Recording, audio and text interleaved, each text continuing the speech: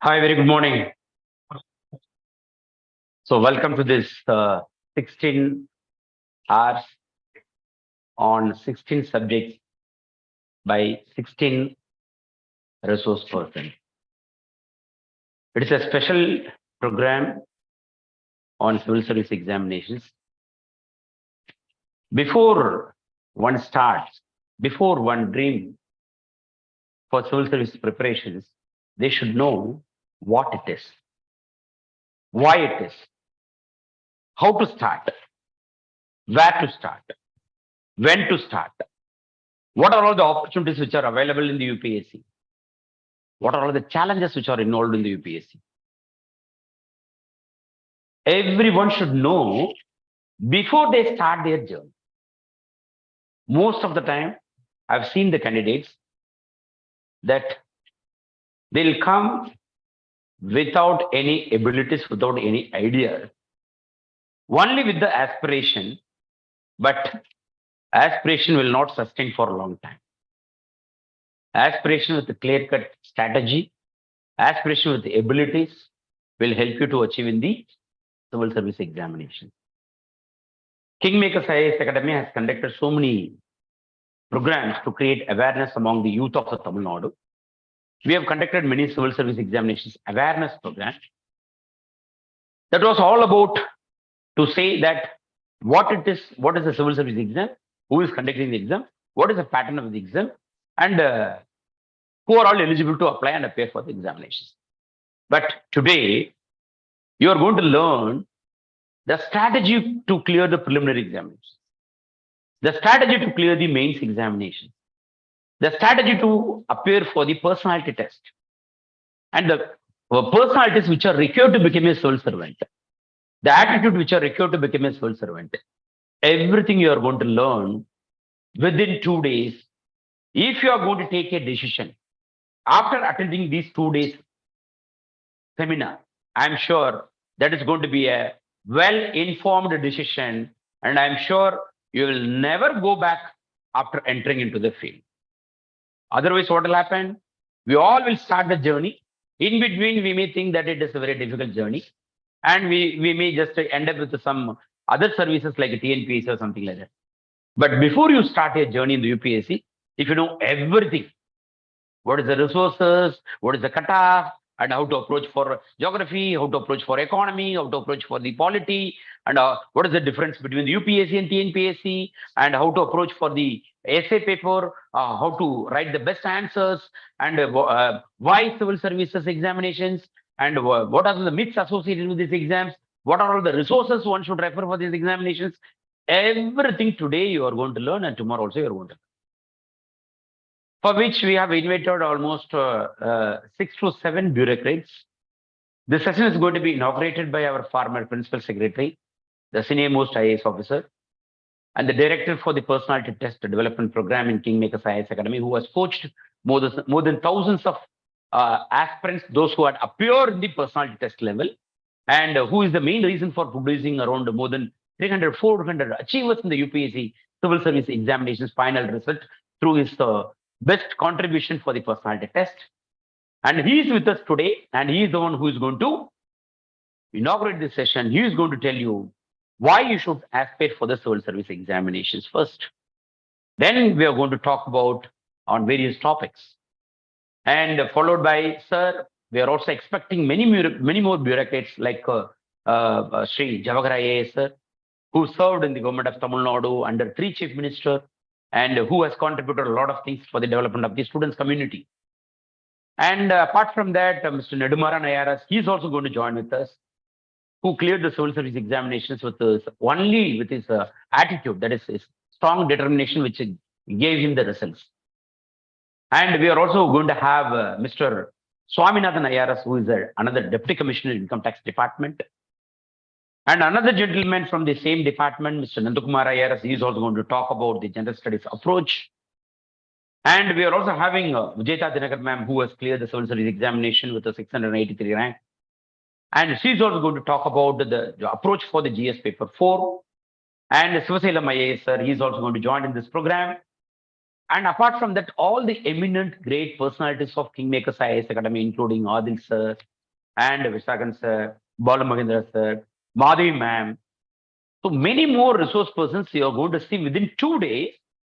All the resource persons of KingMakers you are going to see within 2 days. You're going to learn a lot of things. I'm sure after attending this session, you will have a clear view about the UPSC preparation. What is prelims, what is mains, how you should focus, how you should not waste your time. Everything you are going to understand after attending this session. So don't miss even a single session, because even a single session will decide your destiny. Even a single minute of this program will decide your destiny. So that is very, very important. So the students, those who are watching in the online, I welcome you all. And all the branch coordinators and the faculty members, those who are all watching this program, I welcome you on behalf of the KingMakers IAS Academy. So let us start this session. So now, as a token of appreciation and token of love and token of honor, now I request someone from the students community to honor our chief guest, okay, Sri Vivek Harinaran IAS sir. Some more students community, please. Normally we used to honor our chief guest with the help of students, please. Somebody can. Well, some girls here. Please come. Good. Yeah. Thank you. Please join. Join. Yeah.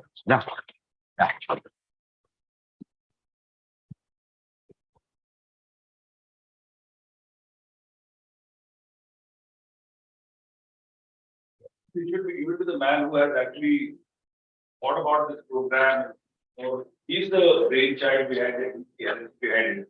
I think he should be all give a big clap to moving up. Thank you, sir. Thank you. It's a great honor that I'm receiving the bouquet from sir. Thank you so much, sir.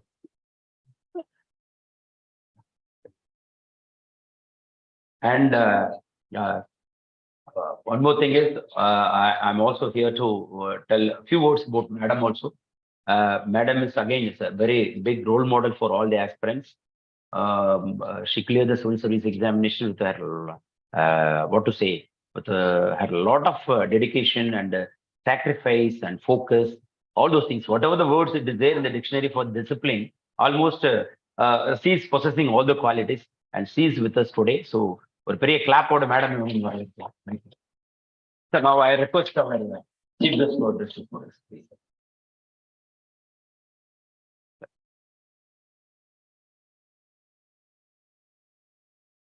Good morning, everyone.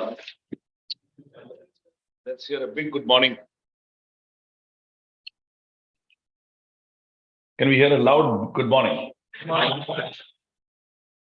Okay, so 16 hours is what he has said, and I'm kickstarting it. So first of all, I'm very happy to inaugurate and start this program, which is more to give you a feeling of what is there in the service.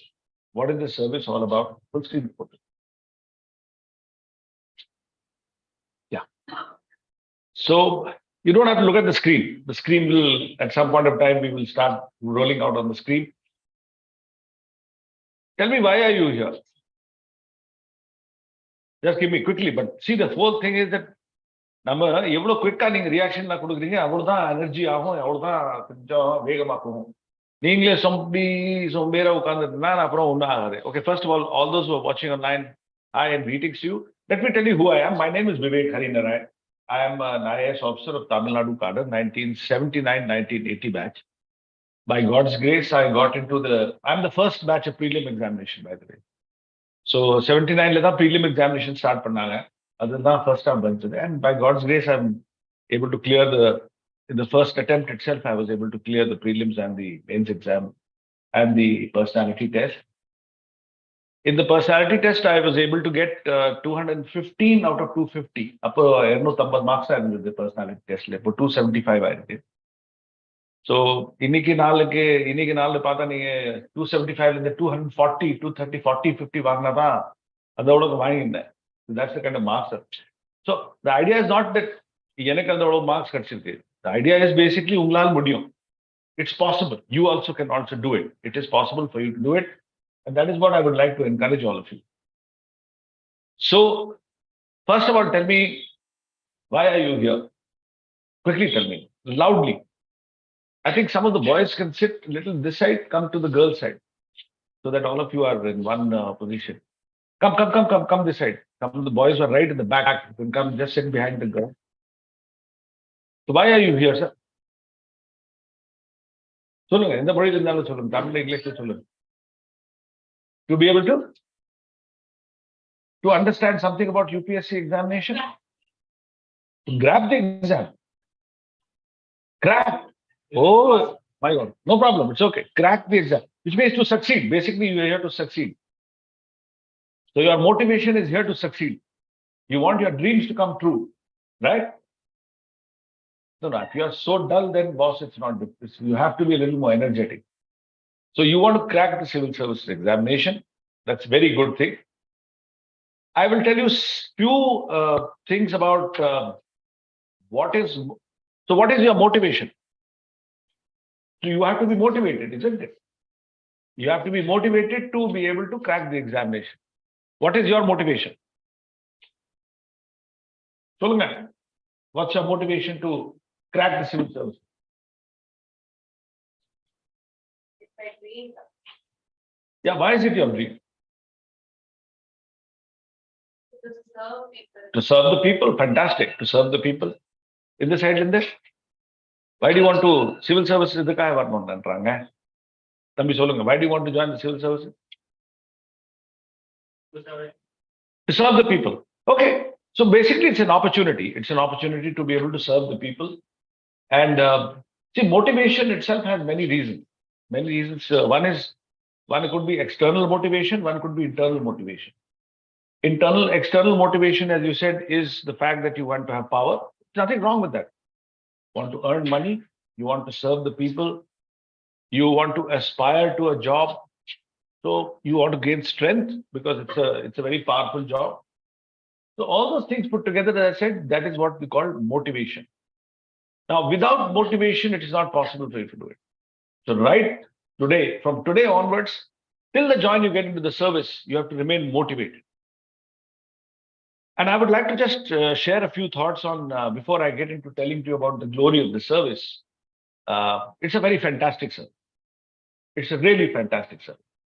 But I think more than that, please understand, first of all, who you are. You do understand, I hope you understand, all of you must be in the age group of about 21 to 30. All of you? Definitely less than 40, isn't it? Okay. So you are what India describes as the demographic dividend. Demographic dividend, pati kya? Demographic dividend is that age of the population of the country which helps in growth, which helps in development, which helps in progress. So it's called the demographic dividend. So you are actually the demographic dividend of this country. Now, when I say demographic dividend of this country, let us understand that today, I hope you also know that as of 3rd of March, India has become the most populous country in the world. We have exceeded China. We are now 1.426 billion people as compared to China, which is 1.425 billion people. So please understand the importance of what I'm trying to tell you. 40% of these people are less than 25 years of age. And 65% of the population, maybe 65 to 66% of the population is in the age group of 15 to 59, which means productive people. China has now started reducing. China has come to a plateau. Now it is going down. India is still, as I said, the fertility rate is still 2.0. At 2.1, they say it is net replacement rate. 2.1 means one generation is born, one generation goes away. 100 பேர் பிறந்தறாங்க, 100 பேர் போயிடுவாங்க. So we are still at that point that till almost for the next 30-40 years, India will, by its sheer population, will be the people where everybody will need to come for production. You are the future, without a doubt. the people, the young of India, is the future not only of India, but is the future of the world. And to be able to shape that future, you have to get into something which is meaningful. Somewhere you can do a job properly, you can, execute, you can help, you can be part of development. So I want to just stress to you as to how important you are when you are sitting as a young person in India. Because the young of India is not just the future, as I said, of India, it is the future of the world. Having said that, you have to now get motivated. And I said there are various factors of motivation. There are various theories of motivation, which is Maslow's theories of motivation, Hertz's theory of motivation. But basically, it all talks about the fact that it all starts, you want to do certain things for certain basic needs. And Hindi lena roti kapda makan na chulwana. Roti kapda makan means you have to eat, you have to have food, you have something to wear, and you need a roof over your head. That's a basic. Adipadiyana thevaigal idna chulvaangala. Adukku mela prestige, power, etc. Adukku mela pona, then you get into self-actualization, which is I want to do good things. I want to help others.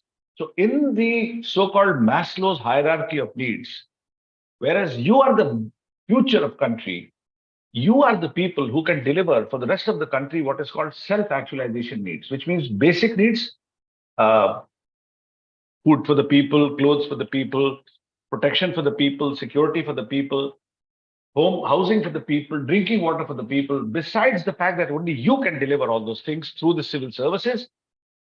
It is also that you will be able to help people to aspire to do bigger things in life. So I want to tell you again and again, please understand how important you are. Why am I looking at? You are the diamonds that has to shine. Now, if you want to get into the civil services, as Mr. Bhuminathan had rightly pointed out, some things are very important. He mentioned those. In management, we call that 4 W's and 1 H. Any project or a project, before taking some, let's take this as a project. Project as what's your name? As Priyadarshini said, let us say that our project is crack civil service. Okay, so can we all agree? Agree on that? Yes or no? Yes. So what's the name of our project? Crack. Okay, and I'll crack. So crack UPSC, let us say what is the project. When should you start the project? When should you start preparing for the project? Now, today, let me tell you basically the fact of the matter is the first level of examination, I think all of you already know, is the prelim examination. The preparation for prelims requires at least 3,000 hours of study. At least 3,000 hours of study. So if you have to appear, let us say in 2025, I'm assuming 2025, because 2024 is really, 2023 is really close, 2024. If you have to appear in 2024, from today you have how many months? Quickly, about 15 months.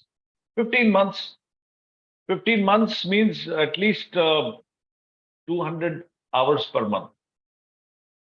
At least 200 hours per month you have to study for the next 15 months to be able to get those 3,000 hours. 200 hours per month means approximately 5 to 6 hours per day. I'm saying roughly, it's okay. So you have to start now. When do you have to start your preparation? You have to start it now. Don't delay. You have to immediately take a decision and you have to start, because the rest of the people are also doing the same.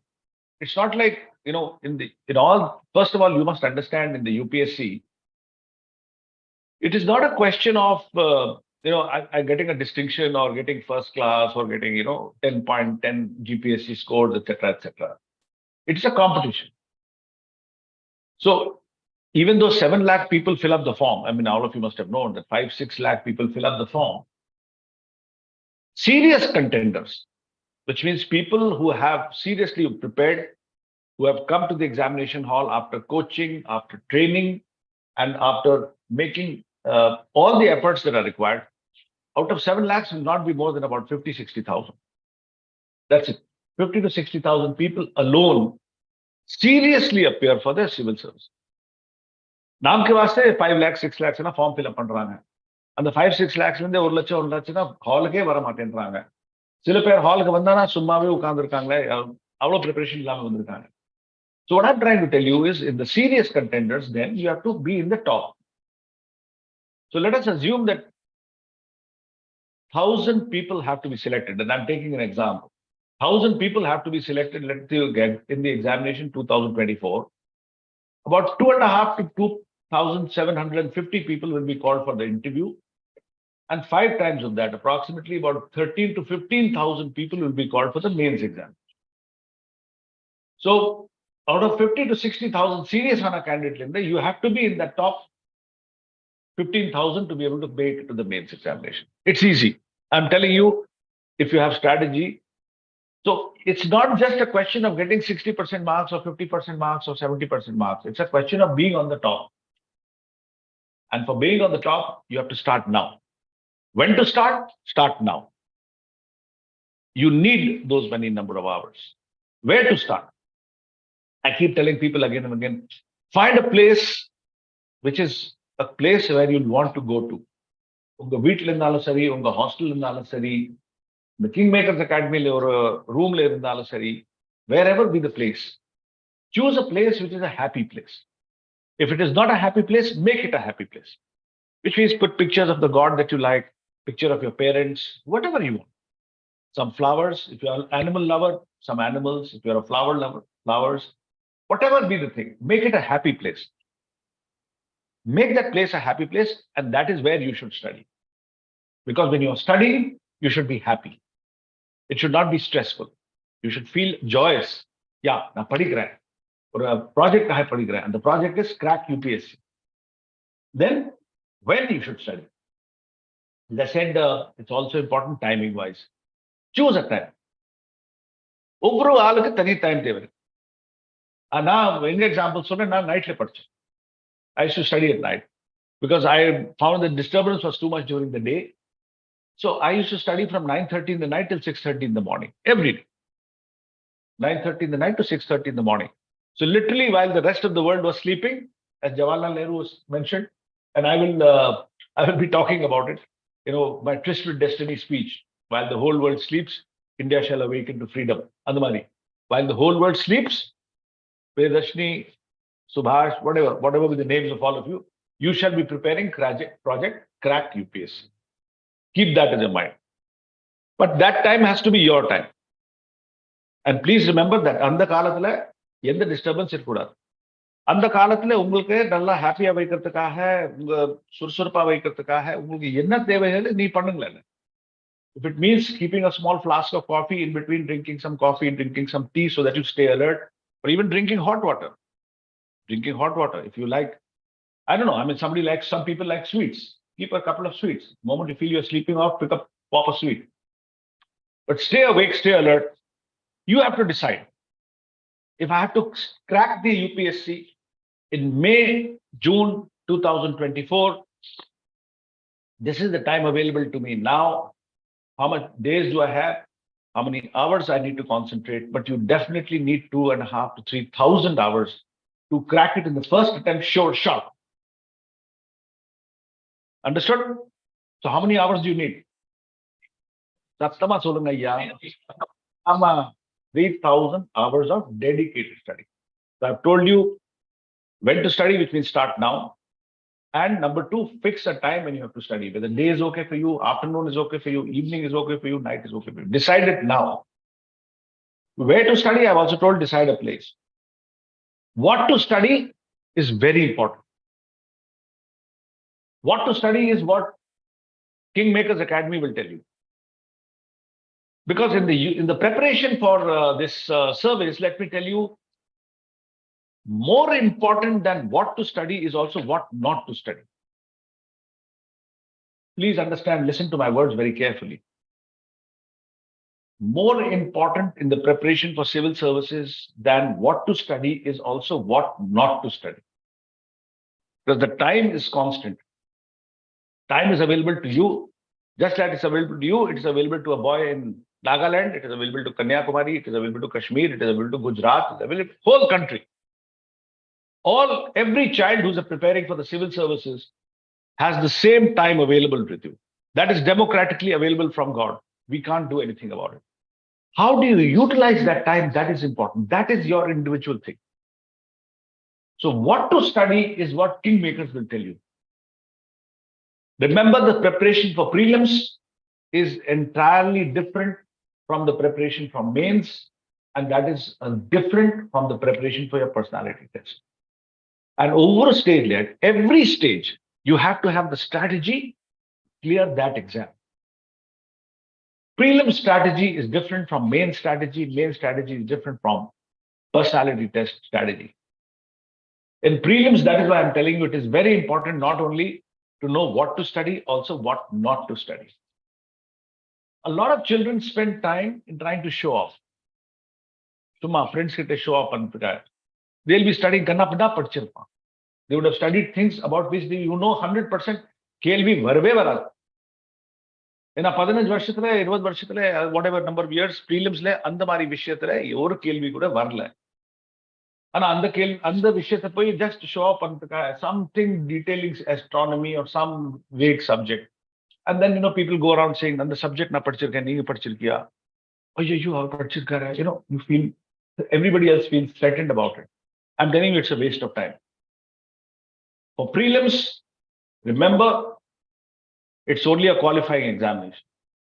You have to score 51-52% marks. That's all. Subject-wise, I think Mr. Bhuminathan and others will tell you what is the pattern of prelim examination. How many questions come from general studies? How many comes from constitution and political science? How much comes from environment, climate change, geography? எந்தெந்த விஷயத்துல எந்தெந்த சப்ஜெக்ட்ல எந்தெந்த கேள்வி என்ன last 10 ஆண்டுல என்னென்ன வந்திருக்கு, அதுக்கு ஃபுல் டீடைல் அனாலிசிஸ் கொடுப்பாங்க. அதுதான் படிக்கணும். So make sure that you are exactly focused on what to study. So I've told you now when to study, where to study, what to study. Why to study, you already know. Why to study is because you want to crack. You have to crack. And how to study. Now, how to study is again very, very important. First of all, I'm telling you in the how to study, you have to have coaching. Today, it is very, very difficult for children to make it, on their own completely. You have to have a good coaching institute. KingMakers is a very good coaching institute. You have to have a good coaching institute. You have to have good coaches. You have to have good mentors to tell you exactly how to study also. What to study, how to study is exactly what your coaching people will tell you. When to study, where to study, what to study, etc. But how to study, what to study, and how to think and see data from a prelim perspective. When you see a set of data, what are the chances, what sort of kelvi can come in the prelim examination? That is something that they will teach you. So let me now basically tell me something about the glory of the service. What is the service that you are getting into? Very briefly, I'll just run through it. I'll give you a few examples and I'll conclude.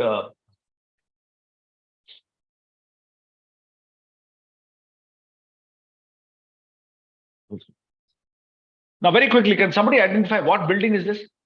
Quickly, boss, I want quick answer. Parliament, new parliament ad. I hope you're aware there's a new parliament in place. The old parliament is gone. Quickly, now tell me what is this? Right or wrong? There's not a prelim examination. There are no negative marks, let me tell you, for this one. No negative marks. Quickly tell me, what is this? President's house, Rashtrapati Bhavan, is it? Okay, can you imagine this is your office? This is your office. These are the offices of North Block and South Block. Idhula konjam zoom in panna inge oru atta theriyudu. If you zoom into that, it will say North Block, Ministry of Finance. These are the offices in which you will sit if you get into the civil service. These are the buildings approaching Rashtrapati Bhavan. So that is the reason why I want to tell you about the glory of the service. It's a fantastic service. Now, what is glory? Glory, I've said, is the luminous ring or halo, especially as depicted around the head of a saint. So when you look at Gautam Buddha, or Nanak Sahib, or Ram, or Christ, or anyone, round mari kaatvaanga. That is the glory. That is glory. So the glory is not born with. You're not born with glory. You achieve glory. It is something that is because of your actions. It is not because na IS, na IPS, adanal glory kudu. It is something that happens as a process of your work, of your dedication, of your service beyond self. That is how you achieve glory. Can I just touch it? So, tryst with destiny. I don't know whether the speech will come on this. Okay. But essentially on the 15th of August, does anybody remember that speech? Long years ago, when the world was sleeping, India made a tryst with destiny. And while the whole world sleeps, it has now come to us to redeem that pledge. That is what Jawaharlal said. So, whether it is a country or whether it is all of you, you have to make a tryst with destiny. Tryst with means understanding or samjhauta or pact. A pact with future, a pact with what awaits you in the future. So that was the tryst that was made by our first Prime Minister, Shri Jawaharlal Nehru ji. And he said it is a tryst with destiny. Go and listen to that speech. When you go back home, listen to that speech. It's a very, very famous speech. There's another speech, very famous. How many of you have heard of Martin Luther King? How many of you have heard about it? Don't forget about it. Have you heard about Martin Luther King?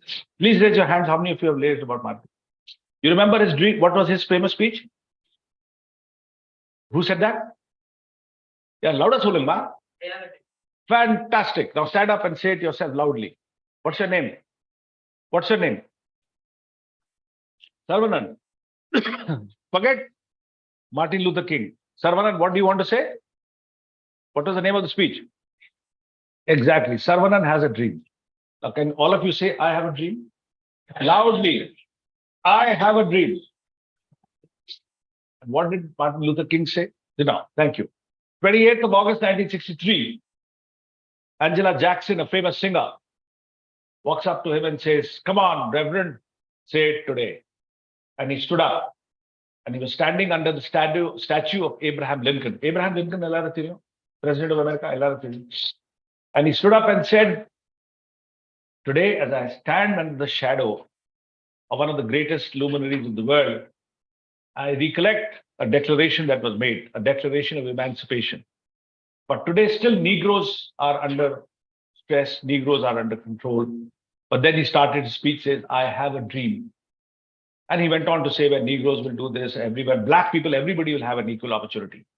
But the most famous statement of that was that he said, I have a dream where our children will not be judged by the color of their skin, but by the, does anyone remember? Does anyone remember? Children, you must know these things, yeah. You must know these things. Where the children of the future will not be judged by the color of their skin, but by the strength of their character. Give a big hand. And I want that to happen with all of you. You will not be judged by your height. You will not be judged by your color. You will not be judged by whether your father was an IPS officer, IAS officer, or whether he was an agricultural coolie. You will not be judged by the fact that your father's income is 10,000 rupees. You are below poverty line. And that your father's income is not 5 lakhs a month. You will not be judged by the fact that you don't come from an urban city like Chennai, Bombay, Delhi, or maybe Madras or Lucknow or some big place like that, but you come from a rural area. I have a dream when you children who come from rural areas will crack the civil service. I have a dream when you who comes from poor families will crack the civil service. I have a dream that when you are whether you are from a poor family, backward area, irrespective of the community you come from, I have a dream that all of you will crack the civil services. So will you repeat after me, all of you? I have a dream. But is it easy? Okay, I'll come to that. So let me tell you about the glory of the service. This is what Panditji said.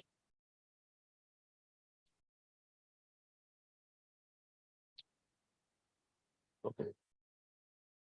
Back. Back. You front back.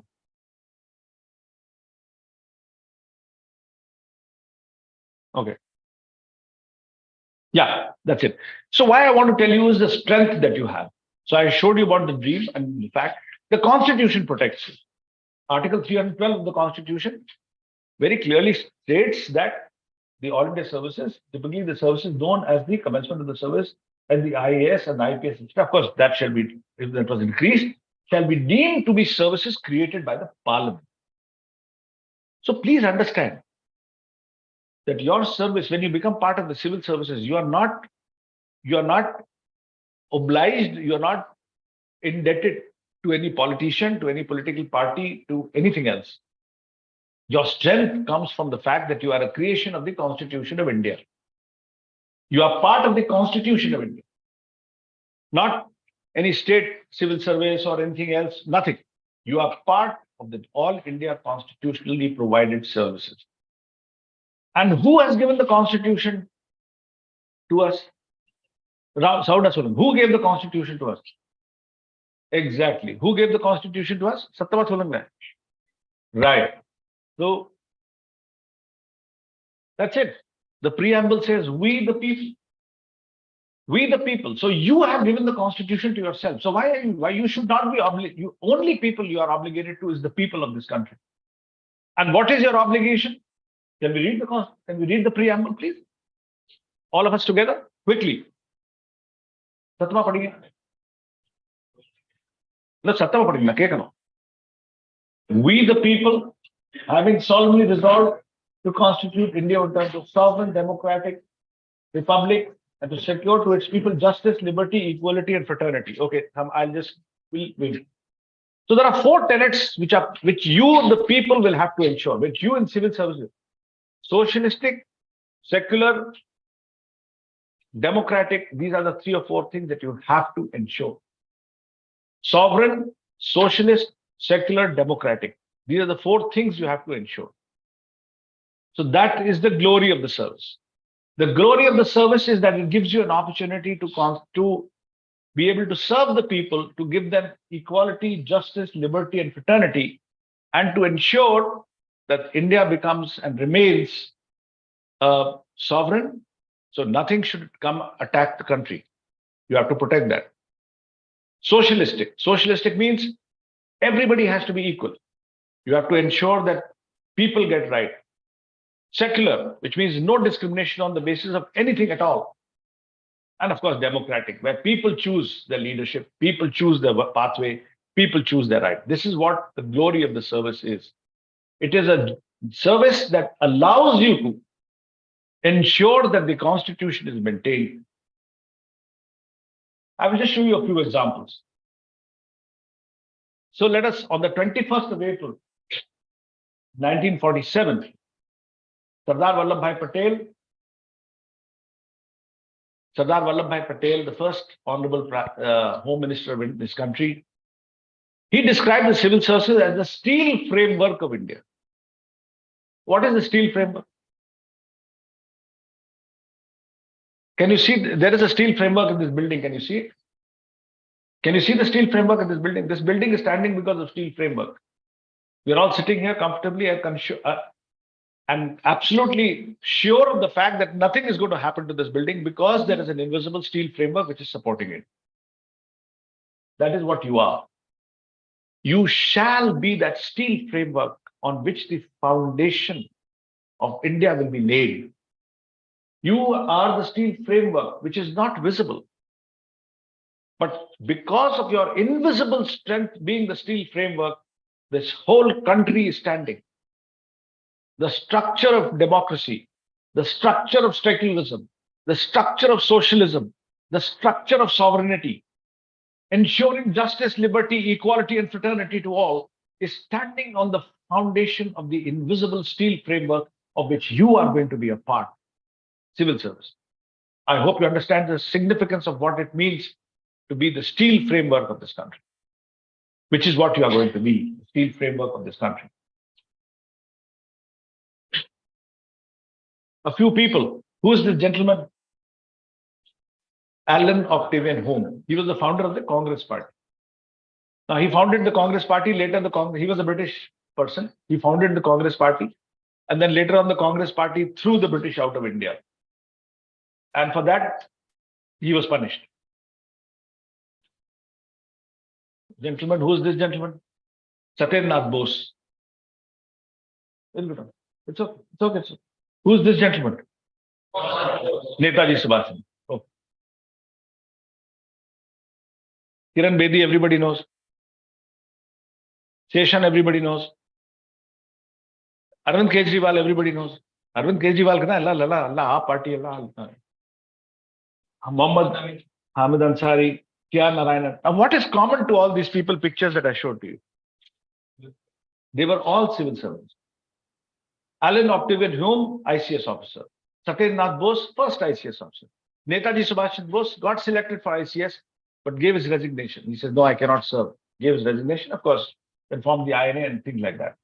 Kiran Bedi, IPS, TN Session, 1955 by Tamil Nadu cadre, IAS. Kejriwal, Revenue Services. Hamid Ansari, Foreign Services. K.R. Narayan, Foreign Services. He became the President of India. You know that. The President of India, Vice President, Lieutenant Governor, of course, Chief Minister. So, Adey, what am I trying to tell you? By joining civil services, you can become Chief Minister. But because you are Chief Minister, you cannot say IAS. Purida, Nala Purida, Satama Cholungla. So, if you want to get into politics, you can also get into civil services, then join politics. But if you think you can get politics first and then get into civil services, not possible. So these are the stories of some of the bureaucrats which are gone old. I'm going to show you some very, very young people who have made a difference with their life.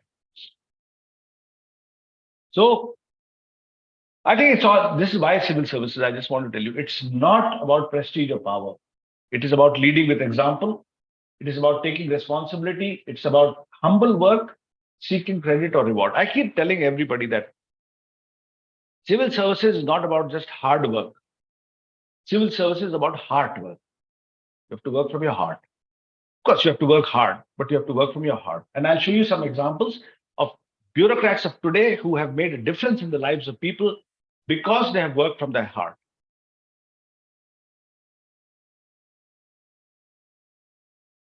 So it's, as I said, it's about hard work, not just hard work, right? Prashant Nayak, 2007 batch Kerala cadre officer. He's known as Collector Bro. He used to come out with very nice slogans. When he wanted to clean the beach of the district, there's a famous song of Kamala Hassan, Hamare Tumhare Beach Mein Hai, Kaisa Ye Rishta Anjana. You know that it's a very famous song. So he put that slogan, saying that Tere Mere Beach Mein. A beach, of course, means between us in Hindi, but also beach can be like Marina Beach. So he said that and he made sure this. But I want to just give you an example of one place. There was a 14-acre pond in a village called Koilandi, which was one of the places where he was a district collector. So he said, the pane irukla, or pane unde rendu pane man ninga irtha, one balabar biryani free. You take 2-3 pound nachulwangla, you take that and take that mud out, you will get Malabar biryani free. Now he wanted to de-silt the tank. Many ways to do it. One is to make a proposal, get it inspected by PWD, irrigation department, and make a proposal, send it to government. It will go through some 1, 2, 3, 4, 5, 6 departments. Some questions will be raised. It will be 1 or 2 years before even the proposal will be thought of. And definitely you can imagine that during 1 or 2 years, you are not collector anymore. You can go back home. What did he do? He challenged the people. He said, you come and take 2-3 pound nachulwang and the pound full of, the chatte mari. You remove that mud, you'll get one Malabar biryani free. First day itself, few hundred people turned up. Second day, few thousand people turned up. By the third or fourth day, pond was desilted by the people. And you know what the hotel people said? The hotel people said, "Sir, நீங்க எவ்வளவு தூரம் எல்லாம் பண்றீங்க? Biryani நம்ம side இருந்து free." The agricultural people of that area, they said, "Sir, அந்த வெட்டுறதுக்காக அந்த bound இருக்குது, மண்வெட்டி இருந்து நான் கொடுத்துறேன்." So Manvetti came free, Pound came free, Gadapari came free, Biryani came free, Makkal came free. The whole work was done free of cost and result was achieved. That is what is important because he was working from the heart. He wanted to do it. If he would have been working from the mind, he would have said, "Okay, let me send a proposal. Let us see Papo in Nahone." So this is what I'm talking about when I say, and these are many examples, I'm just giving one or two. This girl is called Poma Tudu. She's a tribal herself, and she's a 2012 batch doctor from Lady Harding College, Odisha cadre. When she was told that there are villages which are tribal villages which are almost 95 kilometers away and no medical facilities for them, she decided that the medical facilities, they can't come to medical facilities will go to them. Will you believe that this diminutive small girl used to walk 90 odd kilometers and deliver medical services to tribal areas? Where there is a will, there is a where there is a will, I think you know சொல்வாங்க. When there is a will, there will be many relatives. Will இருக்குல்ல சொத்த தாகனவனே ஒரு will எழுதுவாங்கல. So when there is a will, there will be too many relatives also. Anyway, when there is a will, there is a way. So this is what I'm telling you about. And her inspiration came from her own mother. Her mother was the first tribal woman who got educated and got a job. So inspiration need not come to you from some big person. Inspiration need not come to you from some leader. Inspiration can come to you from your own mother, your own father, your own brother, your own sister, your own friend. Look for inspiration close by. This is what I want to tell you. So the point is that if there was determination, and then of course, because of her determination, medical facilities were started, and villages also got this thing, tribal areas got this thing. But health is essential to life. Health and education. Amartya Sen says two basic fundamentals that everybody must have access to: health and education. She ensured that health was good and then education followed. Poma Tudu, small diminutive tribal girl, 2012 batch, a doctor herself, Lady Harding College, Odisha cadre. Narahari Parikanda. He is the man in Madhya Pradesh cadre, 2001 batch officer. He realized that when he was entering into one of the buildings, he saw some disabled people with challenges, physical challenges, leg challenge, walking challenges, having difficulty into getting into the office. And he made a law in his district first that all government buildings where people have access should have good ramps. They should have a ramp. That became a movement. And ultimately, would you believe it? I am sure, read about it, Physical Disabilities Act and the creation of ramps. Read about it when you go back. It became a law. It's a national law today that every government building must have access for disabled people at every floor. So a small drop in the ocean, now or panna and now, a drop in the ocean makes drops and drops and drops. Ultimately, it makes an ocean. And this man ensured that disabilities were starting this place. It became a law. He was also the one who started that Ladli Lakshmi Yojana, which is that girls must get education. And he started that little thing, and from his district, it came to the state, and ultimately the Honorable Prime Minister announced that scheme, which all of you know, Beti Padhao, Beti Bachao. You've heard the scheme, which is about girls' education. Teach the girl, save the girl. Beti Bachao, in Hindi, Bachao means save. Padhao. If you want to save the girl child, make sure she gets educated. So again, and I'm giving you examples of one small bureaucrat starting a small program in his district, scaling it up to the level that it becomes a national program. Possible. Our own Rohini Bajpayee, when she became the collector of Salem, since 1790, in Salem district, no woman had become the collector. She became the first lady collector of Salem district. 1790, you can imagine how many years. She became collector about 10 years ago. Almost 200, 250, 300 years ago. For 250, no woman had been posted. And she revolutionized the district. She used the WhatsApp for connectivity. Collectors, on the Kalathil, of course, Nama Kalathil WhatsApp and Kadiyar. Phone that, hello, phone, mobile phone, nothing was there. But she used technology. She used technology. People could WhatsApp her. There was a problem, collectors could be WhatsApp, officers could be WhatsApp. So using technology again to be able to solve the problems of today. This is what is ingenuous thinking. So what I want to tell you is that when you call yourself a civil servant, this is what it means. In civil service, in C stands for critical thinking. To be able to think while standing. As you said, hit the road running. When the rubber hits the road, you're already thinking. Critical thinking. Using WhatsApp.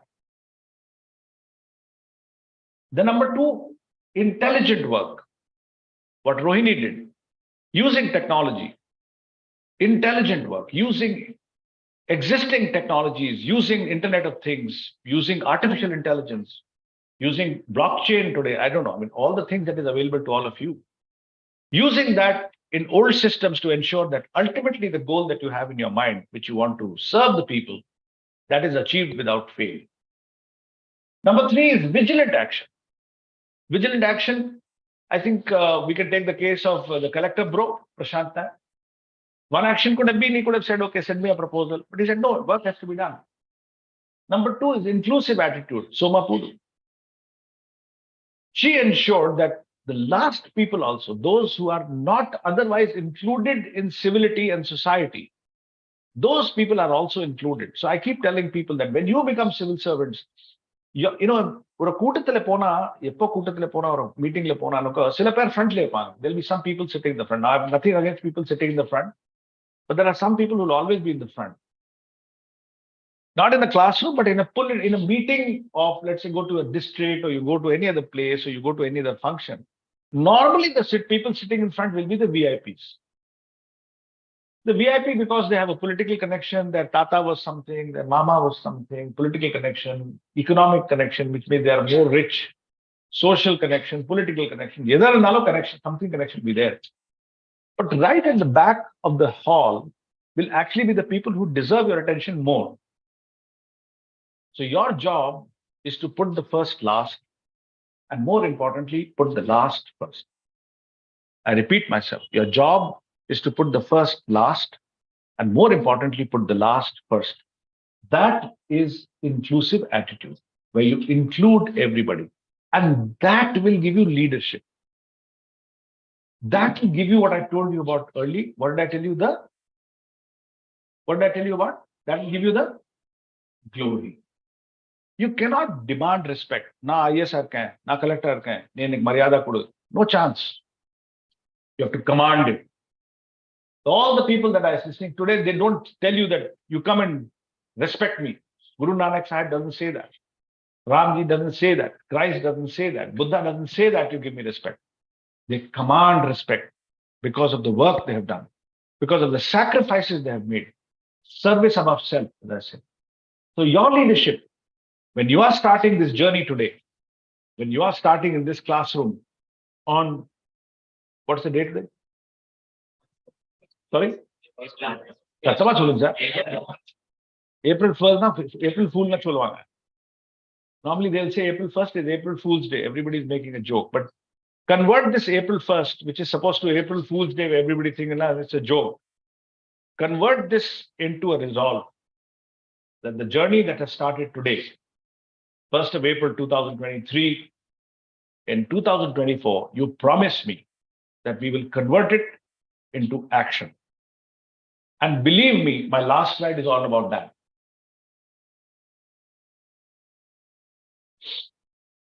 You have to now do what are the ABC of life. Number one is what is A? Sattva solunga ellarum. What is action? Something you have to do something. சும்மா philosopher மாதிரி உட்கார்ந்துட்டு பண்ணா ஒன்றும் நடக்காது. You have to have action. Number two, you must have belief in yourself. All of us will help you. B is also for Bhuminathan Vese, by the way. So B, he will help you. He can show you the strategy. He can show you the way. I've told you the strategy. It's dedicated, focused action work. But it has to be done by you. And number two, the last word is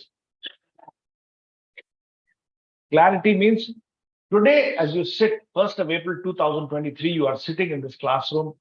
That is point one. May 2024, June 2024, you will be giving the prelim examination.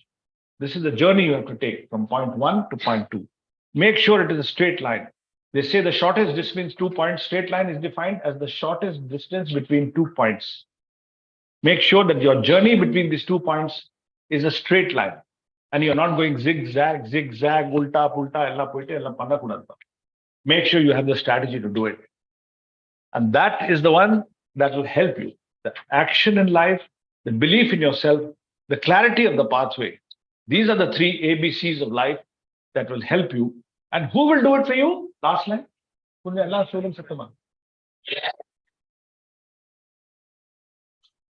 Exactly. Only you can change your life.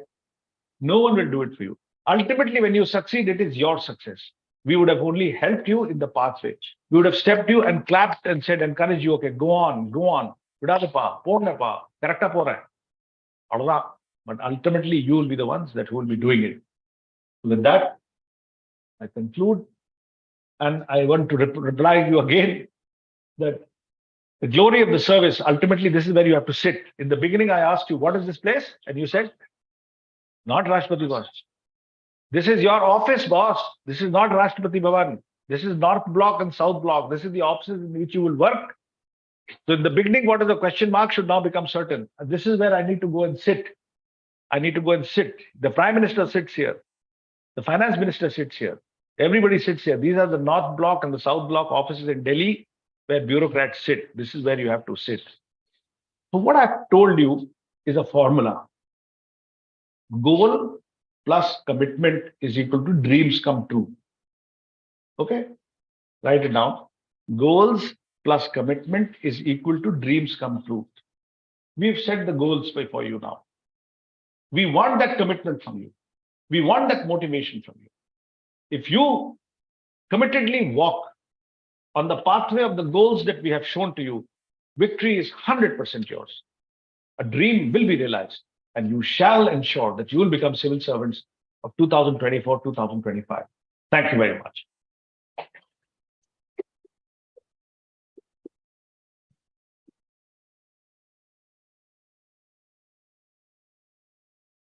Thank you so much, sir. I'm sure definitely all of you would have understood why is mental research, how it is important, and what kind of qualities you have to be a civil servant, and how many people they have achieved the civil service examinations. Not only the civil service examinations, finally they made it to the top level, like even yet, President of India.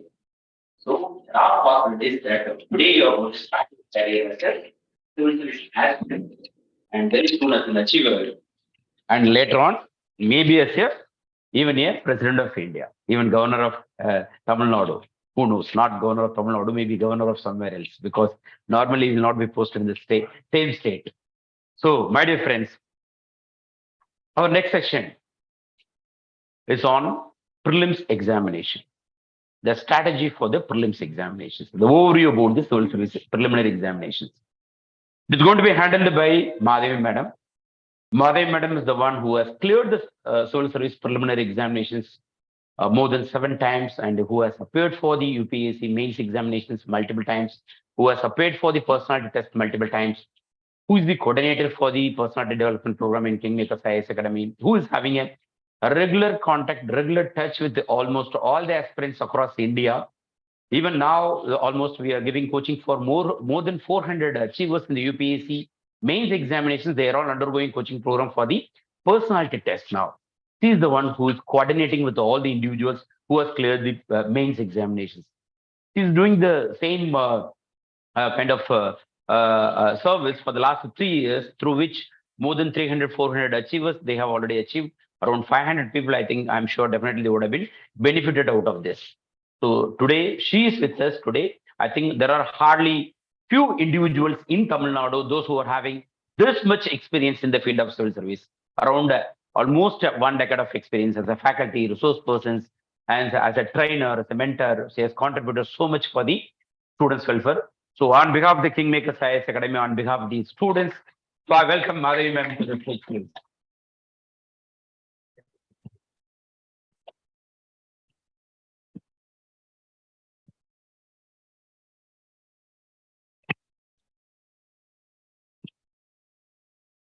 A very good morning. So, thank you, sir. Thank you, Bhumi, sir. Thank you, Vivek, sir. And Vivek, sir, has set the tone. He has set the attitude in you. So, attitude is very important, friends. So, attitude illana வந்து இந்த civil service இவ்ளோ consistent-ஆ இவ்ளோ dedicated-ஆ நம்மளால prepare பண்ணவே முடியாது. It's very important that that attitude is within you to start this preparation. So, what is my role in this? I'm going to tell you how the aptitude must be. What is an aptitude? The knowledge. So the knowledge and the wisdom that is required for you to start with this preparation. I will be giving you all the approach, including the materials, including how you have to learn those materials, and also how you have to time schedule your plan, how you have to face that particular exam itself. So since this is approach to prelims, I would make it very comprehensive, but my time is very short because there are lots of bureaucrats, there are a lot of faculties who are assembled for this particular 2 days demo. So I would make it very short, but I think you can stop me wherever you have a doubt, or I will give you a break in between. Okay, unga doubt vanda and இடத்துல கேட்றலாம். Okay, so everybody can understand English and Tamil, right? Okay, so I'll be bilingual only. Okay, so I'm Madhavi. Okay, here with you. This. Okay. Okay.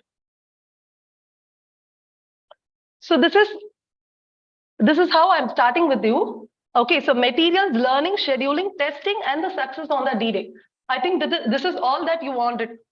This is all that I wanted when I started this preparation. Okay. எங்களுக்கெல்லாம் start பண்ணும்போது there was nothing to guide. There was no person to guide.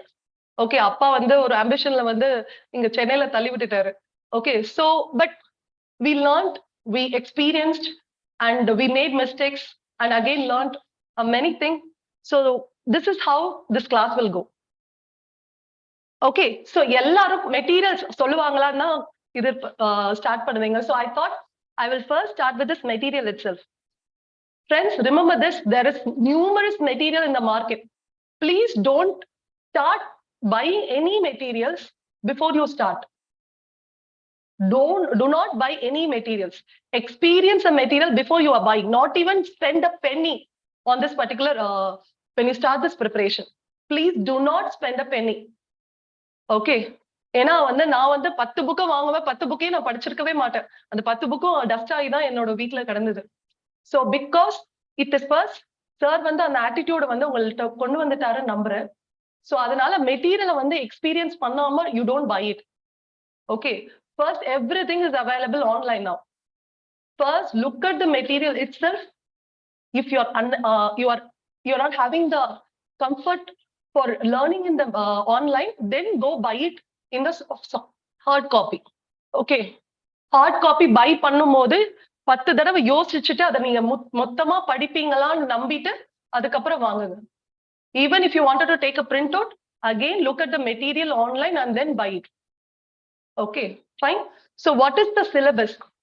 That is the mantra that you will be facing. Okay, so syllabus எங்க இருக்கும்? Go to the UPSC website. Okay, the website is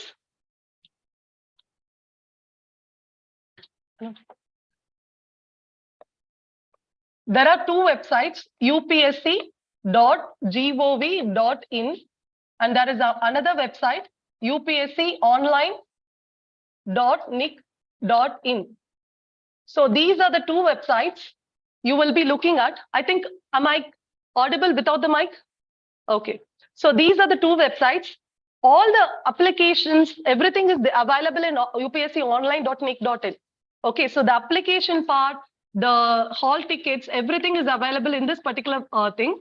Okay, whereas in this particular thing, you will be getting all the previous year question papers, mark sheet,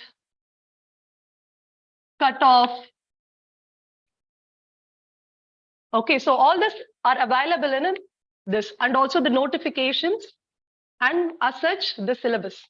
So the syllabus will be there in the notification. So when you click this, you will be getting all the details about the examination held by the UPSC. Do you know what are the examinations held by UPSC? Union Public Service Commission. That is CAPF exams, Indian Medical Service exams, Indian Economic Service exams, and Civil Services, just a part of it. Okay, there are around 6+ examinations conducted by UPSC. Even EPFO, you ultimately go there. Okay, so that is how this UPSC website is. So UPSC website la ella examination irukum. So civil service examination oda notification neenga pathina, adoda notification poningna, you will get the syllabus. Okay, so that there is where you will be looking at the syllabus for the prelims, mains, as well as the interview. Okay, then what is the syllabus is expecting you to do? You have to read 2 books. One is the standard book, next is the reference book, and standard books is just the NCERT. Okay, so NCERT again, 6th to 10th, 11 and 12. Ma'am, how much should I read and what should I read? That is there. 6th to 10, 11 and 12. If you are appearing for this 2024, if you have so much time, you're completely only in the studies, you're not working anywhere, you can start with this 6 to 10 until 12. And if you are from Tamil medium and I cannot understand certain concepts and I have no clue of the science background, I'm not a science background student, again start with this 6 to 12. Okay, if you are working and I don't have much time, I'm going to college and I'm appearing for this 2024, but I have very, very less time, then only study this 11 and 12. And if you could not understand anything in this 11 and 12, then go back to 6th and 10th. Okay. இப்போ நம்ம வந்து ஒரு respiration படிச்சிருப்போம். அந்த ரெஸ்பிரேஷன்ல வந்து oxygen உள்ள போகும், carbon di oxide வெளியே போகும் இது பண்ணோம். நான் எங்க கிளாஸ்ல வந்து ஒரு டவுட் கேட்டேன். சார், நம்ம வந்து ஆக்சிஜன் வெளியே, கார்பன் டை ஆக்சைடு தானே சார் வெளியே போகும், அப்ப எப்படி சார் நம்மளுக்கு ஒருத்தவங்களுக்கு வந்து இது ஃபர்ஸ்ட் எய்ட் கொடுக்கும்போது பிரீத் அவுட் பண்ணா அவங்களுக்கு எப்படி சார் ஆக்சிஜன் போகும் நான் கேட்டேன். புரியுதா? So this is the doubt that usually people will have. Okay, what is the clarification? நம்ம ஆக்சிஜன் உள்ள போகும், கார்பன் டை ஆக்சைடு வெளியே போகும் தான் படிச்சிருப்போம். But the analysis is oxygen percentage will be higher, carbon dioxide percentage will be higher when you breathe out. So that is how you have to understand. So அப்படிதான் 11th and 12th நம்ம mature ஆகி வந்திருப்போம். So இந்த அளவுக்கு maturity வந்து 11th and 12th படிக்கும் போது உங்களுக்கு புரியலன்னா 6th to 10th பேக் நீங்க போலாம். Okay, so this is how you will learn. Okay, then coming to what NCERTs. Okay, that we will see later. Okay, so what NCERTs based on the subject, you will take all the NCERTs, and based on your optional, you will take NCERTs. Optional, etna optional? You will have to choose only one optional. But what about forest service? There'll be 2 optional. Okay, what about this Indian Railway Management Service? IRMS. 1 optional. Okay, I think 2. Is it 2 or 1? Look at it. Okay, so I think it's 1 only. All engineering subjects are there. Okay, Fine. So this is how the optional is. So இப்ப நான் optional வந்து geography எடுக்கிறேன் அப்படின்னா geography NCERTs நீங்க 11th and 12th எல்லா NCERT படிக்கணும். இல்ல எனக்கு புரியல அப்படின்னா you have to go back to 6th to 10th, study all the NCERTs. Fine. And then other subjects are, I'll tell you what are the subjects, and based on that you will study all the NCERTs. Fine. And if you don't have time, then only 11th and 12th there'll be 4 NCERTs, including 11th you have 2, 12th you have 2. Okay, so you have to first check what are the chapters.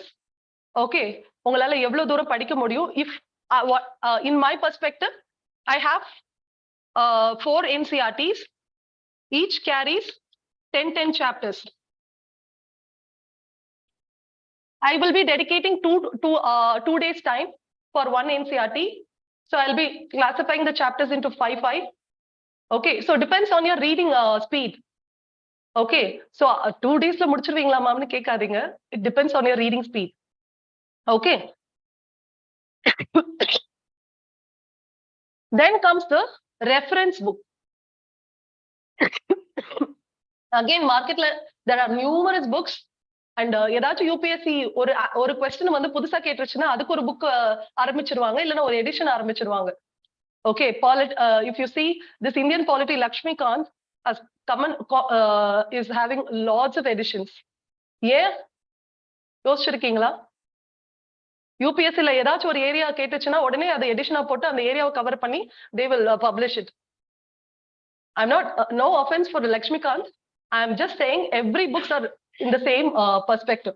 Every edition is focusing on UPSC, and if UPSC is targeting some new area, new edition. If you have any editions with you, please retain it and see that additional portion you are reading it from some other source. Okay, na enna source na solren, but reference book is this. For Indian polity you have Lakshmikant, for geography you have Go Cheng Long. Like this you have certain reference book. If a history ku vandu other than NCERT you have number of reference book like Bipin Chandra's book. Okay, so like this you have lots of book. Then this is the very, very important thing. Current affairs, newspaper. So newspaper reading is the very must, friends. Even if you are going to college or whatever, even if you are not reading the syllabus, you are not reading the standard books, start reading newspaper. Have a habit of reading. Okay, then go back to study the syllabus. You have to by heart the syllabus so that you know which news is very important. Okay, so which news is very important depends on the syllabus. Okay, now yesterday there was a article about Vaikam Satyagraha. Anybody read newspaper? Anybody read newspaper? Okay, Vaikam Satyagraha was the thing in news yesterday, 31st March. Okay, so it is important because it's a syllabus in history. Okay, history syllabus. Okay, why Vaikam Satyagraha is in current affairs? Why is it in news? It's very old history. Why is it in news? There is a 100th celebration, 100th year celebration, or you call it centenary celebration. Okay, now I'm decoding this too.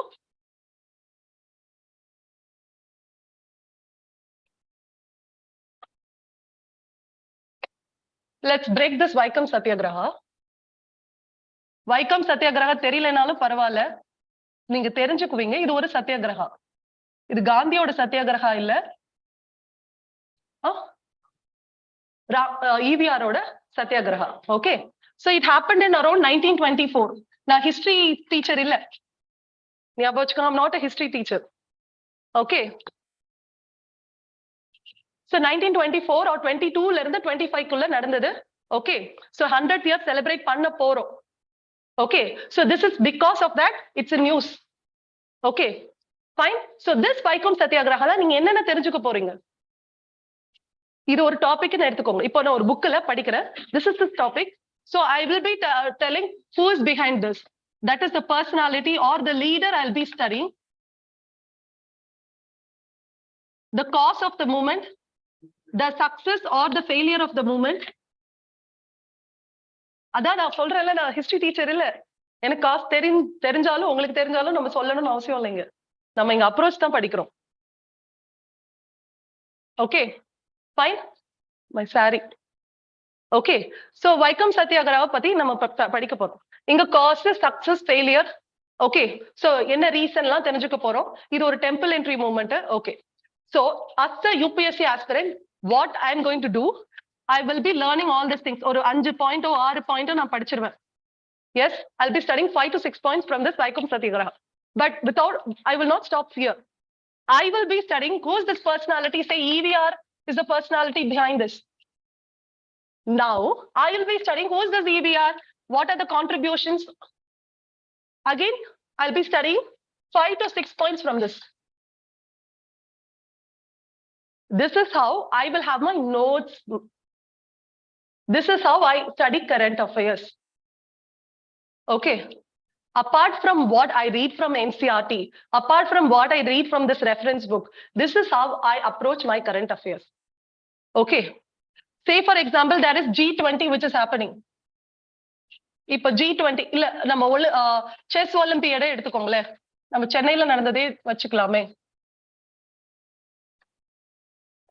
Who is organizing? What is chess? What was the mascot? Mascot தானே அது. Mascot என்ன போட்டிருந்தாங்க? தெருக்கு தெரு mascot தானே. Okay, so mascot என்ன?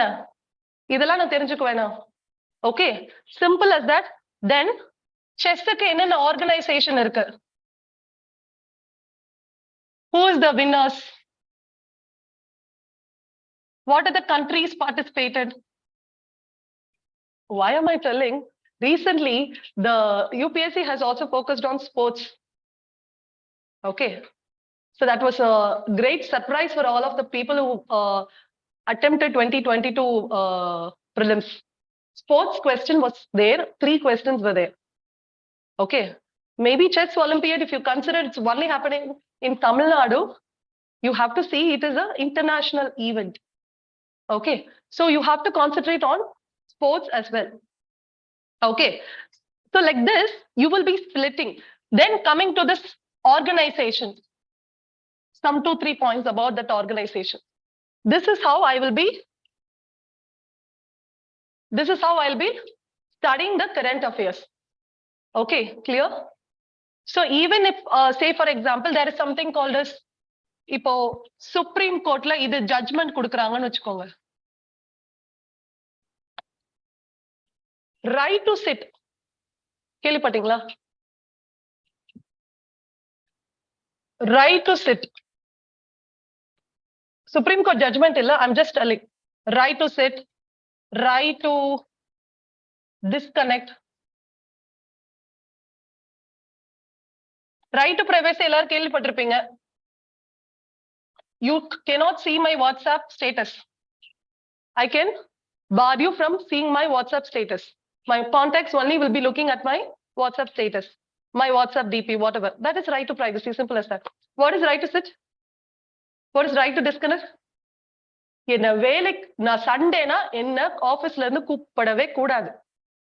That is right to disconnect. Right to sit. Teacher நான் இங்க நின்னுட்டு இருக்கேன், நீங்க ஸ்டூடெண்ட்ஸ் நல்லா உட்கார்ந்துட்டு இருக்கீங்க. Okay, don't I have right to sit? Don't the policeman who is on the roads have the right to sit? Does not the salesman who is on the shop have the right to sit? That is what right to sit is.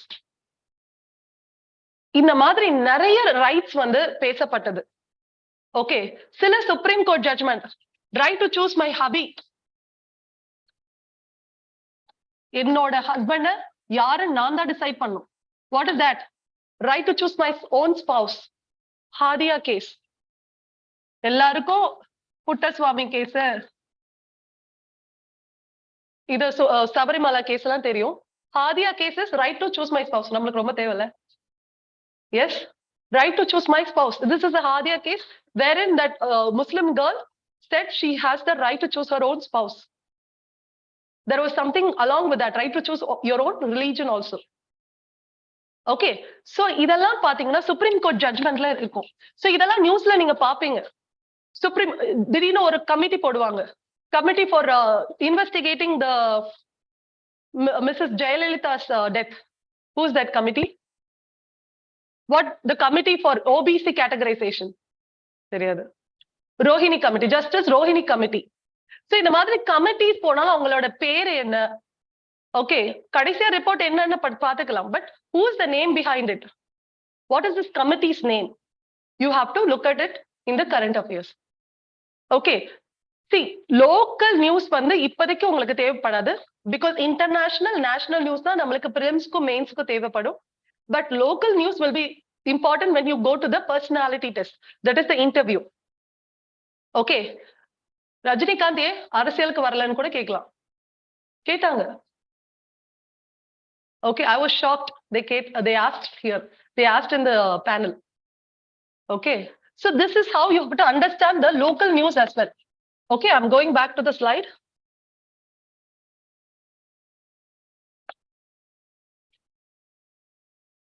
Back for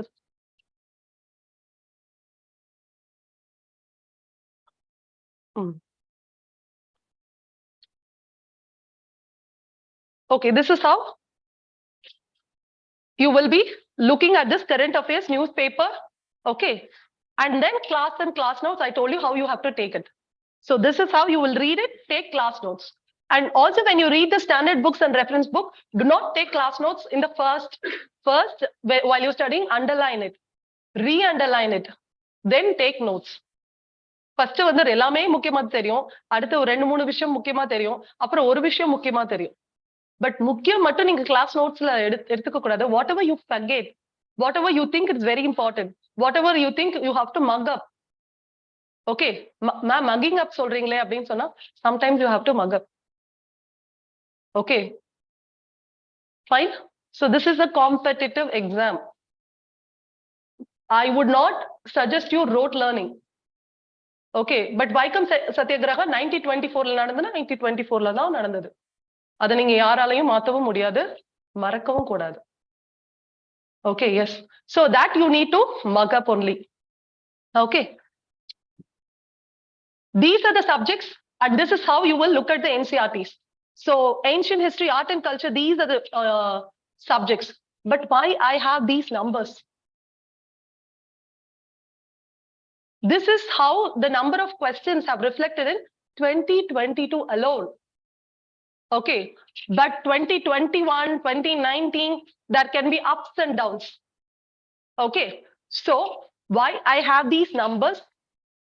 Sometimes I may be weak in economics, but the number of question is 14. What should I do? 14 question கொஞ்சம் நல்லா தான் படியேன்னு சொல்லணும். Yes, but remember that also you have to understand this. Economics, my weaker subject, I have to work out, study, practice questions. If geography is my strong point, okay, economics is my weak point, okay, geography I will learn more, economics I will practice more. This is how the number of questions will matter. And also in the NCERTs is the must. But இப்போ வந்து art and culture 4 question தான் கேட்கறாங்கன்னு போது நான் art and கல்ச்சருக்கு 2 book வாங்கி படிச்சேன்னா is it useful? That is how you will also learn how much. சரியா? So அதுக்கு தான் இதெல்லாம் பாக்குறோம். Fine. So this is how you will understand how many questions are asked. Friends, இதெல்லாம் வந்து நீங்க யூடியூப் சேனல்ல போயிட்டு இருக்கு. சோ பாஸ் பண்ணி எழுதிக்கோங்க. Please listen to my class. If you have a high speed in running notes, you can take it down. But class கவனிக்க முடியல அப்படின் போது நீங்க எழுதணும்னு அவசியம் இல்லை. Okay, fine. So registered student க்கு நிச்சயமா PPT அனுப்பிட சொல்றோம். Okay, so this is how you have to understand. This is the many questions sir. Okay, but number of questions, okay ma'am, எப்படி கேள்வி கேட்கறாங்கன்னு முக்கியம் இல்ல. அப்பதானே how we study also will differ. Okay, இன்னொன்னு எப்படி கேட்கறாங்க அப்படின் போது how they are asking question is very important. How the examiner is thinking. How they are asking question should determine 2 things.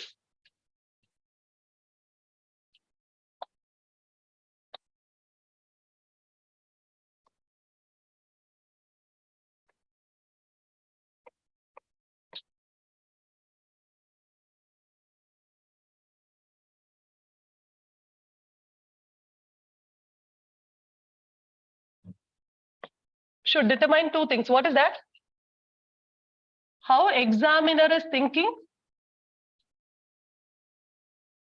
and how I am studying.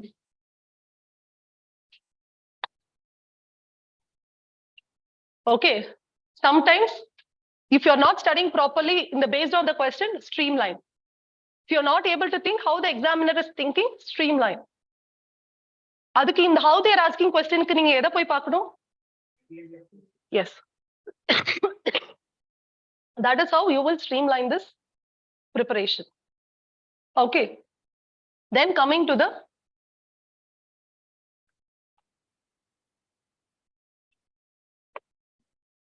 yes, please. So understood? So let's go into this resources as such.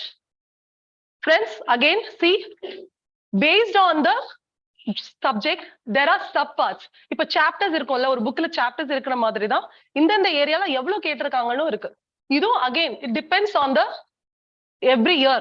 It depends on the examiner's thinking. Okay. It depends on how the current affairs is going. இப்ப ஜியோமார்பாலஜில ஒரு cloud formation இல்ல cloud பத்தி கேக்குறாங்கன்னா there may be monsoon எப்பயும் நடக்கிறது தான், விடுங்க. அப்புறம் நீங்க clouds எப்ப பார்த்தாலும் படிக்கணும். So that becomes the static subject. Say for example, clouds, monsoon, cyclone. This becomes a static subject. Static na மாறவே மாறாது, அதை படிச்சுதான் ஆகணும். எல்லா இயரும் வரலாம், வராம கூட போகலாம். Okay, so these are the static subjects. So geomorphology. So இத வந்து பாத்தீங்கன்னா chapters. Do not confuse when you start studying geography, you will understand. Okay, so இதெல்லாம் chapters. இந்த chaptersல எல்லாம் எவ்வளவு கேள்வி கேட்டிருக்காங்க நீங்க போட்டிருக்கேன் pie chart. But do not worry because again it depends on every year. Okay, so sources NCERT 11th and 12th compulsory, 6th to 10th have a glance, Go Chenglong, Atlas and newspaper. Friends, Atlas is not just useful for geography. It's useful for your international relations. It's useful for your mains writing as well. Okay, so அதுதான் map reading நம்ம பேசுவோம். Map பாத்தீங்கன்னா திடீர்னு பாத்தீங்கன்னா இப்ப எங்க ஒரு earthquake நடந்தது? Turkey, Syria, Lebanon. Okay, so it's important for us to understand Turkey, Syria, Lebanonல earthquake நடந்தது. Turkey சுத்தி என்ன இருக்கு, என்னென்ன ocean இருக்கு, இதெல்லாம் படிக்கணும். Okay, but remember also நம்ம வந்து இப்போ geography, அதாவது earthquake நடந்ததுனால நீங்க வந்து அந்த மேப்பை படிக்கிறீங்க. Okay, again you have to learn Russia-Ukraine war. Russia-Ukraine war is an international issue. It's a war. Again you have to see Russia சுத்தி யாரெல்லாம் இருக்கா, உக்ரைனை சுத்தி யார் இருக்கா, உக்ரைன்ல இருந்து உக்ரைன்ல Russia, where it is coming, why it is coming, which place is a point of contention. That and all will be, you will be analyzing through map. Again, Atlas will not be useful as such. You have to Google. Google is my friend. So Google, you have to Google it and see Russia oda நல்ல map வந்து நல்ல expand பண்ணி பார்த்துட்டு அதுக்கப்புறம் வந்து current affairs, Atlas, the Google search to a map of it. So that will help you to understand it. Okay, ma'am, இதெல்லாம் உட்கார்ந்து படிக்கணுமா ஒவ்வொரு விஷயத்துக்கும் அப்படின்னா?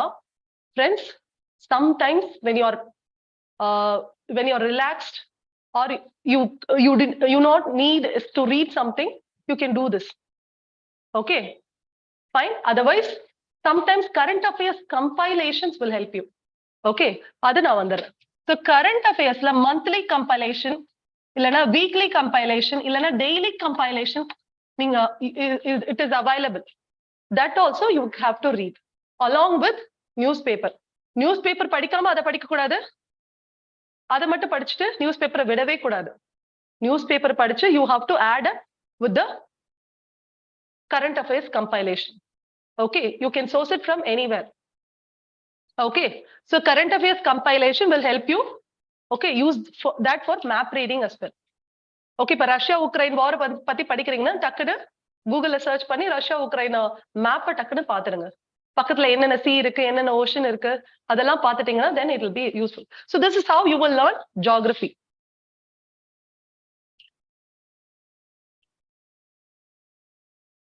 Time.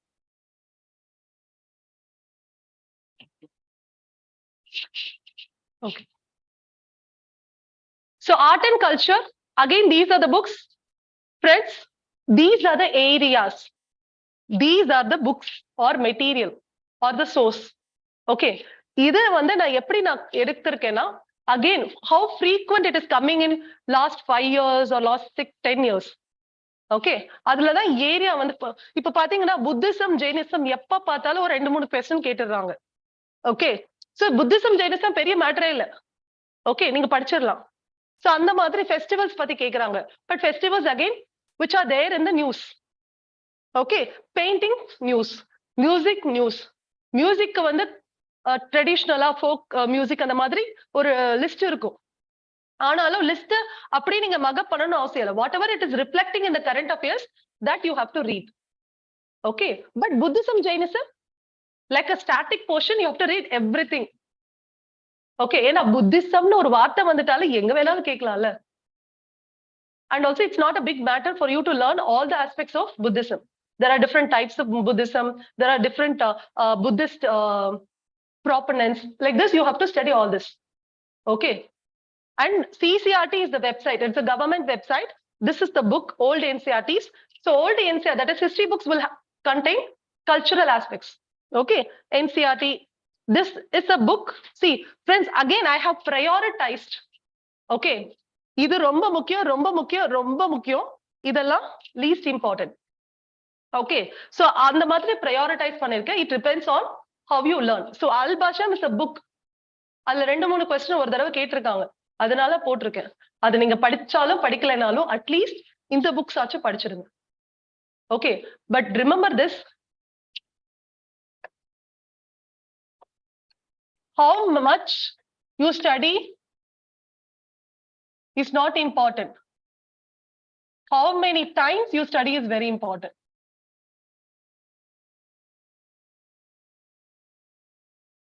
இத்தனை புக்ஸ் கொடுத்திருக்காங்க, இத்தனையும் படிக்கணும்னு அவசியம் இல்லை. ஒரு புக்கை நீங்க 3 தடவை படிச்சீங்கன்னா ஃபைன். ஏன் அப்படின்னு கேட்டீங்கன்னா, ஃப்ரெண்ட்ஸ், நீங்க இந்த இதை படிச்சுட்டு ஓரளவுக்கு உங்களுக்கு ஐடியா கிடைக்கும் போது I know this is not அப்படின்ற ஒரு ஆடித்தரமா ஒரு விஷயம் தெரியும். இப்போ சே ஃபார் எக்ஸாம்பிள், ஒரு பப்பட்ரி ஷோ வந்து இன் சம் ஸ்டேட் அப்படின்னு வச்சுக்கோங்க. ஓகே, பட் உங்களுக்கு இத ஒரே ஒரு தடவை படிச்சிருந்தீங்கன்னா நிச்சயமா தெரியாது. ஒரு 3 தடவை படிச்சிருந்தாதான் தெரியும். இன்னொன்னு, சம்டைம்ஸ் வந்து இந்த பப்பட்ரி நிச்சயமா இந்த ஸ்டேட்ல இல்லைன்னு தெரியும். இங்கதான் இருக்குன்னு தெரியணும்னு அவசியம் இல்லை, பட் இல்லைன்னு தெரியும்ல. அந்த ஒரு மைண்டாச்சும் வச்சு நீங்க வந்து நிச்சயமா எலிமினேட் பண்ணலாம். So that is why you have to read many times. Okay, இப்போ வந்து நீங்க நிறைய தடவை ரிப்பீட்டடா ரீட் பண்ணும்போது நோ இது வந்து வேற இடத்துல தான் நடந்ததுன்னு ஞாபகம் இருக்கும். Even the current affairs, the standard books and the reference books you have to read multiple times. Okay, இப்போ and also I would also tell you, the கரண்ட் அஃபேர்ஸ்ல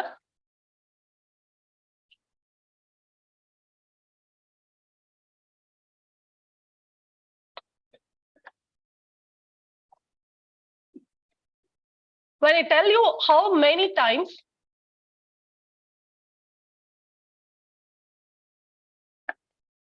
when you take this current affairs, okay, you will be reading based on the subjects, or you will be reading based on the monthly compilation or weekly or daily, whatever. I'm here, say this is April, or yes, April. I'll be studying March month. Yes, I'll be studying March month current affairs compilation during my April month. I would have studied January, February, and March. I have read once. Okay, if I have completed this March once, okay, April I would divide it to 2 halves. Yes, I will read this March month current affairs once. I will revise this Jan and Feb another time. This is how you have to schedule your repetition. I mean, how many times you read this particular current affairs. Then coming again in the month of May, I would all revise all this and then study this April current affairs. This is how you have to schedule your revision as well as your learning. Do not compromise on your revision because you have something new to read. Yes, because you have something new. April month current affairs is new, but you should not compromise it with this revision part. How many times you read, you will say yes, this is the current affairs, or no, this is not the current affairs. That is how you will make the choices right in your answers. Fine, understood?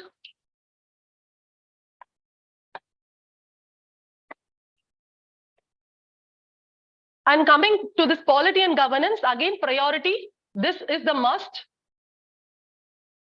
This is must.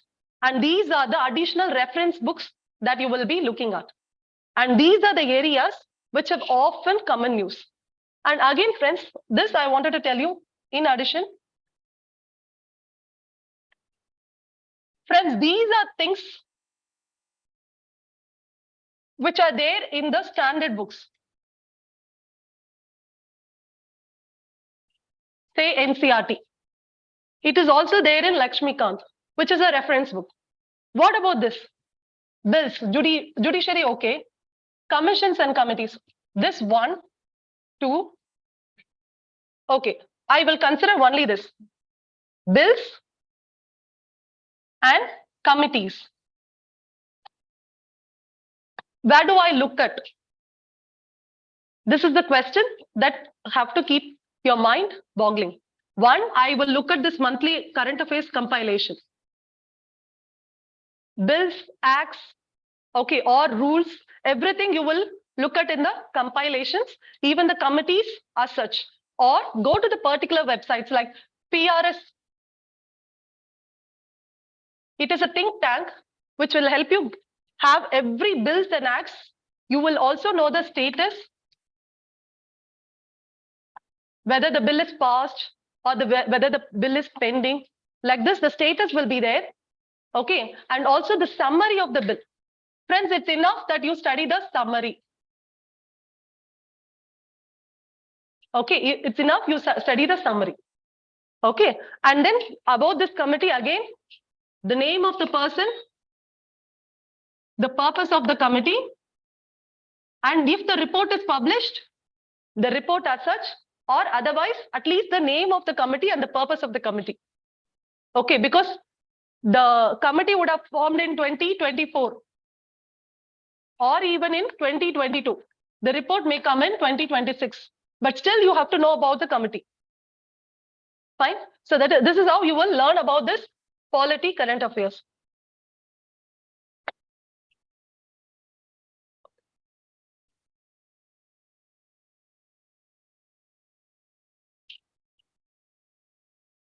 This is for the economy. Friends, again here, one important thing, it's same. Friends, something new I will tell you about each subject. Otherwise, it is common for all the subjects. Okay. In this economy, if you consider there are keywords or technical terms.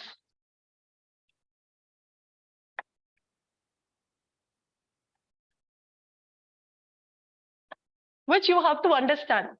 Say, for example, there is something called as treasury bills. Okay. Or cash management bills. There can be certain terms which you have to understand. There can be certain terms which RBI introduces very new. Because of this COVID time, there are lots of things which are coming up very new. So please do remember what is this term.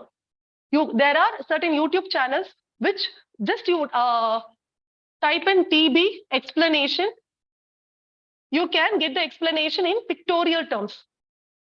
Okay, even Russia-Ukraine war, if I wanted to understand what is the background, what is the cause, there are videos which are available in YouTube channels. So you have to understand the background, without which you will never catch up with the current affairs which are coming in the news. Okay, so background is very important to catch up with the current affairs. So for that, it's very important for you to understand. Here, see, there is banking terms. These are all very static portion, and these are things are can be dynamic as well.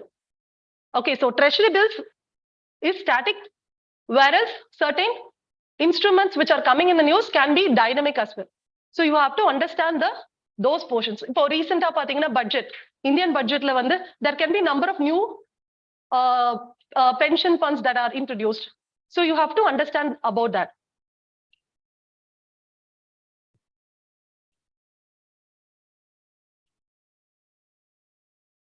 Again, environment, NCRTs, newspaper, these are the websites. And friends, one more thing I wanted to tell you, certain magazines are there. One is Yojana. Another is Kurukshetra. These are available in Tamil also. If you are a person who are learning in Tamil, please read this Yojana in Tamil. Okay. I think Tittam. The name of the book is Tittam. These are the two books which are published by the government. You have to read it. Other magazines like Down to Earth, Frontline, it can value add to your preparation, but if you have time, please read it. Otherwise, you can skip it. Newspaper is enough. Editorials is enough. Okay, friends. So Down to Earth may be helpful. Even there is something called a science report. If you had time, read it. Otherwise, please don't. Again, do not spend a penny if you're not starting it. Okay. And then, okay. Yes. Frontline. Frontline science report. My handwriting is so fast, the reader is not reading it.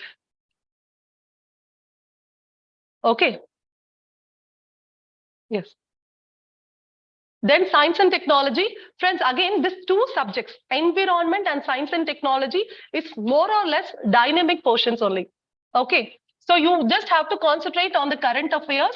When you read the current affairs, certain terms or the species or certain inventions,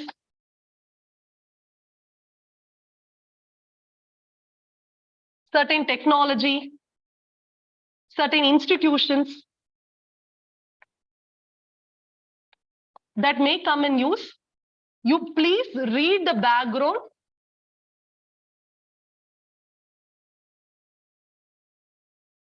and add up with the current affairs. For this environment and science and technology, there is no exclusive material for that.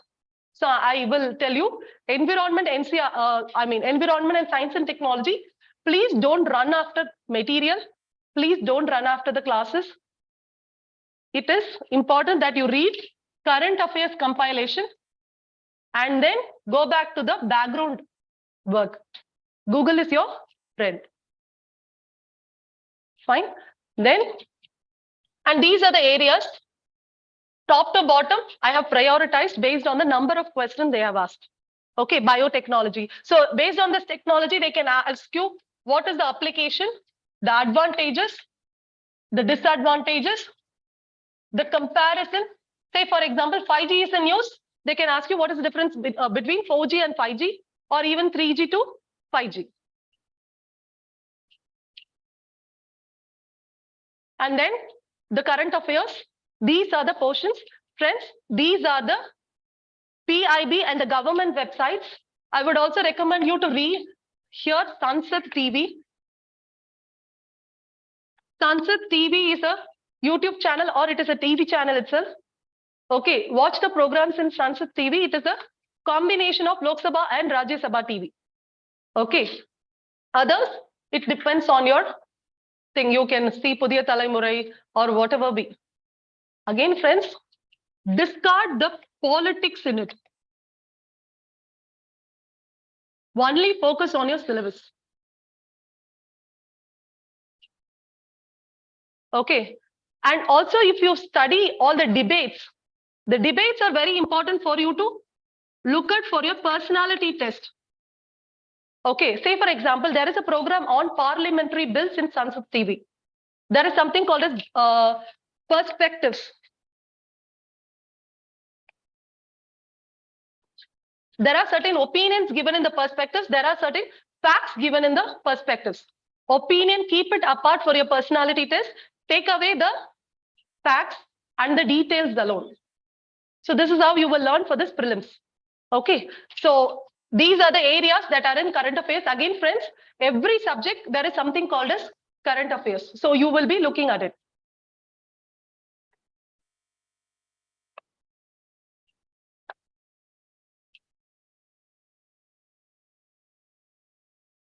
This is how the cutoff mark is.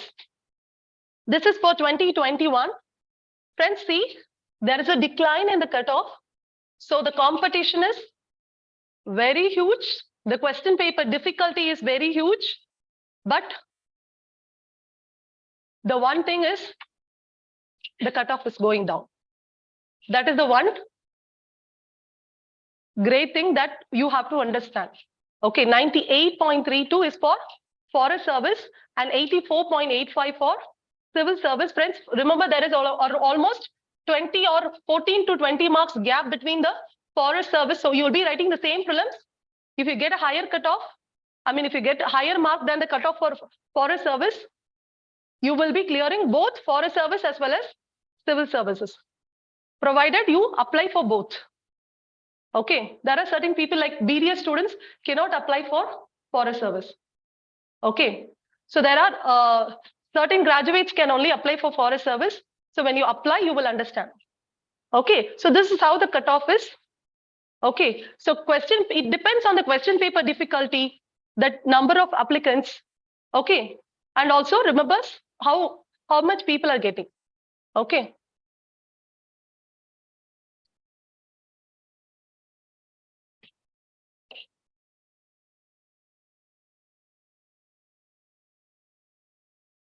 And this is about the pattern for the examination.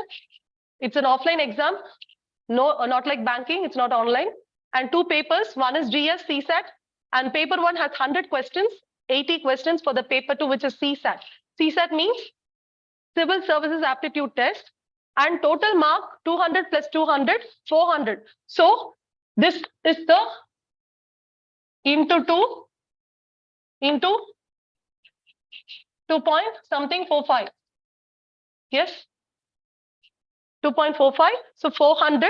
Remember, friends, this is a qualifying. Prelims is a qualifying paper. So your final rank will not calculate the marks you obtain for the prelims. It is just an entrance test. It's just you have to clear the cutoff. Okay, and in that itself, CSAT is another qualifying paper. You just have to pass the CSAT for you to get the general studies. Okay, general, on the CSAT level, I got a pass mark of 41. Okay, and my general studies is 90, and the cutoff for that year is say 82. Then you clear. Okay, so it is enough that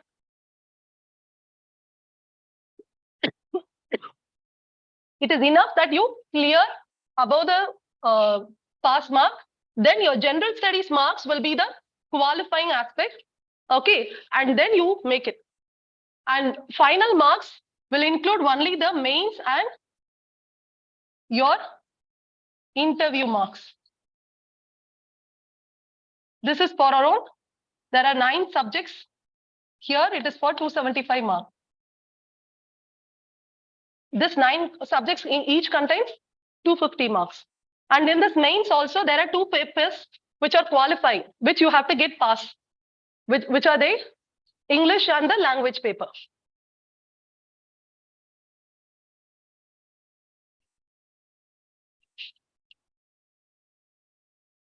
And the paper 1 syllabus is this. It is just see, general science, there is no subdivisions given. Okay, so but I have given you the topics which are more relevant and the questions are coming. Okay, so these are the topics that you have to understand.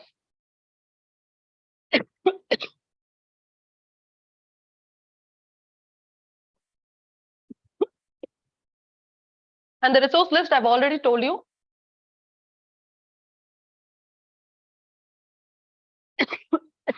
There are certain aspects which are value addition, especially this international relations, organizations, government schemes, acts, bills, budget economic survey. This, remember friends, this is very recent. When it will be coming, budget and economic survey? February starting. Okay, so you have to keep your space ready to study this budget and economic survey. So February it is coming. You have to finish reading this by February end. So keep your space ready. Keep all your materials read once. And without economic background, you will not understand this economic survey. So you should keep your economic subject completed before reading this. So before February 2024, you should keep your economic subjects completed. Okay.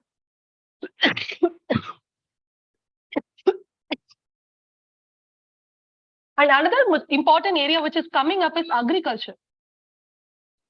Friends, you can categorize agriculture into environment subject, economic subject, and science and technology subject. So economic part of agriculture, environment part of agriculture, science and technology part of agriculture is coming in the questions. So you have to understand the new technologies in agriculture, new organizations, okay, new economic aspects. Say, for example, certain schemes could have been introduced. Okay, certain loans or certain government programs would have been introduced. So that you have to remember from agriculture. Okay, and then survey data. There are survey data like NCAR data. Sorry, NCRB data. Then NFHS data. Then census data. Then HDI reports, HDR reports. Friends, again, you are very new. Do not worry. HDR is Human Development Report. Census is population report that you know. Population census will be coming very soon. So please be ready for the 2024 with the census report. Okay. NCRB is a crime report. Okay. And NFH is a family health survey report.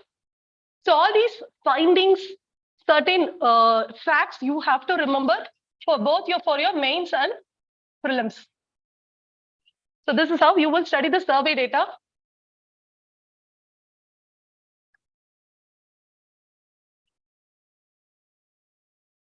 And paper 2 syllabus is this.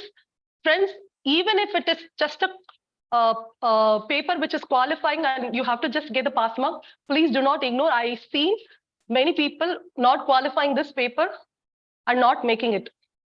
But they have scored 100 plus in GS. That's a very sad part of it. So do not even miss this. What you have to simply do is practice previous year questions. And take out the formulas for each areas that is there in the syllabus. Again, who is my friend? Google is my friend. Formulas, certain sample sums, you work out and then work out with the previous year question that will do. You need not have an engineering background to be very well versed in aptitude. Again, that is why, because it is made qualifying. Okay, logical, these are the topics. Remember to work out all the sums, write down all the formulas, practice the previous year questions. That's all.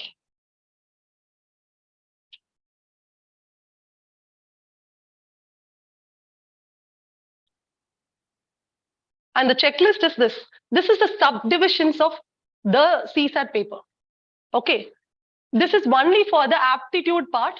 There is something called as English comprehension, which you have to solve. For that only I'm telling you to have the habit of reading newspaper.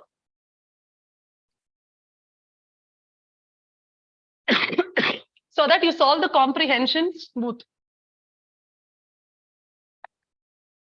Again, look at the previous year questions for the comprehension again. They may not repeat the same comprehension, but you will understand how they're asking. Okay.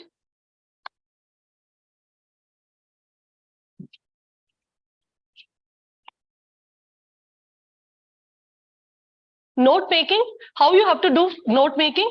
You have to take notes from your NCRTs, reference book, and from the practice test as well. So if you're working out a test, always take the notes from what you know and you not know. What you miss or what you not know.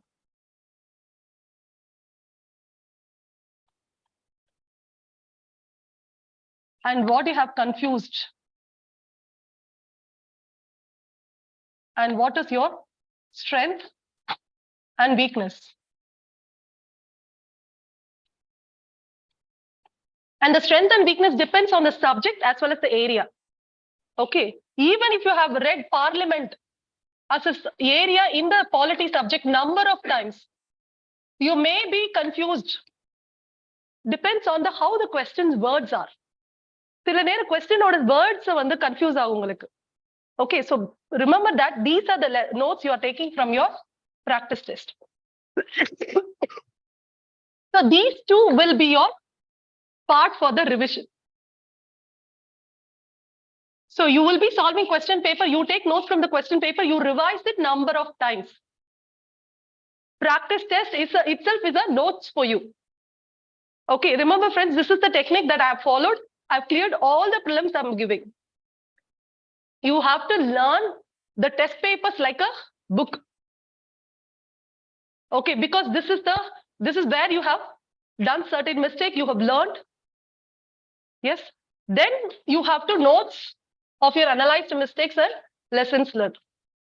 Okay, and also here you can also think about how the examiner is thinking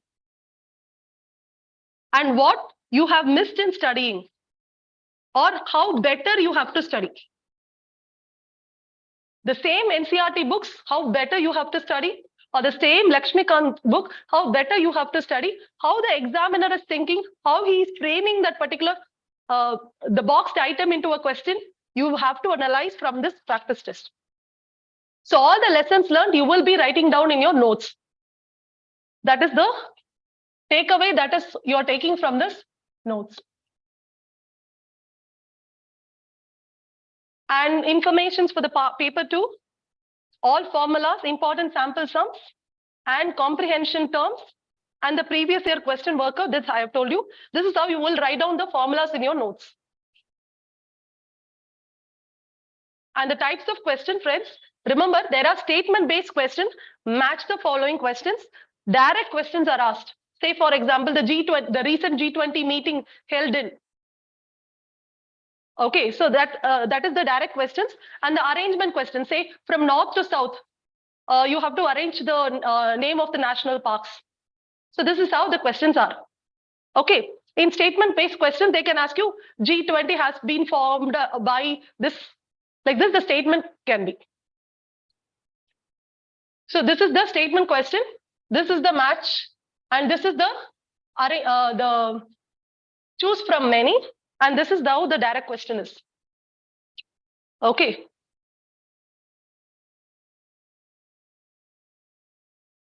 And the preparation time, the plan for this thing is like this.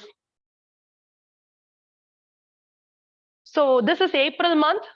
So I would expect you to finish by September NCRTs and previous year question practice.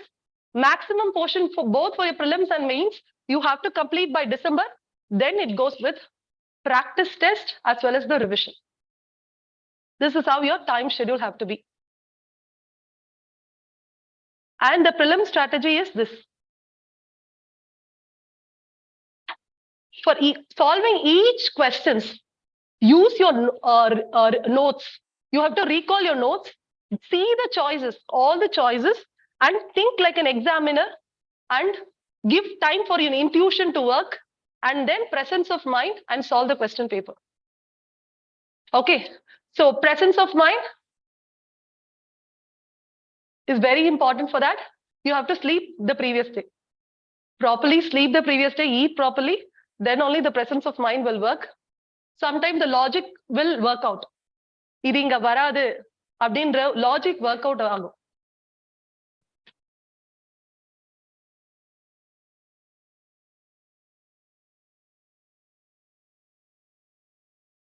So this I have told you. The last thing I wanted to tell you is the penalty mark. How they calculate the penalty mark, which you have to remember. It is not for TNPSC. It's not. There is certain exams only have this penalty marking. Okay, remember this. 100 questions you are writing for 200 marks. Correct marks will carry 2 marks. Well, the wrong marks, there will be a deduction of 1/3 of the mark. What is the mark? It is 2. So what will be the deduction? It will be 0.66. So that is how your penalty marking will be. So that is how you have to understand this. Is this, and for CSAT paper, it is for 2.5 and 1/3 of 2.5 will be your penalty marking. So you have to make the choice right. அதுக்காக வந்து ரொம்பவும் accuracy நீங்க maintain பண்ணீங்கன்னா it will be very difficult. So I would expect you to at least attempt 80 plus questions. Every time I have given my prelims, I have attempted 90 plus. Ma'am, அவ்வளோ accurate நீங்க பண்ண முடியுமா? I know for certain sure, I only know 36 questions or almost 30 questions. Direct, I would know. Otherwise, others are guess. That's not a simple guess. It's a wise guess. It should be very wisely guessed. And sir would know lots of logic for that and strategy for that. We are all students of him, so we make little wise guess from this. So 50 plus questions, it's all wise guess. Based on the choices you eliminate, based on the statements you eliminate, and the area that you eliminate, there is the wise guess that you have to make, which we will be telling you in more. I have very little time for this. Okay, so I think this strategy you will wise guess you will make when you read, understand, practice test, and know where is your strength and weaknesses and how the examiner is thinking. Okay, that is how you make a wise guess. And with that, I think I'm coming to the end of it. So reduce your mistakes. Sir have told many times about that. You have to read many times.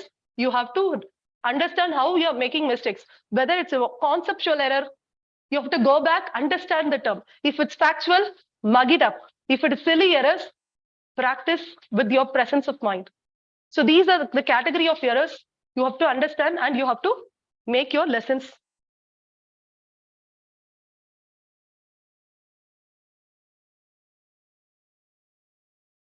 An OMR sheet would look like, there is a certain instructions given in the OMR sheet. So please follow that. And this is how the OMR sheets are. So this prelims is with the OMR sheet. So please remember that even if you state one thing wrong, it's all wrong. It's all gone. So you have to be very careful that D-Day, that with the presence of mind, with the confidence, you have to share it. And with that note, all the very best.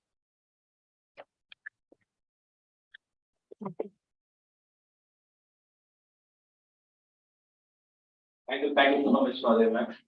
I think first உங்களுக்கு the intro கொடுத்தப்ப ஒரு சில விஷயங்கள் சொன்னேன்.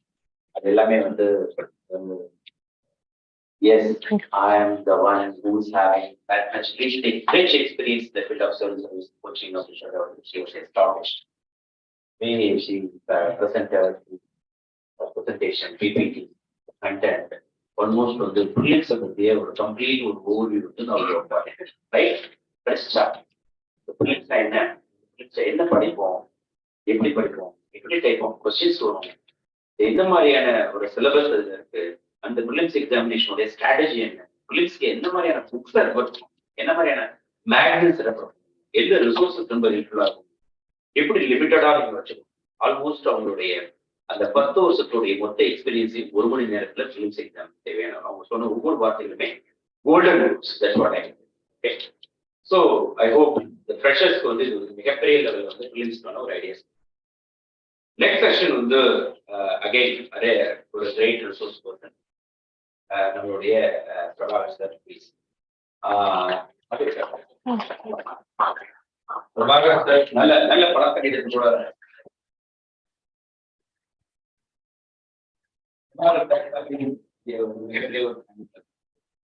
Tamil literature வந்து optional எடுத்தார் அப்படின்னா மட்டுமே examination Tamil literature coach பண்ணாரு. பேசிக்கலா அவர் ஒரு இன்ஜினியர், இன்ஜினியரிங் முடிச்சுட்டு தென் வந்து சிவில் சர்வீஸ் ஃபீல்டுக்குள்ள வந்துட்டு ஆல்மோஸ்ட் அவரும் வந்து இந்த ஃபீல்டில் வந்து ஒரு 8 to 9 years ஆஃப் எக்ஸ்பீரியன்ஸ். நிறைய எக்ஸாம்ஸ் வந்து ஃபைனல் லெவல் வரைக்கும் இருக்காரு. மேபி அரை மார்க் ஒரு மார்க் எல்லாம் சம்டைம்ஸ் வந்து சக்சஸ் வந்து தள்ளி போயிருக்கு சொல்றாங்க, தள்ளி போயிருக்கு. ஸோ ஏன்னா வெரி சூன் வந்து அந்த சக்சஸ் வந்து அவருக்கு கிடைக்கும். அந்த மாதிரியான ஒரு resource person mister Prabhakar. General ஸ்டடீஸ்ல ஒரு மிகப்பெரிய ஒரு எக்ஸ்பர்ட் சொல்லலாம், ஸ்ட்ராட்டஜிஸ்ட், எக்ஸலண்டான ஒரு ஸ்ட்ராட்டஜிஸ்ட். தன்னுடைய இந்த 9 வருஷத்துல கத்துக்கிட்ட விஷயத்த ஒவ்வொருத்தரும் ஒவ்வொரு டாபிக் பத்தி பேசப்படுறாங்க. இன்னைக்கு ஒரு பேசப்படுற சிவில் சர்வீஸ் எக்ஸாமினேஷன்ஸ்ல நிறைய பேருடைய சக்சஸ் தீர்மானிக்கக்கூடிய ஒரு பேப்பர். நிறைய பேர் இந்த பேப்பரை வந்து கேரளா இந்த ஒரு பேப்பர் அவங்க வாழ்க்கையை கம்ப்ளீட் பண்ண முடியும். ஸோ இந்த ஒரு பேப்பர்ல எடுக்கக்கூடிய மார்க்ஸ் வந்து உங்களை ரேங்க் வந்து அதிக லெவல் உச்ச லெவல் கொடுக்கும். அப்படிப்பட்ட ஒரு பேப்பர் அதுதான் வந்து எஸ்ஏ பேப்பர். அந்த எஸ்ஏ பேப்பருக்கான அப்ரோச் எப்படி இருக்கும், எஸ்ஏ பேப்பர் எங்க இருந்து ஸ்டார்ட் பண்ணணும், அது பண்ணி சோர்சஸ் எப்படி இருக்கு, what type of essay questions வந்து இப்ப இதுல யூபிஎஸ்சி சிவில் சர்வீஸ் எக்ஸாமினேஷன் கேட்கறாங்க. அதை கம்ப்ளீட்டா வந்து படிக்கிறது வந்து ஒரு ஷார்ட் டைம்ல எப்படி படிக்கிறது, ரைட்டிங் ப்ராக்டிஸ் எவ்வளவு முக்கியம், அது எல்லாத்தையும் எஸ்ஏ பேப்பர்ல வந்து அவுட் ஆஃப் 250 மார்க்ஸ் வந்து 150, 155, 160 எல்லாம் வாங்கிட்டீங்க அப்படின்னா ஜிஎஸ்டி நீங்க மார்க்ஸ் குறைவா வாங்கினாலும் இன்டர்வியூ குறைவா வாங்கினாலும் இந்த மார்க்ஸ் தான் உங்களுக்கு வந்து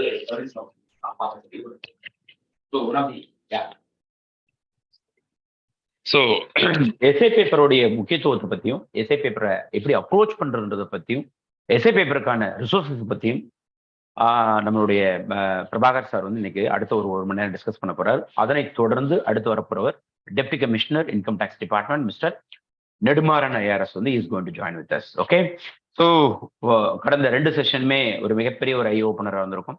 நிறைய பேர் வந்து இந்த செஷன்ஸ் வந்து ஆன்லைன் மூலமா வாட்ச் பண்ணிட்டு இருக்கீங்க. உங்கள் அனைவருக்கும் என்னுடைய வாழ்த்துக்கள். ஸோ இந்த 2 days session I'm sure definitely தமிழ்நாட்டில் யாருமே 16 hours orientation on civil service examinations on 16 subjects வந்து nobody has conducted. So we thought that definitely it will be a right time to create a kind of right kind of awareness with the help of right people. So on behalf of the KingMakers IAS Academy, once again, I welcome you all, and on behalf of the students community, I welcome Mr. Prabhakaran sir. Welcome.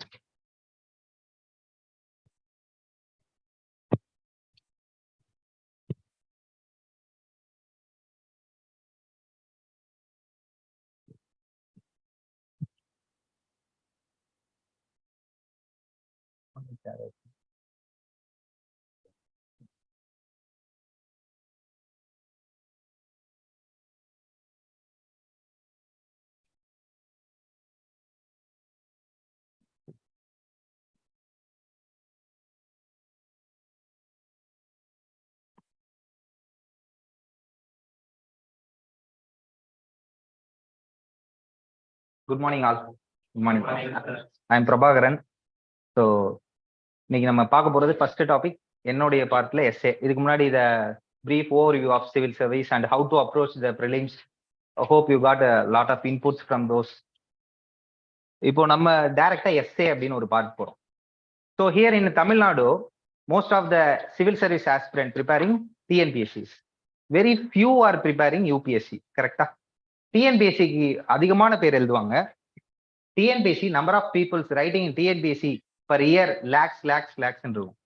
But in civil சர்வீஸ்னு பார்த்தீங்கன்னா appearing to civil சர்வீஸே பார்த்தீங்கன்னா ரொம்ப மினிமலாக இருக்கும். இந்த gap அப்படின்னு பார்த்தீங்கன்னா TNPSC பசங்க is a highly knowledgeable, UPSC பசங்க highly knowledgeable. எங்க வேரி ஆகுது, எங்க டிஃபர் ஆகுது அப்படின்னு பார்க்குறப்ப ரொம்ப லிமிட்டட் ஸ்பேஸ். எங்க அப்படின்னு பார்த்தீங்கன்னா ஃபர்ஸ்ட் ஒன்று essay, second one optional, third one ethics. இந்த 3 papers மட்டும் தான் யூபிஎஸ்சிக்கும் டிஎன்பிஎஸ்சிக்கும் உள்ள டிஃபரன்ஸ். 3 papers ப்ராப்பரா நோட்ஸ் எடுக்கிறவங்க எடுத்துக்கோங்க first time, because you are all are freshers. கரெக்டா? Okay, some senior candidates also எஸ்ஏக்கு. ஸோ எப்பயுமே எஸ்ஏ செஷனை பொறுத்த வரைக்கும் பார்த்தோம்னா, சார் நான் இன்னும் எழுதவே ஸ்டார்ட் பண்ணல, ஹவு டு ரைட் அப்படின்னு கேட்குற ஒரு ஸ்டூடெண்ட் இருப்பாங்க. அண்ட் ஹவு டு இம்ப்ரூவ் அப்படின்னு கேட்குற one group of set of students இருப்பாங்க. And how to maximise my score அப்படின்னு ஒரு ஸ்டூடெண்ட்ஸ் இருப்பாங்க. ஸோ 3 கேட்டகரிஸ் ஆஃப் ஸ்டூடெண்ட்ஸ் இருப்பாங்க. The session will be addressed all those 3. ஓகேவா? ஓகே, அப்படி பார்க்கலாம். அப்போ பாக்குறப்ப சிவில் சர்வீஸ்க்கு ரொம்ப இம்பார்ட்டன்ட் சொல்றது ஃபர்ஸ்ட் என்னது? எஸ்ஏ, தென் ஆப்ஷனல், அடுத்த ஒன்று எத்திக்ஸ். இந்த 3 பேப்பர் தான் டிஎன்பிஎஸ்சி அண்ட் யூபிஎஸ்சிக்கு உள்ள வித்தியாசம். டிஎன்பிஎஸ்சியில இந்த 3 பேப்பர் இல்ல, யூபிஎஸ்சியில இந்த 3 பேப்பர். ஏன் இந்த இதை பத்தி ஸ்டார்டிங்லேயே சொல்றீங்க சார் கம்பேரிஷன் வித் டிஎன்பிஎஸ்சி அப்படின்னு பாக்குறப்போ, most of the UPSC students easily clear TNPSC. பாத்திருக்கீங்களா? குரூப் 1 ஈஸியா கிளியர் பண்ணுவாங்க, குரூப் 2 ஈஸியா கிளியர் பண்ணுவாங்க. தென் எனக்கு அந்த ஜாப் வேணான்னு சொல்லிட்டு யூபிஎஸ்சியே திருப்பி பாஸ் ஆனவங்களே நிறைய பேர் இருப்பாங்க. ஸோ எங்க அந்த பார்ட் மிஸ் பண்றாங்க அப்படின்னு பாத்தீங்கன்னா, இந்த 3 பேப்பர்ல மார்க் கம்மியா இருந்திருக்கும். That's why they are clearing TNPSC. இந்த 3 பேப்பர் எப்போ படிக்கிறாங்களோ தட் டைம் ஈஸியா அவங்க வந்து ஈஸியா என்ன கிளியர் பண்ண முடியும்? யூபிஎஸ்சியை கிராக் பண்ண முடியும். அப்போ எஸ்ஏ அப்படிங்கிறது என்ன? எஸ்ஏங்கிறது இப்போ பார்த்தோம்னா இன் ஜென்ரல் ஒரு கட்டுரைன்னு சொல்றோமா, இட்ஸ் அ காம்ப்ரிஹென்சிவா ஒரு பார்ட். ஒய் இன் எஸ்ஏ? இன்னைக்கு ஏன் எஸ்ஏ செஷன் பத்தி நம்ம 1 hour பேசணும் அப்படின்னு பாக்குறப்ப, ஃபார் எக்ஸாம்பிள் அடுத்தடுத்து ஜிஎஸ் 1, 2, 3, 4 சார் ஓவர் வியூல சொல்லியிருப்பாங்க. ஜிஎஸ் 1, 2, 3, 4 4 ஜிஎஸ் பேப்பர்ஸ் இருக்கு. For that GS 1 paper alone we need to prepare எவ்வளோ சப்ஜெக்ட்ஸ் படிக்கிற மாதிரி இருக்கும். ஹிஸ்ட்ரி படிக்கணும், ஜியாகிரபி படிக்கணும், சொசைட்டி படிக்கணும். இந்த மாதிரி மல்டிபிள் சப்ஜெக்ட்ஸ் நம்ம ப்ரிப்பேர் பண்ற மாதிரி இருக்கு. அதுலயும் ஹிஸ்ட்ரிலையும் வேர்ல்ட் ஹிஸ்ட்ரி, ஏன்ஷியன், மெடிவல்னு மல்டிபிள் சப்ஜெக்ட்ஸ். பட் எஸ்ஏக்கு என்ன படிக்க போறீங்க? What you are going to study? ஏதாவது படிக்க போறோமா? ஸ்பெசிஃபிக்கா புக் இருக்கா? ஸோ அப்போ இந்த எஸ்ஏ பேப்பர் ஒய் எஸ்ஏ இப்போ ஸ்டார்டிங்ல வருது அப்படின்னு பாக்குறப்ப, மினிமல் இன்புட் மேக்ஸிமம் அவுட்புட். அது எப்படி sir minimal input maximum output அப்படின்னு பாக்குறப்ப, out of the 250 mark GS 1, 2, 3, 4 இது எல்லாத்துலயும் பாத்தீங்கன்னா, இஃப் யூ ஆர் கெட்டிங் 125, 100+, 110+, கண்டிப்பா டாப்பரா இருப்பீங்க. டாப் 10 இருப்பாங்க. நீங்க go and check your any last year clear பண்ண யூபிஎஸ்சி ஸ்டூடெண்ட்ஸ் பாத்துக்கோங்க. அதுக்கு போன வருஷம் டாப்பர் பாத்துக்கோங்க.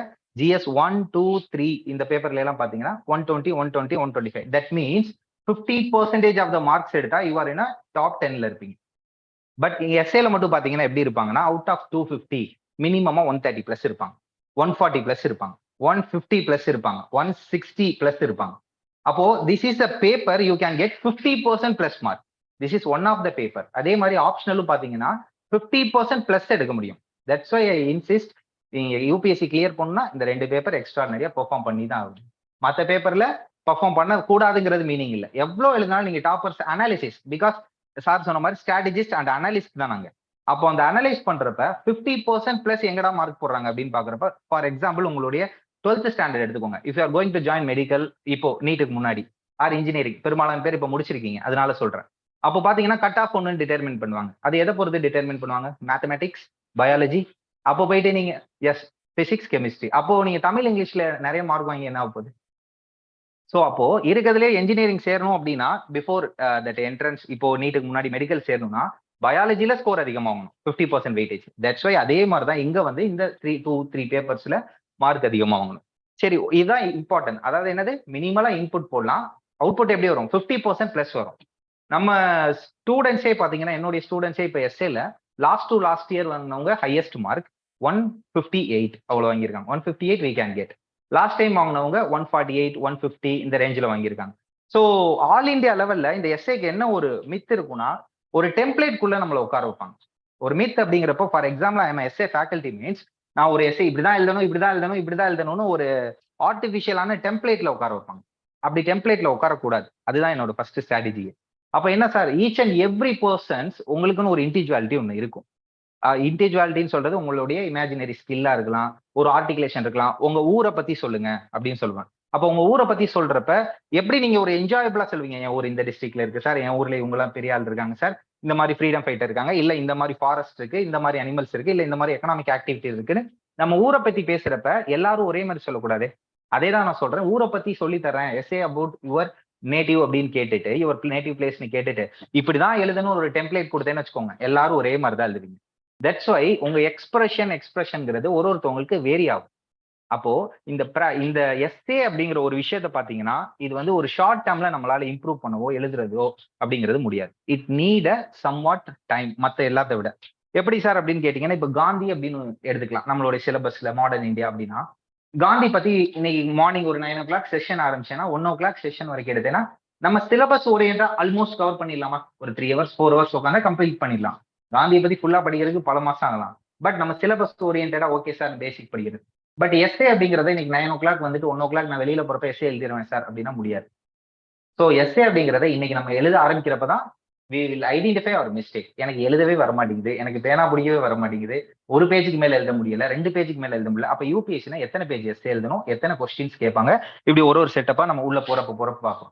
ஸோ எஸ்ஏக்கு என்ன சொல்றேன், ஒரு டைம் ஃப்ரேம் நமக்கு வேணும். ஒரு நாள்ல எல்லாம் இம்ப்ரூவ் பண்ண முடியாது, ஒரு டைம் ஃப்ரேம் வேணும். ஃப்ரீக்வெண்டா வீக்லி ஒன்ஸ், 10 days ஒன்ஸ், இப்படி ஒரு எஸ்ஏ எழுதி ப்ராப்பர் பிராக்டிஸ் மூலமா மட்டும்தான் எஸ்ஏ இம்ப்ரூவ் பண்ண முடியும். ஸோ ஃபர்ஸ்ட் பாயிண்டே நான் சொன்னது, இட் நீட் டைம் இன்டர்வல் ப்ராப்பரா ஃப்ரீக்வெண்டா இருக்கணும். குட் எஸ்ஏ பேட் எஸ்ஏ அப்படின்னு வச்சுக்கலாம். ஒரு குட் எஸ்ஏ அப்படிங்கிறது நம்மளை பொறுத்த வரைக்கும் என்னது, மார்க் நல்லா வாங்குற எஸ்ஏ. யூபிஎஸ்சியில குட் எஸ்ஏனா என்னங்க, யூபிஎஸ்சியில நல்லா மார்க் வாங்கணும். அப்போ ஒரு குட் எஸ்ஏ அப்படிங்கிறப்போ நமக்கு யூபிஎஸ்சியில எஸ்ஏக்கு சிலபஸ் இருக்கா இல்லையா? சிலபஸ் இருக்கு. இத லாஸ்ட் டைம் பாத்தீங்கன்னா நம்ம எஸ்ஏ கிளாஸ் அப்படின்னு எஸ்ஏ மாடியூல் ஒன்று போடுவேன். அப்போ கொஞ்சம் பசங்க வருவாங்க. அப்போ வர்றப்ப எல்லாருமே சீனியர் கேண்டிடேட்டா இருப்பாங்க. 4-5 attempts கொடுத்துருப்பாங்க, 2-3 attempts கொடுத்துருப்பாங்க. லாஸ்ட் இயர் இன்டர்வியூ போனேன் சார். நாங்க சிலபஸ் ஆஃப் எஸ்ஏ என்ன அப்படின்னு கேட்டோம்னா தெரியாது. சார் சிலபஸ் இருக்கா சார் எஸ்ஏக்கு? ஹிஸ்டரிக்கு இருக்கு, பாலிட்டிக்கு இருக்கு. ஆனா எப்படி சார் எஸ்ஏக்கு இல்லாம சிலபஸ் கொடுத்துருக்காங்க யூபிஎஸ்சி? அப்ப யூபிஎஸ்சி எதுக்காக இந்த சிலபஸ் நமக்கு கொடுத்துருக்காங்க? ஸோ இந்த சிலபஸ் அலைன்லயே நம்ம போறப்ப மட்டும்தான் that will be good essay. இந்த சிலபஸை ஒரு நிமிஷம் ப்ராப்பரா ரீட் பண்ணுங்க. I will explain. எழுதுறதுனா இந்த சிலபஸ் மட்டும் எழுதி வச்சுக்கோங்க. ஒரு பார்ட்டா நான் எக்ஸ்பிளைன் பண்றேன்.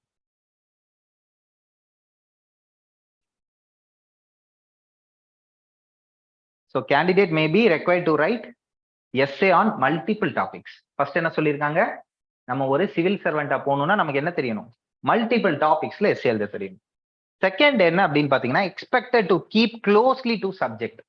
க்ளோஸ்லி டு சப்ஜெக்ட் அப்படிங்கிறப்ப இப்ப நான் ஃபர்ஸ்ட் எடுத்ததும் உங்க ஊரை பத்தி, நேட்டிவ் பிளேஸ் பத்தி ஒரு எஸ்ஏ எழுதுங்கன்னு சொன்னேன். அது நேட்டிவ் பிளேஸை பத்தி எழுதாம நேட்டிவ்ல இருக்க உங்க அம்மா அப்பாவை பத்தி, உங்க ஃப்ரெண்ட்ஸ் பத்தி எழுதினீங்கன்னா how it's relevant to your essay. But இங்க என்ன இருக்கும்னா, ஒரு டெம்டேஷன் பயங்கரமா இருக்கும். நம்ம ஊரை பத்தி கேட்டாங்க அப்படின்னா நம்ம ஊர்ல பிடிச்சதா எழுதிட்டு இருப்போம். ஆட்டோமேட்டிக்கா நம்ம வளர்க்குற பெட்ஸா இருக்கட்டும், நம்ம அம்மா அப்பாவா இருக்கட்டும், நம்ம ஃப்ரெண்ட்ஸா இருக்கட்டும், நம்ம அதிகமா அங்க பிளே பண்ற பிளே கிரவுண்ட்ஸா இருக்கட்டும், இதை பத்தியே தான் எழுதிட்டு இருப்போமே தவிர வாட் தே ஆர் ஆஸ்கிங் அப்படிங்கிறத மறந்துடுவோம். இது யூபிஎஸ்சியில எஸ்ஏல மட்டும் இல்ல, எல்லா இடத்துலயுமே நடக்கக்கூடிய மிஸ்டேக். நமக்கு என்ன தெரியுமோ அதெல்லாம் எழுதுறது பேரு ஆன்சர் இல்ல.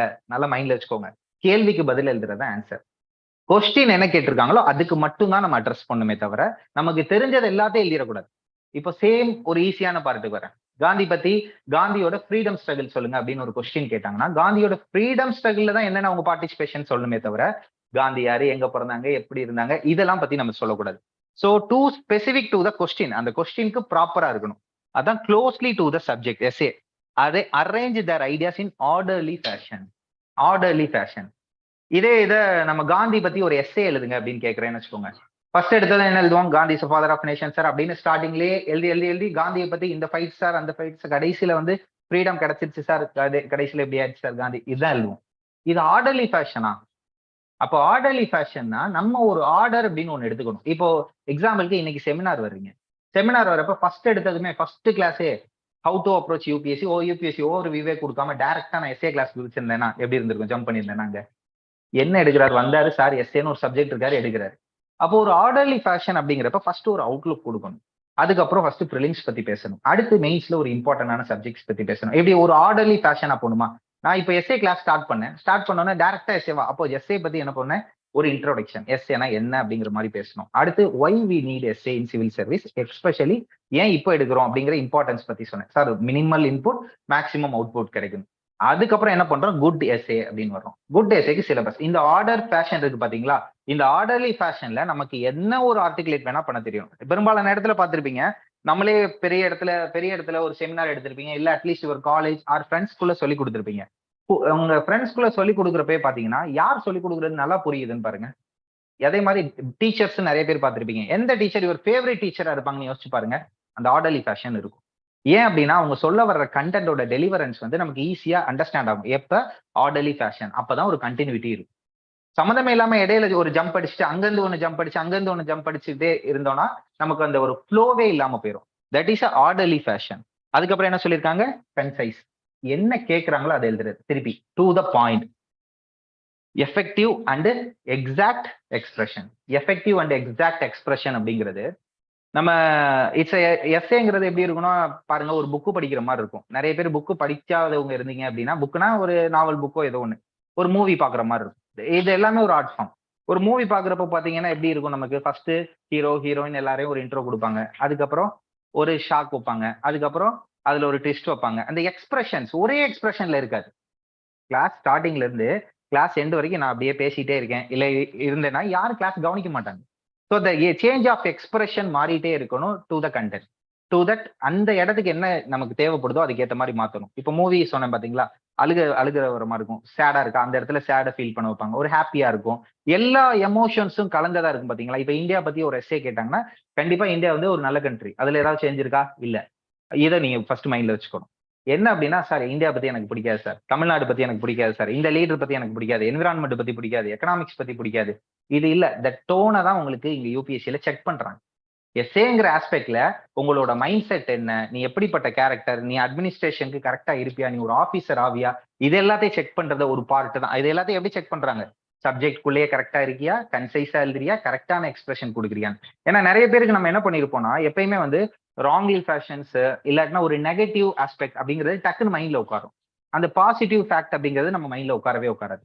இப்போ கவர்மெண்ட் ஏதாவது ஒரு பில் பாஸ் பண்ணுச்சுன்னா என்ன பண்ணுவோம், இந்த பில்லுல இது தப்பு இருக்கு அது தப்பு இருக்கு அது எல்லாம் சொல்லுவாங்க, பசங்க கேள்விப்பட்டிருப்பீங்க.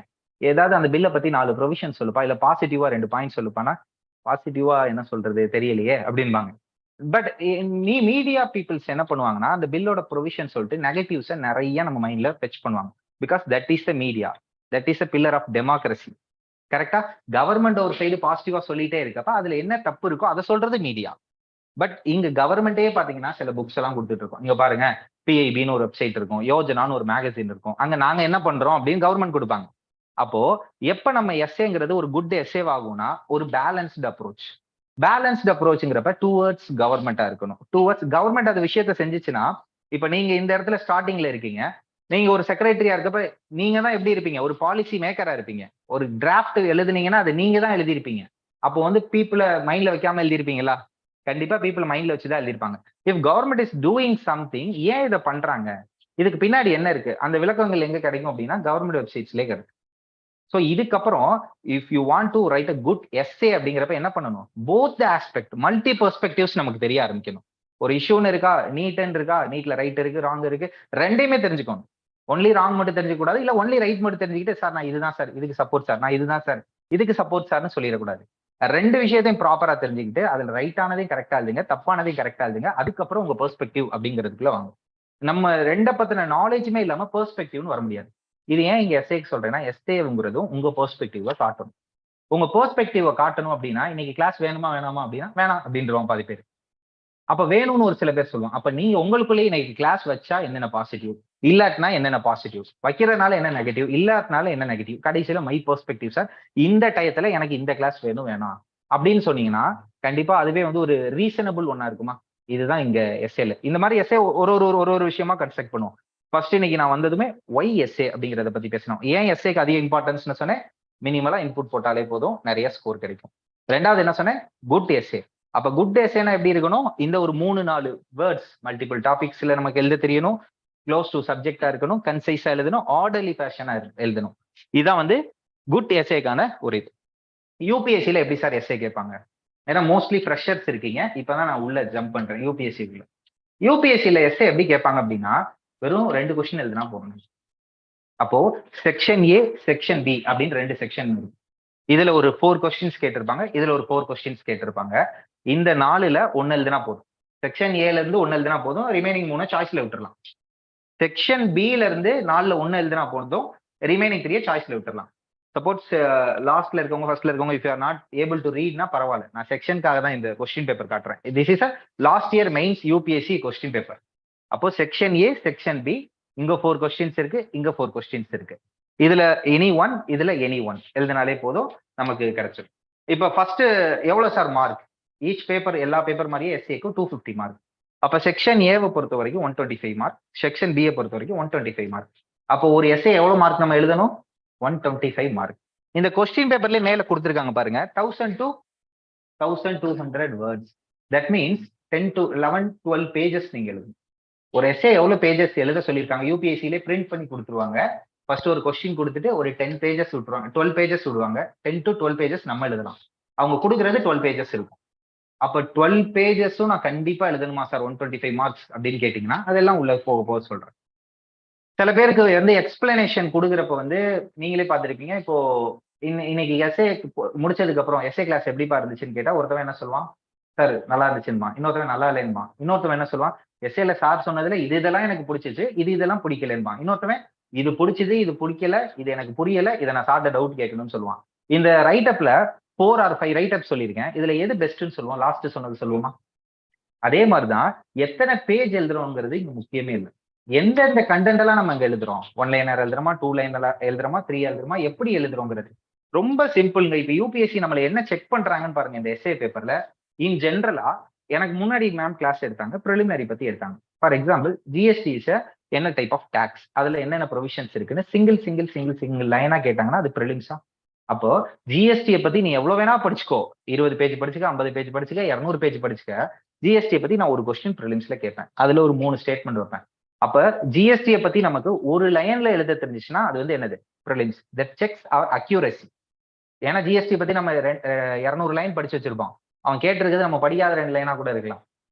அப்ப it checks our accuracy. Preliminary. Mains வாங்க, ஜெனரல் ஸ்டடிஸ் 1, 2, 3, 4 இந்த பேப்பர்ல எல்லாம் என்ன கேட்பாங்கன்னா ஜிஎஸ்டி பத்தி ஒரு 10 மார்க், ஜிஎஸ்டி பத்தி ஒரு 15 மார்க் கேட்பாங்க. ஒரு 2 பேஜஸ் எழுதணும், 3 பேஜஸ் எழுதணும்.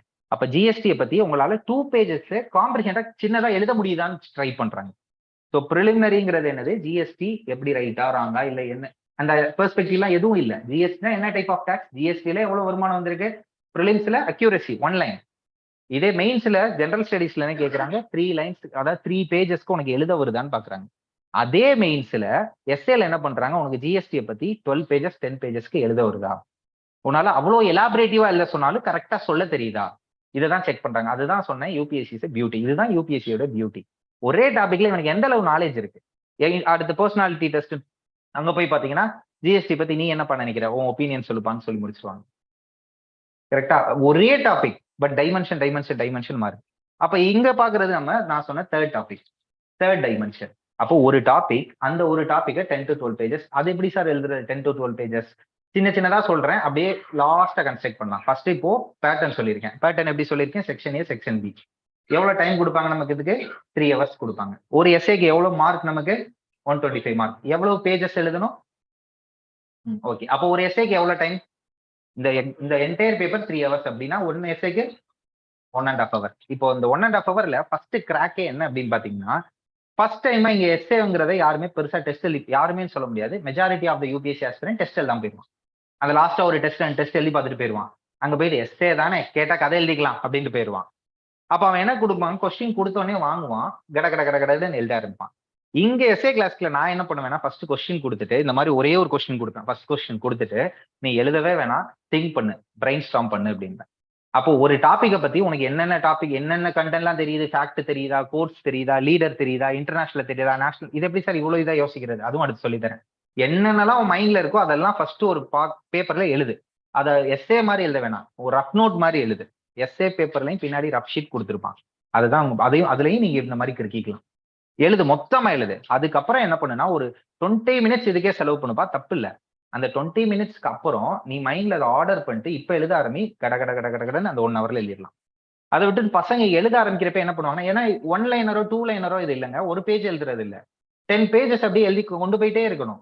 அப்ப அந்த 10 பேஜஸ் எழுதி கொண்டு போயிட்டே இருக்கப்ப இடையில என்ன ஆகும்னா, நம்ம சில பாயிண்ட் மறந்துருப்போம், உடனே என்ன பண்ணுவோம், திருப்பி எழுதுவோம், திருப்பி மறந்துருப்போம், சில பாயிண்ட் எழுதுவோம், எழுதிக்கிட்டே இருக்கப்ப நம்ம ஒரு வேற ட்ராக்ல போயிருவோம், திருப்பி உள்ள எழுதுவோம். நான் இப்ப சொன்னதெல்லாம் நீங்க எக்ஸ்பீரியன்ஸ் பண்ணணும்னா அட்லீஸ்ட் ஒரு 2 பேஜாவது எழுதுனீங்கன்னா தெரியும். இப்ப இல்ல, வீட்டுல போய் எழுதுங்க. 2 பேஜாவது ஏதாவது ஒரு கதை எழுதுனீங்கன்னா உங்களுக்கு தெரியும். கதை எழுதுங்க, ஒன்றும் தப்பு இல்லை. அந்த ஸ்டோரி எழுதிட்டே இருக்கப்ப நம்ம ஒண்ணு நினைப்போம், பேனா வேற மாதிரி போயிட்டு இருக்கோம், நம்ம மைண்ட் ஒன்று நினைச்சிட்டு இருக்கோம், நம்ம வேற ஏதாவது எழுதிட்டு இருப்போம். நினைக்கிறது இங்க இந்த பெரிய ப்ராப்ளம் இங்க யூபிஎஸ்சியில பெரும்பாலான பேருக்கு என்னன்னா, நினைக்கிறத எழுத தெரியாது. மைண்டும் நம்மளுடைய கையும் எப்ப இந்த பேனாவும் ஒன்னு சிங்க்ரனைஸ்டா இருக்கோ அப்ப கடன்னு எழுதி முடிச்சு 3 மணி நேரம் எக்ஸாம் 2.25 மணி நேரத்துல முடிச்சுட்டு உட்காரலாம். Any exam not only essay. அந்த சிங்க் கொண்டு வர்றதுக்கு பிராக்டிஸ், ரைட்டிங் பிராக்டிஸ். சரி சார், இப்ப இந்த 4 இருக்கு, இந்த 4ல எதை சூஸ் பண்ணணும்? இப்ப ஆல் இந்தியா லெவல்ல இது ஒரு மித் எஸ்ஏல. ஸோ இந்த டாபிக் இருந்தா நல்ல மார்க் கொடுப்பாங்க, அந்த டாபிக் இருந்தா நல்ல மார்க் கொடுப்பாங்க, இப்படி சூஸ் பண்ணும். ஹவு டு சூஸ் த எஸ்ஏங்கிறதே பயங்கரமான கிளாஸ் சார். இங்க என்ன சொல்லுவேன்னா, எல்லா எஸ்ஏவும் எழுத கத்துக்கணும் ஃபர்ஸ்ட். எல்லா எஸ்ஏவும். அது எப்படி சார் எல்லா எஸ்ஏ அப்படின்னா என்ன? நமக்கு வந்து எல்லா எஸ்ஏ அப்படிங்கிறது உள்ள நீங்க சப்ஜெக்ட் படிக்க படிக்க புரியும்.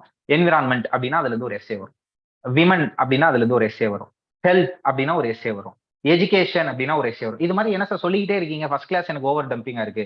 எஸ்ஏ கிளாஸ் எப்படி உங்களுக்கு போகும் அப்படின்னா ஃபியூச்சர்ல இந்த ஓவர் வியூ சொல்றோம் பாத்தீங்களா, இதே இன்னும் டெக்னிக்கல் ஓவர் வியூ அப்படின்னு சொல்லிட்டு இன்னொரு கிளாஸ் இருப்பேன். அப்போ வந்து டூ டெக்னிக்கலா எழுதுறத பத்தி மட்டும் பேசுவேன். அதுக்கப்புறம் ஃபர்ஸ்ட் கிளாஸ்னு ஒன்று போட்டு இன்னைக்கு விமன் ரிலேட்டடான எஸ்ஏ அப்படின்னு சொல்லி விமன் ரிலேட்டடா எப்படி கேட்டாலும் நம்ம எப்படி எழுதலாம்னு ஒரு கிளாஸ் இருக்கும். அடுத்தது என்விரான்மெண்ட் ரிலேட்டடா ஒரு கிளாஸ் இருக்கும். அடுத்தது அட்மினிஸ்ட்ரேஷன் ரிலேட்டடா ஒரு கிளாஸ் இருக்கும். இப்படி ஒரு கிளாஸ்க்கு ஒரு தீம் பேஸ்டா ப்ரிப்பேர் பண்ணும். அந்த தீம் எப்படி நான் ப்ரிப்பேர் பண்ணேன், ஸ்ட்ராட்டஜைஸ் பண்ணேன் அப்படின்னு பாத்தீங்கன்னா, based on your UPSC previous year questions. யூபிஎஸ்சில இது வரைக்கும் கேட்ட மொத்த கொஸ்டினை எடுத்து, ஒரு வருஷத்துல 8 கேட்கறாங்க. இந்த மாதிரி மொத்த கொஸ்டினை எடுத்து அதை கம்பைல் பண்ணி தீம் பேஸ்டா கம்பைல் பண்ணியாச்சு. இப்ப தீம் பேஸ்டுங்கிறப்ப நான் சொன்னேன் பாத்தீங்களா, இந்த தீம்லாம் நீங்க வேணா நெக்ஸ்ட் இயர் பாருங்க. வரப்போற மெயின்ஸ்ல நான் ஒரு 4 தீம் தான் சொல்லியிருக்கேன். இது அப்படியே இருக்கும். அப்போ எல்லா தீமுக்கும் நமக்கு எப்படி கேட்டாலும் எப்படி அட்ராக்டிவா கொண்டு போறது, எல்லா தீமுக்கும் நமக்கு கண்டென்ட் இருக்கா, எல்லா தீமுக்கும் கோட்ஸ் இருக்கா, எல்லா தீமுக்கும் நமக்கான இது எல்லா ஃபேக்ட்ஸ் இருக்கா, இது எல்லாத்தையும் கவர்மெண்ட் பாலிசிஸ் இருக்கா, எல்லாத்தையும் ப்ரிப்பேர் பண்ணி வச்சிருந்தோம்னா ஃபர்ஸ்ட் திங் ஈஸி. ஏன்னா பெரும்பாலும் நீங்க எழுதுன்னு சொல்றப்ப என்ன சொல்லுவோம்னா, எனக்கு எதுவுமே தெரியாதேடா நான் எதை எழுதுவேன். கரெக்டா? இன்னைக்கு உங்களை எழுத சொன்னேன்னா என்ன சொல்லுவீங்க? இதே டைலாக் தானே சொல்லுவீங்க. எனக்கு இன்னும் ஃபர்ஸ்ட் கிளாஸே ஆரம்பிக்கல, அதுக்குள்ள உட்காந்து எழுதுன்னு சொல்றது. எனக்கு இப்பதான் சொன்னேன் ஃபர்ஸ்டே நான் 3 கேட்டகரிஸ் ஆஃப் பீப்புள் இருப்பான். ஒரு கேட்டகரி ஆஃப் பீப்புள் வந்து என்ன சொல்லுவான், நான் படிச்சதுக்கு அப்புறம் தான் இதை எழுதுவேன் அப்படின்பான். இன்னொரு கேட்டகரி ஆஃப் பீப்புள், சார் என்ன சார் நீங்க பெருசா கேட்ட போறீங்க, என்விரான்மெண்ட் கிளைமேட் சேஞ்சை பத்தி கேட்க போறீங்க. கிளைமேட் சேஞ்சை பத்தி நான் சின்ன வயசுல இருந்து பாத்துக்கிட்டு இருக்கேன், அங்கங்க கேள்விப்பட்டுக்கிட்டு இருக்கேன். எங்க ஊர்லயே வெயில் அதிகமா அடிக்குது, இதெல்லாம் நான் சேர்த்து எழுத மாட்டேனா அப்படின்னு ஒரு சில பேர் வந்து கட்ஸோட என்ன வேணா நான் எழுதுறேன் அப்படின்னு இருப்பான். இங்க என்ன தேவைப்படுதுன்னா, அந்த கட்ஸும் தேவைப்படுது. ஃபர்ஸ்ட் சொன்ன பாத்தீங்களா, அந்த கண்டென்ட் மேக்கிங்கும் தேவைப்பட்டு இருக்கு. அந்த கண்டென்ட் மேக்கிங்கிறது உங்களுக்கு அகாடமிக்கல் வழியா கிடைச்சிட்டே இருக்கும். ஆனா அந்த செகண்ட் கட்ஸ் உங்களுக்குள்ள இருந்து தான். நீங்களா தான் பேப்பர்ல பேனால எடுக்கணும், பேப்பர்ல வைக்கணும். அந்த சொன்னேன் பாத்தீங்களா 8 to 10 கிளாஸஸ் ஆஃப் எஸ்ஏ. ஒரு தீமையும் நம்ம வந்து அக்குவேர் ஆணி வேற பிரிச்சு இதுல இவ்வளவுதான். இதை போய் உன்னுடைய ஸ்டைல் எழுது. நான் என் ஸ்டைல் எழுதுங்கன்னு எப்பயுமே சொல்ல மாட்டேன். அப்பதான் உங்களுக்குன்னு ஒரு ஸ்டைல். அப்ப அந்த ஸ்டைல எப்படி சார் கண்டுபிடிக்கிறது? அந்த ஸ்டைல எப்படி கண்டுபிடிக்க முடியும்னா, நான் சொன்னேன் பாத்தீங்களா நெக்ஸ்ட் கிளாஸ் நான் என்ன பண்ணுவேன். அப்ப என்ன பண்ணுவேன்னா, ஹோம்ஒர்க் கொடுத்து நீ என்ன எவ்வளவு சூப்பரா எழுதினாலும் சரி, எவ்வளவு சுமாரா எழுதினாலும் சரி, எவ்வளவு எழுத தெரியாம எம்டி பேப்பர் கொண்டு வந்தாலும் சரி, அதை என்கிட்ட கொடுங்க. அதை வச்சு என்ன பண்ண முடியும்னா, நம்ம இங்க ஒரு டீம் இருக்கும். அந்த டீம்கிட்ட ஒருத்தவங்களுக்கு இது இவனுக்கு வருது வரல. சில பேருக்கு லாங்குவேஜ் பெஸ்டா இருக்கும், சில பேருக்கு ஃப்ளோ பெஸ்டா இருக்கும், சில பேருக்கு அது நல்லா வராது. அப்ப லாங்குவேஜ் ஒழுங்கா இல்லாதவன் எதை இம்ப்ரூவ் பண்ணணும். இப்ப இந்த லாங்குவேஜ் பத்தி பாத்தீங்கன்னா, இதுலயும் மல்டிபிள் பர்சன்ஸ் இருப்பாங்க. என்கிட்ட வந்துட்டு இந்த வருஷம் ஒரு டாப் ஆஃப் த ஸ்டூடெண்ட், இன்னும் ஒரு சர்வீஸ் வாங்கல, இந்த வருஷம் இன்டர்வியூ போயிருக்காரு. கண்டிப்பா வாங்கிடுவாரு. அவன் வந்துட்டு பாத்தீங்கன்னா என்ன சொன்னானா, சார் எனக்கு இங்கிலீஷே சரியா வரல சார், எழுதவே முடியல சார். எழுதிட்டு வாடா ஒரு எஸ்ஏ அப்படின்னா, அவன் எழுதியிருக்கான் ஹிந்து பேப்பரோட சூப்பரா எழுதியிருக்கான் ஃப்ளோ. ஆனா அவனே என்ன நினைச்சுக்கிறான், எனக்கு லாங்குவேஜ் வரல சார், கிராமர் மிஸ்டேக் இருக்கு சார், ஸ்பெல்லிங் மிஸ்டேக் வருது சார்னு. அது அப்படி இல்ல. இதே மாதிரி இன்னொரு பையன் வந்து வெரி ஆவரேஜா, பெரும்பாலும் இந்த தமிழ் மீடியத்துல இருந்து வரவங்களுக்குலாம் ஸ்டார்டிங்ல கொஞ்சம் ஸ்ட்ரகிளா இருக்கும். இங்கிலீஷ்ல ஒரு 10 pages 12 pages எழுதுது. ஆனா அந்த ஸ்டார்டிங்ல நான் சொன்னேன் பாத்தீங்களா, அந்த கிக்அப், அந்த நீங்க ஸ்டார்ட் பண்ண ஆரம்பிச்சிட்டீங்கன்னா, தம்பி உனக்கு இங்கிலீஷ் சுத்தமா இல்ல, நீ இதை பண்ண ஆரம்பிச்சிரு போதும். இதை நீ வீக்லி ஒன்ஸ் எழுதிட்டு வந்து காமிச்சிட்டே இரு. மத்தவன் 1 month ஒன்னு எழுதுறானா, நீ வீக்லி ஒன்ஸ் இதை ஒர்க் அவுட் பண்ணிக்கிட்டே இரு. அப்ப எனி திங் பிராக்டிஸ்ல இட்ஸ் அச்சீவபிள். இந்த எஸ்ஏ பேப்பர் மட்டும் சொல்ல, யூபிஎஸ்சில என்டையர் ஜேர்னியா சொல்றேன். எவ்வளவு ஜீரோவா இருந்தாலும் நமக்கு எந்த அளவுக்கு ப்ரீ அக்யூம்டு நாலேஜ் இருக்குன்னு இங்க முக்கியம் இல்ல, ஸ்கில் இருக்குன்னு முக்கியம் இல்ல. நான் ரெகுலரா சின்சியாரிட்டியா டிசிப்ளினா எல்லாத்தையும் அட்டன் பண்ணா போதும். சரி, பேக் டு அவர் எஸ்ஏ. அப்போ என்ன சொல்லிட்டேன், நம்ம 3 hours இதை நம்ம 1.5 மணி நேரம் 1.5 hour எழுத போறோம். தட் 1.5 hour பாத்தீங்கன்னா ஒரு 10 minutes அந்த என்ன கொஸ்டினை சூஸ் பண்ணலாம் நீங்க டிசைட் பண்ணுங்க. இந்த 4ல நான் என்ன எழுத போறேன், அதுக்கு 10 minutes எடுத்துக்கோங்கிறேன். ஏன் சார் 10 minutes? ஏன் 10 minutesனா எதை பேஸ் பண்ணி நீங்க சூஸ் பண்ண போறீங்க, எனக்கு எவ்வளவு கண்டென்ட் தெரியும், என்னால எவ்வளவு எழுத முடியும்னு இந்த 4ஐ அனலைஸ் பண்ணுங்க. இந்த 4ஐ அனலைஸ் பண்ணிட்டு அதுக்கப்புறமா 10 minutesக்கு அப்புறமா சூஸ் பண்ணுங்க.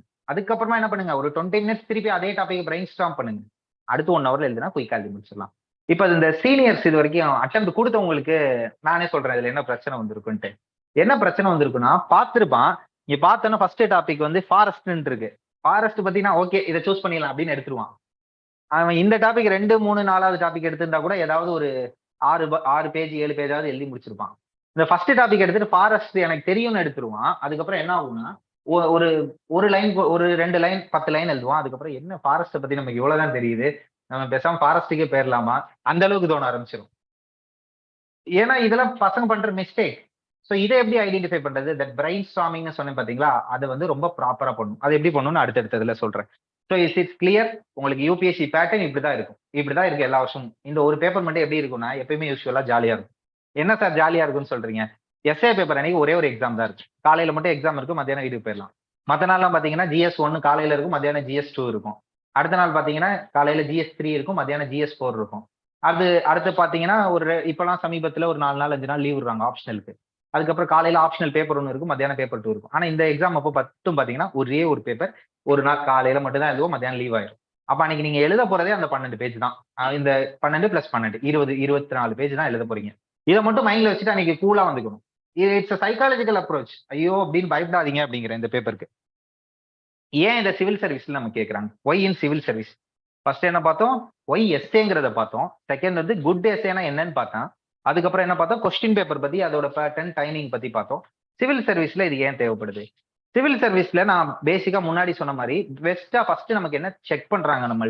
நம்மள்ட்ட கண்டென்ட் இருக்கா இல்லையா? இவன் ஒர்த்தானவனா? ஜிஎஸ்டி பத்தி இவன் 2 லைன் தெரிஞ்சு பாஸ் ஆகுறானா, 2 பேஜ் தெரிஞ்சு பாஸ் ஆகுறானா, இல்ல ஜிஎஸ்டி பத்தி இவனால 10 பேஜ் எழுத முடியுமா? ஸோ கண்டென்ட்ஃபுல் பர்சனான்னு செக் பண்றது இதோட ஃபர்ஸ்ட் ஆஸ்பெக்ட்.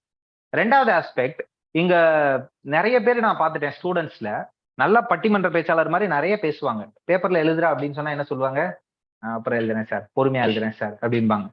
இங்க அது இல்லைங்க. இங்க ரைட்டிங் தான். அமைதியா இருந்தா கூட சரி, நல்லா பேசினாலும் சரி, நீங்க உங்க பேப்பர் தான் பேசும். அங்க போயிட்டு நீங்க போய் பேசிட்டு இருப்பீங்களா, நான் தான் இவன் சோ நான் இப்படி பண்ண போறேன் அப்படின்லாம் பேச முடியாது. உங்க பேப்பர்ல எழுதி இருக்க தான் பேசும். உங்க லாங்குவேஜ், உங்க காம்பிடன்சி இருக்கு பாத்தீங்களா, நீங்க யாருங்கிறத உங்க பேப்பர் படிச்சா தெரியும். ஸோ அப்போ it's checking second part of your writing skill. Third பார்ட்டை பொறுத்த வரைக்கும் பாத்தீங்கன்னா, ஒரு காம்ப்ரிஹென்ஷனா உங்களுக்கு சொல்ல தெரியும். காம்ப்ரிஹென்சிவ் அப்படின்னா என்ன? ஒரு ஹோலிஸ்டிக். ஏதாவது ஜிஎஸ்டினா டக்குன்னு அதுல உள்ள நல்ல விஷயத்தையோ, இல்ல டக்குன்னு அதுல இருக்க நெகட்டிவ் பத்தி மட்டும் பேசுவியா? இல்ல ஜிஎஸ்டிங்கிறது ஒண்ணு ஏன் வந்துச்சு? அது எதனால இந்தியாவில கொண்டு வர்றதுக்கு எவ்வளவு நாள் டிலே பண்ணிட்டு இருந்தாங்க? இப்ப ஏன் கொண்டு வந்தாங்க? கொண்டு வந்ததுக்கு அப்புறம் மக்கள் படுற கஷ்டம் என்ன? இல்ல கவர்மெண்ட்டுக்கு அதுல பெனிஃபிட்டா, கவர்மெண்டே அதுல கஷ்டப்படுதா? மக்களுக்கு ஏதாவது பெனிஃபிட் வந்திருக்கா? இனி ஃபியூச்சர்ல இதை எப்படி கொண்டு போகணும் அடுத்த லெவலுக்கு? இப்படி ஒரு ஹோலிஸ்டிக்கா இருக்கா, இல்ல ஏதாவது ஒரு பார்ட் மட்டும் நிறைய எடுத்து எழுதுறீங்களா? ஸோ அதான் நம்மளுடைய காம்ப்ரிஹென்சிவ் ஸ்கில்ல இங்க ட்ரை பண்றாங்க. அடுத்தது பாத்தீங்கன்னா டைம் மேனேஜ்மெண்ட். எப்படி இந்த டைம் மேனேஜ்மெண்ட்? நான் சொன்னேன் பாத்தீங்களா, ஒரு வேலையை நம்ம கொடுத்தாங்கன்னா ஃபர்ஸ்ட் சொல்லுவோம்ல, அது கூர்தீட்டுறதுக்கே நமக்கு ஒரு 20 மினிட்ஸ். அதுதான் இங்க சொன்னேன், பிரெயின் ஸ்டார்மிங். ஒரு டாபிக்கை நம்ம சூஸ் பண்றதுக்கு 10 நிமிஷம், சூஸ் பண்ணதுக்கு அப்புறம் அது சம்பந்தப்பட்ட கண்டென்ட்டை யோசிக்கிறதுக்கு 20 நிமிஷம், அதுக்கப்புறம் எழுதுறது 1 மணி நேரம். டைரக்டா போயிட்டு நான் 1.5 மணி நேரம் எழுதுறேன் அப்படின்ட்டு எழுதிடக்கூடாது.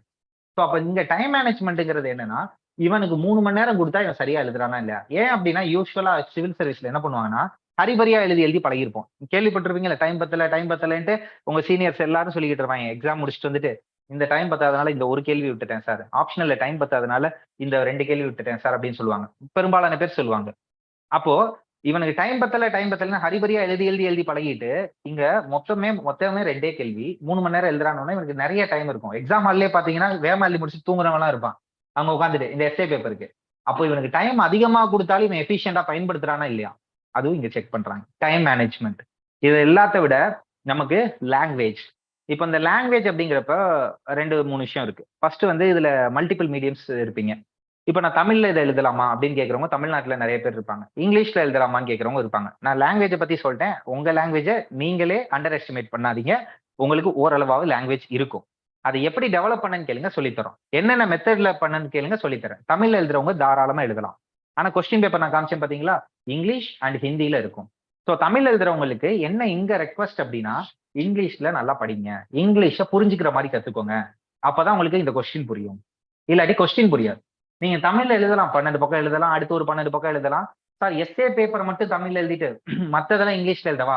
முடியாது. ஜிஎஸ் அண்ட் எஸ்ஏ அப்படின்னா உங்களோட ஜெனரல் ஸ்டடிஸ் ஃபுல்லா நான் தமிழ்ல எழுதுறேன்னா, நீங்க GS 1, 2, 3, 4 எல்லாத்தையும் தமிழ்ல எழுதலாம். எஸ்ஏ எல்லாத்தையும். சார் ஆப்ஷனல் சார், அது தனி கதை. ஓகேவா? அது என்ன ஆப்ஷனல் எடுக்கிறீங்களோ அதை பொறுத்து நீங்க எழுதிக்கலாம். அப்ப ஒரு பேப்பர் நீங்க தமிழ்ல எழுதணும்னு முடிவு பண்ணிட்டீங்கன்னா, என்டையரா உங்களோட ஜெனரல் ஸ்டடிஸ் பிளஸ் எஸ்ஏ ஃபுல்லா எப்படி எழுதணும்? தமிழ்ல தான் எழுதணும். பட் கொஸ்டின் எதுல இருக்கும்? இங்கிலீஷ் அண்ட் ஹிந்தியில தான் இருக்கும். இன்னொரு விஷயம் என்ன அப்படின்னு பாத்தீங்கன்னா, இதுல அடுத்தது மல்டி டைமென்ஷனல் அப்படின்னு ஒண்ணு செக் பண்றாங்க. அது என்ன மல்டி டைமென்ஷனல்?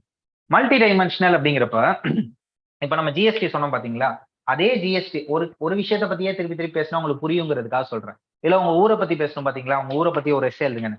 உங்க ஊரை பத்தி எழுதுறப்ப வெறும் சார் எங்க ஊர்ல விவசாயம் சார்ந்த ஊர் சார், வேற என்ன எழுதுறீங்க? ஏதாவது உங்க சைட்ல இருந்து இன்புட் கொடுத்தா சொல்லுங்க. உங்க ஊரை பத்தி ஏதாவது சொல்லணும்னா சொல்றதுக்கு எதுவுமே இல்லை சார் அப்படிங்கிறீங்களா? நல்ல ஊர் தானேங்க எல்லா ஊரும் தமிழ்நாட்டுல, தெரிஞ்சா சொல்லுங்க. ஜல்லிக்கட்டு சார், ட்ரெடிஷ்னலா நான் ஒண்ணு பேசுறேன் சார், கல்ச்சரலா நான் ஒண்ணு பேசுறேன். வேற ஏதாவது? நேச்சுரல் ரிசோர்ஸ் பத்தி பேசுறேன், ஜியாகிரபி பத்தி. அவ்வளவுதானா? பரவாயில்ல, ஆக்டிவ். ஏதாவது? என்னப்பா அல்வா கொடுக்குறீங்க? Okay sir. ஜிஐ டேக், அதுவும் ஒரு கல்ச்சுரல். ஜிஐ டேக் கொடுத்துருக்காங்க, மதுரை மல்லி, இந்த மாதிரி திருநெல்வேலி அல்வா இதெல்லாம் கொடுக்குறாங்க சார். இப்போ நம்ம இந்த மாதிரி ஒரு டைமென்ஷன், ஓகே சூப்பர். அதே நேரத்துல அடுத்து என்ன பண்ணுவோம், அந்த ஊர்ல யாரு ஃப்ரீடம் ஃபைட்டர் இருக்காங்க, அந்த ஊர்ல இப்ப என்ன நேஷனல் ஹைவே இருக்கு, அந்த ஊர்ல எவ்வளவு ஜிடிபி கான்ட்ரிபியூஷன் இருக்கு, எவ்வளவு பணம் சம்பாதிக்கிறாங்க, அவங்க அங்க ஊர்ல இருக்கவங்களோட தொழில்லாம் எப்படி, இல்ல வேற ஊர் வெளியூர்ல போய் வேலை பாக்குறாங்கன்னா அவங்க எப்படி காசு அனுப்புறாங்களா, அந்த ஊர்ல இருக்கவங்களோட வாழ்க்கை தரம் எப்படி இருக்கு, பர்ச்சேஸ் பவர் பேரிட்டி எப்படி இருக்கு, அங்க இருக்கவங்கலாம் ஆண்ட்ராய்டு டிவி யூஸ் பண்றாங்களா, ஆண்ட்ராய்டு போன் யூஸ் பண்றாங்களா, ஆப்பிள் போன் யூஸ் பண்றாங்களா, வாழ்க்கை தரம் பைக் யூஸ் பண்றாங்களா, கார் யூஸ் பண்றாங்களா, அங்க எப்படி கன்ஸ்ட்ரக்ஷன் இருக்கு, இன்ஃப்ராஸ்ட்ரக்சர், ட்ரைனேஜ் எல்லாம் ப்ராப்பரா கட்டியிருக்காங்களா இல்லையா, இப்படி எல்லா டைமென்ஷனையும் தொடரும் சார். சப்போஸ் ரெயின்ஃபால் வந்துருச்சு, பிளட் வந்துச்சுன்னா அதை எப்படி மேனேஜ் பண்றாங்க, டிசாஸ்டர் மேனேஜ்மெண்ட் சார். அங்க இருக்கவங்கள ஒரு சேரிட்டிக்கு என்ன பண்றாங்க, எத்திக்கலா எப்படி இருக்காங்க, இப்படின்னு எல்லா டைமென்ஷனை மல்டி டைமென்ஷனலா இவனுக்கு எழுத தெரியுதா இல்லையா, அந்த ஸ்டூடெண்ட்டுக்கு இந்த ஆஸ்பிரண்ட்க்கு எழுத முடியுதா இல்லையா, இதை தான் செக் பண்றாங்க. இது மட்டும் தான் செக் பண்றாங்க. நல்லா பாத்துங்க, எல்லா டைமென்ஷன்லயும் ஒரு டாபிக்கை டச் பண்ண தெரிஞ்சா சார். இதே ஜிஎஸ்டிக்கு சொல்லி காட்டுங்க, ஊருன்னு சொல்லிட்டீங்க, ஜிஎஸ்டிக்கு என்ன பண்ணுவீங்க? அப்போ இதே ஜிஎஸ்டினால நான் சொன்னது ரெண்டு பேர் சொன்னேன், ஃபர்ஸ்ட் கவர்மெண்ட், பீப்புள்னு. இப்ப பீப்புளே உடச்சு பாருங்க, ஃபார்மர்ஸ்க்கு என்ன பெனிஃபிட், ஸ்டேட் கவர்மெண்ட்டுக்கு என்ன பெனிஃபிட், இண்டஸ்ட்ரியலிஸ்ட்க்கு என்ன பெனிஃபிட், ஒரு ஆளுக்கும், ஸ்டூடெண்ட்ஸ்க்கு என்ன பெனிஃபிட், எஜுகேஷனல் இன்ஸ்டிடியூஷனுக்கு ஜிஎஸ்டிக்கு அப்புறம் என்னாச்சு, இங்க ஃபீஸ் இன்க்ரீஸ் ஆச்சா கம்மியாச்சா, ஸோ எல்லா ஆஸ்பெக்ட்லயும் எழுத தெரியுதா அவருக்கு, இதுதான் இங்க பாக்குறாங்க. நேஷனல், இன்டர்நேஷனல் லெவல்ல ஜிஎஸ்டி வந்ததுனால நம்மள எப்படி பாக்குறாங்க. ஸோ இங்க ஜிஎஸ்டிங்கிறத ஒரு விஷயத்தை எவ்வளவு மல்டி டைமென்ஷனலா அப்ரோச் பண்றாங்க. ஓகே, நெக்ஸ்ட் யூஸ்வலா எப்பயுமே நம்ம பேசுறதா structures of essay. Structure of எஸ்ஏங்கிறப்ப எப்பயுமே எல்லாரும் என்ன சொல்லுவாங்க, இன்ட்ரோடக்ஷன், பாடி, கன்க்ளூஷன். அதே 3 ஸ்ட்ரக்சர் தான் இங்கேயும், பட் அந்த 3 பத்தி நான் பேசுறேன். First introduction. எப்பயுமே ஒரு இதை பத்தி இன்ட்ரோ அப்படின்னா என்னது, இன்ட்ரோனா முன்னுரை சார் அப்படின்னு டிரான்ஸ்லேட் பண்ணக்கூடாது சரிங்களா. அப்ரிவேஷனு, டிரான்ஸ்லேஷனு, இந்த அக்ரனம் இது மட்டும் சொல்லக்கூடாது. அப்ப இன்ட்ரோ அப்படிங்கிறது இப்ப ஜிஎஸ்டி பத்தி கேட்டாலும் சரி, உங்க ஊர் பத்தி கேட்டாலும் சரி, அது என்ன மாதிரிலாம் இருக்கணும் அப்படின்னா நோட் பண்ணிக்கோங்க. ஃபர்ஸ்ட் இன்ட்ரோ இங்க யூபிஎஸ்சியில் எப்படி இருக்கணும்னா, நான் கொஸ்டினா புரிஞ்சுக்கிட்டேன் அப்படின்னு சொல்லணும். Understanding the question, I understood the question அப்படிங்கிறது கரெக்டா இருக்கணும். ஏன்னா கொஸ்டின் வந்து ஒரு லைன் கொடுத்துருக்கான், இங்க ஃபாரஸ்ட்னு ஒரே ஒரு வரி கொடுக்கல, கொஸ்டின் எப்படி லைனா கொடுத்துருக்கான். அப்ப இந்த கொஸ்டினை நான் ப்ராப்பரா எனக்கு புரிஞ்சிருச்சு அப்படிங்கறத நீங்க தெரியப்படுத்துற எக்ஸ்பிளனேஷனா இன்ட்ரோ இருக்கலாம் அப்படிங்கிற, இப்படிதான் இருக்கணும்னு நான் சொல்லல பாருங்க. அப்போ ப்ராப்பரா நம்ம அந்த கொஸ்டினை புரிஞ்சுக்கிட்டோங்கிற இன்ட்ரோடக்ஷன் இருக்கலாம். ரெண்டாவது விஷயம், இந்தியாவில இப்ப விமன் எம்பவர்மெண்ட் அப்படின்னு ஒரு டாபிக் கேட்கறாங்கன்னு வச்சுக்கோங்க. ஒரு எக்ஸாம்பிளுக்கு அப்படி ஒரு எஸ்ஏ கேட்கறாங்க. சில பேர் என்ன எழுதுவாங்க, விமன் எம்பவர்மெண்ட்னா என்னன்னு டெஃபினிஷன் எழுதுவாங்க. அதுதான் இப்ப ஃபர்ஸ்ட் டைப் ஆஃப் இன்ட்ரோடக்ஷன் நான் சொல்லியிருக்கேன். அப்ப எனக்கு கொஸ்டின் புரிஞ்சிருச்சு, விமன் எம்பவர்மெண்ட்னா என்ன, பெண்களுக்கு எப்படி அதிகாரம் அளிக்கிறது, இந்த மாதிரி எழுதுவாங்க. அதிகாரம் அளித்தல்னா என்ன, பெண்கள்னா என்ன, இந்த மாதிரி எழுதுவாங்க. இன்னொரு டைமென்ஷன்ல இப்ப என்ன எழுதுவாங்கன்னா, இந்தியாவில இவ்வளவு ரேப் நடந்துட்டு இருக்கு, இதுக்கு பேரா விமன் டெவலப்மெண்ட் இன் இந்தியா அப்படின்னு ஒரு நெகட்டிவா ஒரு கேள்வி கேட்பாங்க. விமன் டெவலப்மெண்ட் சொல்றியே, இப்படி நடந்துட்டு இருக்கே, இதுவா இந்தியாவில விமன் டெவலப்மெண்ட், அங்க ஆரம்பிச்சு எப்படி கொண்டு போவாங்கன்னா, இந்த நடக்கிற 1-2 கேஸ் மட்டுமே வச்சு நம்ம இந்தியாவை முடிவு பண்ண முடியாது அப்படின்ட்டு அப்படியே உள்ள கொண்டு போவோம். கரெக்டா? அப்படி ஒரு நெகட்டிவா ஒரு கொஸ்டின் கேட்டு உள்ள கொண்டு போகலாம். ஸோ கொஸ்டின் பண்ணி உள்ள கொண்டு போறது ஒரு டைப் ஆஃப் இன்ட்ரோடக்ஷன். மூணாவது டைப் இன்ட்ரோடக்ஷன் என்ன பண்ணலாம் அப்படின்னா, ஒரு ஏபி, ஒரு சீதான்னு ஒருத்தவங்க இருந்தாங்க, இன்னொருத்தவங்க வந்து ஏதாவது யார் பேராவது சொல்லுங்க, அந்த பேரும் இல்லையா, சீதான்னு ஒருத்தவங்க இருந்தாங்க, வேற யாரும் இல்லையா பேரு, இன்னொருத்தவங்க ராம்னு ஒருத்தவங்க இருக்காங்க, இவங்க 2 பேர் இருக்காங்க, 2 பேர் டிராவல் பண்ணிட்டு இருக்காங்க, 2 பேரும் படிச்சுட்டு இருக்காங்க. இந்த பையன் வந்து ஸ்கூல் முடிச்சதுக்கு அப்புறம் பாத்தீங்கன்னா வெளியூருக்கு படிக்க ஆரம்பிச்சிட்டாங்க, காலேஜ். ஆனா இந்த பொண்ணு வந்து அவனோட நல்லா படிக்கும், இருந்தாலும் பக்கத்துல இருக்க ஸ்கூல் ஆர்ட்ஸ் காலேஜ்ல இல்ல பக்கத்துல இருக்க இன்ஜினியரிங் மெடிக்கல் காலேஜ்ல சேர்த்து விட்டாங்க, வெளியூருக்கு அனுப்பல. அவன் வந்து வெளிநாட்டுக்கு போனான். ஒரு 5 இயர்ஸ் 10 இயர்ஸ்க்கு அப்புறம் பார்த்தோம்னா இவன் வந்து இருக்கிறதுலே டாப் பொசிஷன்ல இருக்கான். இந்த பொண்ணு கடைசி வரைக்கும் அதே ஊர்ல தான் செட்டில் ஆயிடுச்சு. பட் இந்த பேசிக் எஜுகேஷன் இந்த பொண்ணுக்கு நல்லா இருந்துச்சு. இப்படின்னு ஒரு ஸ்டோரி சொல்லி அனெக்டோடோட ஆரம்பிக்கலாம். ஸ்டோரி. ஸோ ஸ்டோரி டெல்லிங்கோட ஆரம்பிக்கலாம் ஒரு டைப் ஆஃப் இன்ட்ரோடக்ஷன். நான் சொல்றேன், இது வந்து அல்டிமேட்டா நீங்க எப்படி எழுதினாலும் அதை ரீட் பண்ணி முடிக்கிறப்ப இட்ஸ் அ குட் பா அப்படின்னு ஒரு ஃபீலிங் வரணும். அதுதான் அந்த எஸ்ஏவோட. கடைசியில் அதை படிச்சு முடிக்கிறப்ப நல்லா எழுதியிருக்கான இந்த பையன் அப்படின்னு ஒரு ஃபீலிங் வரணும். அது என்ன எழுதணுங்கிறத நீங்க முடிவு பண்ணிக்கங்க. ஸோ இன்ட்ரோடக்ஷன் எப்படி இருக்கணும், எக்ஸ்பிளனேஷன், டெஃபினிஷனா, understanding the question first part இருக்கலாம். ரெண்டாவது பார்ட் என்ன சொன்னேன், கொஸ்டின் கேட்டு எழுதலாம். ஒரு நெகட்டிவா கொஸ்டின் கேட்கலாம், பாசிட்டிவாவும் கொஸ்டின் கேட்கலாம், எப்படி வேணா கொஸ்டின் கேட்டு கொண்டு போகலாம். மூணாவது ஒரு ஸ்டோரி டெல்லிங்கா கொண்டு போகலாம். அல்டிமேட்டா இந்த எஸ்ஏவை நான் அடுத்து வரப்போற பேராகிராஃப்ஸ்ல என்ன எழுத போறேன் அப்படிங்கிற ஒரு அவுட்லைன் கொடுக்குற மாதிரி இந்த இன்ட்ரோடக்ஷன் இருக்கணும். அல்டிமேட்டா என்ன இருக்கணும், கதை கதையா எழுதிட்டு போயிடக்கூடாது. நான் அடுத்த ஒரு 10 பேஜுக்கு, அடுத்த ஒரு 8 பேஜுக்கு நான் என்ன எழுத போறேங்கிறத நான் இங்க சொல்றேன் அப்படிங்கிற மாதிரி இருக்கணும். ஒரு அவுட்லைன் கொடுக்கணும். இதான் இன்ட்ரோடக்ஷன். பாடி அடுத்தது உள்ள வருவோம். 3 பார்ட்டா நம்ம எஸ்ஏவை பிரிச்சோம். ஸ்ட்ரக்சர், இன்ட்ரோடக்ஷன், பாடி, கன்க்ளூஷன். அந்த பாடி அப்படிங்கிறப்ப சார் விமன் ஒரு விஷயத்த பேசிட்டீங்க, எப்படி சார் பாயிண்ட் ஜென்ரேட் பண்றது? யோசிச்சு பாருங்க. பாயிண்ட் ஜென்ரேட் பண்றது பிரெயின் ஸ்டாம் பண்ணுனா பிரெயின் ஸ்டாம் பண்றதுக்கு நான் ஒரு 2-3 வழிமுறைகள் சொல்லித்தரேன். பிரெயின் ஸ்டாமிங் எந்த ஒரு டாபிக் கேட்டாலும் அதை எப்படி யோசிக்கலாம். ஃபர்ஸ்ட் அப்ரோச் வந்து டெம்போரல் அப்ரோச் அப்படின்பாங்க. இந்த டெம்போரல் அப்ரோச்னா என்னன்னா time paste approach. Women ancient அப்படி எப்படி இருந்தாங்க, மெடிவல் பீரியட்ல எப்படி இருந்தாங்க, மாடர்ன் பீரியட்ல எப்படி இருந்தாங்க, இப்ப விமன் எப்படி இருக்காங்க, இந்த மாதிரி ஒரு டைமா. சார் ஏன்ஷியன் காலகட்டத்துல நம்ம ஔவையார்னு சொல்லுவோம், இங்கெல்லாம் சொல்றோம். அப்ப பெண்களுக்கு சார் நிறைய கல்வி கொடுத்தாங்க சார். அதுக்கடுத்து மெடிவல் பீரியட்ல சார் ரஷ்யன் சுல்தானா இவங்க ஒரு சில பெண் இருந்தாங்க சார். ஆனா அதுக்கப்புறம் பெருசா எனக்கு தெரியற மாதிரி இல்லை சார். அதுக்கப்புறம் மாடர்ன் பேஸ், அதுக்கப்புறம் இப்ப எப்படி இருக்காங்க, இப்ப எங்கெங்க விமன் பேஸ்டு பிரச்சனை சார், சபரிமலா இஷ்யூ போது, இந்த மாதிரி இங்க இருந்து ஆரம்பிச்சு அப்படியே டைமா எழுதலாம். இது ஒரு ஆர்டரா இருக்கா? So orderly fashion. நான் ஏன்ஷியன்ல ஆரம்பிச்சு இன்னைக்கு உள்ளது வரைக்கும் அப்படியே எழுதிட்டு வரேன். இது வந்து டெம்போரல் அப்ரோச். இப்ப யோசிச்சு பாருங்க, ஒரு நிமிஷத்துக்கு முன்னாடி விமன் பத்தி பாயிண்ட் சொல்லுங்கிறப்ப நம்மளோட திங்கிங் ப்ராசஸே எப்படி இருந்துச்சுன்னா அங்க ஒண்ணு இங்க ஒண்ணுன்னு பிச்சு போட்ட மாதிரி இருந்துச்சு. இந்த டெம்போரல் அப்ரோச்ங்கிற ஒரே ஒரு அப்ரோச் சொல்லி கொடுத்தேன். இதுக்கப்புறம் நான் எஜுகேஷன் சிஸ்டம் அப்படின்னு என்ன யோசிப்பீங்க சார்? ஏன்ஷியன்ல எஜுகேஷன் எப்படி இருந்துச்சு, மெடிவல் எப்படி இருந்துச்சு, அப்பெல்லாம் ரிலீஜியஸா இருந்துச்சு சார், சயின்ஸ் அண்ட் டெக் இருந்துச்சு சார். ஆனா இப்ப வந்து அப்படியே பியூரா வேற மாதிரி மாறிடுச்சு சார். அப்படியே யோசிக்க முடியுதா? So it's a point generating approach. இப்படிதான் எழுதணும்னு இல்லை, பாயிண்ட் ஜென்ரேட்டிங். உங்களுக்கு நிறைய பாயிண்ட்ஸ் இப்படி யோசிச்சீங்கன்னா கிடைக்கும். செகண்ட் அப்ரோச் அப்படின்னு பாத்தீங்கன்னா ஸ்பேஷியல் அப்ரோச் அப்படின்பாங்க. அது என்ன ஸ்பேஷியல் அப்ரோச் அப்படிங்கிறப்ப இது இன்ஸ்டிடியூஷனல் ஆர் ஸ்பேஷியல் அப்ரோச்னு வச்சுக்கலாம். இப்ப எஜுகேஷனோ விமனோ எடுத்துக்கோங்க. விமன் யோசிக்கிறப்ப நம்ம குடும்பத்துல நம்ம அம்மாக்கோ சிஸ்டருக்கோ நடக்கக்கூடிய பிரச்சனைகளை பத்தி எழுதுவோம். அவங்க எந்த அளவுக்கு ப்ராப்ளம் ஃபேஸ் பண்றாங்கன்னு எழுதுவோம். அடுத்து நம்ம குடும்பத்துக்கு அப்புறம் நம்ம ஊர்ல இன்னொரு பக்கத்துல பார்க்கக்கூடிய ஆட்களை பத்தி எழுதுவோம். அடுத்து நம்ம ஸ்டேட்டோ நம்ம டிஸ்ட்ரிக்டோ எழுதுவோம். அதுக்கப்புறம் நம்ம கண்ட்ரி எழுதுவோம். அதுக்கப்புறம் இன்டர்நேஷனல் எழுதுவோம். இதுதான் வந்து இந்த approach, spatial or institutional approach. ஃபேமிலியை பத்தி எழுதலாம், இங்க ஒரு ரிலீஜியஸ் பத்தி எழுதலாம். கரெக்டா? நம்ம வீட்டை பார்ப்போம், அதுக்கப்புறம் நாட்டை பார்ப்போம், அதுக்கப்புறம் இன்டர்நேஷனல் லெவல பார்ப்போம். இப்போ நமக்கு என்ன ஆயிடுச்சு, எக்ஸ்ட்ரா ஒரு 3 பாயிண்ட் ஜென்ரேட் ஆக ஆரம்பிச்சிருச்சு. இது எப்பயுமே யூஸ் ஆகும், not only in essay class. நீங்க அடுத்து எந்த ஒரு விஷயமா இருந்தாலும் யாராவது ஒரு டாபிக் பத்தி உங்கள்ட்ட கேட்டா இதை வச்சுதான் நீங்க அப்ரோச் பண்ணலாம். ஸ்பேஷியல் அப்ரோச்னு ஒன்று பார்த்திருக்கோம், டெம்போரல் அப்ரோச்னு இன்னொன்னு. என்ன அப்படின்னு பாத்தீங்கன்னா இன்னும் லாஸ்ட் இது வந்து செக்டோரல் அப்ரோச்னு ஒன்று சொல்லுவேன். செக்டோரல் அப்ரோச் அப்படிங்கிறப்ப ஒரு செக்டார்ல அவங்களோட பார்ட்டிசிபேஷன் எப்படி, அவங்க படக்கூடிய கஷ்டங்கள்லாம் எப்படி அப்படின்னு எழுதலாம். அந்த செக்டோரல் அப்ரோச்னு எழுதுறப்ப ஃபர்ஸ்ட் பொலிட்டிக்கலா எழுதலாம், எக்கனாமிக்கலா எழுதலாம், எஜுகேஷனலா எழுதலாம். இப்ப எஜுகேஷன் ஃபீல்டுல விமன் எப்படி, பொலிட்டிக்கல்ல விமன் எவ்வளவு பேர் எம்பியா இருக்காங்க, அடுத்தது எக்கனாமிக்கலா எவ்வளவு பேர் வேர்ல்ட் பேங்க்ல இருக்காங்க, எவ்வளவு எக்கனாமிக்கல் இண்டிபெண்டன்சி அவங்கள்ட்ட இருக்கு, எல்லாருக்கும் எக்கனாமிக்கலா அவங்க சுதந்திரமா இருந்தாலே பாதி விமனுக்கு பாதி பிரச்சனை முடிஞ்சிடும். அடுத்தது இன்டர்நேஷனல் லெவல்ல இவங்க எப்படி இருக்காங்க. அதுக்கப்புறம் என்விரான்மெண்டல், மரத்தெல்லாம் பாதுகாக்கிறது, அக்ரிகல்ச்சரை பாதுகாக்கிறதுலாம் மேல விட யார் அதிகமா இருப்பாங்க, ஃபீமேல் இருப்பாங்க. இந்த கேரக்டர் பத்தி எழுதலாம். அடுத்தது எத்திக்கல். எத்திக்கல்ங்கிறப்ப விமனை பத்தி என்ன எத்திக்கலா சொல்லலாம், நான் திருப்பி ஒரு தடவை சொல்றேன் பாருங்க. ஹிஸ்டாரிக்கலா அவங்களை பத்தி எழுதலாம், பொலிட்டிக்கலா எழுதலாம், எக்கனாமிக்கலா எழுதலாம், என்விரான்மெண்டலா எழுதலாம். கடைசியில எங்க கொண்டு போய் முடியுங்கன்னு சொல்றேன், எத்திக்கல். எத்திக்கல் அப்படிங்கிறப்ப என்னது, அது ஒரு அறவியல்னு சொல்றோம். செல்ஃப்லெஸ் அப்படின்னு ஒரு கேரக்டர் யோசிச்சு பாருங்க, உங்க அம்மா ஞாபகம் வருவாங்க. கரெக்டா? செல்ஃப்லெஸ் எது உங்களுக்கு இன்னைக்கு காலைல கிளப்பி விட்டுருப்பாங்க. நான் செல்ஃப்லெஸ்னஸ் ஒண்ணு கத்துக்கிட்டதே எங்க அம்மாட்ட இருந்து. இப்படி ஒரு பேப்பரும் இருக்கு நமக்கு, அதான் எத்திக்ஸ். அதையும் இங்க கொண்டு வந்து எழுதணும். எத்திக்ஸ்னு GS4ல ஒரு பேப்பர் படிப்பீங்க தெரியுமா, அது எல்லாமே இந்த மாதிரி தான் இருக்கும். ஓகேவா? சரி, இந்த இப்போ ஒரு 3 அப்ரோச் சொல்லி கொடுத்தேன். அந்த பாடி ஆஃப் த எஸ்ஏ எப்படி எழுதலாம், என்னென்ன அப்ரோச்னு கொஞ்சம் ரீகலெக்ட் பண்ண முடியுதா? டெம்போரல் அப்ரோச், ஸ்பேஷியல் அப்ரோச், அதுக்கப்புறம் செக்டரல் அப்ரோச். இனிமே எந்த ஒரு டாபிக் எடுத்தாலும் இந்த மாதிரி யோசிச்சு பாருங்க. நீங்க சிவில் சர்வீஸ் படிக்கிறீங்கிறதே ஐஏஎஸ் ஆனுங்கிற ஒரே ஆம்பிஷன்ல மட்டும் இல்ல, பர்சனாலிட்டி டெவலப்மெண்டா இருக்கும், செல்ஃப் டெவலப்மெண்டா இருக்கும், எல்லாமே சேர்த்தாகும்.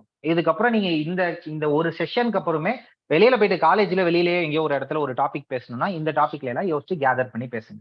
அடுத்தது கன்க்ளூஷன் அப்படின்வாங்க. கன்க்ளூஷன்ங்கிறது எப்படி இருக்கணும்? கன்க்ளூஷன்னா இந்தியாவில பெரும்பாலான பேர் தப்பா புரிஞ்சுக்கிறது என்னன்னா, இது வரைக்கும் சொன்னதெல்லாம் அப்படியே சம்மரி பண்ணி விட்டு போயிடுறேன், இது வரைக்கும் சொன்னதை அப்படியே முடிச்சு விட்டு போயிடுறேன்னு. கன்க்ளூஷன்னா என்ன பொறுத்த வரைக்கும் அது நோ சம்மரி, அதே மாதிரி நோ ஃப்ரெஷ் ஐடியா. ஃப்ரெஷ்ஷா ஒரு விஷயத்த கொண்டு வந்து புதுசா எழுதக்கூடாது. உங்க எஸ்ஏல எவ்வளவு பேஜ் எழுதுங்கன்னு சொல்லியிருக்கேன், 12 பேஜஸ் வரைக்கும் அவங்க கொடுத்துருப்பாங்க. நீங்க 8 பேஜஸ் எழுதலாம், 10 பேஜஸ் எழுதலாம், 12 பேஜஸ் எழுதலாம், பேஸ்ட் ஆன் த கண்டென்ட். நல்ல கண்டென்ட் வந்து 8 பேஜஸ் எழுதினாலே சூப்பர் மார்க் வரும். 12 பேஜஸ் எழுதணும் தேவையில்ல. இதை இப்பதான் ரிவீல் பண்றேன், அவ்வளவு நேரம் நான் சொல்லல. 12 பேஜஸ்ல இந்த வெரி குட் கண்டென்ட்டா இருக்கு, நல்லா சூப்பரா ஒரு கோர்வே எழுதிட்டே போயிட்டு இருக்கீங்கன்னு வச்சுக்கோங்க, 8 பேஜஸ் எழுதினாலே நல்ல மார்க் எடுக்கு. அது 10 பேஜஸா எழுதினாலும் நல்லதுதான், 12 பேஜஸ் எழுதினாலும் நல்லதுதான். அப்போ ஒரு 10 பேஜ்னு ஆவரேஜா வச்சுப்போம் நம்ம எழுதுறோன்ட்டு. அதுல ஒரு 1 or 2 பேஜஸ் இன்ட்ரோடக்ஷன் அது முடிஞ்சு போச்சு. அதுக்கப்புறம் என்ன இருக்கு, இன்னும் கன்க்ளூஷன் பார்ட்டுக்கு ஒரு 2 பேஜஸ் முடிஞ்சு போச்சு. மீதி இருக்க அந்த 6 பேஜஸ் 8 பேஜஸ் மட்டும் தான் உங்க கண்டென்ட் கொடுக்க போறீங்க. அதுக்கு தான் இவ்வளவு அப்ரோச் நான் சொன்னது. எக்கனாமிக்கலா எப்படி, என்விரான்மெண்டலா எப்படி, இன்ஸ்டிடியூஷனலா எப்படி, ஏன்ஷியன்ல எப்படின்ட்டு. அப்ப கன்க்ளூஷன்ல 2 விஷயம் இருக்கக்கூடாதுன்னு சொல்லிட்டேன். ஒண்ணு, அதை சம்மரி பண்ற மாதிரி இருக்கக்கூடாது. 2வது என்ன இருக்கக்கூடாது, ஃப்ரெஷ் ஐடியாவை கொண்டு வந்து திணிக்க கூடாது. வேற என்ன சார் எழுதுறது? அப்போ வேற என்ன எழுதணும்னா, இவ்வளவு நேரமா நம்ம சொல்லிட்டு வந்திருந்த டைமென்ஷனையே இனி ஃபியூச்சர்ல எப்படி இருக்கும் அப்படிங்கிற மாதிரி எழுதணும். So conclusion should be futuristic. இப்ப சிவில் சர்வீஸ் இந்த செமினார் வரீங்க, இதோட கன்க்ளூஷன்ல இங்க சொன்ன எஸ்ஏ கிளாஸே திருப்பி நாங்க போட்டு 5 நிமிஷம் எடுத்தா நல்லா இருக்கும், அது பேர் ரிவிஷன் கிளாஸ், கன்க்ளூஷன் இல்ல. அட் த சேம் டைம் இப்ப நான் பேசிட்டு இருந்தேன் சார் ஓவர்வியூவே திருப்பி வந்து ஒரு 5 நிமிஷமா லாஸ்ட் கிளாஸ் நாளைக்கு பேசினா அது நல்லாவா இருக்கும், அது கன்க்ளூஷன் இல்ல, அது ரிவிஷன். அப்ப கன்க்ளூஷன்ங்கிறது என்னன்னா, இதுக்கப்புறம் வாட் நெக்ஸ்ட் அப்படின்னு பேசினா அதுதான் கன்க்ளூஷன். ஃபியூச்சரிஸ்டிக்கா இருக்கணும். எந்த ஒரு விஷயமா இருந்தாலுமே கன்க்ளூஷன் அப்படின்னா அது முடிவுரைனா அதோட முடிஞ்சு போச்சு இல்ல, இதுக்கப்புறம் அது இதுக்கப்புறம் அது எப்படி இருக்குங்கிறத பேசுறது தான் அந்த கன்க்ளூஷன். மூவின்னு ஃபர்ஸ்டே நான் எஸ்ஏ சொன்னேன், மூவில நல்ல கன்க்ளூஷன்னா என்ன சொல்லுவீங்க, ஒரு நல்ல மெசேஜ் கொடுத்துருக்கான் சார், இனிமே இதை பண்ணணும் அதை பண்ணணும்னு சொல்லுவீங்கல்ல, அதே தான் இருக்கும் ஒரு நல்ல கன்க்ளூஷன். இதுதான் வந்து நம்மளுடைய ஜென்ரல் அப்ரோச்சஸ் எல்லாம். ஒரு சில கொஸ்டின்ஸ் வந்து பொதுவா எப்பயுமே நான் எஸ்ஏ பத்தி செமினார்ஸ் எங்க எடுத்தாலுமே பசங்க கேட்பாங்க. பட் நம்ம இங்க 1 hour செமினார்ங்கிறதுனால யூஸ்வலா 3 hours 4 hours இருக்கும். இப்போ 1 hourங்கிறதுனால நானே ஒரு சில ஜென்ரல் கொஸ்டின் சொல்றேன். கோட்ஸ் எழுதலாமா கூடாதா அப்படின்னு பெரும்பாலும், இது சீனியரா இருக்கட்டும் ஜூனியரா இருக்கட்டும் 2 பேரும் காமனான கொஸ்டின். பெரும்பாலும் இது சீனியர்ஸ்க்கு வரக்கூடிய கொஸ்டின். அதாவது இந்த செமினார் வந்து யூடியூப்ல நிறைய சீனியர்ஸும் பாக்குறீங்கன்னு எனக்கு என்கிட்டே சொல்லியிருந்தீங்க, அதனால இதை அட்ரஸ் பண்றேன். கோட்ஸ் எழுதலாமா கூடாதா அப்படின்னு பாக்குறப்ப, தேவைப்பட்டால் எழுதலாம். என்ன சொல்லியிருக்கேன், தேவைப்பட்டால் எழுதலாம். கண்டிப்பாக எழுதணும்னு சொல்ல, கண்டிப்பா விட்டுறணும்னு சொல்லல. ரீசன் என்ன அப்படின்னா, நம்ம பசங்க என்ன படிச்சுட்டு போயிருவாங்கன்னா, ஒரு 10 கோட் படிச்சுட்டு போயிருவாங்க. விமன் பத்தினா ஒரு 10 கோட்டை படிச்சுட்டு போயிருவான். எஸ்ஏ விமன் பத்தி கேட்டிருப்பான், சூப்பரா எழுதுறா, நமக்கு தெரிஞ்ச கோட்ஸ் எழுதுறா அப்படின்ட்டு கோட் எழுதிட்டு இருப்பான். அந்த எழுதின கோட்டுக்கும் அங்கே கீழே எழுதுற எக்ஸ்பிளனேஷனுக்கும் அவன் எழுதின கோட்டுக்கும் அந்த கொஸ்டினுக்கும் சம்மந்தமே இருக்காது. Because of asking the question the women அப்படிங்கிறதுனால எனக்கு தெரிஞ்ச கோட்ஸ் எல்லாத்தையும் அதுல டம்ப் பண்ண கூடாது அப்படிங்கிறேன். அதை நீங்க எழுதிக்கிட்டே இருக்கப்போ ஒரு பழமொழி பாட்டி சொல்லுவாங்க தெரியுமா, அந்த மாதிரி பழமொழியா எங்கேயாவது கோர்வையா வருதா எழுதுங்க. இல்ல சார் அப்படி வரல, அப்ப விட்டுருங்க. அப்ப கோட்ங்கிறது அப்ராப்ரியேட்டா கரெக்டா பயன்படுத்த தெரிஞ்சிச்சுன்னா உங்களுக்கு மார்க் நிறைய வரும். இல்ல சரியா பயன்படுத்த தெரியல அப்படின்னா என்ன ஆயிரும், அப்படியே மார்க் குறைச்சு.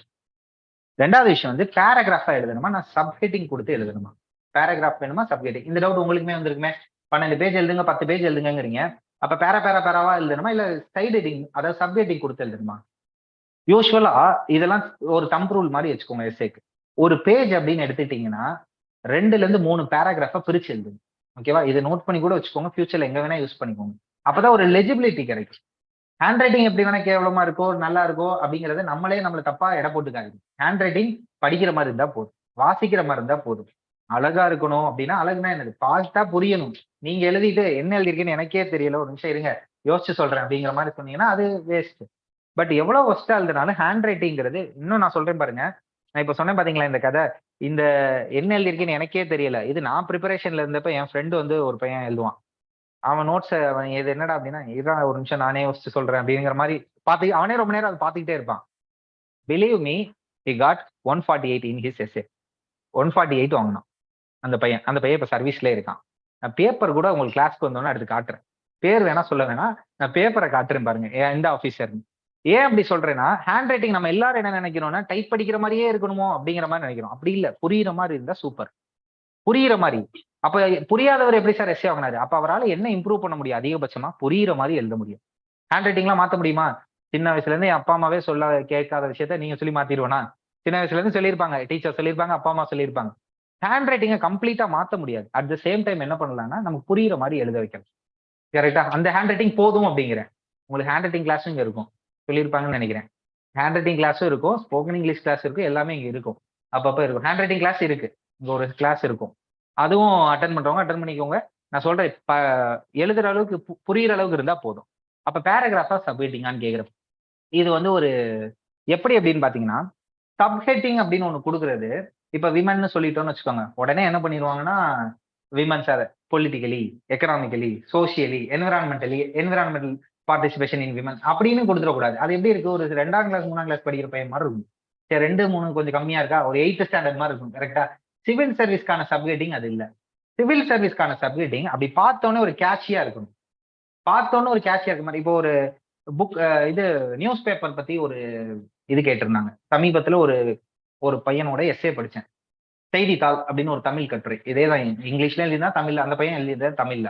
அவன் ஒரு சப்ஹெட்டிங் கொடுத்திருந்தான், ஏழைகளின் நூலகம் அப்படின்னு கொடுத்திருந்தான். இது எப்படி இருக்கு பாக்குறப்பே, நியூஸ் பேப்பர் பத்தி ஒரு எஸ்ஸே கேட்டிருக்கான், அது தமிழ்ல எழுதியிருந்தான் அந்த பையன். சார் திருத்தி கொடுங்கிறப்ப திருத்துறப்ப ஃபர்ஸ்ட் டாபிக் ஏழைகளின் நூலகம் அப்படின்னு கொடுத்திருக்கான். அது பாக்குறப்பே ஒரு கேட்சியா இருக்கா? சோ சப்ஹெட்டிங் கொடுத்தீங்கன்னா அது கேட்சியா கொடுங்க, இல்லாட்டி கொடுக்காதீங்க. ஓகேவா? பேராகிராஃப் அவன் எழுதலாம், சப்ஹெட்டிங் அவன் கொடுக்கலாம். கொடுக்கணுமே சப்ஹெட்டிங் கொடுக்காதீங்க, ஒரு கேட்சியா கொடுங்க. ஓகே. அடுத்தது சார் இந்த கிராமர் இதெல்லாம் எப்படி சார்? கிராமர் அதுக்குன்னு காந்தி இப்போ உயிரோட இருக்காருங்கிற அளவுக்கு கிராமர் எழுதிடக்கூடாது. அந்த சின்ன சின்ன கிராமர் வந்து உங்களுக்கு இங்க இங்கிலீஷ் கிளாஸ்ல சின்ன சின்னதா டீச் பண்ணுவாங்க. சின்ன சின்ன விஷயங்கள். அதான் நான் சொல்றேன் பாருங்க, கிராமர்னு ப்ரெசென்ட் பெர்ஃபெக்ட் கண்டினியூஸ் டென்ஸ்ல தான் அந்த சென்டென்ஸ் எழுதணுமா, இன்டைரக்ட் ஸ்பீச்ல தான் அந்த சென்டென்ஸ் எழுதணுமா, பாசிவ் வாய்ஸ்ல தான் எழுதணுமா, அந்த அளவுக்கு உங்களுக்கு கிராமர் இங்க தேவையில்லை. கிராமர் தேவையா இல்லையா? கிராமர் தப்பா எழுதுனா அக்செப்டபிளா? இல்ல. ஆனா அதை சொல்லி தர்றோம். கிராமர் எப்படி எழுதணுங்கிறத இங்கிலீஷ் கிளாஸ்லயும் இருக்கும், இங்கிலீஷ் எழுதுறோம். இப்ப நானே கத்துக்கணும், எப்படி கத்துக்கிறது? நீங்களே கத்துக்கிறதுக்கு என்ன பாருங்கன்னா, ஒரு நல்ல ஆர்டிக்கல் எடுங்க, படிங்க. அவன் எங்க இஸ் போட்டிருக்கான், வாஸ் போட்டிருக்கான், எந்த இடத்துல ஹேவ் கேஸ் போட்டிருக்கான், எங்க இடத்துல என்ன டென்ஸ் யூஸ் பண்றாங்களோ அதை பாருங்க. இங்க பெரும்பாலான பேருக்கு இப்ப பாத்தீங்கன்னா, இதுல 2 குரூப் ஆஃப் ஸ்டூடெண்ட்ஸ் நான் பாத்திருக்கேன். இப்ப கிராமர் நான் டக்குன்னு கேட்டு பாஸ்ட் பெர்ஃபெக்ட் டென்ஸ் அப்படின்னு கேட்டா, இது யாரு இப்ப ஆன்சர் சொல்றான் தெரியுமா? தமிழ் மீடியம் பையன் சொல்லுவான் கரெக்டா, ஆனா இவன் தப்பா எழுதுவான். இங்கிலீஷ் மீடியம் பையனுக்கு இது என்ன டென்ஷன்லாம் தெரியாது சார், ஆனா கொடுங்க எனக்கு எழுத தெரியும், நான் ஹேவோ ஹேஸோ ஹேடோ போட்டுருவேன், எழுதிடுவேன் அப்படின்னு ஒரு கேட்டகரி இருப்பான். இதுதான் இந்த இடத்துல நான் 2 கேட்டகரி ஸ்டூடெண்ட்ஸ் பார்த்திருக்கேன். இங்கிலீஷ் மீடியம் பையனுக்கு இது இந்த கிராமர் தான் தெரியாது. ஏன் அப்படின்னா அவன் ரீட் பண்ணிக்கிட்டே இருந்திருக்கான், அதை வச்சு எழுதிடான். தமிழ் மீடியம் பையன் கிராமரா மனப்பாடம் பண்ணிக்கிட்டு இருக்கான். அப்படி பண்ணக்கூடாதுங்கிறேன். அது இங்க வந்து எப்படி இம்ப்ரூவ் ஆகும்னா, ஓவர் இந்த கம்மிங் ஜேர்னில பாத்தீங்கன்னா 3 மாசத்துல உங்களுக்கு அப்ரப்டா ரைட்டிங் ஸ்டைல் சேஞ்ச் ஆகும். நான் தான் சொன்னேன், எஸ்ஏங்கிறது நீ 3 மணி நேரம் நான் கிளாஸ் எடுத்துட்டா எஸ்ஏ எழுதுங்கன்னா எல்லாராலும் எழுதிட முடியாது. It take some time. நான் சொன்னதுக்கு ரீசன் அதுதான். கிராமரா இருக்கட்டும், உங்க லாங்குவேஜா இருக்கட்டும், பட் நீங்க எஃபர்ட் போட்டீங்கன்னா கண்டிப்பா வாங்கலாம். இன்னொரு ஆள் சொல்றேன், என்னுடைய ஃப்ரெண்ட் அண்ட் ஒரு சீனியர் 88 மார்க் ஒரு தடவை எஸ்ஏ. அதனால பாத்தீங்கன்னா அந்த வருஷம் அவருக்கு ஐஏஎஸ்ஏ கிடைக்கல, இன்டர்வியூ போயிட்டு. அடுத்த வருஷம் இந்த எஸ்ஏல நல்லா ஒர்க் பண்ணி மார்க் எடுக்கிறாங்க. 158 அவங்க 158 மார்க் இன் எஸ்ஏ. அடுத்த வருஷம் ஐஏஎஸ். அதுக்கு முன்னாடி வருஷம் வேற சர்வீஸ். ஸோ இந்த எஸ்ஏ அப்படிங்கிறது பெரும்பாலான பேரோட லைஃபையே அப்படி சேஞ்ச் பண்ணியிருக்கும். 80 மார்க்குக்கு 160 மார்க்கு எவ்வளவுங்க வித்தியாசம் யோசிச்சு பாருங்க. கிட்டத்தட்ட 80 மார்க்ஸ் நமக்கு டிஃபரன்ஸ். அப்ப அப்படியே கம்ப்ளீட்டா வந்து த டர்ன் ஓவர் இந்த essay. Sir good morning. So நமக்கு டர்ன் ஓவர் கொடுத்தது இந்த essay. Then diagrams. What about diagrams sir? Any flow chart or pie chart, bar charts use பண்ணலாமா? ஸோ மோஸ்ட்லி இதை ப்ரிஃபர் பண்ணாம இருக்கதே நல்லது. எஸ்ஏல மோஸ்ட்லி இதை ப்ரிஃபர் பண்ணாம. ஃபார் எக்ஸாம்பிள் 1 இயர் வந்து என்னோட ஸ்டூடெண்டே வந்து சார் நான் இந்த தடவை அந்த ஃப்ளோ சார்ட் சின்னதா ஒன்று போட்டு வந்தேன் சார் எஸ்ஏல, எனக்கு வந்து அந்த தடவை 150+ மார்க் வந்துருச்சு எஸ்ஏல அப்படின்னாங்க. ஒரு தடவை அந்த மார்க் வந்துச்சு. நெக்ஸ்ட் டைம் அவரே எழுதுறப்ப பாத்தீங்கன்னா அதே ஃப்ளோ சார்ட்ஸ் நிறைய யூஸ் பண்ணியிருக்காரு, மார்க்கே வரல. ஸோ எஸ்ஏ அப்படிங்கிறதுல மேக்ஸிமம் இதெல்லாம் நம்ம அவாய்ட் பண்ணிட்டாலே நல்ல ஸ்கோர்ஸ் வரும். என்னது டயக்ராமேட்டிக் ரெப்ரசன்டேஷன். ஜிஎஸ்ல நிறைய யூஸ் பண்ணுங்க, ஜிஎஸ்ல எங்கெல்லாம் யூஸ் பண்ண முடியுமோ யூஸ் பண்ணிட்டே இருக்கலாம். பட் இன் எஸ்ஏ அது தேவையில்லை. நம்ம இப்ப சொன்னோம் பாத்தீங்களா, பேராகிராஃப் சப்ஹெட்டிங்கா தான் எப்படி கொடுக்கணும், கேட்சியான சப்ஹெட்டிங்ஸ் கொடுத்து அதை அப்படியே ஒரே ஃப்ளோல கொடுத்துடலாம். தென் நம்ம இப்ப பேசினது தமிழ் ஆர் இங்கிலீஷ், ரெண்டுலயுமே சொல்லிட்டேன். தமிழ்ல இங்கிலீஷ் இதுல எது உங்களுக்கு நல்லா வருமோ அதை பிக் பண்ணி நீங்க எழுதி கொண்டு போயிட்டு இருக்கலாம். இப்போ இந்த ரீசெண்ட் டேஸ் இயர்லியரா எப்படி கேட்டாங்கன்னா, செக்ஷன் ஏ செக்ஷன் பின்னு வச்சுக்கோங்க. மொத்தமா எவ்வளவு எஸ்ஏ கேட்கறாங்கன்னு சொல்லியிருக்கோம். எவ்வளவு நம்ம எழுதுறதுல எவ்வளவு கேட்கறாங்க? 8. இந்த 8ல யூஸ்வலா எப்படி இருக்குன்னா, செக்ஷன் ஏல இருக்க 4 எப்படி இருக்குன்னா, இந்த மாதிரி women, environment, science and tech, boon or bane எப்படின்னு ஒரு 4 கொஸ்டின் இருக்கும். செக்ஷன் பியை பொறுத்த வரைக்கும் எப்படி இருக்கும்னா, இதே மாதிரி ஜென்ரலா ஒரு டாபிக்கா இருக்கும். இப்ப லேட்டஸ்டா லாஸ்ட் ஒரு 5 இயர்ஸ் ட்ரெண்ட் எப்படி இருக்குன்னா, செக்ஷன் ஏல ஜெனரல் ஸ்டடீஸும் செக்ஷன் பில பிலாசபி அப்படின்னு ஒண்ணு கொடுத்துறாங்க. பிலாசபினா என்ன? ஹாப்பினஸ் இஸ் ஹாப்பினஸ் அப்படின்பாங்க. என்ன சார் ஒண்ணுமே புரியல, ஹாப்பினஸ்னா ஹாப்பினஸ் தானேப்பா அப்படின்ட்டு. அதை எப்படி எழுதுறது? நான் சொன்ன அந்த 3 பாடி எப்படி கிரியேட் பண்றோம்னு டெம்போரல் ஸ்பேஷியல் அப்ரோச் சொல்லி கொடுத்தேன் பாத்தீங்களா? யோசிச்சு பாருங்க. எக்கனாமிக்கல் ஹாப்பினஸ்னா என்ன, என்விரான்மெண்ட்ல ஹாப்பினஸ்னா என்ன, ஹிஸ்டரியில ஹாப்பினஸ்னா என்ன, வார்ல ஜெயிச்சா அது ஹாப்பினஸ் தான், ரைட்டா தப்பா நம்ம சொல்ல முடியாது. ஸோ அது பேர் தான் philosophy. So how we design இந்த கோர்ஸ் அப்படின்னு பாத்தீங்கன்னா, இப்போ லேட்டஸ்ட் அந்த பிலாசபிக்கல் எஸ்ஏஸ் தான் வந்து அதிகமா வருது. நான் என்ன சொன்னேன் ஏர்லியா வந்து செக்ஷன் ஏல கேட்கவே மாட்டான் பிலாசபி, செக்ஷன் பில 1 or 2 கொஸ்டின் கேட்பான். நம்ம பசங்க தான் யூஸ்வலா வாட் வி டூ சாய்ஸ்ல விட்டுறான் சார், அதான் 4 கொடுத்து 1 தானே எழுத சொல்றீங்க அப்படின்னு இருக்கும். இப்போ என்ன பண்ணாங்கன்னா 2020ல 2020 கொஸ்டின் பேப்பர் எடுத்து பாத்தீங்கன்னா செக்ஷன் ஏ ஜெனரல் ஸ்டடிஸ் மாதிரி இருந்துச்சு, செக்ஷன் பில 4மே பிலாசபி. அப்போ there is no choice of philosophy, நீ கண்டிப்பா பிலாசபி எழுதியே ஆகணும் அப்படின்னு ஆயிடுச்சு. 2022ல என்ன ஆயிடுச்சுன்னா 2லையுமே பிலாசபி எழுதுற மாதிரி ஆயிடுச்சு. So the change of the pattern, the trend change எப்படி சேஞ்ச் ஆகிட்டே இருந்துச்சுன்னா ஜென்ரல் எஸ்ஏஸ் டு பிலாசபி எஸ்ஏக்கு மோர் இம்பார்ட்டன்ஸ் கொடுக்குற மாதிரி ஆயிடுச்சு. இதான் trend change. So how we design அப்படின்னு பாக்குறப்ப ஆஃப் த செஷன் அப்படியே பிலாசபிக்கல் எஸ்ஏக்கு நான் ட்ரைனிங் கொடுக்குற மாதிரி இருக்கும். ஒரு பிலாசபியா கொடுத்து அதை எப்படி எழுத வைக்கிறது அப்படின்ட்டு. ஆஃப் த செஷன் வந்து அப்படியே ஜென்ரல் ஸ்டடிஸ்க்கு இருக்கும். அந்த ஜென்ரல் ஸ்டடிஸ் அப்படிங்கிறப்ப நான் என்ன சொன்னேன், தீம் பேஸ்டா ஹவு வி டிவைடட்னு ஆல்ரெடி எக்ஸ்பிளைன் பண்ணி பாத்தீங்களா. ஒரு கிளாஸ்லேயே ஒரு தீமா எடுத்துட்டு கொண்டு போயிட்டு இருக்கோம். ஒரு கிளாஸ்லயும் ஃபர்ஸ்ட் தீம் வந்து விமன் எம்பவர்மெண்ட், அடுத்தது என்விரான்மெண்ட், எப்படின்னு ஒரு தீமா கொண்டு போயிட்டே இருப்போம். ஸோ ஒரு கிளாஸ்ல 2 essays எழுதணும், இதுதான் டாஸ்க். இங்க கிளாஸ்ல டிஸ்கஸ் பண்ணுவோம். அதுக்கப்புறம் ஹோம்ஒர்க் ஒரு எஸ்ஏவா இருக்கும். ஸோ இந்த அளவுக்கு அந்த ஹேண்ட் அவுட்ஸ் எல்லாம் கொடுத்து அப்படியே உங்களை டியூன் பண்ணி, இப்போ பாத்தீங்களா நம்ம ஸ்பேஷியல் அப்ரோச்னு சொன்னதுக்கு அப்புறம் எனி டாபிக் யூ கேன் டிஸ்கஸா, எங்க பேசினாலும் பேச முடியுமா. ஸோ இந்த மாதிரி சின்ன ஹேண்ட் அவுட்ஸ் அப்பப்போ கொடுக்குறது, கோட்ஸ் சம்பந்தமா நானே எங்க சார் கோட்ஸ் தேடுவேன், நான் உட்காந்து இதுல தேடணுமா கூகுள்ல தேடணுமா கோட்ஸுக்கு தனி புக் வாங்கணுமா அப்படின்னு கேட்டீங்கன்னா அதுவும் நாங்களே கொடுத்துருவேன். எஜுகேஷன் ரிலேட்டடான மொத்த கோட்ஸ் கொடுத்துருவேன். பட் நீங்க வெளியில தேடுறேன்னா தேடிக்கலாம், அதோட நிறுத்தணும்னு அவசியம் இல்லை. நான் பேசிக்கான எல்லா விஷயமும் உங்களுக்கு கொடுத்துருவோம், எழுதுறதும் சொல்லி கொடுத்துறேன். தட் இங்கிலீஷ் ஆல்சோ நான் என்ன சொல்லியிருக்கேன், அதை எப்படி இம்ப்ரூவ் பண்றேன்னு சொல்லியிருக்கேன். நீங்க எழுதி கொடுத்தாதான் உங்களுடைய லாங்குவேஜ் ஸ்கில் தெரியும். பட் எழுதுறது அப்படிங்கிறத இப்பயே ஸ்டார்ட் பண்ணிருங்க, எப்போ உங்களுக்கு கிளாஸ் ஸ்டார்ட் ஆனது. ஸோ இப்போ கண்டென்ட் அப்படின்னு ஒன்று இருந்தால் தான் அடுத்தடுத்து நம்ம டெவலப் பண்ணிட்டு போயிட்டே இருக்க முடியும். அந்த கண்டென்ட் அப்படிங்கிறப்ப உங்களுக்கு ஜென்ரல் ஸ்டடிஸ் கிளாஸஸ் போக டெய்லி நியூஸ் பேப்பர்ஸ் வர இது எல்லாமே நல்லா இருக்கும். ஏதாவது ஒரு புக்கு நான் ஸ்டார்ட் பண்றேன் sir for my essay writing அப்படின்னு கேட்டீங்கன்னா discovery of India, Jawaharlal Nehru, அந்த புக் கொஞ்சம் பெருசா இருக்கும், பரவாயில்ல பொறுமையா எடுத்து படிச்சுட்டே இருக்கலாம். இப்போ எஸ்ஏக்குன்னு நான் தனியா லாங்குவேஜ் அப்படிங்கிறப்ப நீங்க அந்த ஒரு பார்ட் பார்க்கலாம், அது ஒரு சரியான நல்ல புக்கா இருக்கும். ஒரே ஒரு புக் மட்டும் தான் சொல்லியிருக்கேன். இது போக வந்து உங்களுடைய டெய்லி நியூஸ் பேப்பர்ஸ், அதுக்கப்புறம் என்ன பண்ணுவோம் யோஜனா, இந்த மேகசைன்ஸ், இது எல்லாமே பார்த்துக்கிட்டே இருக்கலாம். ஓகேவா. நல்ல ஆர்டிகல் வர்றப்ப அப்பப்போ நம்ம கிங்மேக்கர் குரூப்லேயே நாங்களே ஷேர் பண்ணிட்டே இருப்பேன். இந்த ஆர்டிகல் வந்து இது நல்லா இருக்கு, இந்த பார்ட் நல்லா இருக்கு, இது எஸ்ஏக்கு நல்லா இருக்குன்னு. ஜென்ரல் ஸ்டடிஸோட புக் பிளஸ் நான் என்ன சொல்லியிருக்கேன் யோஜனா மட்டும் ரெகுலரா ரீட் பண்ணிட்டே இருங்க, எஸ்ஏ சூப்பரா வரும். ஓகேவா. Okay, thank you sir, thank you.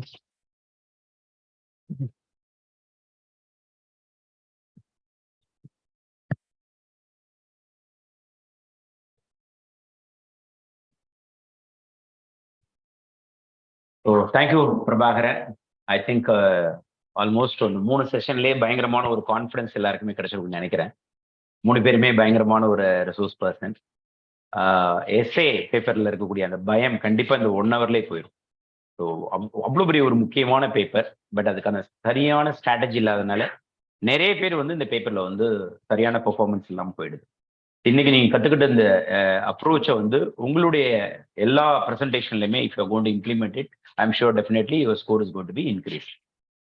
So sir தான் உங்களுக்கு இங்கே கிளாஸஸ் வந்து எஸ்ஐக்கு வந்து தனியாக எடுப்பாரு, பிரபாகரன் எடுப்பாரு, எஸ்ஏ எடுப்பாரு, ப்ளஸ் வந்து எத்திக்ஸ் எடுப்பாரு, தென் வந்து ஜிஎஸ்ல வந்து எக்கனாமிக்ஸ்ல சில பார்ட் வந்து எடுப்பாரு, தென் வந்து ஈவன் ஹிஸ்ட்ரி எடுப்பாரு. ஐ திங்க் அவர் எந்த டாபிக் கொடுத்தாலும் அடுத்த செகண்ட் செஷனுக்கு போகக்கூடிய ஒரு அற்புதமான ஒரு ரிசோர்ஸ் பர்சன் வந்து பிரபாகரன். நீங்க இப்ப எந்த டாபிக் கொடுத்தாலும் சரி அடுத்த செகண்ட் நேரம் கிளாஸஸ் எடுக்க ஆரம்பிச்சுவார். சிவில் சர்வீஸ்ல இருக்கக்கூடிய சிலபஸ்ல எந்த டாபிக் கொடுத்தாலும் சரி அப்படிப்பட்ட ஒரு அற்புதமான ஒரு resource person. So thank you so much Prabha. உங்களுடைய அந்த ஒரு 1 ஹவர் வந்து பயங்கரமான ஒரு 1 ஹவர் கிடையாது, 10 வருஷத்துடைய அனுபவத்தினுடைய மொத்த ஒரு வெளிப்பாடு. Thank you so much. அடுத்தபடியா கைதட்டணும் முடிவு நல்லாவே தட்டு. தேங்க்யூ. அடுத்து வந்து ரொம்ப ரொம்ப முக்கியமான ஒரு செஷன், கிங்மேக்கர்ஸ் ஐஏஎஸ் அகாடமியுடைய மிகப்பெரிய ஒரு வெல்விஷர், மிகப்பெரிய ஒரு பில்லர், மிகப்பெரிய ஒரு நாலேஜுடைய ஒரு பர்சன்ட் ஒட்டுமொத்த நாலேஜ் இருக்கும்னா அந்த மாதிரியான ஒரு சோர்ஸ் பர்சன். சிவில் சர்வீஸோடைய எல்லா டைமென்ஷனையும் பார்த்த ஒரு பர்சன். சிவில் சர்வீஸோடைய இப்போ லேட்டஸ்ட் பேட்டர்ன், அதுக்கு முன்னாடி இருந்த பேட்டர்ன், இப்படி எல்லாத்தையுமே கரைச்சு குடிச்சோர்னு சொல்லலாம். சிவில் சர்வீஸ் எக்ஸாமினேஷன்ஸ்ல நிறைய அனுபவம் இருக்கக்கூடிய ஒரு பர்சன். இப்போ டெப்டி கமிஷனரா இன்கம் டேக்ஸ் டிபார்ட்மெண்ட்ல ஐஆர்எஸ் அதிகாரியா தற்போது பணியில் இருக்கக்கூடிய ஒரு பர்சன். தமிழ்நாட்டில் இருக்கக்கூடிய ஒவ்வொரு அந்த ரிச்சஸ்ட் பர்சனுக்கும் ஒரு ஜஸ்ட் சார் சொன்னாவே எல்லாருக்குமே வந்து தெரிஞ்ச ஒரு ரிசோர்ஸ் பர்சன். இன்கம் டேக்ஸ் டிபார்ட்மெண்ட்ல இங்கே சென்னையில் இப்போ தற்போது வந்து பணியில் இருக்காங்க டெப்டி கமிஷனரா.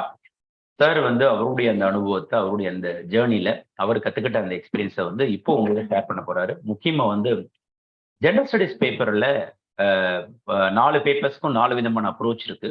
ஒவ்வொரு பேப்பருக்கும் ஒவ்வொரு மாதிரி. அதில் ஜிஎஸ் பேப்பர் 2 அப்படின்றது வெரி வெரி இம்பார்ட்டன்ட். அந்த பேப்பரை பற்றி தான் இன்னைக்கு உங்களுக்கு கூட சார் வந்து பேச போறாரு. ஸோ உங்களுடைய சார்பாகவும் கிங்மேக்கர்ஸ் ஐஏஎஸ் அகாடமி சார்பாகவும் ஒரு பலத்த கைதட்டலோடு நம்மளுடைய வெல்கம் சார்.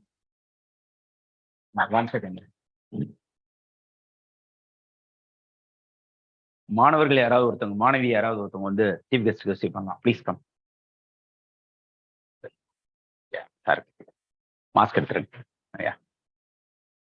கூட எஸ் ப்ளீஸ்.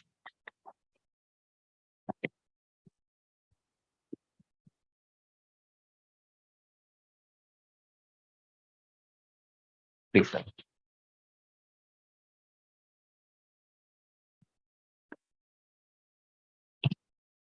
எஸ் இருக்கு.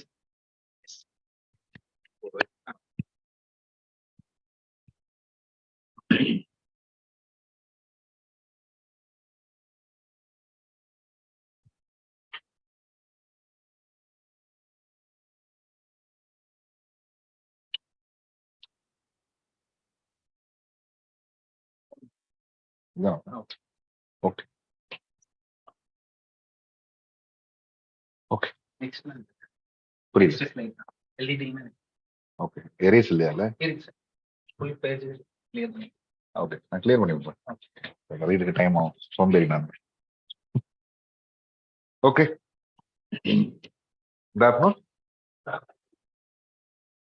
So welcome to civil service. நல்லா ப்ரிப்பேர் பண்ண ஆரம்பிக்கிறப்ப வெல்கம் சொல்றேன்றீங்களா?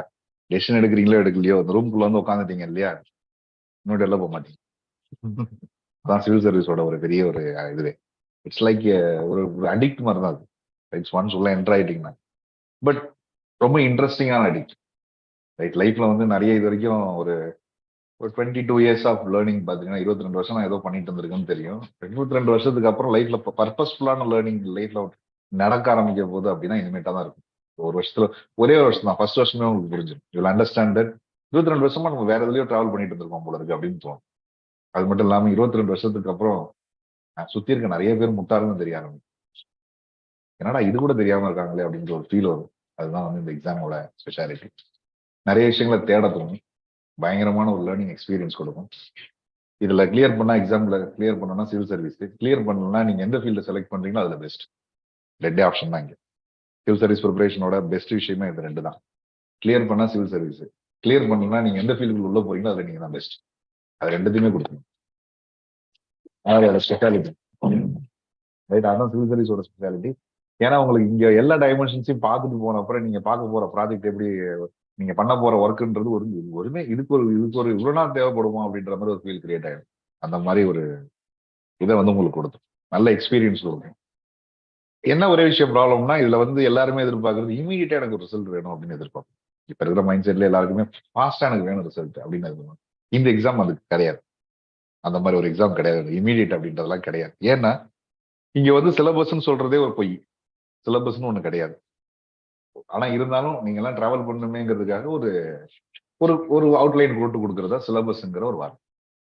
இங்க இருக்கிற விஷயங்கள்ல நீங்க புக் வச்சு படிக்கிறது, புக் வைக்காம படிக்கிறது, சுத்தி நடக்கிறது அப்சர்வ் பண்றது, இப்படி பல விஷயங்களை லேர்ன் பண்ண ஆரம்பிப்பீங்க. எல்லாத்தையும் கொண்டு வந்து கடைசியா ஒரு எக்ஸாம்ல எழுதுவீங்க. அதுதான் இந்த எக்ஸாமோட ஸ்டைலே.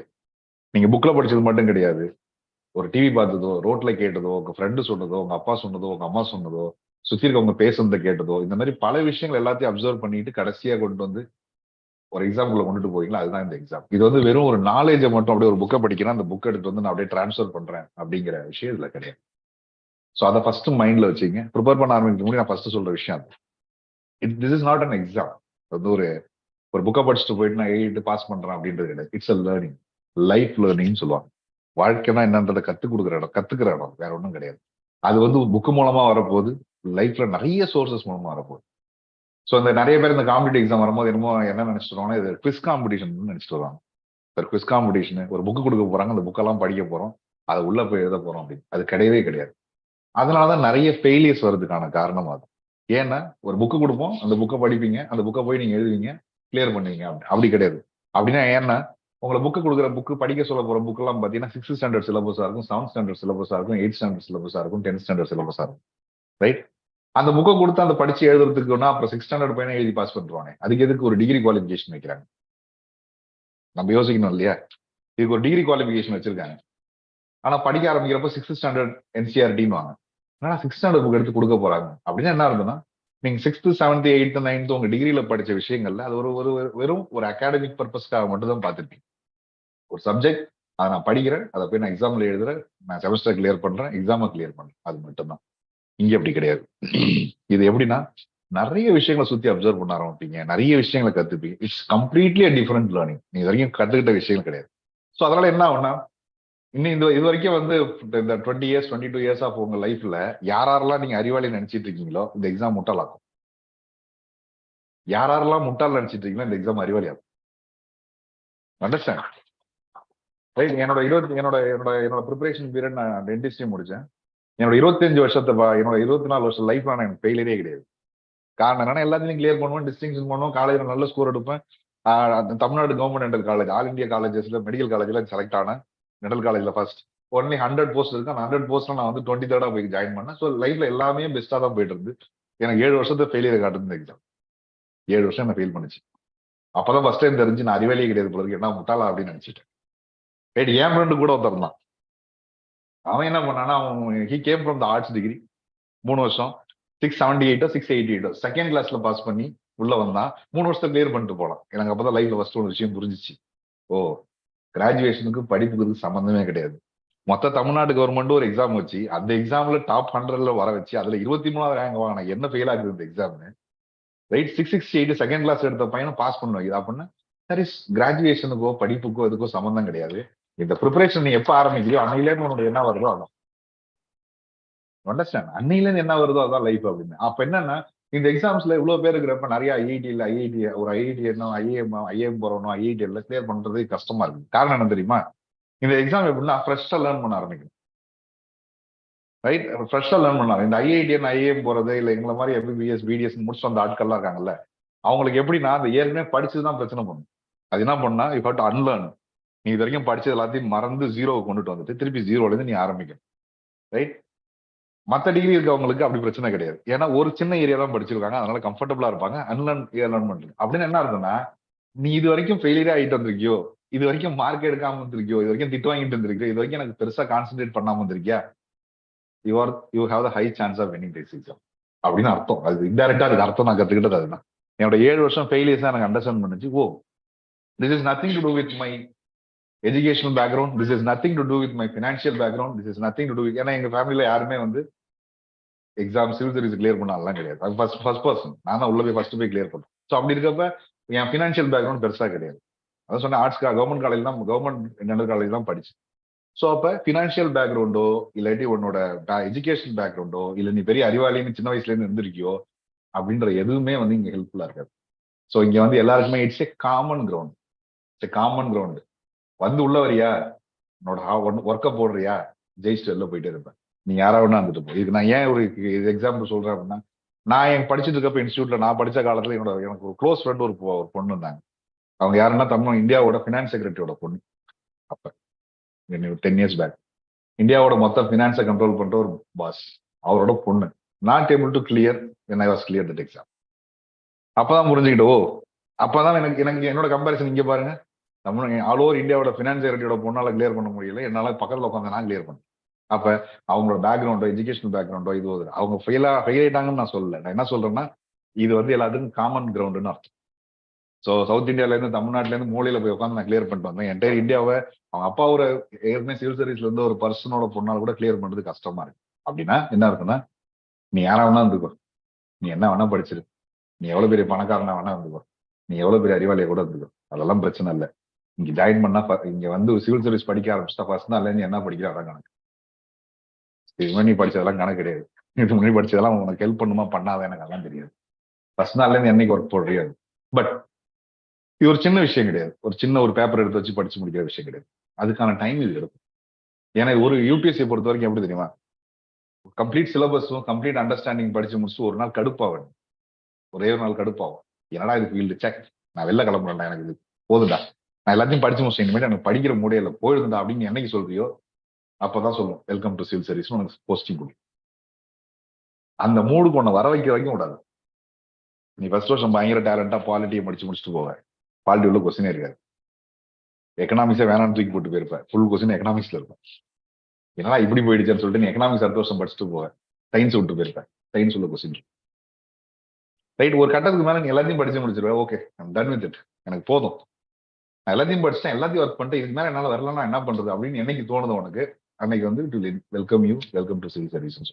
அப்படின்னு என்ன அர்த்தம்னா உங்கள்ட்ட இருந்து வேலையை வாங்காம கூடாது. ரைட், அதுக்கு தான் என்ன பண்ணணும், நம்மளே ரெடி ஆகணும். நான் எல்லாத்தையும் முடிச்சாதான் இது உள்ள போகுது, நான் எல்லாத்துக்கும் ரெடி ஆரம்பிட்டேன். ஸோ இந்த இமீடியட்டா அந்த 6 மாசத்துல படிக்கிறது, கிராஷ் கோர்ஸ்ல படிக்கிறது, ஒரு வருஷத்துல படிக்கிறது, 4 கால சைட்ல வச்சுட்டு படிக்கிறது, இதெல்லாம் கிடையவே கிடையாது. Focus on one particular thing, டெடிகேட்டா ஒர்க் பண்ணுங்க, கம்ப்ளீட் அந்த ஐடியா மட்டும் வச்சுங்க, சுத்தி இருக்க ஏதோ ஒண்ணு இதை பத்தி யோசிக்காங்க. ரைட், இவங்க இங்க வந்திருக்காங்க, இவங்க அங்கே வந்திருக்காங்க, எனக்கு அது கிடைக்கும் இது கிடைக்கும், அதெல்லாம் எதுவுமே கிடையாது. வந்து புக் எடுங்க, என்ன படிக்கணும்னு கத்துங்க, அதுல ஒர்க் பண்ணுங்க.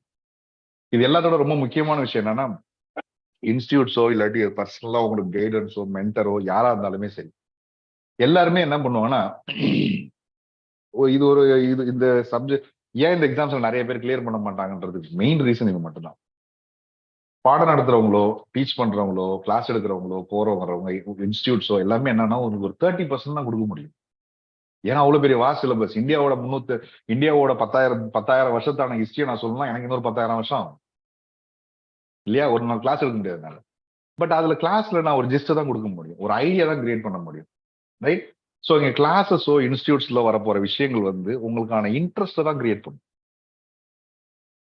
உங்களுக்கான ஒரு இன்ட்ரெஸ்ட் தான் கிரியேட் பண்ணும். அந்த இன்ட்ரெஸ்ட்டை எப்படி நான் டெவலப் பண்ண போறேன் நீங்க தான் யோசிக்கணும். சொல்றது புரியுதுல, இந்த படம் நல்லா இருக்கும், இந்த படத்தோட ரிவ்யூ இப்படிதான் இருக்கு, இந்த படத்துல இவங்க நல்லா நடிச்சிருக்காரு, இவங்க நல்லா நடிச்சிருக்காரு, இந்த மியூசிக் நல்லா இருக்கு அப்படின்னு தான் சொல்ல முடியும். நீங்க தான் படத்தை பார்க்கணும். நானும் படத்தை பார்த்து மொத்தத்தையும் எழுதி கொடுத்துட்டோம்னு வச்சுக்கலாம், உங்களுக்கு போர் அடிச்சிடும் இல்லையா, அதுதான் இந்த விஷயம். ஸோ இந்த சப்ஜெக்டை பொறுத்த வரைக்கும் classes and teachers and faculties and subjects எவ்வளவு ஒரு இன்ட்ரெஸ்ட் தான் கிரியேட் பண்ணும். பார்க்கறதுக்கு ஒரு இன்ட்ரெஸ்ட், ஆர்வம் தான் வரும். பட் அந்த ஆர்வத்துக்கு அப்புறம் you have to start running. அது என்ன, எங்க படிக்கணும்னு சொல்லிடுவாங்க, எங்க படிக்கணும்னு சொல்லுவாங்க, என்ன படிக்கணும்னு சொல்லுவாங்க, பட் படிக்கணும். ரைட், அதுக்கான ஹிண்ட்டையும் கொடுத்துருவாங்க. அதுக்கப்புறம் வேற என்ன வேணும், நம்ம உட்காந்து ஒர்க் பண்ண வேண்டியது. ஸோ உங்களோட ஒர்க் எவ்வளவு அதிகமா இருக்கோ அவ்வளவு சீக்கிரம் ரிசல்ட் கிடைக்கும். அப்ப ஏன் எதுக்காக சொல்றேன்னா, ஒரு இன்ஸ்டியூட்டுக்குள்ள 250 பேர் வந்து எக்ஸாம் படிக்கணும், 250 பேராலையும் கிளியர் பண்ண முடியுது, 40 பேர் தான் கிளியர் பண்ணணும். அப்ப மீதி இருக்கவங்க என்ன நடக்குது, ஏன் பண்ணல, அதுக்கு ரீசன் அதுதான். அப்படின்னா என்னன்னா 250 பேருக்கும் ஒரே டீச்சிங் தான், ஒரே 40 பேருக்கு மட்டும் தான் இன்ட்ரெஸ்ட் வந்துருக்கு, மீதி இருக்கவங்க இன்ட்ரெஸ்ட் இல்லை. நாங்க சொன்னதை மட்டும் அந்த 30% படிச்சுட்டு போய் உள்ள உட்காந்து அது வருமானு பார்த்துட்டு இருந்திருக்காங்க. மீதி இருக்க 40 பேர் அப்படி கிடையாது. அவங்க சொன்னதை வச்சுட்டு அவங்களும் they have acquired the skills, they developed the skills. அதுதான் இங்க விஷயம். ஸோ ப்ரிப்பேர் பண்ண ஆரம்பிக்கிறப்போ உங்களுக்கு என்ன சொல்லிக் கொடுக்க போறாங்களோ அதையும் தாண்டி எனக்குள்ள ஒரு இன்ட்ரெஸ்ட் இருக்கணும், எனக்குள்ள ஒரு ஆர்வம் இருக்கணும், அதை கிளியர் பண்ணிட்டு எப்ப எனக்கு அந்த ஆர்வம் இருக்கோ சப்ஜெக்ட்லாம் ஒண்ணுமே கிடையாது. நான் சொன்னேன் 6 ஸ்டாண்டர்ட் புக் தான் படிக்க போறீங்கன்னா என்ன அர்த்தம், என்ன 6 ஸ்டாண்டர்ட் தான் கிளியர் பண்ணிட்டு வந்துட்டீங்க, 6 ஸ்டாண்டர்ட் பண்ணி படிச்சிட்டீங்க இல்லையா, 7 ஸ்டாண்டர்ட் படிச்சிட்டீங்க இல்லையா. ஸோ அப்படி எல்லாத்தையும் கிளியர் பண்ணிட்டு வந்ததுக்கு அப்புறம் என்ன ஒரு பெரிய விஷயமா இருக்க போகுது, வேற எதுவுமே இல்லை. இங்க சப்ஜெக்ட்ல அதோட ரொம்ப முக்கியமான விஷயம், என் சிலபஸ் ஆரம்பிக்கிறதுக்கு முன்னாடி நான் சொல்றேன், இதுல படிக்கிறதுலாம் பிரச்சனை கிடையாது. இது வந்து இந்தியாவில் இருக்க பெஸ்ட், அதாவது இந்தியாவில் இருக்க காம்படிட்டிவ் எக்ஸாம்ல நம்பர் 1 காம்படிட்டிவ் எக்ஸாம்னு சொல்றதுக்கான ரீசன் ஒன்னே ஒன்று மட்டும்தான். ரைட், இதுல வந்து சப்ஜெக்ட் ஸ்டஃப் கிடையாது, இதுல வந்து சப்ஜெக்ட் ஸ்டஃப் கிடையாது. உங்க மூளையை போட்டு யோசிச்சு நிறைய மனப்பாடம் பண்ணி வைக்கணும் அப்படின்லாம் கிடையாது. ரைட், சப்ஜெக்ட்ஸ் ஒண்ணுமே இருக்காது. நீங்க படிக்க ஆரம்பிச்சவங்க புரியுது, என்னடா இதுதான் இவ்வளவு சிம்பிளா இருக்கு, இதே எப்படி காம்படிட்டிவ் எக்ஸாம்ல ஒரு பெரிய விஷயம்னு சொல்றாங்கன்னு. இது ஏன் கஷ்டமான விஷயம்ன்றத சொல்றேன் கேளுங்க. பாயிண்ட் நம்பர் 1, ஈஸியா இருக்கும் படிக்கிறதுல, அது எந்த பிரச்சனையும் கிடையாது. ஆனா ஒரு எக்ஸாமும் ஒரு வருஷம் நடக்கும். அந்த ஒரு வருஷம் நீங்க உட்காடுறீங்க பாத்தீங்களா பேஷன்ஸா, உங்களால உட்கார முடியுதான்னு தான் ஃபர்ஸ்ட் டெஸ்ட் பண்ணும். ஒரு தடவை ரிசல்ட் போயிடுச்சுன்னா அடுத்த பிலிம்ஸ் நீ தைரியமா வரியா. சோ உங்களோட பேஷன்ஸ்ல ஆரம்பிச்சு உங்களோட ஒரு பர்சனாலிட்டி இந்த எக்ஸாம் மாத்திட்டு இருக்கு. ஸோ அந்த பர்சனாலிட்டியை நான் வித்ஹோல்ட் பண்ணாம, ஏன்னா ஒரு பாயிண்ட் ஆஃப் டைம் ஒரு 6 மாசம் கழிச்சு, நான் ஃபர்ஸ்ட் வருஷம் முடிச்சப்ப 24 வருஷமா எனக்கு என் லைஃப்ல ஃபெயிலியரே பார்க்காதனா ஃபர்ஸ்ட் டைம் ஃபெயில் ஆகிறப்ப என்ன தோணும், அட போடா இது வேண்டானான்னு ஓட தோணும். ஓடிட்டியா, முடிஞ்சு போச்சு உனக்கு காலி. அதுக்கப்புறம் நான் திருப்பி பண்ண ஆரம்பிக்கிறேன், நான் அதே தான் திருப்பி அடுத்த வருஷம் படிச்சு வைக்கிறேன். அப்படின்னு என்ன அர்த்தம், திருப்பி என்ன இன்னொரு தடவை படிக்க வைக்கும், ஏன்னா நீ இன்னும் வேல்யூ எடிஷன் பண்ணல. ஸோ அப்ப என்னன்னா என்னோட பர்சனாலிட்டியை கொஞ்சம் கொஞ்சமா மாத்திட்டு இருக்கும். அப்ப அந்த பர்சனாலிட்டியை நான் மாறுறதுக்கு எல்லாத்துக்கும் பொறுத்துக்கிட்டு ரெடியா இருந்துகிட்டே இருந்தேன்னா ஒரு பாயிண்ட் ஆஃப் டைம்ல எனக்கு கிடைக்கும். அப்ப this exam is something like உங்கள்கிட்ட உங்க மைண்ட் கேம், உங்கள்கிட்ட ஒரு பிளே ஆட போகுது, உங்க பர்சனாலிட்டியை மாற்ற போகுது. நீங்க அதை மாறதுக்கு ரெடி ஆகிட்டு அதுக்கு தந்தாப்புல என்ன ஷேப் பண்ண போறேன்னு ரெடி ஆயிட்டீங்க அப்படின்னா சப்ஜெக்ட் ஒண்ணுமே கிடையாது. Subject is nothing. நான் திருப்பி சொல்றேன், இது அவ்வளவு பெரிய கம்பசூத்திரம்லாம் கிடையாது. பெரிய ஒரு இது படிக்கிறதுக்கு அதை படிக்கிறது இதை படிக்கிறதுக்குலாம் கிடையாது. பேருக்கு தான் அவ்வளவு பெரிய சிலபஸ் எல்லாம் எழுதி வச்சிருப்பாங்க. அது அவ்வளவு பெரிய சிலபஸ் கிடையாது. நீங்க இந்த 2 நாள்ல உங்களுக்கு என்னென்னலாம் சொல்றாங்களோ நேத்து காலைல சொன்னது நாளைக்கு காலைல சொல்லுவாரு. அதே தான் சொல்லிட்டு இருக்கு. இத்தனை செஷன்ஸ் போட்டு எல்லாமே ஒண்ணுக்குள்ள ஒண்ணே வந்துகிட்டே போயிட்டு இருக்கு அப்படின்னா என்னன்னா கண்டென்ட் ரொம்ப கம்மி தான். Right? Whether I'm able to withhold, whether I will wait for the results, அதுதான் இங்க விஷயம். ஸோ யார் அதுக்கு வெயிட் பண்ணி ரெடியா இருக்கிறாங்களோ அவங்களுக்கு தான் அந்த எக்ஸாம். அவங்களுக்கு மட்டும்தான் அந்த எக்ஸாம். சிலபஸோ டாபிக்ஸோ அதெல்லாம் ஒண்ணுமே கிடையாது. அண்டர்ஸ்டாண்ட்? எஸ்? Okay, fine. இப்போ நம்மளோடது GS2 சொல்லியிருக்காங்க இல்லையா? ஒரு ப்ராப்ளம் இல்லை. ஜெனரல் ஸ்டடிஸ் 1 சொல்லலாம், 2 சொல்லலாம். இந்த சிலபஸ் பார்த்திருக்கீங்களா? நீங்க ஜெனரல் ஸ்டடி சிலபஸ் பார்த்திருக்கீங்களா?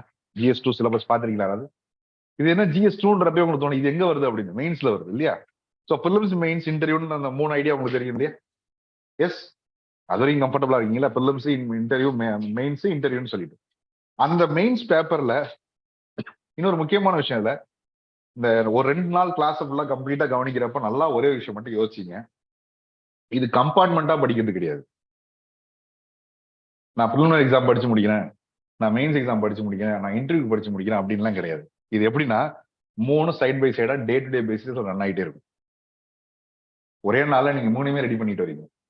உங்களுக்கே தெரியாம பர்சனாலிட்டி மாறிட்டு இருக்கும். உங்களுக்கே தெரியாம மெயின் சிலபஸ் பண்ணிட்டு இருக்கோம். இது நான் பிலிம்ஸ் படிச்சுக்கிறேன், இதுக்கு நான் மெயின்ஸ் படிச்சுக்கிறேன், நான் இன்டர்வியூ படிச்சுக்கிறேன். எப்ப நீங்க பிரிக்க ஆரம்பிக்கிறீங்களோ அப்பில இருந்து ஃபெயில் ஆரம்பிச்சிருங்க.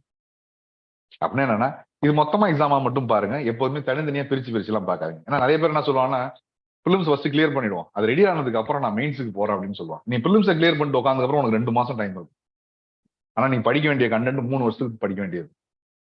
3 வருஷம் தான் படிச்சு ப்ரிப்பேர் பண்ண முடியும் அப்படின்ற ஒரு ஐடியா இருக்கிறப்ப நீ 2 மாசம் தான் கையில வச்சுட்டு உட்காந்து. ரைட்? அப்போ எனக்கு மொத்தம் ஒரு 10 லட்சம் பேர் எக்ஸாம் எழுதி 66,000 பேர்ல கொண்டு எனக்கு 30,000 பேர்ல எனக்கு கொண்டு உள்ள விட்டுட்டான். அங்க உள்ள விட்டு போனதுக்கு அப்புறம் பார்த்தானா எனக்கு ப்ரிப்பேர் பண்ணாம நான் சுத்திட்டு வந்திருக்கிறேன், மாட்டிக்கிட்டேன். இங்க அதான் தப்பு நடக்கும். நிறைய பேர் வருஷம் பிலிம்ஸ் கிளியர் பண்ணி வந்துட்டு இருக்கு. காரணம் என்னன்னா அவன் பிலிம்ஸை மட்டும் தான் வெயிட் பண்ணிட்டு இருப்பான். நான் பிலிம்ஸ் கிளியர் பண்றேன், நான் பிலிம்ஸ் கிளியர் பண்ணேன். நீ பிலிம்ஸ் அப்படி ஒரு நாள் கிளியர் பண்ணிட்டான்னு வச்சுக்கலாம், அன்னைக்கு போய் மெயின் சீட்டை டக்குன்னு ஒண்ணுமே தெரியாம நிற்பான். ஸோ வெரி ஃபர்ஸ்ட் டே நீங்க இன்ஸ்டியூட்ஸ்ல ஜாயின் பண்றீங்களோ படிக்கிறீங்களோ என்ன பண்ணாலும் ஃபர்ஸ்ட் ஞாபகம் வச்சுங்க, இது 3 தனித்தனிலாம் கிடையாது. இதெல்லாம் ஒன்னா தான் டிராவல் பண்ண போகுது. இது 3 ஒன்னா தான் டிராவல் பண்ண போகுது. என்னன்னா வேற ஸ்டைல்ல கேட்க போறாங்க, அவ்வளவுதான். சொல்றது புரியல? இப்ப நான் ஒன்றும் இல்லை, ஒரு சினிமா ஒரு படம் பார்க்கணும், போயிட்டு நான் ஃபுல் படத்தையும் பார்த்து முடிக்கணும்.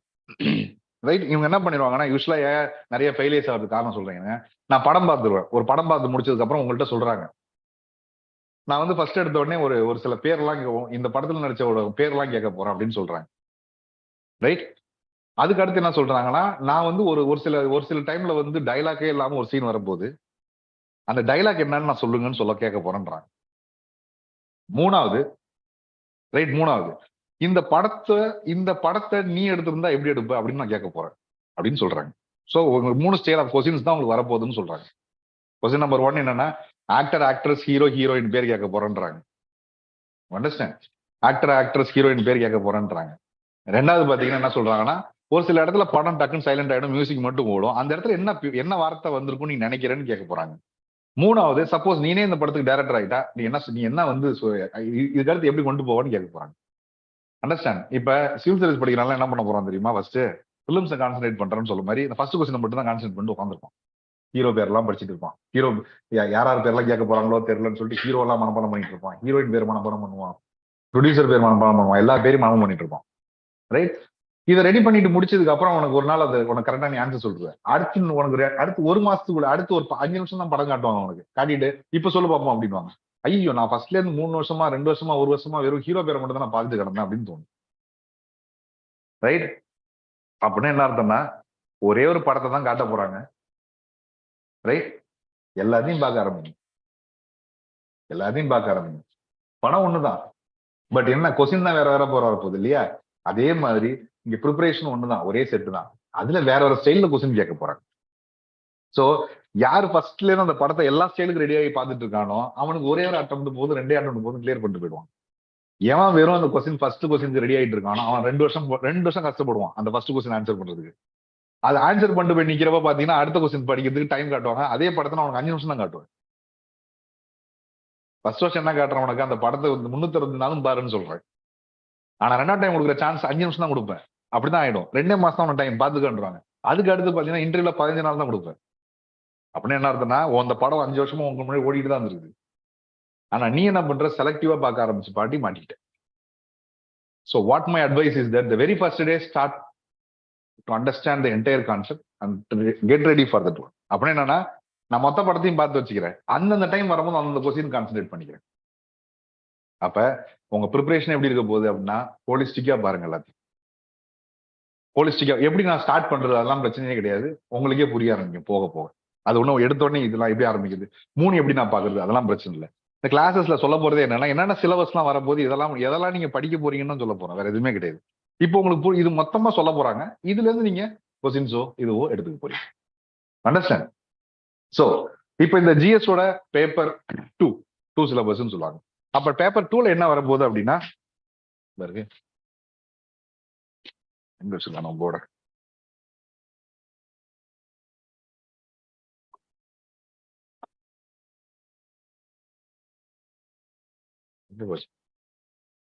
எங்க கிளாஸ் டைம்லாம் நாங்க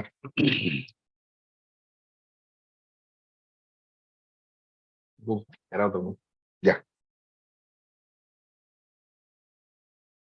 இல்லப்பா இது பிபிடி பா.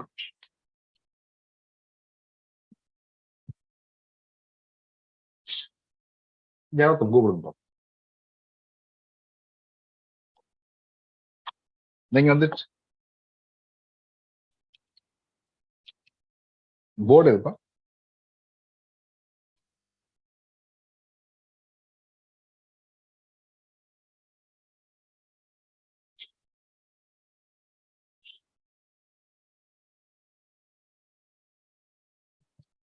ஓகே இங்கதான் இருக்குதா? Okay fine. இப்ப இந்த GS2 இருக்கு, GS2 சொல்றாங்கல்ல, ஜெனரல் ஸ்டடிஸ் 2ன்னு சொல்லிட்டு, ரைட்? அதுல பாத்தீங்கன்னா மொத்தமா ஒரு 3 டாபிக் தான், சாரி 4 டாபிக் தான் இருக்க போகுது மொத்தமா சேர்த்து, ரைட்? அந்த 4 அது ஆக்சுவலா 4 கிடையாது, அது கூட நிறைய இருக்கும். பட் நம்ம ஒரு மேஜர் ஹெட்ல 4ஆ பிரிச்சுப்போம், ரைட்? அந்த 4 ஹெட்ல என்னென்னலாம் படிக்க போறீங்க அப்படின்னா, ஃபர்ஸ்ட் வந்து எடுத்தோடனே பாலிட்டின்னு இருக்கும். நீங்க பிலிம்ஸ் இப்போ காலைல கேட்டிருப்பீங்க, பாலிட்டி, எக்கானமி, ஹிஸ்ட்ரிலாம் கேட்டிருப்பீங்க இல்லையா? அதான் அதோட பெரிய வெர்ஷன், அவ்வளவுதான், வேற ஒன்றும் வித்தியாசம் கிடையாது. அதுக்கு அடுத்து பாத்தீங்கன்னா கவர்னன்ஸ் இருக்கும், ரைட்? அதுக்கு அடுத்து பாத்தீங்கன்னா சோசியல் ஜஸ்டிஸ் அண்ட் ப்ரோக்ராம்ஸ் இருக்கும். கடைசியா ஒண்ணு பாத்தீங்கன்னா இன்டர்நேஷனல் ரிலேஷன்ஸ். ஸோ 4 ஹெட் தான் எனக்கு, ரைட்? 1 2 3 4 4 தான். இதுதான் அந்த ஜெனரல் ஸ்டடிஸ் பேப்பர் 2ல வரப்போகுது, ரைட்? மொத்தமா 5 தான் எல்லாமே. Polity, economy, history, geography, science and technology 5 தான். இந்த 5க்குள்ளே டிஃப்ரெண்ட் ஹெட்ஸ் தான் பிரிச்சு விட்டு கொடுக்குறாங்க, வேற எதுவும் கிடையாது. நம்ம என்ன திருப்பி ஒரு டாபிக் வருதா, திருப்பி உள்ள ஒரு டாபிக் வருதா, திருப்பி உள்ள ஒரு டாபிக் தான், உள்ள சப்டிவிஷன்ஸ் தான், வேற ஒன்றும் கிடையாது, ரைட்? ஸோ ஃபர்ஸ்ட் ஞாபகம் வச்சுக்க வேண்டியது 5 தான், பாலிட்டி, எக்கானமி, ஹிஸ்டரி, ஜியாகிரபி இதுன்னு சொல்லிட்டு. ஸோ நீங்க அந்த polity, economy, history, geography, science and technology இருக்கு இல்லையா, அந்த 5 இருக்கு இல்லையா, மேஜரான 5, ஜியாகிரபின்னு. இந்த மேஜரான 5ல இருந்து பாலிட்டியும் இன்டர்நேஷனல் ரிலேஷன் இது மாதிரி ஒரு சில டாபிக்ஸ் மட்டும் தான் நீங்க தனியா படிக்க போறீங்க. இதுதான் உங்களோட ஜெனரல் ஸ்டடிஸ் 2ன்னு சொல்லுவாங்க, GS2 பேப்பர். அண்டர்ஸ்டாண்ட்? ஸோ இந்த GS2 பேப்பர்ல polity, governance, social justice, international relation இது என்ன படிக்க போறோம், நம்ம என்னெல்லாம் இதை என்ன ஏரியா பார்க்க போறோம்னு மட்டும் தான் சொல்றேன், ரைட்? நான் உங்களுக்கு அவுட்லைன் தான் கொடுக்க போறேன். இண்டிவிஜுவலா சிலபஸ் எல்லாம் போறது கிடையாது. ஏன்னா இலவச சிலபஸா போனா உங்களுக்கே போர் அடிக்கும். ஏன்னா நீங்க இன்னும் சிலபஸே பார்க்க ஆரம்பிக்கல இல்லையா? ஸோ சிலபஸே போர் அடிக்க ஆரம்பிக்கும். நான் வசதியெல்லாம் என்ன பண்ண போறேன்னு சொல்றேன். ஸோ நான் என்ன சொன்னேன், பாலிட்டின்னு சொன்னேன். நான் உங்களுக்கு சிம்பிள் டேர்ம்ஸ் தான் சொல்றேன், இது ஒரிஜினல் டேர்ம்ஸ் கிடையாது ஆக்சுவலா. ஏன்னா அந்த பேப்பர் 2வே நம்ம கிட்டத்தட்ட ஒரு 25 ஹெட்டா பிரிக்கலாம். இருந்தாலும் உங்களுக்கு பேசிக்கா சொல்ற விஷயங்கள் மட்டும் நான் சொல்றேன். So polity, governance, social justice, 4வது வந்து இன்டர்நேஷனல். இந்த 4 தான் ஹெட்டா உங்களுக்கு வரப்போகுது. இந்த 4 நிறைய பிரியும். நீங்க போக போக மெயின்ஸ் ப்ரிப்பேர் பண்ண ஆரம்பிக்கிறப்போ உங்களுக்கு understand what I'm saying, right? அதுல அந்த பாலிட்டின்னு சொல்றாங்க இல்லையா, உங்களோட அந்த பேசிக் பாலிட்டி தான், வேற எதுவுமே கிடையாது. அந்த பாலிட்டின்றது நம்ம என்னென்னலாம் பார்க்கலாம் அப்படின்னு சொல்றாங்க. ஓவர்வியூவா கொடுக்குறேன், என்ன பண்ண போறீங்கன்னு சொல்லிட்டு. ஃபர்ஸ்ட் எடுத்த உடனே இங்க பாருங்க, இட்ஸ் ஆல் அபவுட் பீப்புள். மக்களை பத்தி தான் படிக்க போறோம், ரைட்? பீப்புள் இருக்காங்க. இந்த பீப்புளை வந்து மேனேஜ் பண்ணி, இப்ப பீப்புள்லாம் யாரு, நீங்க, நானு, எல்லாருமே. ஸோ நம்மளை மேனேஜ் பண்றதுக்கான ஒரு சிஸ்டம், வேற எதுவும் கிடையாது. நம்மளை மேனேஜ் பண்றதுக்கான ஒரு சிஸ்டம் இருக்கு. அந்த சிஸ்டத்துல வந்து பாத்தீங்கன்னா நம்மளை சுத்தி ஒரு சிஸ்டம் இருக்கும் பக்கத்துல லோக்கலாவே. அண்டர்ஸ்டாண்ட்? அதுக்கப்புறம் பாத்தீங்கன்னா அதுக்கு மேல வந்து ஸ்டேட்ன்றது. நான் ஃபர்ஸ்ட் என்ன சொல்றேன், இப்ப என் ஊர் பேர் சொல்லுவேன் இல்லையா, நான் ஃபர்ஸ்ட் பாத்தீங்கன்னா என் ஊர் கடலூர்னு சொல்லுவேன். அதுக்கப்புறம் பார்த்தோன்னா தமிழ்நாடுன்னு சொல்லுவேன். அதுக்கப்புறம் பாத்தீங்கன்னா இந்தியான்னு சொல்லுவேன். அண்டர்ஸ்டாண்ட்? இதான் என்னோட 3 இது இருக்கு. ஸோ இப்ப இந்த காமன் பர்சன், இப்ப இதான் பர்சன் நான் வச்சுங்க, நானோ இல்ல நீங்களோ ஏதாவது ஒரு பர்சன் என்ன வந்து இந்த மொத்த இதுமே மேனேஜ் பண்ண போறாங்க. ஏன்னா இவங்க தான் என்ன பாத்துக்க போறாங்க. இவங்க எப்படிலாம் பாத்துக்க போறாங்க, என்னெல்லாம் பண்ண போறாங்கன்றத நான் படிக்கிறதுக்கு பேர் தான் மெயினா பாலிட்டிக்ஸ். First understand? எப்படிலாம் பாத்துக்க போறாங்க, என்னெல்லாம் பண்ண போறாங்க அப்படின்னு. ஸோ நான் ஃபர்ஸ்ட் எடுத்தோடனே கீழே இருந்து ஆரம்பிக்கிறேன். ரைட்? இங்க பீப்புள்ல இருந்து ஆரம்பிக்கிறேன். இந்த மாதிரி எப்படி பாத்துக்க போறாங்க, எதெல்லாம் பாத்துக்கணும், என்னெல்லாம் பண்ணணும், என்னெல்லாம் பண்ணக்கூடாது, ரைட்? என்ன பண்ணணும், என்ன பண்ணக்கூடாது, இவங்க ஸ்ட்ரக்சர் எப்படி இருக்கும், இந்த மாதிரி எல்லாத்தையும் சேர்த்து ஓவரையோ ஒரு புக்குக்குள்ள கொடுத்துருப்பாங்க இல்லையா, அந்த புக்கு பேர் தான் கான்ஸ்டியூஷன். கான்ஸ்டியூஷன் ஆஃப் இந்தியாங்கிறது என்னன்னா இந்த மொத்த ஸ்ட்ரக்சரையும் எழுதி வச்சிருக்கு. இதை பண்ணணும், இதை பண்ணக்கூடாது, இதை பண்ணணும்னு சொல்லிட்டு. ஸோ அப்ப என்ன அர்த்தம்னா நீங்க படிக்க போற அந்த மொத்த பாலிட்டி பிளஸ் பக்கத்துல போற கவர்னன்ஸ், அதுக்கு அடுத்து இருக்கிறது எல்லாத்துக்கும் பேக்ரவுண்ட் பேஸ் அப்படின்னா என்னன்னா அது இந்தியா, அதுதான் வந்து கான்ஸ்டியூஷன் ஆஃப் இந்தியா. அந்த கான்ஸ்டியூஷனை பிரிச்சு தான் மொத்தமா உங்களுக்கு ஒரு இந்தியன் பாலிட்டின்னு கொடுத்து வச்சிருக்காங்க. அண்டர்ஸ்டாண்ட்? ஸோ இப்போ என்ன பீப்புள் இருக்கு, பீப்புள் கிட்ட இருக்கு லோக்கல், இதுதான் லோக்கல்னு சொல்லுவோம். என் பக்கத்துல கடலூர் டிஸ்ட்ரிக்ட் லோக்கல், ஒரு ஸ்டேட் இருக்கு, ஒரு இந்தியான்றது இருக்கு. ரைட்? இப்போ நான் வேற பேர் கொடுக்க போறேன், வேற ஒண்ணுமே இல்லை. இது லோக்கல்னு சொல்றேன், இதை ஸ்டேட்ன்றேன், இதை வந்து நான் இந்தியான்னு சொல்றதுக்கு பதிலாக சென்டர்னு சொல்றேன். முடிஞ்சா? ரைட்? இப்போ நம்ம என்னென்னலாம் பண்ண போறோம், என்னென்னலாம் இந்த பேப்பர்ல படிக்க போறோம், பாலிட்டி ஹெட் உள்ள என்னெல்லாம் படிக்க போறோம் பாருங்க. ஃபர்ஸ்ட் எடுத்துட்டு இந்த லோக்கலா என்ன இது பண்றதுக்கு, என்ன மேனேஜ் பண்றதுக்கு ஒரு ஆர்கனைசேஷன்ஸ் தேவை லோக்கல் லெவல்ல. அதுக்கு பேர் தான் லோக்கல் பாடிஸ். அது என்னன்னா பஞ்சாயத்து, கார்பரேஷன் அப்படின்னு சொல்லி இருக்கு இல்லையா. இப்ப எங்க ஊரா இருந்தா பஞ்சாயத்து, கிராமமா இருந்தா பஞ்சாயத்து, இங்கேயா இருந்தா கார்பரேஷன் சொல்லுவேன், ஒரு டவுன் ஆச்சுன்னா முனிசிபாலிட்டின்னு சொல்லுவோம். அப்ப நீங்க என்ன பண்ண போறீங்கன்னா அந்த பேசிக்கா பண்ண போற பேசிக் ஸ்ட்ரக்சர் இருக்கு இல்லையா, அந்த லோக்கல் பாடிஸ், அதை பத்தி படிப்பீங்க. அதுக்கு அடுத்து ஸ்டேட்டை பத்தி படிப்பீங்க. அதுக்கு அடுத்து சென்டரை பத்தி படிப்பீங்க. அப்ப ஃபர்ஸ்ட் எடுத்தோடனே இந்த சென்டர்னா யாரு, என்னென்னலாம் இருக்கிறாங்க, ஸ்டேட்னா யாரு, இவங்களோட ஸ்ட்ரக்சர் எப்படி இருக்கும், இந்த லோக்கல் பாடினா யாரு, இவங்களுக்கு என்ன இருக்கும், இது 3ஐயும் சேர்த்து இது எல்லாத்தையும் சேர்த்து படிக்கிறது தான் பாலிட்டியோட பேசிக் ஸ்ட்ரக்சர். ரைட்? ஸோ அப்போ ஃபர்ஸ்ட் எடுத்தோடனே என்னெல்லாம் பண்ண போறீங்க, ஸ்ட்ரக்சர் படிக்க போறீங்க. ஸ்ட்ரக்சர்ஸ், இதுல எத்தனை பேர் இருப்பாங்க, என்ன பண்ணுவாங்க, எதெல்லாம் பண்ணுவாங்க. இப்போ இங்க லோக்கலா இருக்கு இல்லையா, இதுல என்னென்ன ஹெட்ஸ் வரும் அப்படின்னா ஃபர்ஸ்ட் எடுத்தோடனே இதோட எல்லா ஸ்ட்ரக்சரையும் படிச்சு முடிக்கும். எப்படி இருக்கும் போது சென்டர்ல என்ன அர்த்தம், சென்டர்ல யாரெல்லாம் வருவா, ஸ்டேட்ல யாரெல்லாம் வருவா, லோக்கல்ல என்னெல்லாம் வருவா, இதுல என்னென்ன ஸ்ட்ரக்சர்ஸ் இருக்குன்னு சொல்லி இது 3 படிக்கணும் இல்லையா. இது 3 படிக்க ஆரம்பிச்சா பேசிக் ஸ்ட்ரக்சர், இது எல்லாமே பாலிட்டி புக்ல உங்களுக்கு கொடுக்க ஆரம்பிச்சிடும். அதுக்கு அடுத்தது என்ன ஆகும்னா இன்னும் கொஞ்சம் டீப்பா இது உள்ள ஒன்னு உள்ளே போக ஆரம்பிக்கும். இப்ப இந்த லோக்கல்னு சொல்றோம் இல்லையா, அந்த லோக்கல்ன்றது என்னன்னா பஞ்சாயத்து ராஜோ, பஞ்சாயத்தோ, ஒரு அர்பன் கார்பரேஷனோ, முனிசிபாலிட்டியோ, இவங்களை அட்மினிஸ்ட்ரேட் பண்ணணும் இல்லையா. அப்ப இவங்களை அட்மினிஸ்ட்ரேட் பண்றது இவங்களுக்கு முக்கியமா ஒண்ணு தேவை, பணம் தேவை, மணி. இன்னொன்னு அவங்களுக்குன்னு ஒரு பவர் இருக்கணும் இல்லையா. சோ அப்ப என்னன்னா இந்த லோக்கல் பாடிஸோட பவர் அண்ட் மணியை பத்தி படிக்கணும். அண்டர்ஸ்டாண்ட்? பவர், மணி, எங்கேருந்து பணம் வரும், எப்படி மேனேஜ் பண்ணுவாங்க. ரைட்? சோ இப்ப இவங்களுக்கு மணின்றது எப்படி வரும்னா ஒண்ணு இங்கேருந்து வரும், இல்ல இங்கேருந்து வரும். அண்டர்ஸ்டாண்ட்? ஒண்ணு இங்கேருந்து வரும், அதே மாதிரி வரும். அப்ப அதே மாதிரி இங்க இருக்கு இல்லையா, இவங்களுக்கும் பணமும் தேவை, பவரும் தேவை. இது எங்கேருந்து வரும் அப்படின்னா இதெல்லாம் கான்ஸ்டியூஷன்ல இருந்து வரும், ஆனா பணமும் மேல இருந்து தான் வரும். சென்டர்ன்றது எங்கேருந்து பணம் வரும்போது இவங்கள்ட்ட இருந்து கலெக்ட், எல்லாம் மக்கள்கிட்ட இருந்து கலெக்ட் பண்ண தானே கடைசியா சென்டர்ட்ட போய் நிக்க போகுது. அப்ப நான் என்னென்னலாம் படிக்க போறேன்னா சிம்பிள், இது 3ஓட ஸ்ட்ரக்சர் என்னன்னு படிச்சிடும். இதோட பேசிக் ஸ்ட்ரக்சர்ஸ் படிச்சு முடிச்சிடும். அப்புறம் இவங்க 2 பேருக்குள்ள ரிலேஷன்ஷிப் படிப்பேன்.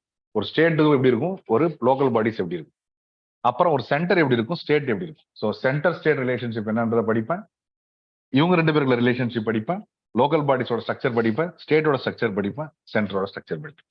புரிஞ்சுச்சா? அப்ப பாலிட்டியோட பேசிக்கா நான் என்னென்னலாம் படிக்க போறேன்னா, ஒரு சாதாரண பர்சனை கவர்ன் பண்ணணும் அப்படின்னா எனக்கு ஸ்ட்ரக்சர்ஸ் தேவை, ஸ்ட்ரக்சர் தேவை. அந்த ஸ்ட்ரக்சர் பவரா இருக்கணும், இல்ல மணியா இருக்கணும். ஸோ அப்ப local body, state, centre. So லோக்கல்னா என்ன, ஸ்டேட்னா என்ன, சென்டர்னா என்ன. So basic structures. ஸோ அப்போ உங்களோட மொத்த கான்ஸ்டியூஷன் புக்ல எப்படி இருக்கும்னா இதை டிஃபைன் பண்ணி இது கீழே என்னென்னலாம் வரப்போகுதுன்னு இருக்கும். ஸ்டேட்ன்றப்ப வெறும் ஸ்டேட்னா, அப்ப ஸ்டேட்னா அது யாரு அப்படின்னு பாத்தீங்கன்னு வச்சுங்களேன், உங்க எம்எல்ஏல ஆரம்பிச்சு, ஸ்டேட்ல ஒரு எம்எல்ஏல ஆரம்பிச்சு, ஒரு அட்மினிஸ்ட்ரேட்டிவ் சர்வீஸ் ஐஏஎஸ் ஆபீசர்ல இருந்து ஆரம்பிச்சு, ரைட், ஒரு கவர்னர்ல ஆரம்பிச்சு, ஒரு மினிஸ்டர்ல இருந்து ஆரம்பிச்சு, எல்லார பத்தியும் இவங்க யாரு, இவங்களோட ரோல் என்ன, இவங்க யாரு, இவங்களோட ரோல் என்ன அப்படின்னு இங்க பேசும். அதே மாதிரி சென்டர்னு போயிட்டீங்கன்னா எம்பின்ற ஒரு யார், மெம்பர் ஆஃப் த பார்லிமெண்ட் யாரு, இவங்க யாரும் என்ன பண்ணுவாங்க, அது லெஜிஸ்லேட்டிவ், அங்கேயும் ஒரு செக்ரட்டரி.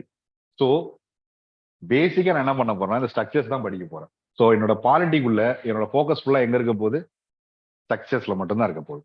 ரெண்டாவது, இவங்க 2 பேருக்குள்ள நடக்கிற ரிலேஷன்ஷிப், சென்டருக்கு ஸ்டேட்டுக்கு எப்படி ரிலேஷன்ஷிப் இருக்கும், ஸ்டேட்டுக்கும் லோக்கலுக்கு எப்படி ரிலேஷன்ஷிப் இருக்கும். ஸோ இதை ஃபுல்லா படிக்கணும்.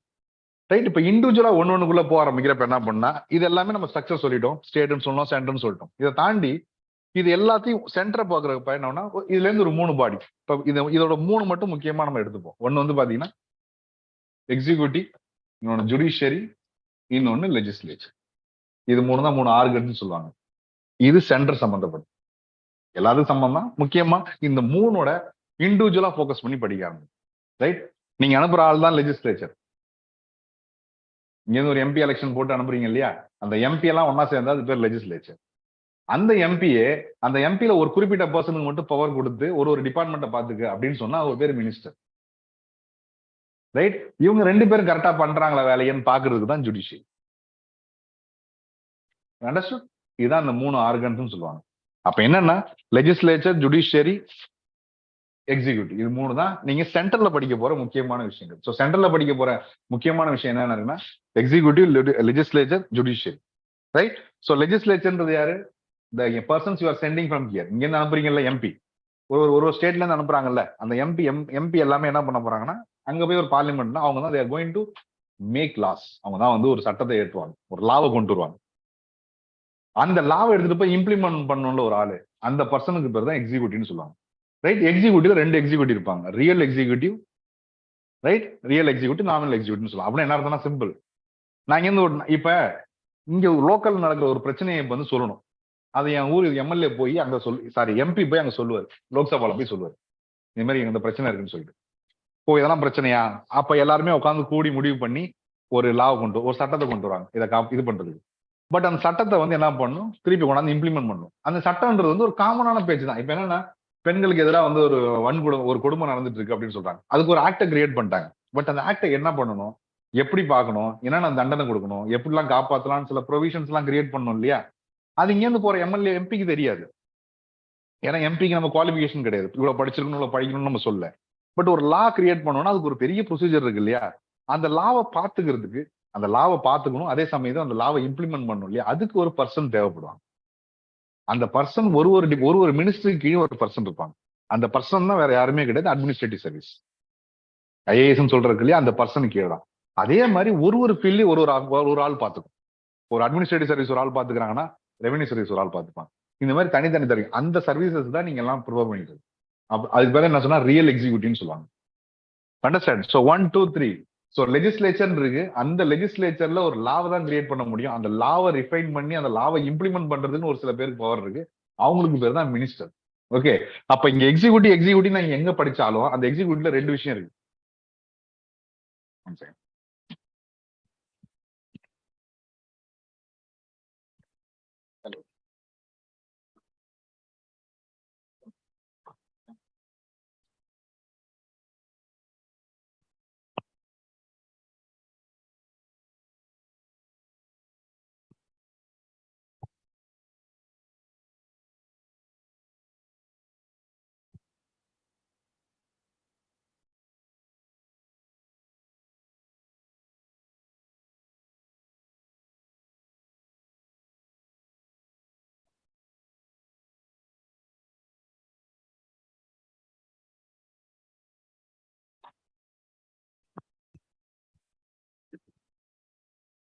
சாரி,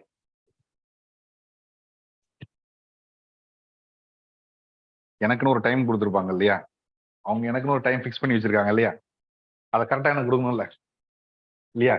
எனக்கு கொடுக்கல, 12 o'clock கொடுக்க வேண்டியது பதிலாக 12:30 கொடுத்துட்டாங்க. ரைட். நான் என்ன பண்ணியிருந்தேன், ஒரு 2 o'clock எனக்கு ஒரு மூவி டிக்கெட் புக் பண்ணி வச்சிருந்தேன் படம் பார்க்கறதுக்கு. ரைட். விடுதலை பார்க்கலான்னு ஒரு முடிவு பண்ணி வச்சிருந்தேன். மூவி நல்லா இருந்தது. இந்த மூவியோட கதையை நான் ஒரு 2 வருஷம் முன்னாடி கேட்டேன். ரைட். ஏன் எப்படி அந்த கதையை கேட்டேன் அப்படின்றது, அந்த ப்ரொடியூசர் எனக்கு ரொம்ப close friend. Right. So friend ஆனது, அதனால உட்காந்து நாங்கள் கதை பெயரப்போ ரொம்ப எதிர்பார்த்த மூவி, நல்லா இருந்துச்சு. நான் கதை கேட்குறப்பே நல்லா இருந்துச்சு. 2 வருஷம் ஆச்சு அது கஷ்டப்பட்டு வர்றதுக்கு. ரொம்ப பட் அந்த 2 வருஷமா அவர் வெயிட் பண்ணிட்டு இருந்தேன், இந்த படம் எப்போ வரும் நான் பார்க்கலாம் ஸ்க்ரீன்ல. ஏன்னா அதோட அந்த ப்ரொடியூசர் சொல்றப்ப அது 2 வருஷம் அவர் எவ்வளவு கஷ்டப்பட்டு இருந்தாரு எனக்கு புரியும். எப்படிலாம் அதை எடுக்கணும் போகணும் வரணும்ன்ற வெரி நைஸ் மூவின்னு அதான். ஸோ நேற்று தான் அது ரிலீஸ் ஆச்சு ஆக்சுவலா. So is expecting. நான் எனக்கு இந்த மூவிஸ்லாம் எல்லா படமும் பார்ப்பேன், இது ஜெயிக்கணும் தோக்கணும் அப்படின்லாம். பட் இந்த படத்துல எனக்கு ஒரு ஸ்பெஷல் இன்ட்ரெஸ்ட் உண்டு. ஏன்னா இதை நான் கிட்டக்கே பார்த்துருக்கேன், இது ஃபர்ஸ்ட்ல இருந்து ஆரம்பிக்கிறதுல இருந்து கேட்டிருக்கேன் போயிருக்கேன் அப்படின்றத தாண்டி தெரிஞ்சவர் அப்படின்றதுனால இந்த படம் ஒரு நல்லா ஓடுமா அப்படின்ற மாதிரி எதிர்பார்த்தேன். பட் அந்த கதை கேட்கிறப்ப நல்லா ஓடும்னு தோணுச்சு. பட் ஆடியன்ஸ்க்கு எப்படி இருக்குன்னு தெரியணும் இல்லையா? ஸோ நேற்று பார்த்தா ரெஸ்பான்ஸ் நல்லாவே இருந்துச்சு. So I planning to go for a special show. ஒரு ஸ்பெஷல் ஷோ அதுக்காக போகலான்னு பிளான் பண்ணி. Anyway it's collapsed. ஓகே, ஒன்றும் ப்ராப்ளம் இல்லை, நைட் ஷோ போய்க்கலாம். ஃபைன். ஸோ இப்போ சென்டர், ஸ்டேட், லோக்கல்னு சொன்னோம். இப்போ இந்த சென்டர்னா தான் வந்து உங்களுக்கு சென்டர்னா இந்த சென்டர்ன்றது யாரை பத்தி பேச போறோம்னா இந்த 3 பேரை, இந்த 2 பேரை பத்தி தான். எக்ஸிக்யூட்டிவ் ஒன்றும் லெஜிஸ்லேச்சர் ஒன்றும் தான் இருக்கு, ரைட்? ஸோ அப்போ நான் நல்லா தெரியும், லோக்சபா, ராஜ்சபா நீங்க கேள்விப்பட்டிருப்பீங்க. அதெல்லாம் இந்த லோக்சபா இருக்கும், இந்த ராஜ்சபா இருக்கும். இது உள்ள நீங்க அனுப்புற ஆள் இருக்காங்க இல்லையா, இங்க இருந்து அனுப்புறீங்க இல்லையா, அந்த அனுப்புற ஆட்கள் தான் எம்பின்னு சொல்லுவோம், மெம்பர் ஆஃப் த பார்லிமெண்ட்னு சொல்லுவோம். நீங்க எம்பி அனுப்புவீங்களா ஒரு பர்சன்ஸ். அதே மாதிரி ராஜ்சபால எப்படின்னா எல்லா ஸ்டேட்டோட எம்எல்ஏவும் சேர்ந்து செலக்ட் பண்ற பர்சன் தான் அங்க இருப்பாங்க. இது ரெண்டுத்தையும் சேர்த்து மொத்தமா ஒரு குறிப்பிட்ட நம்பர் ஆஃப் பீப்புளை மட்டும் எடுப்பாங்க, அவங்க பேர் தான் மினிஸ்டர்ஸ்ன்னு சொல்லுவாங்க, ரைட்? அப்ப இதுக்கு மொத்தத்துக்கும் பேரு லெஜிஸ்லேச்சர்னு சொல்ற பவர். அப்ப இந்த இவங்க இருக்காங்கல்ல, இவங்க வேறமே தனி ஒரு ஆள் கிடையாது, இது உள்ள இருந்து செலக்ட் பண்ணி. இப்போ 300 பேர் இருக்கான்னு வச்சுக்கலாம், இது ஒரு 40 பேர் வெளில எடுத்திருக்காங்க, அதே 300 பேர். அப்ப என்னன்னா அவன் எம்பி அவர் தான், மினிஸ்டரும் அவர் தான். அப்ப இவருக்கு பேர் தான் என்னன்னா எக்ஸிக்யூட்டிவ், ரைட்? சோ மக்களோட காமன் பர்சன்ஸை இங்க காமன் ப்ராப்ளத்தை டிஸ்கஸ் பண்ணுவாங்க, அதை ஒரு லாவா கிரியேட் பண்ணுவாங்க, அந்த லாவை இம்ப்ளிமெண்ட் பண்றது ஒருத்தவங்க கையில கொடுப்பாங்க, அந்த கொடுக்குற ஆளுக்கு பேர் தான் எக்ஸிக்யூட்டிவ்ஸ். ஃபைன், இது வரைக்கும் புரிஞ்சா? இப்ப இவங்க 2 பேருமே தப்பு பண்ணலாம் இல்லையா? இவங்க 2 பேருமே தப்பு பண்ணலாம். இவங்க 2 பேரும் ஒர்க் பண்றதுக்கு நான் எனக்கு ஒரு பேஸ் புக் கொடுத்துருப்பேன். நீங்க என்ன வேணா நீ என்ன ப்ராப்ளத்தை வேணா கொண்டு வா, என்ன ப்ராப்ளத்தை வேணா கொண்டுட்டு வா, நீ அதை எப்படி வேணாலும் இம்ப்ளிமெண்ட் பண்ணு. ஆனா என்ன விஷயம்னா சில பேசிக் நார்ம்ஸ் இருக்கு, அதெல்லாம் நீங்க மிஸ் பண்ண கூடாது, ரைட்? இப்ப சப்போஸ் இவங்க 2 பேரும் சேர்ந்து ஒண்ணு கொண்டு வராங்க, ஒரு லா கொண்டு வராங்க, ஒரு லாவை கொண்டு வந்து இது பண்றாங்க. பட் அந்த லா பாத்தீங்கன்னா கம்ப்ளீட்டா ஒரு ஹியூமனுக்கு அகேன்ஸ்டா இருக்கு, ரைட்? ஒரு நார்மல் பர்சனுக்கு அகேன்ஸ்டா இருக்கு. இப்ப சப்போஸ் என்ன பண்றாங்க, ஒரு லா கொண்டு வராங்க, அந்த லால வந்து ஒரு 80% வந்து பாத்தீங்கன்னா மக்களுக்கு நல்ல விஷயமா இருக்கு, ஒரு 20% ஒரு குறிப்பிட்ட செட் ஆஃப் மக்களுக்கு அகேன்ஸ்டா போகுது. சொல்றது புரியுதா? ஏன்னா இங்க உள்ள இருக்கிறது எல்லாமே நம்மள மாதிரி காமன் பர்சன்ஸ் தானே, அவங்களுக்கு ஒரு பயஸ் இருக்க தானே செய்யும். அண்டர்ஸ்டாண்ட்? அப்ப என்ன பண்றாங்கன்னா சிம்பிளா ஒன்று சொல்றேன் நானு. இப்ப வந்து அவங்க உள்ள சொல்றாங்க ஒரு டொமஸ்டிக் வயலன்ஸ் இருக்கு, டொமஸ்டிக் வயலன்ஸ், ஒரு வீட்டுல வந்து ஒரு பிரச்சனை இருக்குது, இது மாதிரி டொமஸ்டிக் வயலன்ஸ் இருக்கு, இதுக்கு ஒரு சட்டத்தை கொண்டுட்டு வரணும்னு பேசுறாங்க. பேசுறப்ப இங்க உள்ள உட்காந்துருக்க எல்லாமே எமோஷன்ஸ் பீப்புள்ஸ் தான், எல்லாமே ஹியூமன் எமோஷன்ஸ் பர்சன்ஸ் தான் இருக்க போறாங்க. அவங்க நார்மலா எல்லாரும் பேசி முடிக்கிறப்ப இப்ப என்ன சொல்றாங்கன்னா கடைசியா ஒரு ஃபார் எக்ஸாம்பிள் தான், எக்ஸாம்பிள் சொல்றேன். இப்போ வந்து இது மாதிரி வந்து ஒரு லேடி வந்து ஹஸ்பண்ட் அடிச்சிட்டாருன்னு சொல்லிட்டு கம்ப்ளைண்ட் கொடுத்துட்டாங்கன்னா அவங்களுக்கு வந்து நம்ம வந்து ஹேங் பண்ணிடலாம் அப்படின்னு சொல்லி பேசுறாங்க. ஸோ எமோஷனல் கரெக்ட் தான், இட்ஸ் அ வயலன்ஸ், எமோஷனலா கரெக்ட் தான். அப்ப என்ன பண்ணா திடீர்னு பாக்குறப்ப என்ன பண்ணா ஒரு லேடி வந்து டொமஸ்டிக் வயலன்ஸே நடக்கல, சும்மா ஒரு ஃபார்மாலிட்டி ஒரு கம்ப்ளைண்ட் கொடுத்துருது, இப்போ அவன் ஹேங் பண்ணிட்டா என்ன ஆகும்? அண்டர்ஸ்டாண்ட்? அப்ப என்ன சொல்றாங்கன்னா அதை ரிஃபைன் பண்ணுவாங்க, கம்ப்ளைண்ட்னா எப்படி இருக்கணும், எதெல்லாம் அக்செப்ட் பண்ணிக்கலாம், எதெல்லாம் பண்ணக்கூடாதுன்னு சொல்லிட்டு கொண்டு வந்து. ஸோ இவங்க காமன் பர்சனோட எமோஷன்ஸ் எல்லாமே இங்க நடக்கும், அது எல்லாமே ஒரு லாக்குள்ள ஒரு இது கொண்டுட்டு வருவாங்க, அதை ஃபைனலா கொண்டாந்து இம்ப்ளிமெண்ட் பண்ண சொல்லி இவங்க கையில கொடுப்பாங்க. சப்போஸ் இவன்டையும் தப்பு இருக்குன்னு வச்சுங்க, இவன் என்ன பண்றாங்க, உள்ள வந்து உள்ள இருக்க மினிஸ்டர்ஸோ உள்ள இருக்க எல்லாருமே சேர்ந்து இம்ப்ளிமெண்ட் பண்றாங்க, அவங்களுக்குள்ள எரர்ஸ் இருக்கும், தப்பு நடக்க வாய்ப்பு இருக்கு. அப்ப என்ன பண்ணும்னா நீ என்னனாலும் பண்ணு, ஒரு சிம்பிள், ஒரு ரோடு, இதுதான் ரோடு, இந்த ரோட்டுக்குள்ள நீ எப்படி வேணா வண்டி ஓட்டு, எனக்கு பிரச்சனை இல்லை. வண்டி ரோட விட்டு வெளில போச்சுன்னு வச்சுக்க, நான் கேட்பேன், அப்ப நான் வண்டி ரோட விட்டு வெளில போதா இல்லையான்னு நான் பார்க்கணும் இல்ல, அப்ப எனக்கு ஒரு ரோடுன்னு ஒண்ணு தெரியணும் இல்லையா, அந்த ரோடுக்கு தான் கான்ஸ்டியூஷன். அப்ப என்ன பண்ணா ஜுடிஷியரி அந்த ரோட்டுக்கு பக்கத்துல நின்றுட்டே இருக்கும், நீ வண்டி எப்படினாலும் ஓட்டு இந்த ரோட்டுக்குள்ள, ஆனா அந்த ரோட்டை விட்டு நவுந்துன்னு வச்சுக்க, நான் வந்து கேட்பேன். அப்ப கேட்கறதுக்கு எனக்கு ஒரு பேஸ் புக் வேணும் இல்லையா, அந்த பேஸ் புக்கு தான் கான்ஸ்டியூஷன் ஆஃப் இந்தியான்னு. அப்ப நம்ம படிக்க போற கான்ஸ்டியூஷன் எவ்வளவு குரூஷியலான விஷயம்னு பாருங்க. ஒரு காமன் பர்சனோட எமோஷன்ஸ், ஒரு காமன் பர்சன் அவன் ஊரில் நடக்கிற பிரச்சனை எடுத்துட்டு போய் அங்க பேச போறான், பட் அவனுக்கு அந்த லாங்குவேஜ் பேச தெரியாது. ஏன்னா ஒரு காமன் பர்சன். எம்பின்றது ஒரு காமன் பர்சன் தானே, குவாலிஃபிகேஷன் கிடையாது இல்லையா? அவன் பேச போறான். பட் அந்த பேசுறது எல்லாத்தையும் ஒரு கரெக்டா தப்பான அனலைஸ் பண்ணணும், பண்ணி அதை கரெக்டா இம்ப்ளிமெண்ட் பண்ணணும். சப்போஸ் இம்ப்ளிமெண்ட் பண்றப்ப யாருக்கு அகைன்ஸ்டாவும் போயிடக்கூடாது இல்லையா? அதை கண்ட்ரோல் பண்றதுக்குன்னு ஒரு பாடி வந்து உட்காந்துருக்கும். இதுதான் ஜுடிஷியரி. சோ அப்ப நீங்க சென்டர்னு படிக்க போறது என்னன்னா இந்த இதுதான். சென்டர் படிக்க போறது 3 விஷயம் தான்.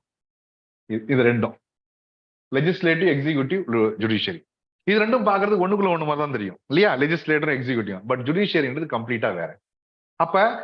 அப்ப டக்குன்னு ஒண்ணே பண்ணும், இந்த ஸ்ட்ரக்சர் எப்படி இருக்கும், இது யார் என்ன பண்ணுவா, இவங்களை எப்படி ரிமூவ் பண்ணுவாங்க, இவங்களை எப்படி அப்பாயிண்ட் பண்ணுவாங்க, இப்படி எல்லா ப்ரொசீஜர்ஸுமே அந்த புக்லயே இருக்குது. நீங்களும் படிப்பீங்க. அது மட்டும் இல்லாம இவங்களோட ஃபங்க்ஷன்ஸையும் சேர்த்து படிக்க போறீங்க. என்னென்ன ஃபங்க்ஷன்ஸ் எல்லாம் பண்ண, என்னென்ன வேலை பார்க்க போறாங்க. சோ இது 3 ஆர்கன்ஸை பத்தி படிக்க போறதுதான் பாலிட்டியோட மெயின் ஏரியாவா இருக்க போகுது. அண்டர்ஸ்டாண்ட்? இப்ப என்ன பண்றாங்கன்னா இவங்க பண்ண போறாங்க, இவங்க பண்ண போறாங்க, இது பண்ண போறாங்க. அப்பயே வந்து கான்ஸ்டியூஷன் எழுதுறப்பயே அவங்களுக்கு வந்து ஒரு டவுட் இருக்கு. என்னன்னா, நான் இப்ப திடீர்னு ஒரு பாடி கிரியேட் பண்ணும், ஒரு கமிஷனை கிரியேட் பண்ணும், ஏதாவது நான் பண்ணணும் அப்படின்னு வச்சுங்களேன், பவர் வந்து இவங்கள்ட்ட தான் இருக்க போகுது. சப்போஸ் ஃபார் எக்ஸாம்பிள் நான் என்ன சொல்றேன், ஒரு பர்டிகுலர் இஷ்யூ சார்ட் அவுட் பண்றதுக்கு ஒரு பர்டிகுலர் குரூப் ஆஃப் பீப்புளை ரெடி பண்ணி ஒரு கமிஷன் மாதிரி நான் ரெடி பண்ணணும்னு சொல்றேன். அதை இவங்க தான் ரெடி பண்ணி கொடுப்பாங்க, கமிஷன் மாதிரி போடுறது கொடுப்பாங்க. சில டைம் என்ன நடக்கும்னா, இப்ப இவங்களுக்கு அகைன்ஸ்டாவே அந்த கமிஷன் வருதுன்னு வச்சுக்கலாம், கொடுக்க முடியாது இல்லையா? இந்த மாதிரி எல்லாம் வேலை பார்த்துருவாங்கன்னு சொல்லிட்டு என்ன பண்றாரு, அந்த டைம்லயே கமிஷன் அந்த கான்ஸ்டியூஷன் எழுதுறாங்க இல்லையா, அப்ப அவங்களே என்ன பண்ணிட்டாங்கன்னா ஒரு சில பாடிஸ் அவங்களே கிரியேட் பண்ணி வச்சுட்டு போயிடறாங்க. அதை கிரியேட் பண்றதுக்கான பவர் இவங்கள்ட்ட தான் இருக்கு. அதாவது இது ஒரு இது எடுக்க போறாங்க, அதை கிரியேட் பண்றது இவங்கள்ட்ட கொடுக்க போறாங்க, இவங்க ரிஃபைன் பண்ண போறாங்க, ரிஃபைன் பண்ணி ஃபைனலா போட போறாங்க, அதை செக் பண்ண போறது ஜுடிஷியரி. இப்படிதான் இருக்க போகுது. ஆனா என்ன ஒரு டவுட்னா, இவங்க எல்லாத்தையுமே இவங்க கையில கொடுக்கறதுக்கு பதிலா ஒரு சில பாடிஸை நம்மளே கிரியேட் பண்ணி வச்சுட்டு போயிடும். அந்த பாடிஸ் எல்லாம் என்ன பண்ணா இவங்க யாருக்குமே சம்பந்தப்பட்டிருக்காது, எல்லாத்தையும் கண்ட்ரோல் பண்ற மாதிரி இருக்கும். அண்டர்ஸ்டாண்ட்? அதுக்கு பேர் தான் கான்ஸ்டியூஷனல், நான் கான்ஸ்டியூஷனல் பாடிஸ் சொல்லுவாங்க. இப்ப ஒண்ணும் இல்ல, இப்ப இங்க இருக்கும் ஒரு சிம்பிள் எக்ஸாம்பிள் சொல்றேன். இப்ப இந்த லெஜிஸ்லேச்சர் இருக்கு இல்லையா, ஒரு எம்பியை ரெடி பண்ணணும், எம்பியை வந்து செலக்ட் பண்ணணும், அதுக்கு ஒரு எலெக்ஷன் நடத்தணும். அப்ப அந்த எலெக்ஷன் நடக்குது ப்ரொசீஜர் பாக்குறதுக்கு யாரை கொண்டு வந்து உட்கார வைக்க முடியும்? இவங்க கையில கொடுக்க முடியுமா? இவங்க கையில கொடுக்க முடியுமா? கொடுக்க முடியாது. லெஜிஸ்லேச்சர் கையில கொடுக்கலாமா? கொடுக்க முடியாது. எக்ஸிக்யூட்டிவ் கையில கொடுக்கலாமா? ஏன், அவங்க தானே வரப்போகுது. அப்ப என்னன்னா இவங்க எல்லாம் சம்மந்தப்படாத ஒரு ஆள் பார்க்கணும் இல்லையா? அதுக்குதான் கவர்மெண்ட் அதுக்குதான் என்ன பண்ணிடுச்சுன்னா எலெக்ஷன் கமிஷன் ஆஃப் இந்தியான்னு கிரியேட் பண்ணி வச்சிருச்சு. அப்ப அந்த எலெக்ஷன் கமிஷன் ஆஃப் இந்தியான்றது வெறும் ஒன்றும் இல்ல, கான்ஸ்டியூஷனல் பாடி. அப்ப என்னன்னா இவங்க சம்பந்தப்பட்ட விஷயங்கள், சில விஷயங்களை இவங்களாலே பார்க்க முடியாது, அதை ஓவர்வியூவா பார்க்கணும்.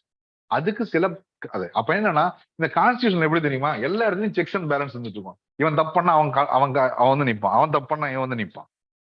சோ இந்த மாதிரி ஒரு செக்ஸ் அண்ட் பேலன்ஸ் இருக்கிறது புக்குக்கு பேர் தான் கான்ஸ்டியூஷன் ஆஃப் இந்தியா. அப்ப என்னன்னா எக்ஸிக்யூட்டிவ், ஜுடிஷியரி, லெஜிஸ்லேச்சர், இது மூணு ஆர்கன்ஸ். இந்த 3 ஆர்கன்ஸுக்கு பேர் தான் சென்ட்ரல் கவர்மெண்ட் என்ன போறாங்க. இந்த 3 ஆர்கன்ஸும் கரெக்டா ஃபாலோ பண்ணிட்டு இருக்கு. இந்த சில டைம்ல இந்த 3 ஆர்கன்ஸுக்குமே அப்பாயிண்ட் பண்ணணுமோ, இது இந்த 3 ஆர்கன்ஸையும் ஓவர்வியூ பண்ணணுமோ, அதெல்லாம் பாத்துக்கிறதுக்கு ஒரு ஆர்கன் தேவைப்படுது. அதுக்கு பேர் தான் constitutional bodies. That means what you are going to read in central is nothing but what is meant by parliament, what is the name of a MP, what is mean by MP, what is mean by Lok Sabha, what is mean by Rajya Sabha, what are their functions, how it is controlled. முடிஞ்சு போச்சு. Who is the minister, what is his power, what is his control, முடிஞ்சிச்சு. Who is judiciary, who is high court, who is supreme court, what are the functions. So first எடுத்து இந்த functions and the structure. So நான் first என்ன சொன்னா structure, இப்ப add பண்ணது என்னது functions add பண்ணேன். இது மட்டும் 3 இல்லாம 4வது ஒண்ணு கொண்டு போறதுக்கு பேர் தான் கான்ஸ்டியூஷனல் பாடிஸ். ஸோ கான்ஸ்டியூஷனே கிரியேட் பண்ணி வச்சிருக்கு இந்த பாடிஸ் எல்லாத்தையும். ஏன்னா இவங்களா இது பண்ணக்கூடாது அப்படின்றது. அப்ப என்னன்னா இந்த 4 பேர் தான் மேஜரான சென்ட்ரல் ரோல் பிளே பண்ண போறாங்க. இந்த 4 பேரை பத்தி நான் படிக்க போறேன். அண்டர்ஸ்டாண்ட்? இந்த 4 பேரை பத்தி நான் படிக்க போறேன் மெயின் போக்கஸா. புரிஞ்சுதா? இது வரைக்கும் ஏதாவது டவுட் இருக்கா? இல்ல. இப்ப இந்த 4 பேரை சென்டர்னு போட்டு நிறுத்திட்டோம் இல்லையா? இப்ப அவங்க என்ன பண்ணுவாங்க, ஸ்டேட்னு ஒண்ணு அடுத்த ஆரம்பிச்சோம் இல்லையா? அப்ப என்ன பண்ணா, சப்போஸ் அங்க இருக்கிற எம்எல்ஏ போய் பேசிட்டு இருக்காரு, அங்க இருக்க எம்எல்ஏ பத்தி, அங்க இருக்க எம்பி இருக்கவர் பேசிட்டு இருக்காரு. எம்பி இருக்கவங்க என்னன்னா அங்க உள்ள எத்தனை பேர் அனுப்ப முடியும்? ஒரு 300 பேரை தான் அனுப்ப முடியும். இந்தியா எவ்வளவு பெரிய ஸ்டேட், எவ்வளவு பெரிய கண்ட்ரி. 300 பேர் இந்தியாவுக்கு எல்லா ப்ராப்ளத்தை பத்தி பேச முடியுமா? முடியாது. அதனால என்ன பண்ணாங்கன்னா அதுக்கு அடுத்து ஒரு ஸ்ட்ரக்சர் கிரியேட் பண்ணி வச்சாங்க, ஸ்டேட்னு சொல்லிட்டு. அப்ப ஸ்டேட்லயும் என்ன பண்ணாங்க, அங்க என்ன ஸ்ட்ரக்சர் இருக்கோ அதே இங்கேயும் கிரியேட் பண்ணாங்க. அப்படின்னா என்ன அர்த்தம்னா இங்கேயும் ஒரு லெஜிஸ்லேச்சர் இருக்கு, இங்கேயும் ஒரு எக்ஸிக்யூட்டிவ் இருக்கு. ஜுடிஷியரி மட்டும் கிடையாது. ஜுடிஷியரின்றது இந்தியா மொத்தத்துக்கும் காமன் தான். அதாவது ஒரு ஸ்டேட் தப்பு பண்ணா சென்டர் தப்பு பண்ணா எவன் தப்பு பண்ணாலும் கண்டுபிடிக்கிறது ஒரே ஆர்கனைசேஷன். சோ இதுக்கு இப்ப ஸ்டேட் பாக்குறதுக்கு புது பாடி வர போறது கிடையாது. அவன் கான்ஸ்டியூஷன் படி நடக்கிறானா நடக்கலையான்னு பார்க்க தான் போறாங்க. சென்டர் பண்றது அதான் பண்ண போறாங்க. இதுக்கு எதுக்கு ரெண்டு ஸ்ட்ரக்சர் ஆகணும், ஒரே ஸ்ட்ரக்சர் வச்சுங்க. அப்ப என்னன்னா இது மத்திய பிரதேசம் நடக்கிற பிரச்சனையை இங்க இருக்கிற ஹைகோர்ட்ல இருந்து ஒரு ஆர்டர் கொடுக்கலாம். அண்டர்ஸ்டாண்ட்? அப்ப என்ன அர்த்தம்னா judiciary is a common structure. For our convenience we are dividing state and center, legislature executive, legislature executive. புரிஞ்சப்ப? எஸ், ஒரு judiciary common, judicial executive legislature, அதே மாதிரி எக்ஸிக்யூட்டிவ் லெஜிஸ்லேச்சர் இருக்கு. இந்த கான்ஸ்டியூஷனல் பாடிஸ் அது காமன் தான். ஏன்னா இவனுக்கு எலெக்ஷன் நடத்தின ஒரு எம்எல்ஏ எலெக்ஷன் நடத்தினா எம்பி எலெக்ஷன் நடத்தினாங்க. அதுக்கு அடுத்து இப்ப அங்க ஸ்டேட் சென்டர்னு சொன்னோம் இல்லையா, சென்டர்ல படிச்சோம் இல்லையா, லெஜிஸ்லேச்சர் எக்ஸிக்யூட்டிவ் ஜுடிஷியர்னு படிச்சோம், ஜுடிஷியரி காமன் படிச்சோம். அந்த ஸ்டேட் சென்டர் என்ன பண்ண போறோம்னா அதுதான் ஸ்டேட்டும் பண்ண போறான். இங்கேயும் லெஜிஸ்லேச்சர் எக்ஸிக்யூட்டிவ் தான் இருக்க போறாங்க. அப்ப இங்க இருக்கிற லெஜிஸ்லேச்சருக்கு தான் நீங்க எம்எல்ஏன்னு சொல்றீங்க. Member of legislatures, MLA select பண்றீங்க இல்லையா, அந்த எம்எல்ஏ ஒரு ஸ்டேட்டுக்கு இருக்காங்க இல்லையா, ஒரு ஸ்டேட்டுக்கு எக்ஸிக்யூட்டிவ்ன்றது யாருன்னா மினிஸ்டர். எம்எல்ஏ தான் மினிஸ்டர், வேற யாரும் கிடையாது. அப்ப இந்த ஸ்ட்ரக்சர் இங்கேயும் ஃபாலோ ஆகுது. கான்ஸ்டியூஷன் பாடி வந்து ஆல் ஓவர் இந்தியாவுக்கு மொத்தத்துக்கும் காமன். ஏன்னா எலெக்ஷன் கமிஷன் யாரு, இந்த ஸ்டேட் எது நடத்த போறோம் தான், அந்த ஸ்டேட் எது நடத்த போறது அவன் தான். நேஷனல் ஹியூமன் ரைட்ஸ்ன்றது ஸ்டேட் சென்டர் பிரிவா போது கிடையாது. ஹியூமன்னா எல்லாருக்கும் காமன் தானே, ரைட்? யூபிஎஸ்சி எக்ஸாம் எழுத போறீங்க, ஸ்டேட்டும் தனியா பிரிஞ்சு போதா, சென்டர் தனியா பிரிஞ்சு போகிறதா கிடையாது, ரெண்டும் காமன் தானே. அந்த யூனியன் பப்ளிக் சர்வீஸ் கமிஷன் அவங்க பரிச்சை நடந்தது இல்ல, அது கூட அந்த கான்ஸ்டியூஷன் பாடிஸ் வந்துடும். அண்டர்ஸ்டாண்ட்? அப்ப சில விஷயங்கள் இந்த எக்ஸிக்யூட்டிவ் ஜுடிஷியல் லெஜிஸ்லேச்சர் இருக்க சில விஷயங்கள் வந்து அவங்களே அவங்கள வேலையை பண்ணிக்கூடாது, அதை காமனா ஒருத்தவங்க பண்ணணும்னு நினைக்கிறாங்க இல்லையா, அந்த காமனான பாடிஸ் எல்லாத்தையும் கொண்டு வந்து கான்ஸ்டியூஷன் பாடிஸ்ல போட்டுருவாங்க. அண்டர்ஸ்டாண்ட்? ஆனா இந்த புக் எழுதுறப்ப என்ன ஆச்சு, இந்த புக் எழுதி முடிக்கிறப்போ வந்து ஒரு எத்தனை வருஷம், ஒரு 100 வருஷத்துக்கு முன்னாடி எழுதின புக், 1950s எழுதின புக். ஆனா 50 வருஷத்துக்கு அப்புறம் நிறைய வெரைட்டியா, அதாவது 50 வருஷத்துக்கு அப்புறம் டெவலப்மெண்ட்ஸ் நிறைய வந்துகிட்டே இருக்கு இல்லையா. அப்ப அந்த வெறும் அந்த 10 கான்ஸ்டியூஷனல் பாடி மட்டும் வச்சுட்டு பண்ற முடியுமா? முடியாது. அப்ப என்ன நடக்குதுன்னா எவால்வ் ஆக நான் திடீர்னு பண்ற ஒரு பிரச்சனை வருதுங்க. இப்ப என்ன பண்றோம், 1950s மொபைல் கிடையாது, 1950s மொபைல் கிடையாது. சோ மொபைல் இல்லாததுனால எந்த ஒரு நெட்வொர்க் காரனும் என்ன ஏமாத்த போறது கிடையாது. சரியா? இப்ப வந்திருக்கான் 3 பேர். இப்ப என்ன பண்றான், 1950s மொபைல் கிடையாது. அப்ப என்கிட்ட வந்து ஏர்டெல்லா, பிஎஸ்என்எல்லா, இல்லாட்டி வோடோபோனா, இல்லாட்டி வந்து ஜியோவா அப்படின்னு எந்த பிரச்சனையும் இருக்க போறது கிடையாது. ரைட்? இப்ப நான் 1950 புக்ல எழுதி வச்சிருக்க முடியுமா? இத முடியாது, ஏன்னா அப்ப நடந்த விஷயம். ஆனா இப்ப என்ன பண்றாங்க, 4 பேர் வந்திருக்கானோ, இந்த 4 பேர் என்ன பண்றாங்கன்னா, ஒருத்தவன் என்ன பண்றான், 4 பேருக்குள்ள மக்களை ஏமாத்துறதுக்கு நிறைய டிஃபரெண்ட் ஸ்டைல் ஆஃப் டாரிஃப் எல்லாம் கொடுக்குறான். ரைட்? டாரிஃப் கொடுத்துட்டு இவன் என்ன சொல்றான், 10 நிமிஷத்துக்கு உனக்கு இவ்வளவு கொடுக்குறேன், அதை கொடுக்குறேன், இதை கொடுக்குறேன்னு சொல்லிட்டு. ரைட்? அதுக்கப்புறம் என்ன பண்ணிடுறான்னா, இவன்ட்ட தான் நம்ம மொத்தத்தையும் ரிஜிஸ்டர் பண்ற இல்ல, நீ ரிஜிஸ்டர் பண்ணி வைக்கிற. தமிழ்நாட்டுல இருக்க எல்லாரோட நம்பர் அவனுக்கு தெரியுது. அவன் என்ன பண்றான், டக்குன்னு எடுத்து அந்த நம்பர் எல்லாம் எடுத்து கொண்டு போயிட்டு ஒரு பேங்க்ல கொடுத்துட்டான். இந்த வச்சுக்கோ. அண்டர்ஸ்டாண்ட்? பேங்க்ல கொண்டே கொடுத்துட்டான். பேங்க்காரன் என்ன பண்றான், காலைல சாயந்தரம் மத்தியானம் எனக்கு போன் பண்ணி லோன் வேணுமான்னு கேட்டுட்டு இருக்கான். ரைட்? இப்ப இந்த மொபைல் போன் வந்தது,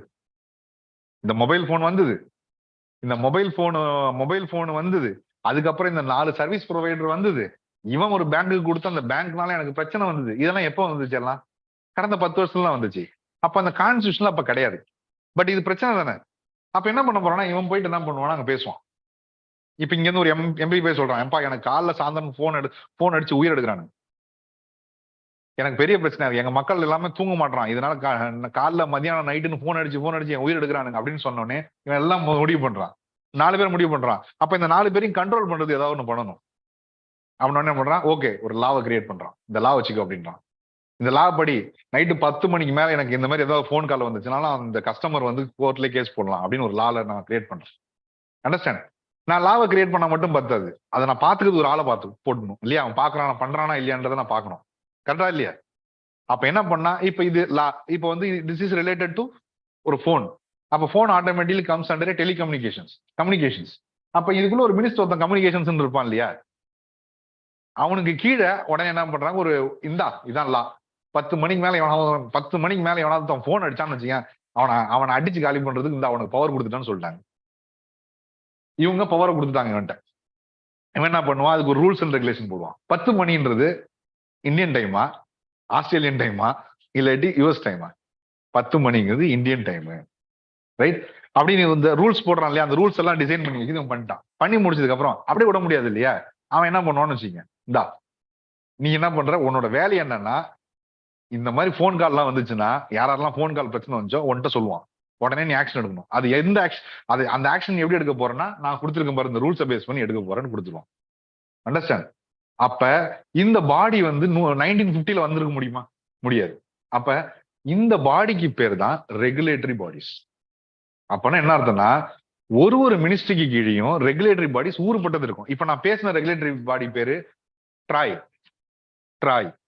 டெலிபோன் ரெகுலேட்டரி அத்தாரிட்டி ஆஃப் இந்தியான்னு அர்த்தம். அவனோட வேலை என்னன்னா கஸ்டமருக்கு பிரச்சனை பண்ணுவான், ரைட்? இப்ப இவன் 4 பேர் இருக்கானுங்க இல்லையா, 4 பேரும் ஒரு டேரிஃபை போட்டு ஏமாத்துறான் இல்லையா. திடீர்னு ஒருத்தன் என்ன பண்றான், மார்க்கெட்ல ஒரு பொருள் ஒரு ஆப்பிள வந்து 10 ரூபாய்க்கு தான் கொடுக்க முடியும். அவன் திடீர்னு வந்து என்ன சொல்றான், 1 ரூபாய்க்கு உனக்கு 100 ஆப்பிள் தரேன்றான்.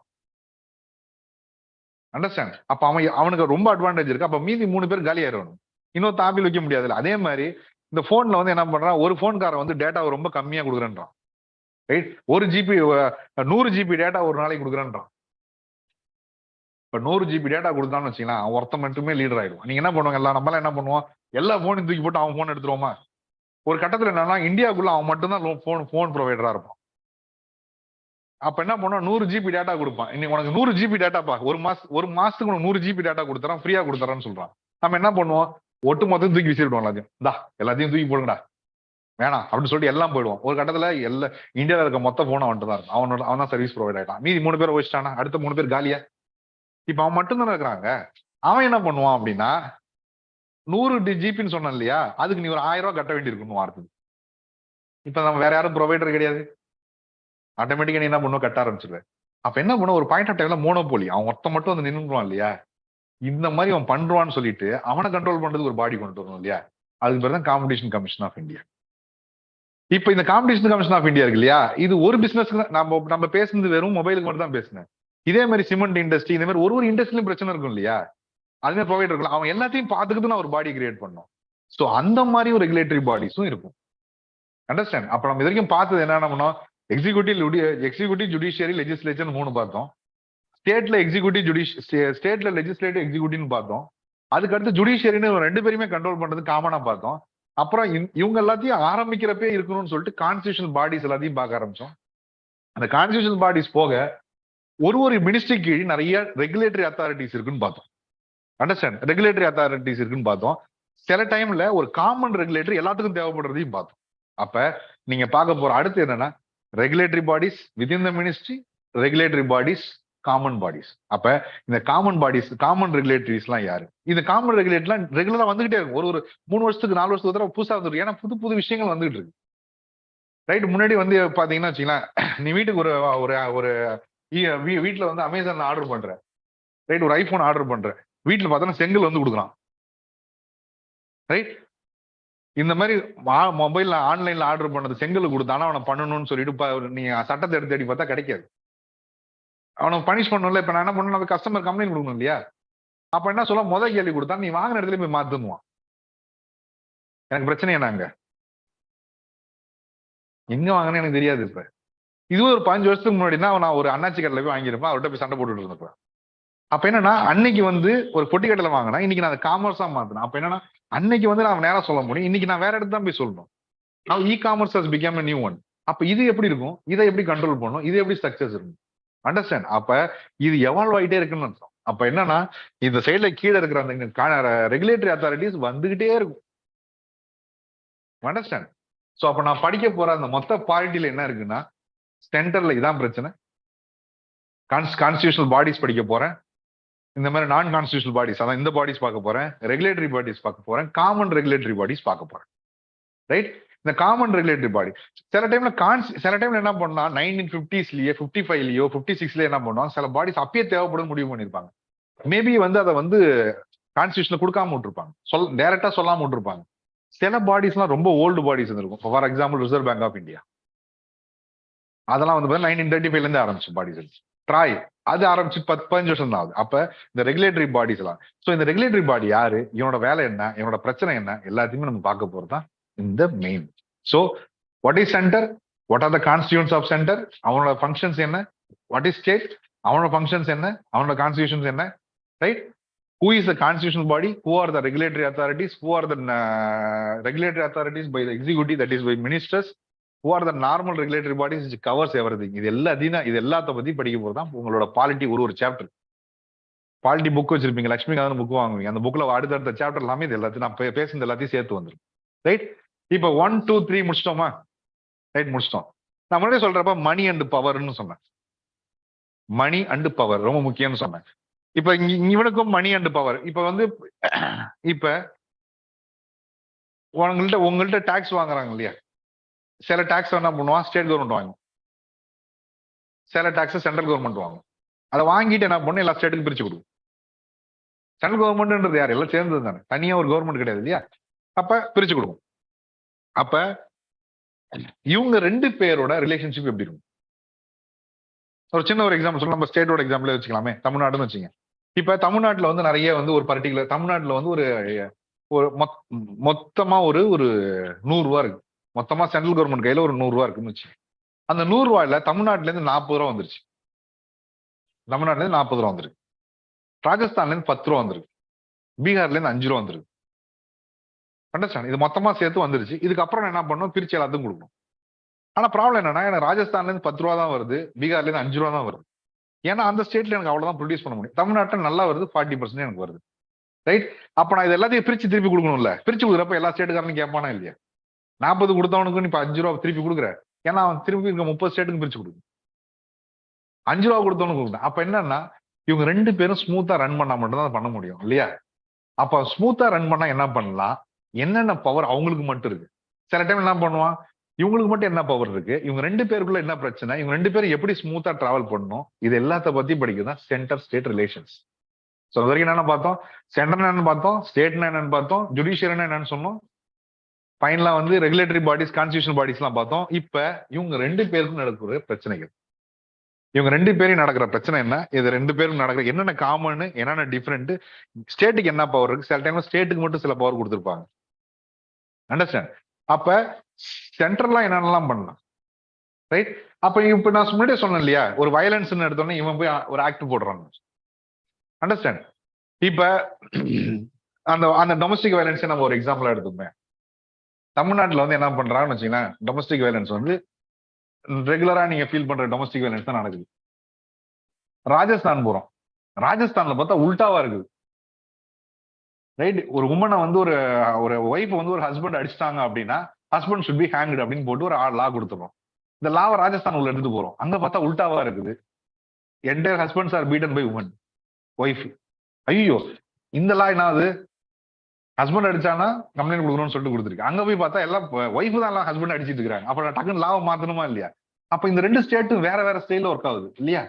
அப்ப இந்த 2 ஸ்டேட்டுக்கும் காமனா ஒரு லாவை நான் என்னால போட முடியுமா?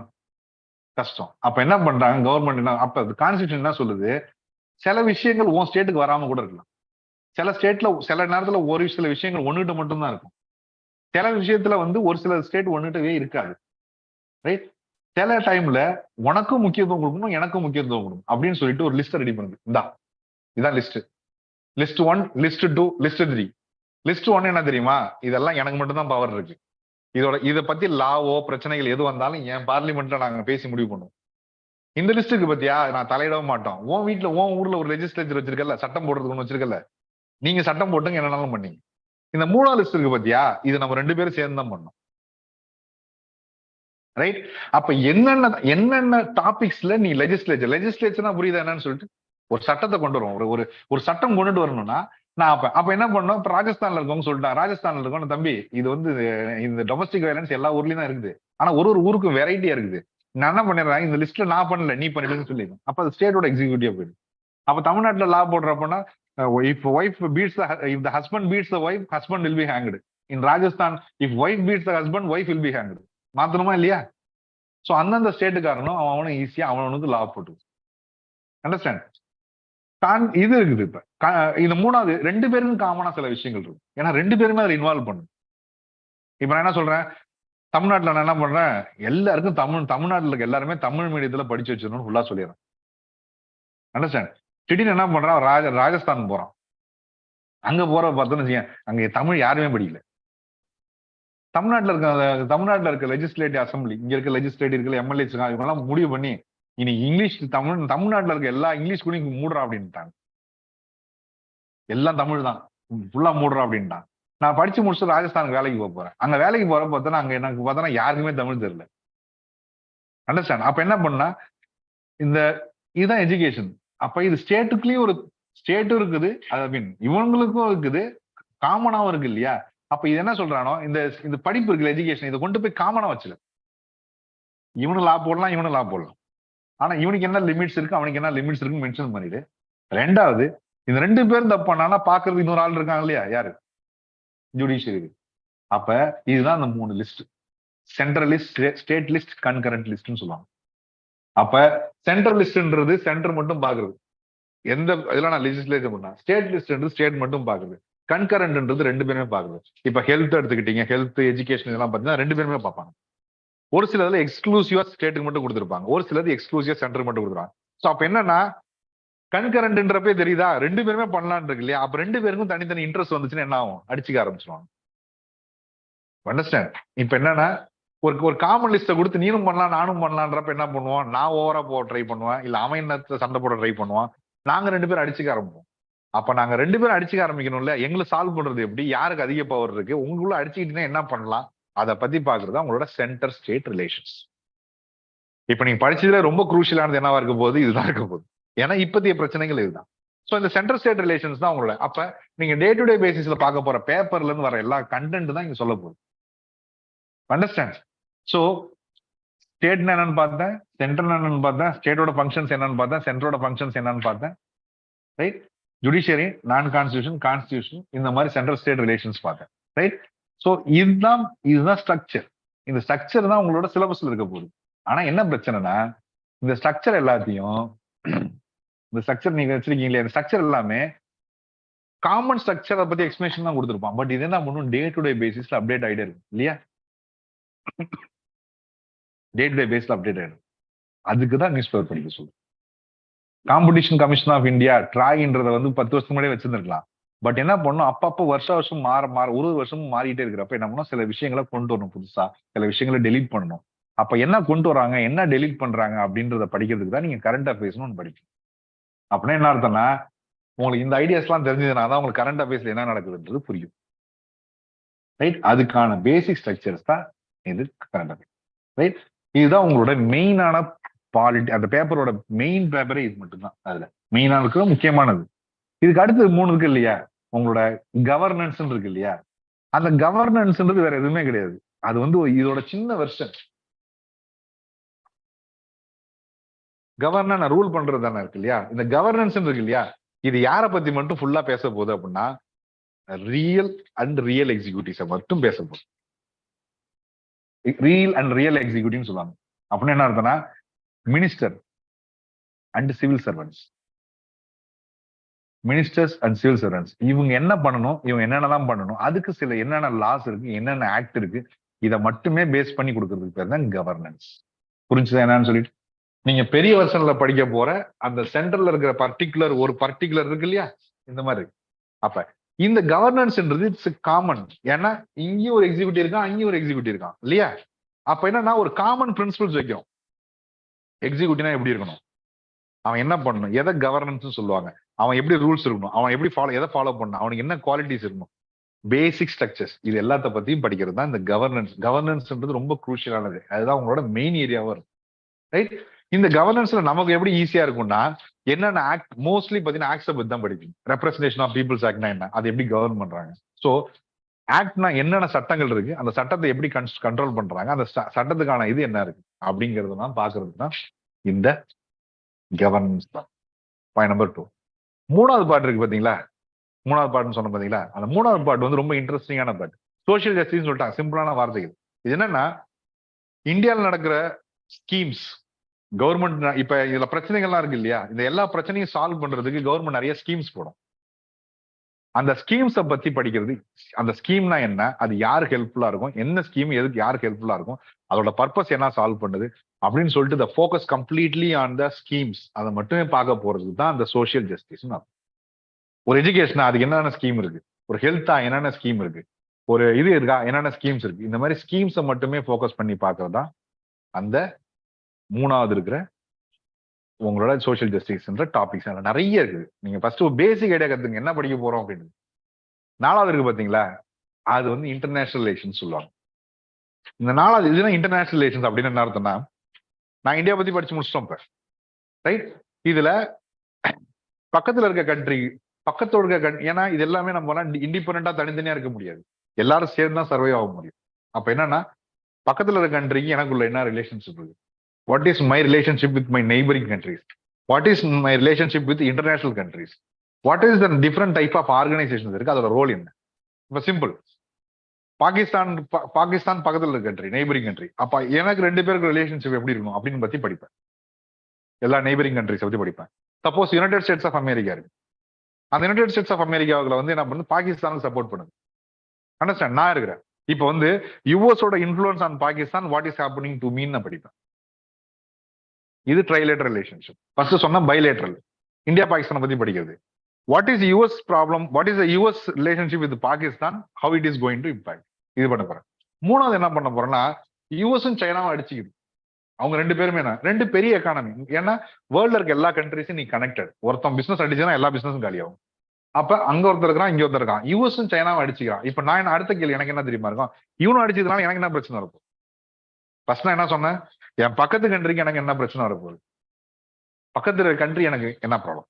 2வது, எனக்கு சம்பந்தப்பட்ட ஒருத்தன் அவன் சப்போர்ட் பண்றான்ல, அதுக்கு இதுக்கு என்ன பிரச்சனை வரப்போகுது. 3வது, இவங்க 3 பேர் அடிச்சுக்கிறாங்களா, இவங்களால எனக்கு பிரச்சனை வரப்போகுது. 4வது, இந்த மாதிரி தனித்தனி இப்ப இதெல்லாம் இருக்கு. இது இல்லாம என்ன பண்ணோம், இவங்க எல்லாத்தையும் கண்ட்ரோல் பண்றது காமனான சில பாடிஸ் கிரியேட் பண்ணுங்க. நம்ம கான்ஸ்டியூஷனல் பாடிஸ் இருக்கு இல்லையா, அந்த மாதிரி வேர்ல்ட் லெவல்ல நிறைய ஆர்கனைசேஷன்ஸ் இருக்கு, right. United Nations, world health organisations, இந்த மாதிரி இருக்கு இல்லையா. இவங்க எல்லாம் யாரு, இவங்களோட ரோல் என்ன, அண்டர்ஸ்டாண்ட், புரியுதா. அப்ப இந்த மொத்த இன்டர்நேஷனல் ரிலேஷன்ஷிப் நான் என்ன படிக்க போறேன் தெரியுமா, simple, what will happen to me. அப்ப என்னன்னா நான் மொத்த போக்கஸுமே என்ன பண்ண போறேன் தெரியுமா, ஒரு பேப்பர்ல ஒரு நியூஸ் இருக்குன்னு வச்சுங்க, முதல்ல என்ன பண்ண போறேன்னா இதனால எனக்கு என்ன பிரச்சனை. இப்ப தெரியும், ஸ்ரீலங்கால வந்து ஒரு எலெக்ஷன் நடக்குது, ஸ்ரீலங்கால பிரச்சனை நடந்துட்டு இருக்கு அப்படின்னா என்னன்னா, முதல் கேள்வி எனக்கு மைண்டுக்குள்ள என்ன வரும்னா, இந்த ஸ்ரீலங்கா நமக்கு எதுக்கு தேவை. ஃபர்ஸ்ட் தான் செல்ஃபிஷா தான் எல்லாத்தையும் யோசிப்போம். ஸ்ரீலங்காவுக்கு என்ன தேவை, நமக்கு என்ன தேவை. ஃபர்ஸ்ட் விஷயம், நம்மள்ட்ட இல்லாத இவன்ட்ட என்ன இருக்கு, ரைட்.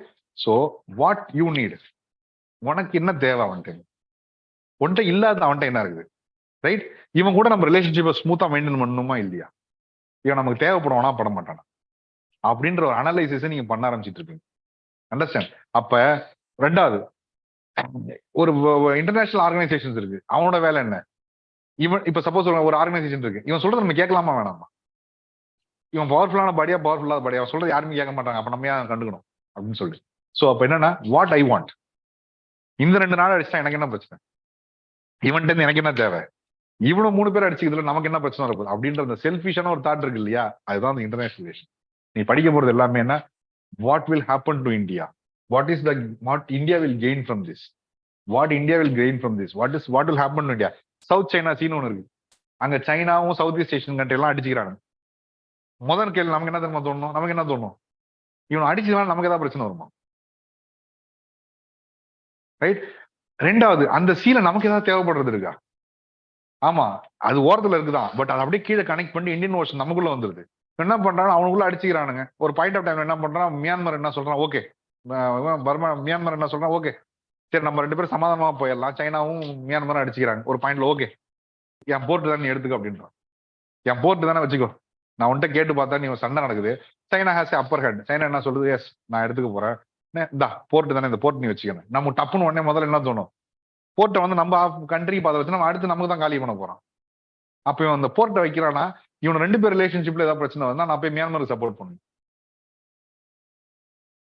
ஏன்னா மியான்மர் வந்து அதோட டிராப்பிங்ல இருக்கு, அது அதோட இக்கட்டான சூழ்நிலை அதை அக்செப்ட் பண்ணிக்குதுன்னு அர்த்தம். அப்ப நான் போய் இது பண்ணும், அப்படிலாம் என்ன பண்ணும், நேரா ஓடி போயிட்டு கோர்ட்ல நிக்கணும். இவ்வளவு 2 பேரும் பண்ணி இவன் இது பண்றான், நாளைக்கு வந்து இங்க உட்காந்துப்பான், வந்து எனக்கு பிரச்சனை பண்ணுவான், அதனால வரக்கூடாதுன்னு சொல்லிட்டு நான் இன்னொரு இடத்துல போய் கம்ப்ளைண்ட் கொடுப்பேன்.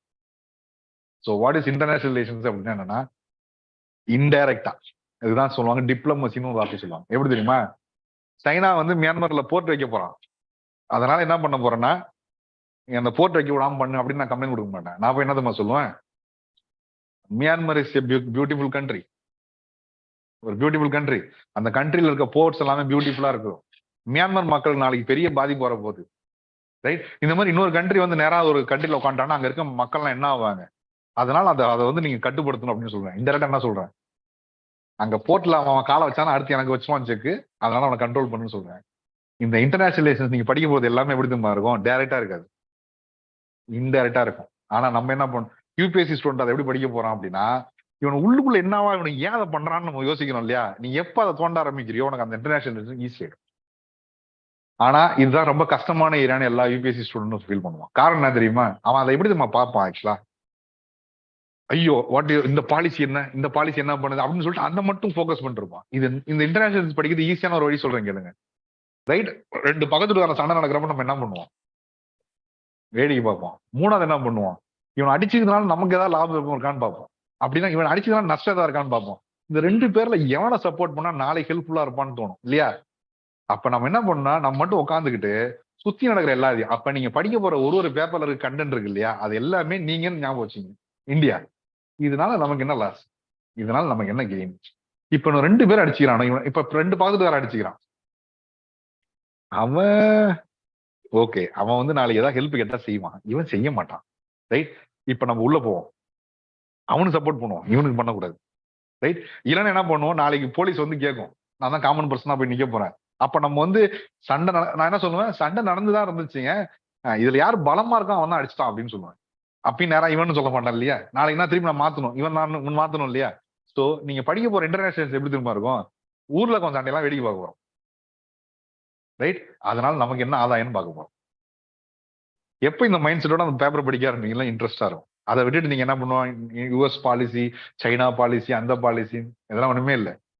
இவன் மூவ் பண்றதுனால நமக்கு என்ன பிரச்சனை, இவனை நம்ம நாளைக்கு வச்சுக்கலாமா வச்சுக்க வேண்டாமா, இவன் கூட நம்ம ரிலேஷன்ஷிப் வச்சிருக்கோமா வச்சிருக்க கூடாதா, இவனை அடிச்சதுனால என்ன ப்ராப்ளம், இவனை அடிக்கிறப்ப நம்ம யாருக்கு சப்போர்ட் பண்ணணும், யாருக்கு பண்ணக்கூடாது. ஒரு கேஸ் ஒருவேளை நம்ம இன்னைக்கு பண்ணிட்டோம்னா நாளைக்கு அவன் நாளைக்கு ஏதாவது பண்ணிட்டானா அப்படின்னு சொல்லிட்டு இந்த மாதிரி ஒரு ஃபியூச்சரிஸ்டிக் விஷனை வச்சுக்கிட்டு படிக்க ஆரம்பிச்சுன்னா அந்த இன்டர்நேஷனல் ரிலேஷன்ஸ் ரொம்ப ஈஸியா. எஸ், இதுதான் நம்ம படிக்க போற அந்த சிலபஸ். இது வந்து காமனான விஷயம். என்ன ஒரு விஷயம்னா, அந்த இன்டர்நேஷனல் ரிலேஷன்ஸ்ல பிலிம்ஸ் என்ன கொஸ்டின் கேட்க போறாங்க அப்படின்னா, இது இருக்கும், ஆப்பிரிக்கால ஒரு கண்ட்ரி இருக்கும், அதுக்குள்ள சண்டை நடந்துட்டு இருக்கும். பிலிம்ஸ் சிம்பிளா கேள்வி கேட்பான், இந்த ஒரு இடம் இருக்கு, இந்த இடம் எந்த கண்ட்ரில இருக்குன்னு கேட்பான், அப்படியே முடிச்சுவான். நீங்க மெயின் சொல்ல போறீங்கன்னு வச்சுங்களேன், அந்த இடத்துல நடக்க போற சண்டைனால இந்தியாவுக்கு என்ன பிரச்சனைன்னு கேட்பான், முடிஞ்சது. மூணாவது, இன்டர்வியூ பண்ணீங்கன்னு வச்சுங்களேன், இந்த இடத்துல ஒரு சண்டை நடந்துட்டு இருக்கு, இதே மாதிரி சண்டை உன் ஊர்ல நடந்தா நீ என்ன பண்ணுவோன்னு கேட்பான். இப்ப மொத்தத்துக்கு எனக்கு என்ன தெரியணும், அந்த ஊர்ல சண்டை நடக்குதுன்னு தெரியணுமா இல்லையா? அப்ப அந்த சண்டை நடக்கிறதுங்கிறது தான் பேஸ்.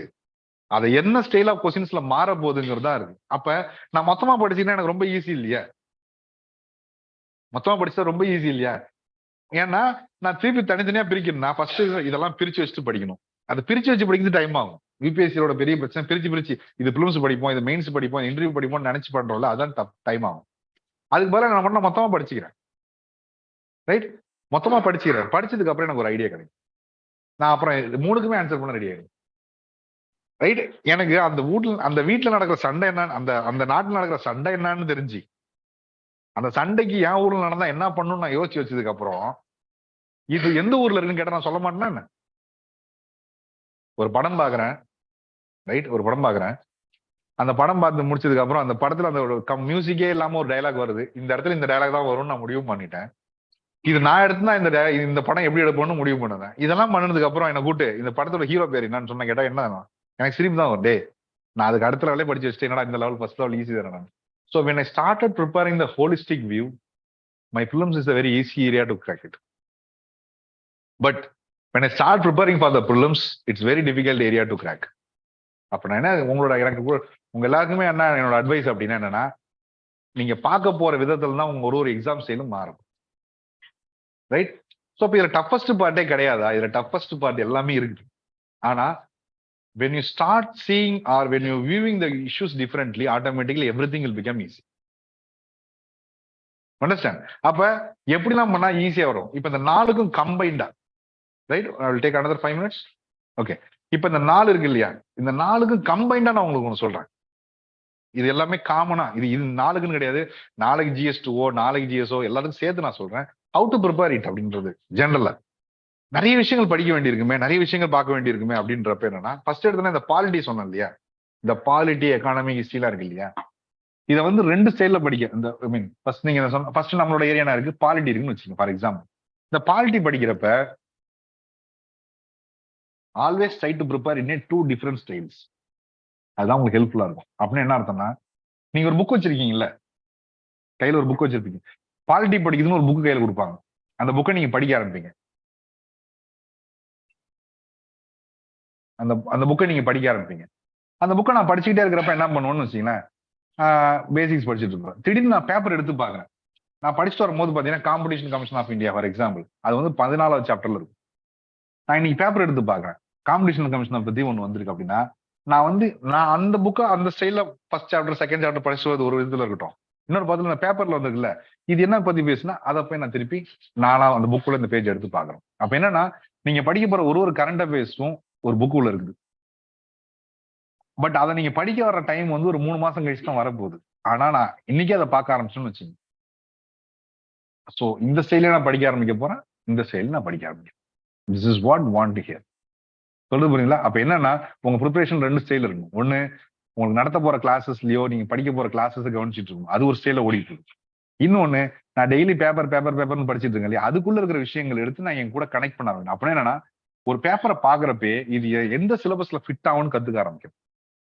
அதுதான் வந்து எப்ப நீங்க அதை கம்ப்ளீட்டா கத்துக்க ஆரம்பிச்சிட்டீங்களோ, you are the masters in UPSC. யார் அதை கத்துக்க ஆரம்பிச்சிட்டாங்களோ, they will become the masters.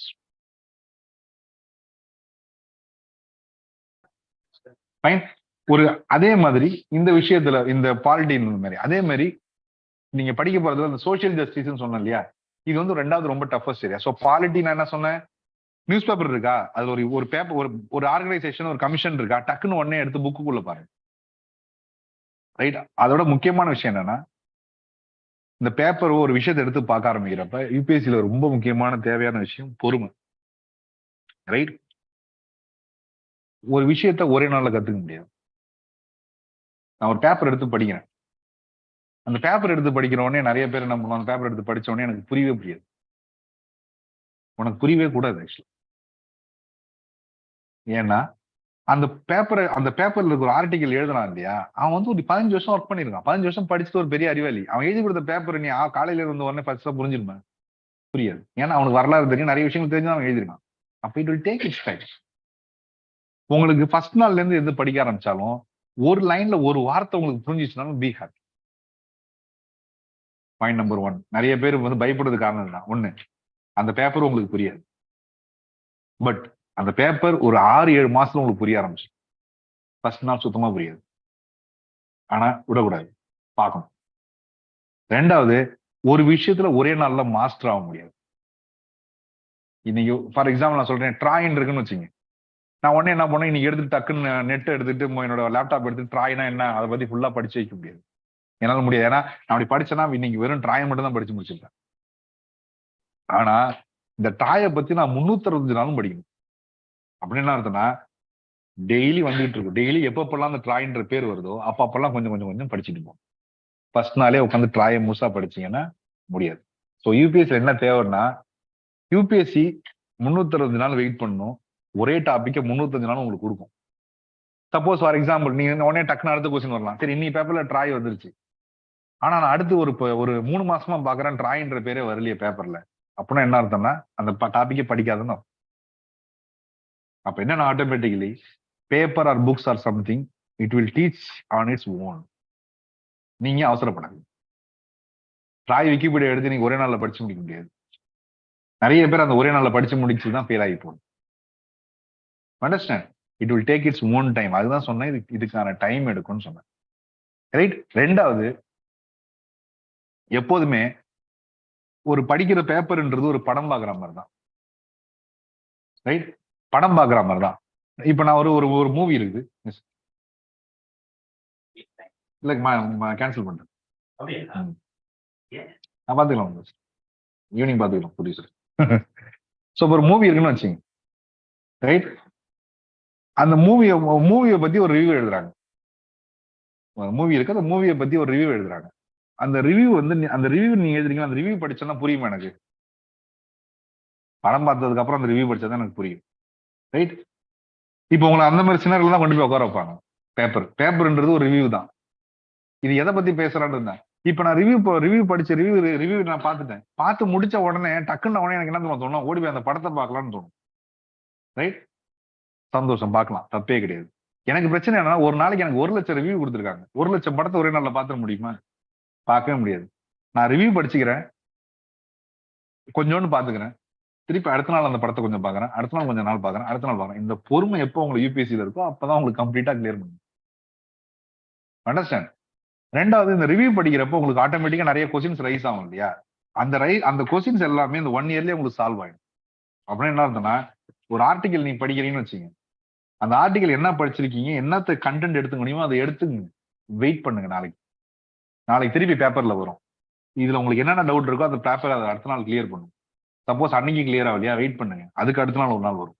இந்த மாதிரி நீங்க ஃபர்ஸ்ட் ஒரு புக்ல ஒரு டாபிக் படிக்கிறீங்க இல்லையா, அது வந்து 365வது நாள் கூட உங்களுக்கு கிளாரிஃபை பண்ணும் கம்ப்ளீட்டா. ஸோ ஃபர்ஸ்ட் நாள் ஒரு ஆர்டிகல் படிக்கிறேன், எனக்கு அது 5% தான் புரியுது, வெயிட் பண்ணுங்க. இன்னொரு 10 நாள், இன்னொரு 5 நாள் கழிச்சு அந்த ஆர்டிகல் திருப்பி வரும், வேற ஸ்டைல்ல வரும். அடுத்து ஒரு 5% எனக்கு புரியும், வெயிட் பண்ணுங்க. இன்னொரு 1 மாசம் கழிச்சு பாத்தீங்கன்னா புரியும், வெயிட் பண்ணுங்க. இப்படியே வெயிட் பண்ணிட்டே இருங்க. இந்த 365 டேஸ் வெயிட் பண்ணி இந்த கடைசி நாள் ரிசல்ட் பாருங்க, 100% இந்த ஆர்டிகல் புரிஞ்சிருக்கும். ஆனா என்னன்னா, நம்ம ஆல்வேஸ் என்ன பண்ற தப்பு என்னன்னா, அந்த முத நாளே 100% எனக்கு புரியணும்னு நினைச்சுக்கிட்டு முத நாளே 10 இட்லி வச்சு அவங்க நினைக்கணும். அது முடியாது. எப்ப அந்த மைண்ட் செட் வந்துட்டீங்கன்னா ரொம்ப கஷ்டம். அதுக்கு பதிலா you wait. Newspaper and UPSC teachers life in a very slow manner. ஆனா பயங்கர ஸ்ட்ராங்கான படமா இருக்கும். அண்டர்ஸ்டாண்ட்? இது எப்படி தெரியுமா இருக்கும், 10 நாள் நான் ஒரே நாள்ல வந்து 50 இட்லி கொடுத்தேன்னு வச்சுங்களேன், என்ன பண்ணுவோம், நாங்க 30வது இட்லிக்கு அப்புறம் வாமிட் பண்ணிடும், 10வது இட்லிக்கு அப்புறம் வாமிட் பண்ணிடும். அதுக்கு பதிலாக யோசிச்சு பாருங்க, ஒரு நாளா ஒரு இட்லியா கொடுத்து உங்களை சாப்பிட வைக்க. ரெண்டுக்கு வித்தியாசம் இருக்குல்ல. ஃபர்ஸ்ட் நாள் என்ன பண்ணோம், 30 இட்லி 10 இட்லிக்கு மேல எல்லா இட்லியும் கீழே வந்துருச்சு. ஆனா இது எப்படி இருக்கு, ஒரு நாளா கொஞ்சம் கொஞ்சமா கொடுத்து at one point of time கடைசியா பாக்குறப்ப 360 நாள் நான் கிட்டத்தட்ட ஒரு 1000-2000 இட்லி சாப்பிட்டு முடிச்சிட்டேன். கணக்கு அப்படிதானே? யூபிஎஸ்சி அப்படிதான் பண்ணும். நீ ஃபர்ஸ்ட் நாளே உட்காந்து 300 இட்லி திங்கன்னு நினைச்சா முடியாது. ரைட்? ஃபர்ஸ்ட் நாளே அந்த ஆர்டிகல் எனக்கு புரிஞ்சிடும்னு நீ நினைச்சிட்டேன்னா தப்பு. அந்த ஆர்டிகல் எதுன்னு இருக்குன்னு. So wait for it.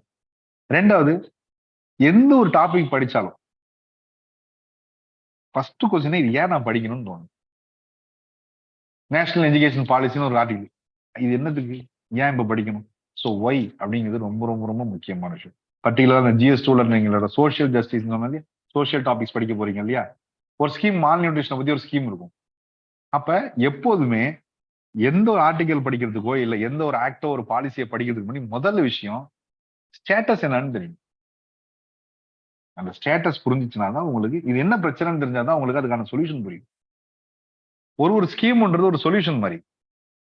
எனக்கு ப்ராப்ளமே தெரியாம எப்படி சொல்யூஷன் நான் வந்து மனப்பாடம் பண்ண முடியும்? இது எப்படி இருக்குன்னா, மேக்ஸ்ல கொஸ்டினே தெரியாம ஆன்சர் மனப்பாடம் பண்ணி வைக்கிற மாதிரி. நீங்க ஸ்கீம் எல்லாம், இதனாலதான் யூபிஎஸ்சி நிறைய பேர் கவர்மெண்ட் ஸ்கீம்ஸ் தான் ரொம்ப பிரச்சனைன்னு பயப்படுறது. கவர்மெண்ட் ஸ்கீம்ஸ் தான் இருக்கும், கிட்டத்தட்ட 2000 இருக்கும், கிட்டத்தட்ட 4000 ஸ்கீம்ஸ் இருக்கும், அதுதான் பெரிய தலைவலியா இருக்கும், அதுல இருக்க ஒரு வார்த்தையை மனப்பாடம் பண்றது ரொம்ப கஷ்டமான விஷயம் இருக்குன்னு எல்லாம் ஃபீல் பண்ணுவாங்க. ரைட்? எனக்கு என்னென்ன ஸ்கீம் என்னென்ன பேருலாம் தெரியாது. நீங்க ஏதாவது ஒரு டாபிக் சொல்லினா அதுக்கு நான் ஒரு ஸ்கீம் சொல்லுவேன். ஏன்னா அந்த ஸ்கீம் நான் சிம்பிள் ஒரு இப்ப இந்தியா எஜுகேஷன் எடுத்துன்னு வச்சுங்களேன், ஃபர்ஸ்ட் எடுத்தோன்னே உங்களுக்கு எஜுகேஷனுக்கு என்ன பாலிசிஸ் எல்லாம் இருக்குன்னு ஃபர்ஸ்ட் தெரிய தேவையில்ல. ஃபர்ஸ்ட் முதல் விஷயம் என்ன கத்துக்கிறீங்கன்னா, இந்தியால எஜுகேஷன் எப்படி இருக்குது. ரைட்? அந்த பேசிக் ஸ்ட்ரக்சர் உங்களுக்கு புரிஞ்சிச்சுன்னா அடுத்து அந்த ஸ்கீம் என்னன்றது உங்களுக்கு புரிஞ்சிடும். அதுக்கடுத்து உங்களுக்கு ஒரு ஐடியா தோணும். இப்போ ஃபார் எக்ஸாம்பிள் எல்லாத்தையும் மறந்துருங்க, இந்தியாவுக்குள்ள நான் உங்களுக்கு எஜுகேஷனோட ஸ்டேட்டஸ் சொல்றேன் பாருங்க. இந்தியாவுக்குள்ள ஸ்கூல் நான் சிம்பிளான ஒரு லைன் சொல்றேன். ரைட்? சிம்பிள். உங்களை வந்து இப்ப அந்த எஜுகேஷனுக்கு வந்து பாலிசி மேக் பண்ணுங்கன்னு சொன்னா நீங்க என்னெல்லாம் பண்ணுவீங்கன்னு சொல்லுங்க. ரைட்? நான் சிம்பிளா சொல்றேன், பிரச்சனை என்னன்றதை சொல்றேன். இதுதான் இந்த பிரச்சனையை தான் ஃபர்ஸ்ட் சால்வ் பண்ணும். ஸ்கூல்ல எல்கேஜி சேர்றவன் எல்லாம் பாத்தீங்கன்னா 99% சேர்ந்துடுறான். ரைட்? 6th ஸ்டாண்டர்ட் ஸ்கூல் போறவன் பாத்தீங்கன்னா 15 பேர் தான் போறான். சாரி, 6th ஸ்டாண்டர்ட் ஸ்கூல் போறவன் வெறும் 40% தான் போறான். அப்படின்னா என்னன்னா 100 ஸ்டூடெண்ட் 100க்கு 100 சேர்ந்துறானுங்க, 40 பேர் தான் சேர்ந்துறான், 60 பேர் டிராப் அவுட் ஆயிடும். ரைட்? 60 பேர் ஸ்கூலுக்கு வர மாட்டாங்கிறான் 6th ஸ்டாண்டர்ட்ல. கேட்டா 2 பதில் தான் சொல்றான். ஒண்ணு வந்து என்னன்னா, அங்க ஃபுல்லா இங்கிலீஷ அங்க வந்து ஃபுல் புக்கை கொடுத்து எனக்கு படிக்க சொல்றாங்க. ஃபுல்லா வந்து நான் எனக்கு சின்ன வயசுல ஏபிசிடியே சொல்லி எனக்கு ஏபிசிடியை முழுசா நான் கத்துக்கல. அங்க பார்த்தா எனக்கு 6th 6th ஸ்டாண்டர்ட்ல ஒரு கம்ப்ளீட் ஒரு எஸ்ஏ எழுத சொல்றாங்கன்னு சொல்றான். பியர் சைக்கோசிஸ் பயப்படுறான். ரைட். ரெண்டாவது வந்து கேர்ள்ஸ் சில்ட்ரன் என்ன சொல்றேன்னா இல்ல என்னால வந்து அவ்வளவு தூரம் டிராவல் பண்ணி போக முடியல, எங்க வீட்டுல என்ன விட மாட்டேன்றாங்க. ரைட். அங்க இருக்கிற டாய்லெட்ஸ் அண்ட் ரெஸ்ட் ரூம்ஸ் வந்து அவ்வளவு நீட்டா இல்ல அப்படின்னு சொல்றாங்க. ரைட். அதுக்கப்புறம் 12th ஸ்டாண்டர்ட் போறப்ப என்ன ஆகுது? 12th ஸ்டாண்டர்ட் போறப்ப என்னன்னா ஃபேமிலி சப்போர்ட் பண்ண முடியல, அது 20% குறைஞ்சிடறாங்க. திருப்பி இன்ஜினியரிங் போறப்ப இன்ஜினியரிங்ல போய் எல்லாம் படிச்சிடலாம். அந்த 20 பேரும் இன்ஜினியரிங்ல படிச்சிடலாம். போஸ்ட் கிராஜுவேட்ல 1% தான் போறான். ரைட். இன்ஜினியரிங் போய் படிச்சிடலாம். இன்ஜினியரிங்ல வந்து எல்லாருமே இன்ஜினியரிங் 10 பேர் உள்ள என்ட்ரானா 10 பேரும் படிச்சு முடிச்சிடலாம். ஆனா 10 பேருக்கு வேலை கிடைக்கிறது இல்லை. வேலை கிடைக்கலன்றப்ப அவங்க கேட்டா ஏன் வேலை கிடைக்கலன்னா நீ படிச்சுட்டு வர்றதுக்கும் வேலைக்கும் சம்மந்தமே இல்லை அப்படிங்கிறாங்க. ஏன்னா வேலை வேற ஒன்று எதிர்பார்க்குது, எனக்கு சொல்லி கொடுத்து வேற ஒன்று எதிர்பார்க்குது. ரைட். இப்ப நான் பிரச்சனைகளை ஒரு ஏரியால சொல்லிட்டேன். ஸ்கூல் சேர்றப்பல பிரச்சனை கிடையாது, 100 பேரும் சேர்ந்துடலாம். 6வது படிக்கிறப்ப 2 பிரச்சனை தான். ஒன்னு வந்து சின்ன வயசுல எனக்கு கரெக்டா சொல்லி அப்படின்னா நான் சின்ன வயசுல எனக்கு LKG UKG first standard second standard சரியா சொல்லாததுனால எனக்கு ஒரு பயம் வந்துருது. அதனால நான் 6வது புதுசா புக்கை பாக்குற ஓடி போயிடுறேன். ஸ்கூல்ல டாய்லெட் இல்ல அதனால போறேன், தூரமா இருக்கு நான் போக மாட்டேன். ரைட். ஹையர் ஸ்டாண்டர்ட்ஸ் போறேன், ஹையர் எஜுகேஷன்ஸ் போறேன், எனக்கு வந்து வீட்டுல இருக்க பிரச்சனைனால நான் சால்வ் பண்ண போக முடியலன்றேன். இன்ஜினியரிங் போறேன், படிச்சாலும் எனக்கு வேலை கிடைக்க மாட்டேங்குதுனால நான் போறது இல்லைன்றேன். இப்ப இதுக்கு எல்லாத்துக்கும் ஒரு சொல்யூஷன் உங்களால சொல்றேன். என்ன சொல்லுவீங்க? ஃபர்ஸ்ட்ல ஏதாவது பிரச்சனையா? ஒன்றும் ப்ராப்ளம் இல்லை. பட் ஒரே விஷயம் அதை மெயின்டைன் பண்ணணும் இல்லையா? 100க்கு 100ன்னா. 2வதுல பிரச்சனை என்ன பிரச்சனை? இப்ப 2வதுல சொல்யூஷன் சொல்றேன். என்ன பண்ணுவீங்க? 6வதுல வந்து 100 பேருமே ஜாயின் பண்ணணும்னா என்னென்னலாம் பண்ணுவீங்க? சிம்பிளா சொல்லுங்க, காமன் சென்ஸ் தான். எங்க எஜுகேஷன் நல்லா இருக்கணும்? எல்கேஜில எஜுகேஷன் நல்லா இருக்கணும். ஓகே, அடுத்தது டிஸ்டன்ஸ் இருக்கனால 2 கிலோமீட்டருக்கு ஒரு வாட்டி ஸ்கூல் இருக்கணும். ஓகே, 3வது மெயின்டெனன்ஸ் ஓகே முன்னா ஓகே இதுல முடிஞ்சு. 12th ஸ்டாண்டர்ட்ல எங்கேஜ் பண்ணணும். நான் ஓகே நான் 5 அதுக்கு அடுத்தது இதுல கிளியர் கைடன்ஸ் கரெக்டா இருக்கு. ஓகே அது 12th. இது இன்ஜினியரிங் முடிச்சதுக்கு அப்புறம் ஜாப் ஆப்பர்ச்சுனிட்டி கிரியேட் பண்ணிட்டேன். வேற என்ன பண்ணலாம்?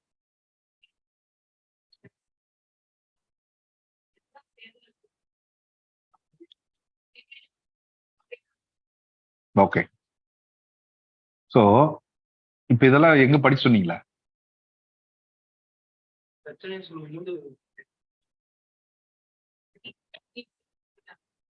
இது எங்கேயாவது படிச்சீங்களா? இந்த மாதிரி இதெல்லாம் இருக்காங்க இதெல்லாம் சொல்லணும்னு சொல்லி இப்ப நீங்க யோசிச்சு சொன்னீங்களா படிச்சு சொன்னீங்களா? யோசிச்சு தானே சொன்னீங்க. This common sense is UPS, வேற ஒண்ணுமே கிடையாது. ரைட். இப்ப நீங்க தான் சொல்லிட்டீங்கல்ல பிரச்சனையா. இப்ப எனக்கு இது படிச்ச இப்ப நான் என்ன சொல்றேன், சர்வ சிக்ஷா அபியான் ஸ்கூல் ஸ்டூடெண்ட்ஸ் என்ரோல் பண்றதுக்கு ஒரு ஸ்கீம், ரைட், இன்ஃப்ராஸ்ட்ரக்சர் கிரியேட் பண்றதுக்கு ஒரு ஸ்கீம் அப்படின்றப்ப நீங்க சொன்னதுலாம் இருக்கு இல்லையா, அதெல்லாம் ஒரு ஸ்கீம். இதுதான் 35 வருஷமா 40 வருஷமா 50 வருஷமா கமிஷன் போட்டு சொல்லிட்டு இருக்க விஷயம். இது எல்லாத்துக்கும் ஒரு ஸ்கீம் இருக்கு. இதுக்கு எல்லாத்துக்கும் ஒரு ஸ்கீம் இருக்கு. இந்த எல்லா ஸ்கீம்ஸும் டிரைவ் பண்ணிருக்காங்க. இப்போ ஒரு ஸ்கீம் படித்து எனக்கு பிரச்சனை வருமா? வரவே வராது. இப்ப எனக்கு ஈஸியா புரிஞ்சது காரணம் தெரியுமா?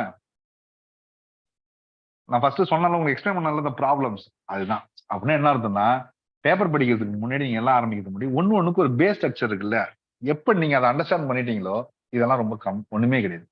இது எல்லாத்துக்கும் ஒரு கழுத குதிரைன்னு பேர் வைக்க போறாங்க. ஒரு ஸ்கீம் பேர் தான், வேற ஒண்ணும் கிடையாது இல்லையா? அதுக்கப்புறம் இந்த ஸ்கீம் பேரை சொல்றது என்ன பிரச்சனை இருக்குது? சில டைம்ல பாத்தீங்கன்னா ஸ்கீம் எல்லாம் பண்ணிட்டாங்க, பட் திருப்பி இன்னும் பிரச்சனை இருக்கு. அப்படின்னா என்ன பண்ணுவாங்க? திருப்பி அந்த ஸ்கீம் ஏதாவது பிரச்சனைனா ஸ்கீமை ரிவைவ் பண்ணணும், இல்ல புதுசா ஏதாவது ஒண்ணு கொண்டு வரணுமா? அதுக்கு பேர் தான் அமெண்ட்மெண்ட்ஸ். இல்ல புதுசா ஒரு ஸ்கீம்ல கொண்டு வர போறாங்க. சோ ஒரு பேப்பர்ல வந்திருக்கு, இந்த ஸ்கீம் முன்னாடியே வந்திருக்கு, பட் இந்த ஸ்கீம்ல இதா இருக்கு. அப்ப அந்த ஸ்கீம்ல இருக்க பிரச்சனையை திருப்பி சால்வ் பண்ண போறாங்க. அப்ப பேஸ் ப்ராப்ளம் என்னன்னு எனக்கு தெரிஞ்சிருச்சு. ஏற்கனவே ஒரு ஸ்கீம் இருக்குன்னா அது என்ன ஸ்கீம்னு பாத்துக்க போறேன். அந்த ஸ்கீம்ல என்ன பிரச்சனை இருக்கோ அது இன்னைக்கு வரப்போகுது. அண்டர்ஸ்டாண்ட்? இந்த இப்ப சொல்லிட்டு காம இந்த பேர் நீங்க நான் ஒண்ணுமே நீங்க தான் பதில் சொன்னீங்க எல்லாத்தையுமே. இது நீங்க சொல்லிட்டு இருந்தீங்கல்ல, திஸ் இஸ் த சொல்யூஷன். இப்ப ஃபர்ஸ்ட் எடுத்தோன்னே இதை படிச்சா உங்களுக்கு புரியுமா? நீங்க என்னன்னு படிப்பீங்க? டாய்லெட் இன்ஃப்ராஸ்ட்ரக்சர் வந்து எல்லாம் ஒரு 2 கிலோமீட்டர் நடுப்புற ஸ்கூல் கட்டணும் அப்படின்னா மாமா பண்ணிட்டு இருக்கீங்க. 2 கிலோமீட்டர் கட்டணும், ஸ்கூல்ல வந்து அது இருக்கணும் இது இருக்கணும்னு பேசணும். ஏன்னா இது எல்லாமே நீங்க என்ன பண்ண போறீங்க, வெறும் ஒரு பாயிண்ட்ஸா ஒரு மனப்படமா மாத்தி வச்சிருக்கீங்க. பட் இப்போ என்ன சொன்னீங்க, நீங்க தான் சொன்னீங்க இல்லையா, இப்ப இதை திருப்பி ரிவிஷன் பண்ணணும். இன்னொரு 10 நாள் கழிச்சு 20 நாள் கழிச்சு 1 வருஷம் கழிச்சு நான் உங்கள்ட்ட கேட்கறேன், இதெல்லாம் பிரச்சனை. இப்ப சொல்யூஷன் சொல்லுன்னா நீங்க என்ன பண்ணுவீங்க? அதுதானே சொல்ல போறீங்க. சோ திருப்பிங்க நான் படிச்சு மனப்பாடம் பண்ணணும்னு சொல்ல போறீங்க இல்ல. அப்படியே என்ன அர்த்தம்னா காமன் சென்ஸுக்கு ரிவிஷன் தேவை கிடையாது. இந்த UPSC exam is all about your common sense. இங்க புதுசா ஒன்றும் பெரிய வித்தெல்லாம் கிடையாது. பேர் வச்சிருக்காங்க. அது எதுக்கு அந்த பேர் வச்சிருக்காங்க, ஏன் இது வந்துச்சுன்னு படிக்க போறீங்க, அவ்வளவுதான். அண்டர்ஸ்டாண்ட்? இப்ப நீங்க சொன்னீங்க இல்லையா, ஒரு ஆளுக்கு ஒரு ஸ்கீம் சொன்னீங்களா, that is exact thing which was happen. அதுக்குதான் ஆல் ஓவர் இந்தியால 50 வருஷமா பல ஐஏஎஸ் ஆபீசர்ஸ் வச்சு கமிஷன் வச்சு எழுதி கொடுத்த ரிப்போர்ட் பாலிசியில ஃபைனலா இதை பண்ணுன்னு சொன்னதான் நீங்க இவ்வளவு சிம்பிளா சொல்லிட்டு இருக்கீங்க. This is what we call common sense. This is what call civil services. Welcome to civil service.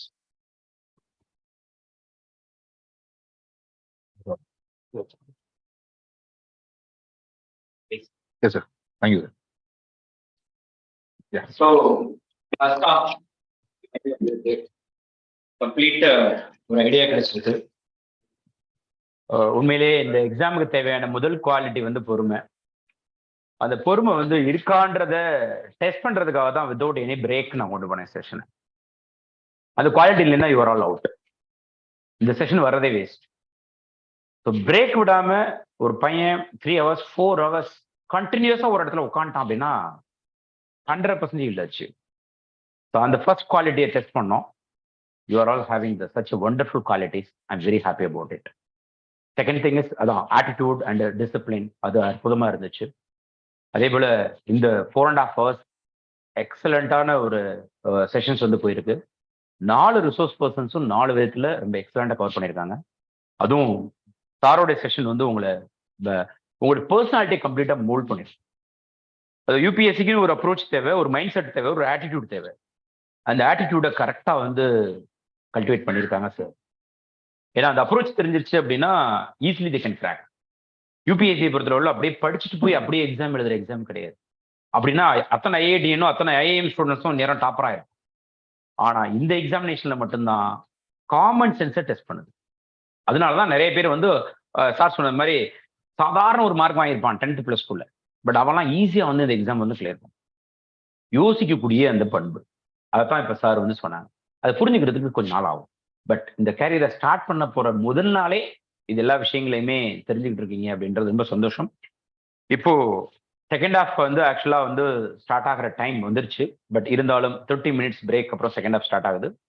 Second ஹாஃப்ல ஃபர்ஸ்ட் வரப்போற பர்சன் வந்து the great resource person of KingMakers IAS Academy. Very, very popular in the YouTube channel and one of the best resource persons of KingMakers IAS Academy, Adil Beg sir. So Adil Beg sir வந்து economics வந்து அவர் editorial mat easy அப்படின்றதுல பயங்கர famous. 100 வாரம் தொடர்ந்து பண்ணியிருக்காரு அந்த செஷனை. வாரம் 5 editorial, 500க்கும் மேற்பட்ட எடிட்டோரியல்ஸ். எக்கனாமிக்ஸ் வந்து இந்தியாவில் எல்லாருக்கும் டிஃபிகல்ட். ஆனால் ஆதில் சார் கிளாஸ் அட்டன் பண்ணிட்டா எக்கனாமிக்ஸ் மாதிரி ஒரு ஈஸியான சப்ஜெக்ட் எதுவுமே கிடையாது. ஸோ அந்த அளவுக்கு KingMakers IAS Academy படிக்கக்கூடிய ஒவ்வொரு ஸ்டூடெண்ட்டுக்கும் எது ஃபர்ஸ்ட் அப்படின்னு கேட்டீங்கன்னா அவனுக்கு பிடிச்ச சப்ஜெக்ட் அப்படின்னா எக்கனாமிக்ஸ். அதுக்கு ரீசன் என்னன்னா அந்த ஃபேக்கல்டி. ஸோ அப்படிப்பட்ட ஒரு ரிசோர்ஸ் பர்சன் வந்து இது going to handle on economics. Followed by that again ஒரு rich resource person on Indian பாலிட்டியை பத்தி ஒரு அப்ரோச்.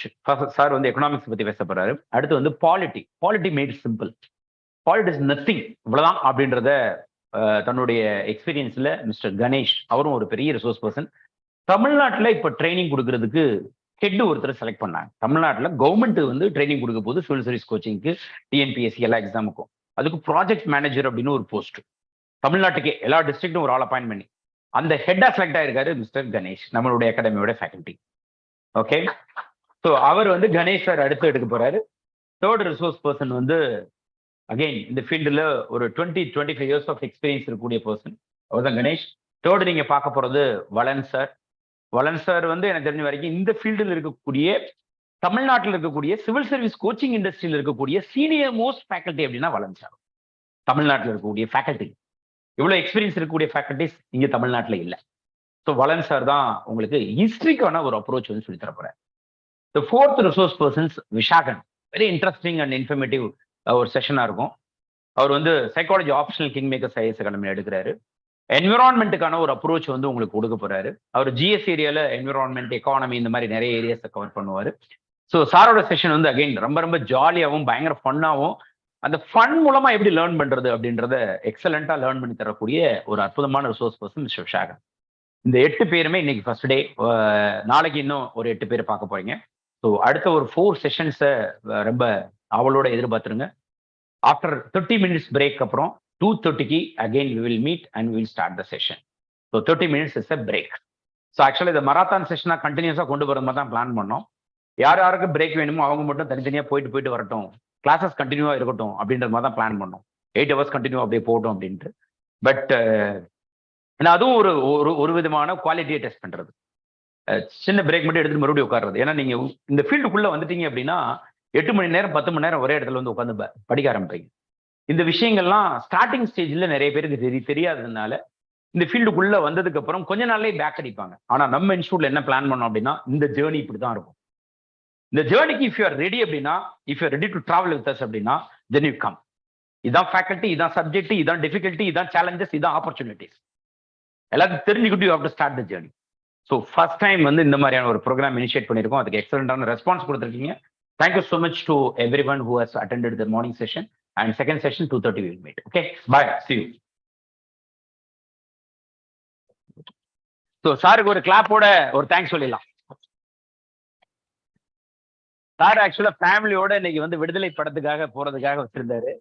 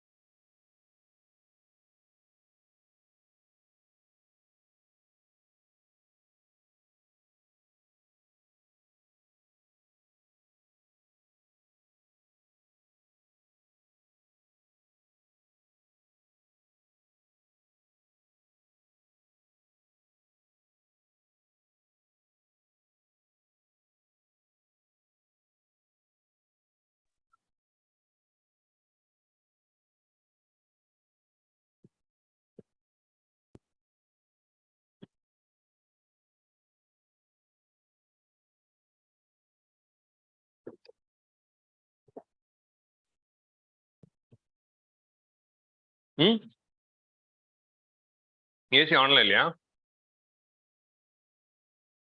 ரிமோட் இல்லையாங்க?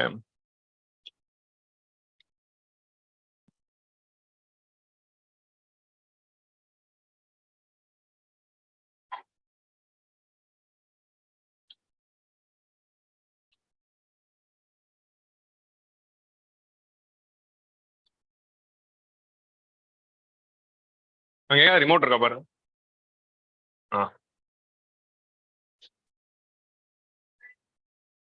காட்டுங்க.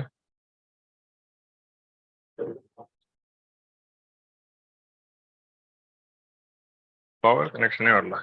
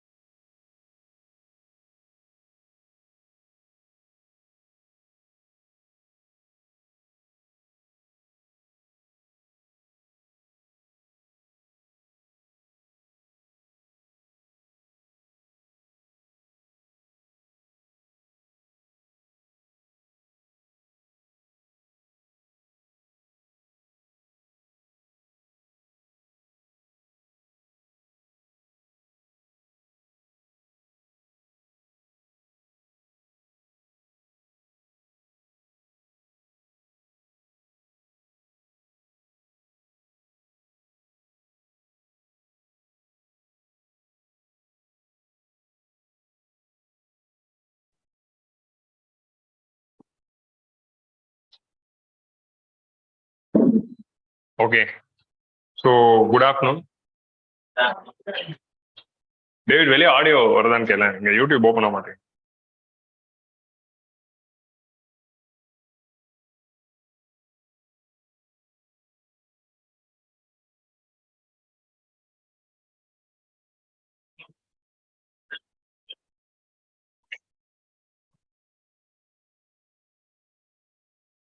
Okay, then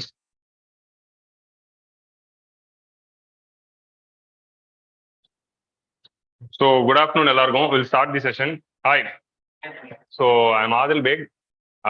I teach Indian economy, international relations in the KingMakers IAS Academy. So இதான் ரெண்டு முக்கியமான area, and I'm teaching it for the past 5 years in the KingMakers IAS Academy, and I'm in this preparation for the past 9 years. So இதான் ஒரு brief idea. So I also teach a current affairs initiative called 5 editorials of the week in the YouTube. So KingMakers IAS Academy உடைய YouTube சேனல்லையும் I'll post videos, and I also teach in the All India Civil Services Coaching Center உடைய YouTube channel, Government of Tamil Nadu உடைய YouTube சேனல்லையும் I also post economy videos. So this is the brief background about me. I teach economy and international relations. Okay, so இன்னைக்கு வந்து this is going to be a foundational class, கரெக்டா? So நம்ம வந்து civil services ப்ரிப்பரேஷன்ஸ்குள்ள நீங்கெல்லாம் வந்து உள்ள வரலாம் அப்படிங்கிற ஒரு ஐடியாவில் இருக்கீங்க. ஸோ உள்ள வரலாம் அப்படின்னு இருக்கும்போது how this exam will be, இதோட பேட்டர்ன் என்ன, இல்லை என்னென்னலாம் இருக்க போகுது அப்படிங்கிற ஒரு ஐடியா தெரிஞ்சுக்கிறதுக்காக தான் வந்திருக்கீங்க, கரெக்டா? ஸோ இங்கே ஆல்ரெடி வந்து எடுத்து உட்காந்து படிக்க ஆரம்பிச்சது யார் யார்? How many of you are started self preparation already? So நீங்களாம் செல்ஃபாக படிச்சுட்டு இருக்கீங்க. So but you have not yet joined any institute. Okay, so சிலபஸ்னா என்ன, இதோட பேட்டர்ன் என்ன, அதெல்லாம் வந்து ஒரு ஐடியா கிடைச்சதா, ஒரு அண்டர்ஸ்டாண்டிங் வந்துச்சா? ஸோ என்னென்ன சப்ஜெக்ட்ஸ் இருக்கும் அப்படின்னு.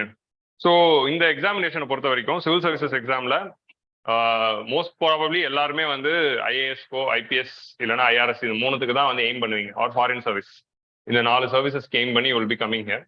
ஸோ இந்த exam is having like already would have discussed, it is having 3 stages: preliminary, main and personality test. Okay, so preliminaryல objective type questions இருக்கும், mainல descriptive type question, and finally personality test they will be asking you the questions. So இந்த 3 level. So இந்த 3 லெவல்ல வந்து 3 லெவல்லையுமே வந்து ரெலவெண்டா முக்கியமா இருக்கக்கூடியது 5 important pillars அப்படின்னு சொல்லுவோம் இந்த ப்ரிப்பரேஷன்ல. சிவில் சர்வீசஸ் ப்ரிப்பரேஷன்ல 5 இம்பார்ட்டன்ட் பில்லர்ஸ் அப்படின்னா என்னென்ன சப்ஜெக்ட்ஸ் அப்படின்னு பார்த்தீங்கன்னா, polity, history, geography, economy and environment. இது 5 தான் வந்து 5 இம்பார்ட்டன்ட் பில்லர்ஸ். ஓகே, ஸோ இந்த திரும்ப to understand polity, history, geography, economy and environment, இந்த 5 ஏரியால இருந்து தான் மேக்ஸிமம் அமௌண்ட் ஆஃப் கொஸ்டின்ஸ் ப்ரிலிமினரிலையும் வரப்போகுது, மெயின்லையும் வரப்போகுது, பர்சனாலிட்டி டெஸ்ட்லையும் கொஸ்டின்ஸ் இருக்க போகுது. அண்ட் இதோடைய கரண்ட் அஃபேர்ஸ் ஓரியன்டேஷன்ல தான் இருக்க போகுது. ஸோ அதுல ஒரு முக்கியமான ஒரு பில்லர் தான் வந்து எக்கானமி. ஸோ அதை பத்தின ஒரு பிரீஃப் இன்ட்ரோடக்ஷன் அண்ட் இந்த எக்ஸாமினேஷனுக்கு எக்கானமில என்ன பார்ட் தேவை அப்படிங்கிறது we are going to discuss now. Okay, so Indian economy, இப்போ நம்ம எக்கனாமிக்ஸ் அப்படின்னு பார்த்தா இங்க எத்தனை பேர் வந்து சயின்ஸ் குரூப் எடுத்து இன்ஜினியரிங் பேக்ரவுண்ட்ல இருக்கிறீங்க? வாங்க, இன்ஜினியரிங் பேக்ரவுண்ட் நல்லா கை தூக்குங்க. Okay, humanities background, arts background, okay. அப்போ மெடிக்கல் சயின்சஸ் இருக்கீங்களா? ஒரு சிலர் கை தூக்கல, அதனால கேட்குறேன். இருக்கீங்களா? என்ன படிக்கிறீங்க? MBBS first year. Okay, so எல்லாருமே இதை படிச்சிருப்பீங்க. ஸோ எக்கானமி அப்படிங்கிறது வந்து BA எக்கனாமிக்ஸ் யாரா இருக்கீங்களா? BA எக்கனாமிக்ஸ் ஒருத்தவங்க இருக்காங்க. எங்க படிக்கிறீங்க? குருநானக். கிரேட். ஸோ எக்கனாமி அப்படிங்கிறது வந்து இப்போ அவங்கள தவிர்த்து மிச்சம் எல்லாருக்குமே வந்து 10th ஸ்டாண்டர்ட்லேயே முடிச்சிருக்கும். கரெக்டா? 10th ஸ்டாண்டர்ட்லேயே முடிஞ்ச ஒரு சப்ஜெக்டா இருக்கும். இந்த காமர்ஸ் அக்கௌண்டன்சி குரூப் எடுத்திருந்தீங்கன்னா எக்கனாமிக்ஸ் அப்படிங்கிறது வந்து 11th 12th படிச்சிருக்கலாம், 12th ஸ்டாண்டர்டும் முடிச்சிருக்கும். ஸோ இவங்க வந்து அதுல அண்டர் கிராஜுவேஷன் பண்றாங்க. ஸோ இதுதான் இந்த எக்கனாமிக்ஸ் மட்டும் இல்லாமல் எவ்ரி சப்ஜெக்ட், இப்போ நான் சொன்ன 5 சப்ஜெக்ட் பார்த்தீங்கன்னா பாலிட்டி, ஹிஸ்ட்ரி, ஜியாகிரபி, அப்புறமா வந்து எக்கானமி, அப்புறமா என்வாரன்மெண்ட், இது 5மே வந்து நம்ம ஸ்கூல் லெவல்ல 10th இல்லை 12th வரைக்கும் தான் படிச்சிருப்போம். ஒரு சிலர் 10th வரைக்கும் தான் படிச்சிருப்போம். ஸோ அது எல்லாமே இப்போ நம்ம திரும்ப வந்து we are going to see.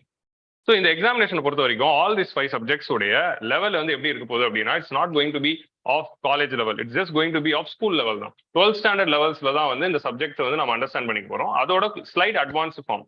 So 12th standard லெவல்ல கொஞ்சம் மேல, UG லெவல் கொஞ்சம் கீழே, இந்த லெவல்ல தான் வந்து we are going to see all these subjects. Okay, but majority of it is going to be from the school level தான். ஸோ அதை வந்து we have to understand. Okay, so இதுல வந்து இப்போ ஃபர்ஸ்ட் வந்து if you take எக்கனாமிக்ஸ் அப்படின்னா உங்க மைண்ட்ல வரக்கூடிய இமேஜ் என்ன?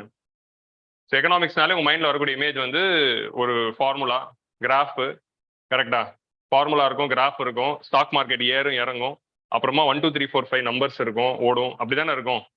ஸோ எக்கனாமிக்ஸ் அப்படிங்கிறது வந்து it's a large umbrella subject. Okay, you are going to study about the production, distribution, consumption of goods and services. இதான் வந்து எக்கனாமிக்ஸோட பேசிக் டெஃபினேஷன் சொல்லணும்னா, கூட்ஸ் அண்ட் சர்வீஸோட production, distribution, consumption. So economics அப்படிங்கிற இந்த umbrella சப்ஜெக்ட்ல என்டையர் எக்கனாமிக்ஸும் நம்ம படிக்க போறோமா அப்படின்னா, இந்த ப்ரிப்பரேஷனுக்கு எக்கனாமிக்ஸ் ஃபுல்லா நம்ம படிக்க போறது இல்லை. So the subject which we are going to study is not economics, it is not economics.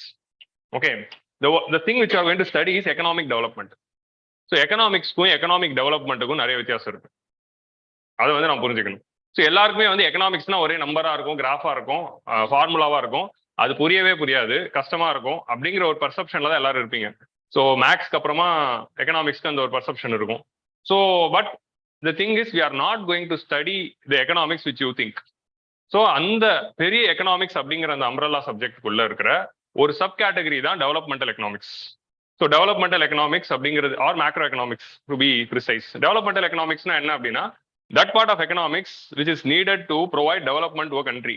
ஒரு நாடை வந்து நீங்க வளர்ச்சி பாதையை நோக்கி கொண்டு போகணும். You are going to develop a country. So அந்த கண்ட்ரியை டெவலப் பண்றதுக்காக விச் பார்ட் ஆஃப் எக்கனாமிக்ஸ் உங்களுக்கு தேவையோ அந்த ஒரு சின்ன பார்ட் மட்டும் தான் படிக்க போறோம். ஓகே, ஸோ அதுதான் வந்து டெவலப்மெண்டல் எக்கனாமிக்ஸ். ஸோ அந்த டெவலப்மெண்டல் எக்கனாமிக்ஸ்க்கு தான் நம்ம எக்கனாமிக் டெவலப்மெண்ட் அப்படின்னு சொல்றோம். ஸோ நம்ம சிவில் சர்வீசஸ் அப்படிங்கிற ப்ரிப்பரேஷனோட சிலபஸ் எடுத்து பார்த்தீங்கன்னாலும் social, economic and political development of the கண்ட்ரியை நோக்கி தான் வந்து சிலபஸ் இருக்கும். ஏன்னா ஒரு கவர்மெண்டோட வேலையே அதுதானே. What is role of government? கவர்மெண்டோட ரோலே மக்களுக்கு வெல்ஃபேர் அண்ட் டெவலப்மெண்ட்டையும் பீஸையும் செக்யூரிட்டியும் கொடுக்கறது தான். So welfare, development, peace and security. So development கொடுக்க போறோம் அப்படின்னா what development it is? It's going to be either political development, social development and economic development. So மக்களுக்கு பொருளாதார ரீதியா வளர்ச்சியை கொடுக்கணும் அப்படிங்கிறது தான் வந்து, முன்னேற்றத்தை கொடுக்கணும் அப்படிங்கிறது தான் வந்து எக்கனாமிக் டெவலப்மெண்ட் சொல்லுது. ஸோ இந்த நாடை வந்து ஒரு டெவலப்டு கண்ட்ரியா மாற்றணும், மக்கள் எல்லாருக்குமே நல்ல எம்ப்ளாய்மெண்ட் ஆப்பர்ச்சுனிட்டிஸ் வரணும், GDP growth of the country should grow, the country should create more employment, it should create more exports, the inflation should be stable, விலைவாசி எல்லாம் வந்து ஸ்டேபிளா இருக்கணும், money supply should be stable in the economy, அதுக்கப்புறமா வந்து exchange rate should be stable, so dollar ருபிக்குள்ள இருக்க exchange rates. So இந்த மாதிரியான விஷயங்களை பத்தி இது மூலமா ஸ்டேபிளா வைக்கிறது மூலமாகவும் அக்ரிகல்ச்சர், இண்டஸ்ட்ரி அண்ட் சர்வீசஸ் செக்டர்ல நம்ம இன்வெஸ்ட்மெண்ட்ஸ் பண்ணி அதோட ப்ரொடக்ஷனை அதிகப்படுத்துறது மூலமாகவும் we are going to create the development. So இந்த ஏரியா ஆஃப் டெவலப்மெண்ட்டை படிக்கிறது தான் developmental economics, and it's not economics which you are going to study. உங்களுக்கு புரியுதா? So developmental economics. ஸோ அதனால தான் இந்த சப்ஜெக்டை வந்து எக்கனாமிக்ஸ் அப்படின்னு சொல்றதுக்கு பதிலா எக்கானமி அப்படிங்கிற வேர்டை வந்து நம்ம யூஸ் பண்ணுவோம். we are not going to study economics, we are going to study economy. So அப்போ எக்கனாமிக்ஸ்க்கு எக்கானமிக்கு என்ன வித்தியாசம் அப்படின்னு நீங்க எடுத்து பார்த்தீங்கன்னா, so study of economic development with particular geographical jurisdiction வந்து எக்கானமி. எக்கானமினா you are mentioning a noun here. So Indian economy, Sri Lankan economy, Tamil Nadu economy, world economy. So இந்த எக்கனாமிக் டெவலப்மெண்ட் அப்படிங்கிற கான்செப்டை இந்தியாவுடைய கான்டெக்ட்ல நம்ம படிக்கிறோம். உங்களுக்கு புரியுதா? ஸோ நம்ம முன்னேற்றத்தை பத்தி படிக்க போறோம். யாரோட முன்னேற்றம்? இந்தியாவுடைய முன்னேற்றம். So Indian economic development. So அதான் வந்து சிலபஸ்ல. உங்களுக்கு புரியுதா? இந்தியாவுடைய பொருளாதார முன்னேற்றம் ஆர் இந்தியாவுடைய எக்கனாமிக் டெவலப்மெண்ட், இதுக்கு தான் வந்து we are going to study. So this is there in syllabus. So it's not what you think. கிராஃப்ஸோ, ஈக்குவேஷன்ஸோ, ஃபார்முலாஸோ, நம்பர்ஸோ எல்லாம் எதுவுமே இருக்க போறது இல்லை. We are just going to study the concepts which is needed to bring growth and development to the country. அவ்வளவுதான். Okay, so இதான் படிக்க போறோம். Don't think the conventional economics which is very tough. So that is what we are going to study. So it's Indian economic development. அதான் நம்ம வந்து படிக்க போறோம். So இப்போ நம்ம வந்து prelims syllabus எடுத்து பார்த்தீங்கன்னா you can see this word here.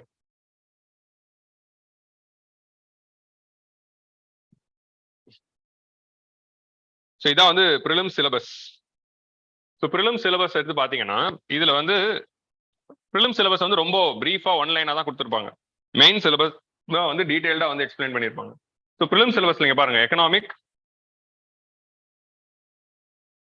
Economic social development and sustainable development. Economic social and sustainable development. So எக்கானமியில வந்து எக்கனாமிக் டெவலப்மெண்ட்டும் இருக்கணும், சோஷியல் டெவலப்மெண்ட்டும் இருக்கணும், அது சஸ்டைனபிளா இருக்கணும். சஸ்டைனபிள்னா it should continue in the long run and it should not affect the environment. Poverty, inclusion and demographics. So பாவர்ட்டினா you have to abolish the poverty. Poverty இல்லாம மக்களுக்கு வந்து எப்படி வந்து ஒரு நல்ல எம்ப்ளாய்மெண்ட், லைவ்லிஹுட் ஆப்பர்ச்சுனிட்டி கொடுத்து பாவர்ட்டில இருந்து வெளியே கொண்டு வரப்போம், வறுமையில இருந்து. இன்க்ளூஷன், இந்த எக்கனாமிக் டெவலப்மெண்ட் எல்லாமே சமுதாயத்தில் இருக்கிற ஒரு பர்டிகுலர் குரூப்புக்கோ இல்ல வெறும் ரிச் பீப்புளுக்கு மட்டுமோ போனா அதுக்கு பேர் வந்து நம்ம டெவலப்மெண்ட் சொல்ல முடியுமா? நாட்டோட முன்னேற்றம் அப்படிங்கிறது it should go to each and every person. So every one should be included in the development, that is inclusive development. Okay, so நம்ம இந்த டெவலப்மெண்டல் பாத்தை நோக்கி போகும்போது இந்த வளர்ச்சி பாதையில நம்ம எல்லாரையுமே உள்ள வச்சு கூட்டு போகணும். ஸோ அந்த இன்க்ளூசிவ் டெவலப்மெண்ட் தான் இங்க படிக்கணும். And next we are going to have demographics. So டெமோகிராஃபிக்ஸ்னா என்ன? What is demographics? Any idea? Study of population. So population related ஆன ஒரு சில ஸ்டடிஸ் பண்ண போறோம். Like what is birth rate, death rate, sex ratio, இதெல்லாம் இருக்குல்ல, fertility rate, total replacement ratio, இந்த மாதிரி வந்து maternal mortality rate, infant mortality rate, demographic dividend, இந்த மாதிரி பாப்புலேஷன் ரிலேட்டடான ஒரு சில இண்டெக்ஸஸ் படிக்க போறோம். And social sector initiatives. The word social sector initiative means schemes launch by the government to provide development. So ப்ரிலிம்ஸ்ல இவ்வளோ தான் சிலபஸே இருக்கு. ஸோ எக்கனாமிக் டெவலப்மெண்ட் அப்படின்னு ஒரு இந்த வேர்டு கொடுத்துட்டாங்க. எக்கனாமிக் அண்ட் சோஷியல் டெவலப்மெண்ட்னா இதுக்குள்ள என்ன வேணா இருக்கலாம் அப்படின்னு ஒரு வேர்டை கொடுத்துட்டாங்க. ஸோ அதுக்கப்புறமா வந்து poverty alleviation, inclusive development and social sector இனிஷியேட்டிவ்னா schemes launch for that. So அதுதான் வந்து ப்ரிலிமினரியில் கொடுக்கப்பட்ட சிலபஸ். இந்த ப்ரிலிமினரியில் கொடுக்கப்பட்ட சிலபஸ் வந்து இட்ஸ் நாட் டிஃபைன்ட். இல்லை, இதுல இருந்து நம்ம ஒண்ணுமே தெரியாது. இதை வச்சு நம்மளால என்ன அசம்ஷன்ஸ் எடுத்துக்க முடியும்? ஸோ அதனால தான் வந்து இதை வந்து டீடைல்டா வந்து we are dividing this economy into these areas. என்னென்னவா நான் பிரிக்க போறோம் அப்படின்னு பாத்தீங்கன்னா,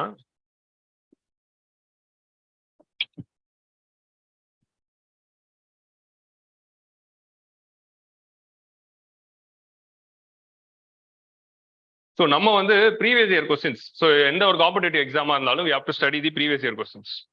ஸோ இது வரைக்கும் ஒரு 25 வருஷமா எக்கனாமிக்ஸ் அப்படிங்கிற டாபிக்ல என்னென்ன இப்போ ப்ரிலிம்ஸ்ல அந்த 2 லைன் கொடுத்தா நமக்கு எந்த ஐடியாவும் கிடைக்கல. ஸோ அதை வச்சு நம்ம அப்போ எதை படிக்கிறது? எக்கனாமிக் டெவலப்மெண்ட்னா நீங்க வந்து 11th ஸ்டாண்டர்ட் புக்கையும் படிக்கலாம், இல்ல யூஜில இவங்க படிக்கிறது எல்லாத்தையும் படிக்கலாம். யூஜில போயிட்டு என்னென்ன படிக்கிறாங்களோ அந்த லெவலில் படிக்கலாம், இல்ல பிஜிலையும் படிக்கலாம், எது வேணா படிக்கலாம்ல. அதான் எக்கனாமிக் டெவலப்மெண்ட். ஸோ பட் நம்ம வந்து அப்போ நம்ம ப்ரிலிம்ஸை நோக்கி படிக்கணும் அப்படின்னா we need a outline, we need a sketch. So அதுக்காக தான் we have created this for the preliminary point of view. 25 வருஷமா சிவில் சர்வீஸ் எக்ஸாம் ப்ரிலிமினரியில எக்கனாமிக்ஸ்ல இருந்து என்னென்ன கேள்வி எல்லாம் வந்திருக்கு அப்படின்னு நம்ம எடுத்து அனலைஸ் பண்ணி பார்க்கும்போது இந்தந்த ஏரியாஸ்ல இருந்து கொஸ்டின் வந்திருக்கு. ஸோ இது எல்லாத்தையும் கம்பைல் பண்ணி இதை நம்ம டிஸ்கஸ் பண்ணலாம் அப்படிங்கிற ஒரு ஐடியாக்கு வரும். ஏன்னா UPSC has not define the syllabus, வெறும் எக்கனாமிக் டெவலப்மெண்ட் அப்படிங்கிற வார்த்தையை கொடுத்துறாங்க. So basic introduction about the economy. So what is economy, what are all the types of economies, so capitalistic economy, communist or socialistic economy, mixed economy. அதுக்கப்புறமா வந்து sectors of economy, primary sector, secondary sector, tertiary sector. Primary செக்டர்னா என்ன? Agriculture. Secondary செக்டர்னா industries and manufacturing. Tertiary செக்டர்னா services. So இந்த மாதிரி வந்து sectors of economy. அதுக்கப்புறமா வந்து டைப்ஸ் ஆஃப் குட்ஸ் பத்தி பார்ப்போம். இதான் வந்து இன்ட்ரோடக்ஷன்ல பார்ப்போம். So intermediary good, final good, capital good, durable good, இதை மாதிரி பார்ப்போம். ஓகே. ஸோ ஏகப்பட்ட ஒரு 13 டைப்ஸ் ஆஃப் குட்ஸ் இருக்கு. எல்லாத்த பத்தி வில் பி டிஸ்கசிங். நெக்ஸ்ட் வந்து national income. So national income is about the GDP growth. Slides மாறுதா? ஓகே, மாறிடுச்சு. ஸோ நெக்ஸ்ட் வந்து we are going to see the national income. So national income அப்படின்னா நம்ம சின்ன வயசுல இருந்து கேள்விப்பட்டிருப்போம்ல, ஜிடிபி growth, ஜிடிபி அப்படின்னு சொல்லியிருப்போம். ஜிடிபினா என்ன? Gross domestic product. அப்படின்னா என்ன? அது மீனிங் என்ன? சத்தமா சொல்லுங்க, சத்தமாக சொல்லுங்க.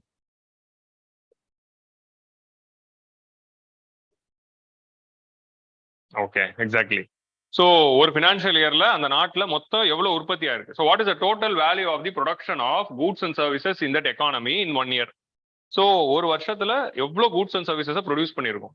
ஸோ எவ்வளோ மொபைல் பண்ணியிருக்கோம், எவ்வளோ மைக் பண்ணியிருக்கோம், எவ்வளோ ஷர்ட்ஸ் பண்ணியிருக்கோம், எவ்வளோ கீபோர்ட் பண்ணியிருக்கோம், எவ்வளோ டிவி பண்ணியிருக்கோம். இந்த மாதிரி டோட்டலாக இருக்கிற எல்லா கூட்ஸ் அண்ட் சர்வீசஸ் உடைய மொத்த value. So that is GDP. So அந்த ஜிடிபினா என்ன, அதை எப்படி கால்குலேட் பண்ணோம், அதில் என்னென்ன டைப்ஸ் இருக்கு, என்னென்ன டைமென்ஷன்ஸ் இருக்கு, அண்ட் அதுக்குள்ள டீடைலாக போவோம். அதான் வந்து நேஷனல் இன்கம் அப்படிங்கிற chapter. So there are many types to measure GDP and many ways to project the GDP, GNP, NNP, basic price, factor cost, market price, இது மாதிரி ஏகப்பட்ட சப் கேட்டகரிஸ் அண்ட் டைமென்ஷன்ஸ் உள்ள இருக்கு. ஸோ அதை பத்தி எல்லாம் will be discussing. Okay. So that is national income. ரெண்டாவது வந்து inflation. What is inflation? So பொருளோட விலைவாசி உயர்வு. So persistent rise in the price levels of goods and services. So நாட்டில் இருக்கிற பிரைஸ் லெவல்ஸ் ஏன் உயருது? ஸோ அந்த இன்ஃபிளேஷன்னா என்ன, அந்த ஏன் நடக்குது, ஏன் விலைவாசி உயரணும்? ஃபர்ஸ்ட் ஆஃப் ஆல் அதுக்கு கான்ஸ்டன்டா இருக்கலாம்ல, ஏன் அது உயர்ந்துகிட்டே இருக்கு? ஸோ இப்போ உங்க தாத்தா கிட்ட போய் கேட்டீங்கன்னா, அந்த காலத்துல வந்து ₹1 கொடுத்தாலே நமக்கு வந்து, நான் ₹1 கொடுத்தே வந்து 3 இட்லி, 4 வடை, 2 டீ குடிச்சிட்டு வருவேன் அப்படின்னு சொல்லுவார். கரெக்டா? சொல்லி கேட்டிருக்கீங்களா? பட் இப்போ அதெல்லாம் இல்லை அப்படின்னு சொல்லுவாங்கல்ல. ஏன் அப்போ ₹1 வித்தது இப்போ ₹70 விற்கிது? இப்போ நீங்க 4 இட்லி, 1 வடை, 1 டீ குடிக்கணும்னா எவ்வளோ ஆகும்? அட்லீஸ்ட் ஒரு ₹75 ஆகும்ல, ஒரு ஆவரேஜான ஒரு ஹோட்டல் போனாலும். ஸோ அப்போ ₹1 கிடைச்ச இந்த விஷயம் இப்போ ₹75 கிடைக்குது. அப்போ அவரோட சம்பளம் எவ்வளோ இருந்தது? அப்போ சொல்லுவாங்க ₹500 தான் சம்பளம் வாங்கினேன்னு. இப்போ எவ்வளோ சம்பளம் வாங்குறாங்க எல்லாரும்? இப்போ எல்லாருமே ஒரு ₹40,000, ₹30,000 வாங்குறாங்க. ஸோ அப்போ வந்து ₹500 வாங்கிட்டு இருந்த சம்பளத்துல இருந்தவங்க இப்போ ஏன் ₹30,000 வாங்குறாங்க? ஸோ இதுதான் வந்து இன்ஃபிளேஷனரி எஃபெக்ட், இன்ஃபிளேஷன் வேஜ் ஸ்பைரல் அப்படின்னு சொல்லுவாங்க. ஸோ இன்ஃபிளேஷன் எக்கானமில இருந்துகிட்டே இருக்கும், வளர்ந்துகிட்டே தான் இருக்கும். பொருளோட விலைவாசிகள் அப்படிங்கிறது வந்து ஏறிட்டே தான் இருக்கும். ஸோ அந்த பினாமினன் பத்தி படிக்கிறது தான் இன்ஃபிளேஷன் அப்படிங்கிற சாப்டர். ஸோ ஏன் வந்து பொருளோட விலைவாசிகள் உயருது, what is the reason behind it, why the price rises, and price rise ஆகிறதுனால எப்படி நம்மளோட சேலரி ரைஸ் ஆகுது, இது 2 ரைஸ் ஆகிறதுனால எப்படி கண்ட்ரியோட ஜிடிபி ரைஸ் ஆகுது. ஸோ அப்படிங்கிற மாதிரி தான் பார்ப்போம். இதுல இருக்க எல்லா சாப்டரோட ரிலேட்டட், எதுவுமே தனியா படிக்க முடியாது. ஸோ இன்ஃபிளேஷன் அதிகமாச்சுன்னா ஜிடிபி அதிகமாகும், ஜிடிபி அதிகமாச்சுன்னா இன்ஃபிளேஷன் அதிகமாகும். ஸோ அப்படிதான் போகும். ஸோ உங்களுக்கு ஜிடிபி growth வேணும்னா இன்ஃபிளேஷன் வரும், இன்ஃபிளேஷனை கட்டுப்படுத்தினீங்கன்னா growth அஃபெக்ட் ஆயிடும்.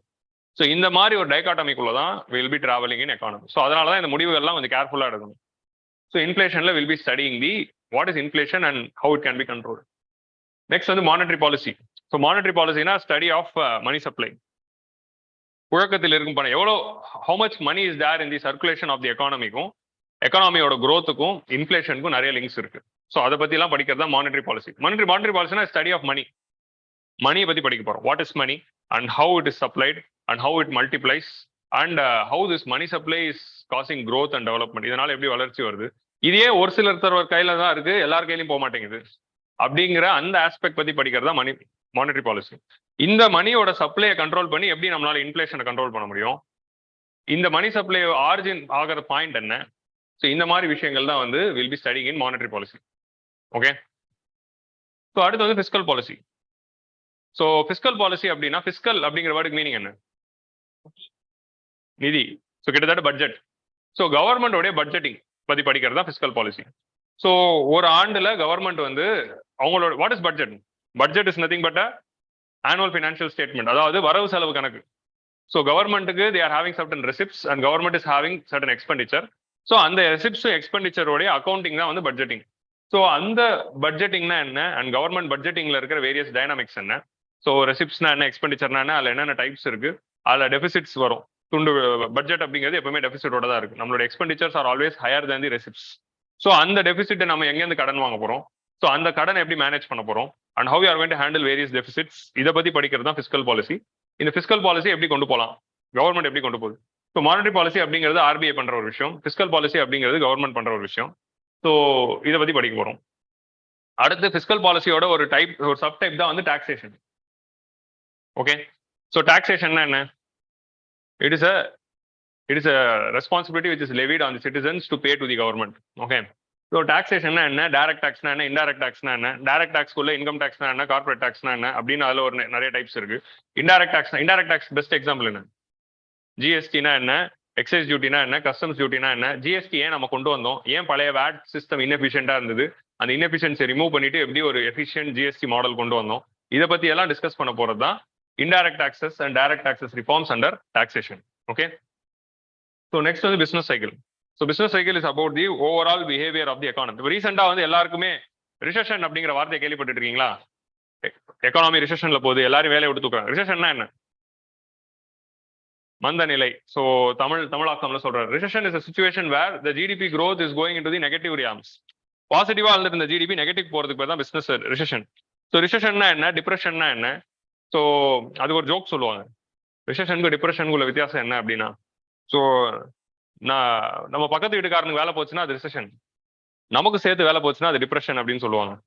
ஸோ இது வந்து ஒரு ஜோக்கு தான், கண்டுக்காதீங்க. ரிசெஷன்னா என்ன, டிப்ரெஷன்னா என்ன, பூம்னா என்ன, எக்ஸ்பான்ஷன்னா என்ன, ஸ்லோ டவுன்னா என்ன அப்படிங்கிற இந்த விஷயங்கள் எல்லாம் பேசுறது தான் வந்து பிசினஸ் சைக்கிள். ஸோ ஏன் எக்கானமி வந்து பூம்ல இருந்து ஸ்லோ டவுன் ஆகுது, ஸ்லோ டவுன்ல இருந்து ரிசெஷனுக்கு போகுது, திரும்ப எப்படி ரெக்கவரி ஆகிட்டு எக்ஸ்பான்ஷனுக்கு போகுது, திரும்ப எப்படி ஸ்லோ டவுனுக்கு வருது, ஏன் வந்து எக்கானமி வந்து 1929ல டிப்ரெஷனுக்கு போச்சு, ஏன் 2009ல வந்து ஒரு ரிசெஷனுக்கு போச்சு, இந்த மாதிரியான சைக்கிளை பத்தி படிக்கிறது தான் business cycle. External sector is the relationship of Indian economy with the external world. நம்ம நாட்டோட எக்கானமிக்கும் எக்ஸ்டர்னல் வேர்ல்டுக்கும் உள்ள ரிலேஷன்ஷிப் பத்தி படிக்கிறது தான் external sector. So economic relations of political ரிலேஷன்ஸ்னா நம்ம வந்து ஃபாரின் மினிஸ்ட்ரி, இன்டர்நேஷனல் ரிலேஷன்ஸ்ல பார்ப்போம். இன்டர்நேஷனல் ரிலேஷன்ஸ் மெயின்ஸ்ல GS2ல பார்க்கறது பொலிட்டிக்கல் ரிலேஷன்ஸ்.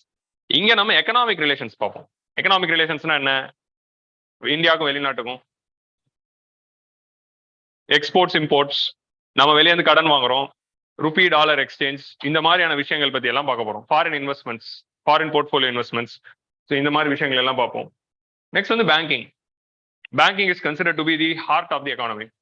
ஓகே, ஏன் அது ஹார்ட் என்ன பண்ணுது நம்ம உடம்புல, பிளட் சர்க்குலேஷனுக்கு அதான் காரணம். ஸோ அதுதான் உடம்புல இருக்கிற நம்மளுடைய நியூட்ரியன்ஸ் எல்லாத்தையும் எல்லா செல்லுக்கும் கொண்டு போயிட்டு அந்த செல்ல இருக்க வேஸ்ட் எல்லாத்தையும் திரும்ப எடுத்துட்டு வந்து வெளியே கொடுத்துட்டு திரும்ப செல்லுக்கு எல்லாத்துக்கும் எனர்ஜி கொண்டு போறது blood. So blood is the very important thing which is keeping us running. So அந்த பிளட் சர்க்குலேஷன் காரணமா இருக்கிறது ஹார்ட். ஒரு ஹார்ட் எப்படி நம்ம என்டையர் பாடியும் ஒர்க் ஆகிறதுக்கு காரணமா இருக்கோ, அதே மாதிரி ஒரு எக்கானமி என்டையரா ஒர்க் ஆகிறதுக்கு காரணமா இருக்கிற ஹார்ட் எதுன்னு பாத்தீங்கன்னா பேங்க் தான். So banking is the heart of the economy. So இந்த பேங்கிங் சிஸ்டம் அப்படிங்கிறது தான் மணியை வந்து மக்கள் கிட்ட இருந்து வாங்கி அதை திரும்ப வந்து இன்வெஸ்ட்மெண்ட்டா மாத்தி ஒரு எக்கானமியில ஒரு ஃபினான்ஷியல் சைக்கிளை உருவாக்கும். ஃபினான்ஷியல் இன்டர்மீடியேஷன் அப்படின்னு சொல்லுவாங்க. ஸோ மக்களோட காசை வந்து டெபாசிட்ஸா வாங்கி அந்த பணத்தை எல்லாம் லோனா கொடுத்து it is transferring the money and creating a cycle.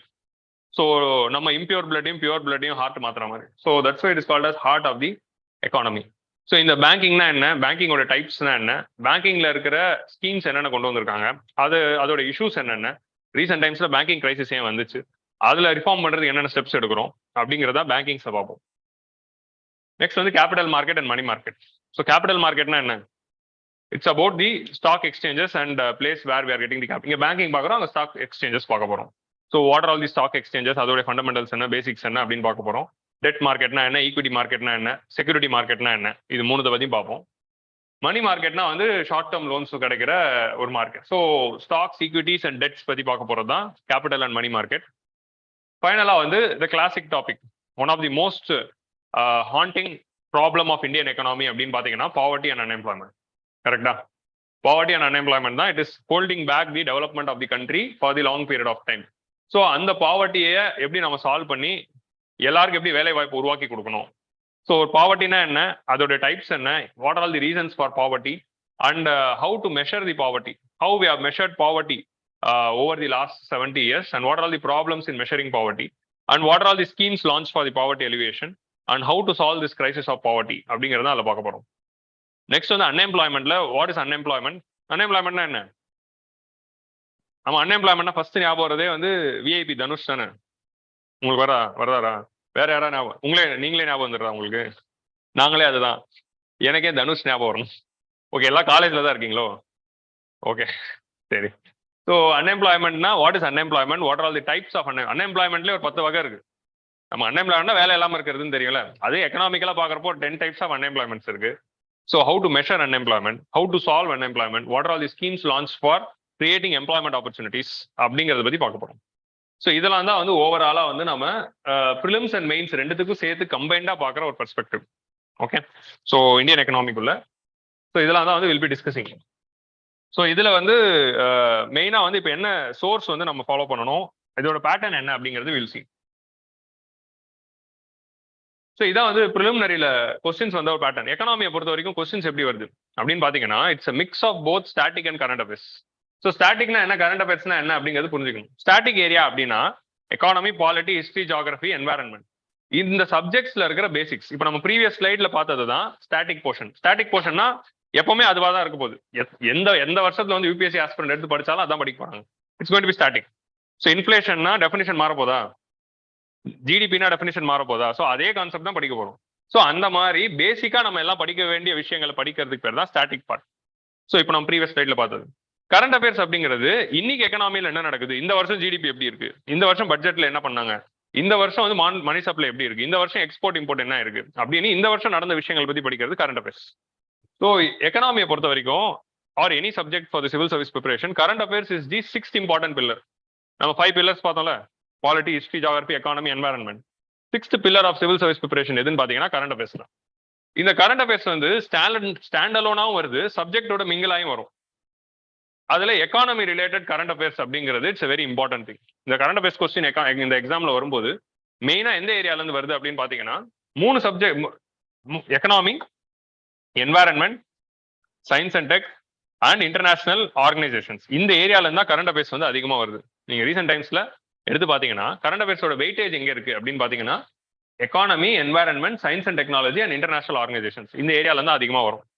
So நம்மளுடைய கோர் ஏரியால எக்கனாமி இருக்கு, என்வாரன்மெண்ட் இருக்கு.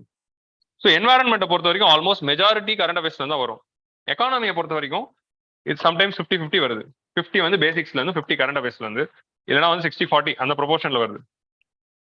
ஸோ நம்ம ப்ரீவியஸ் சைட்ல பார்த்த பேசிக் டாபிக்ஸ்ல இருந்து 60% ஆஃப் தி கொஸ்டின் வரும். 40% ஆஃப் தி கொஸ்டின் இந்த வருஷம் என்ன நடந்தது அப்படிங்கிறதுல தான் வருது. இந்த வருஷம் என்ன ஸ்கீம் கொண்டு வந்தாங்க, இந்த வருஷம் பட்ஜெட்ல என்ன சொன்னாங்க அப்படிங்கிறதுல தான் வந்து 40% ஆஃப் கொஸ்டின்ஸ் வருது. ஸோ அந்த ட்ரெண்ட் தான் இங்க பார்க்குறோம். ஸோ எப்படி வந்து எல்லா வருஷமும் பேசிக்ஸ்ல இருந்து ஒரு 15-18 கொஸ்டின் வந்துருது. ஓகே, கரண்ட் அஃபேர்ஸ் அப்படிங்கிறது நான் டோட்டல் நம்பர் தான் கொடுத்துருக்கேன். இதுல எக்கனாமிக் கரண்ட் அஃபேர்ஸ் எவ்வளோ அப்படின்னு தனியாக எடுத்து பார்க்கணும். ஸோ கிட்டத்தட்ட எவ்ரி இயர் வந்து 15 to 20 கொஸ்டின்ஸ் வந்து எக்கனாமி அப்படிங்கிற ஏரியால வந்துருது. மினிமம் வந்து 15 கண்டிப்பா வந்துடும். சம்டைம்ஸ் வந்து அது மாறும். ஒரு வருஷம் எக்கனாமி வந்து 20 ஆகும், ஒரு வருஷம் பாலிட்டி 20 ஆகும், ஒரு வருஷம் என்வாரன்மெண்ட் 20 ஆகும், அது மாறும். பட் மினிமம் அப்படிங்கிறது நான் சொன்ன இந்த 6 சப்ஜெக்ட்லயும் மினிமம் 15 இருக்கும். உங்களுக்கு புரியுதா? ஸோ 5 சப்ஜெக்ட்லயும் 15 வந்துடும். Polity, history, geography, economy, environment 5த்துலயும் 15 வந்துடும். ஸோ அப்புறம் மிச்சதெல்லாம் கரண்ட் அஃபேர்ஸ் இருக்கும். So that is proportion how the ப்ரிலிம்ஸ்ல இருக்க 100 கொஸ்டின்ஸ் ஆர் தேர். ஸோ அதுல 15 மார்க் வந்து எப்படியும் வந்து வந்துருது. ஸோ இப்போ நெக்ஸ்ட் வந்து what is the source which you have to study. இந்த எக்கானமி வந்து எந்த சோர்ஸ்ல வந்து நம்ம படிக்க போறோம் அப்படிங்கிறது வில் சி. ஸோ கிளாஸ் ரூம்ல வந்து நம்ம வந்து நீங்க கிளாஸஸ் ஆரம்பிக்கும் போது இந்த இப்போ நம்ம டிஸ்கஸ் பண்ணாலும் டாபிக்ஸ், இந்த 12 டாபிக்ஸையும் டிஸ்கஸ் பண்ண போறோம். அதே மாதிரி வீக்லி நானே வந்து யூடியூப்ல நான் தான் கரண்ட் அஃபேர்ஸ் போடுறதுனால வீக்லி எக்கனாமிக்ஸ் கரண்ட் அஃபேர்ஸ்னால எடுத்து நடத்திடுவேன். ஆக்சுவலி இன்சிடென்டலி பாத்தீங்கன்னா போன சண்டே தான் வந்து வி டிஸ்கஸ் தி லாஸ்ட் 1 இயரோட எக்கனாமிக் கரண்ட் அஃபேர்ஸ் யூடியூப்ல இருக்கும். இந்த வருஷம் பிலிம்ஸ் கொடுக்குறவங்களுக்கு. ஸோ அதே மாதிரி அதுக்கு 2 months பேக் தான் வந்து I discuss the economic survey 1 month back. போன entire last 1 year of Indian எக்கனாமியோடைய டோட்டல் பெர்ஃபார்மன்ஸ் எப்படி இருந்தது. இப்போ நம்ம இவ்வளவு நேரம் 12 சாப்டர் பார்த்தோம்ல, அதெல்லாம் வந்து கான்செப்ட்ஸ். இது எல்லாமே கடந்த ஒரு வருஷத்துல எப்படி பெர்ஃபார்ம் ஆச்சு, ஜிடிபி எப்படி இருந்தது, இன்ஃபிளேஷன் எப்படி இருந்தது, மானிட்டரி பாலிசி எப்படி இருந்தது, பிஸ்கல் பாலிசி எப்படி இருந்தது, எக்ஸ்போர்ட் இம்போர்ட் எப்படி இருந்தது, கவர்மெண்ட் என்னென்ன டாக்ஸஸ் போட்டாங்க, ஸோ எவ்வளோ இன்வெஸ்ட்மெண்ட்ஸ் இந்தியாவுக்குள்ள வந்துச்சு, ஸ்டாக் மார்க்கெட்டோட பெர்ஃபார்மன்ஸ் எப்படி இருந்தது, அக்ரிகல்ச்சர் எப்படி இருந்தது, இண்டஸ்ட்ரி எப்படி இருந்தது, சர்வீஸ் எப்படி இருந்தது. இது எல்லாமே கடந்த ஒரு வருஷத்துல என்ன ஆச்சு அப்படின்னு படிக்கிறது தான் economic survey. It's a government document. So அதோடைய கிளாஸஸ் கூட வி டிஸ்கஸ் லாஸ்ட் மந்த் யூடியூப்ல இருக்கும். ஸோ நம்ம வந்து கிளாஸ்ல வந்து இந்த ஏரியாஸ் எல்லாமே டிஸ்கஸ் பண்ண போறோம். இதுல வந்து என்ன சோர்ஸ் வந்து நம்ம படிக்க போறோம். ஸோ பிரைமரி சோர்ஸ் வந்து நீங்க கிளாஸ் அட்டன் பண்ணி கிளாஸ்ல இருந்து எடுக்கிற நம்ம கிளாஸ்ல இருந்து நீங்க ரன்னிங் நோட்ஸ் எடுப்பீங்க. அதை தாண்டி நான் நோட்ஸ் கொடுப்பேன். இந்த notes is going to be the primary source. கிளாஸ்ல நம்ம கொடுக்குற நோட்ஸ் அது பேசிக். கிளாஸ் அட்டன் பண்ணோம், அந்த நோட்ஸ் படிக்கணும், தட்ஸ் பேசிக். அதை தாண்டி நீங்க வந்து எந்த புக்ஸை படிக்கணும் அப்படிங்கிறதுக்கு எப்பவுமே first and foremost primary source எதுனா என்சிஆர்டி. ஓகே, என்சிஆர்டியை பொறுத்த வரைக்கும் 9th 10th 11th இந்த 3 வருஷத்தோட economics NCERT it's good. Okay, actually 9th 10th என்ன இருக்கோ அதோடைய எக்ஸ்டெண்டட் வெர்ஷன் தான் 11th இருக்கும். நான் 12th போடல. ஒரு சில சப்ஜெக்ட் 6th இருந்தே படிக்கணும். எக்கனாமிக்ஸ்க்கு 9th இருந்து படிச்சா போதும். 9th நீங்க வந்து டைரக்டாவே 11th இருந்து படிச்சா கூட போதும். 9th 10th படிக்கணுங்கிறது மேண்டேட்டரி இல்லை. உங்களுக்கு ஒரு வேணும்னா ஒரு இன்ட்ரெஸ்ட் எடுத்து படிச்சா ஒரு கிளாரிட்டி கிடைக்கும். இல்ல நான் 11th இருந்தே புரிஞ்சுப்பேன் அப்படின்னா 11th டைரக்டா வந்துடலாம். ஓகே, இப்போ ஹிஸ்டரியில எடுத்து பாத்தீங்கன்னா 6th இருந்து கண்டிப்பா படிக்கணும். ஐ மீன் ஸ்கூல் புக்ஸ் நான் சொல்றேன். என்சிஆர்டி அப்படிங்கிறது வந்து சிபிஎஸ்சி புக்ஸ், சென்ட்ரல் கவர்மெண்ட் கொடுக்குற curriculum for 6th to 12th. So இதுல வந்து எக்கனாமிக்ஸ் ஆஃப் 9th 10th படிக்கணும். இது வந்து ஆப்ஷனல் தான். பட் 11th ஸ்டாண்டர்ட் புக் வந்து கண்டிப்பா படிக்கணும். 11th ஸ்டாண்டர்ட் புக்கோட பேரே வந்து Indian economic development.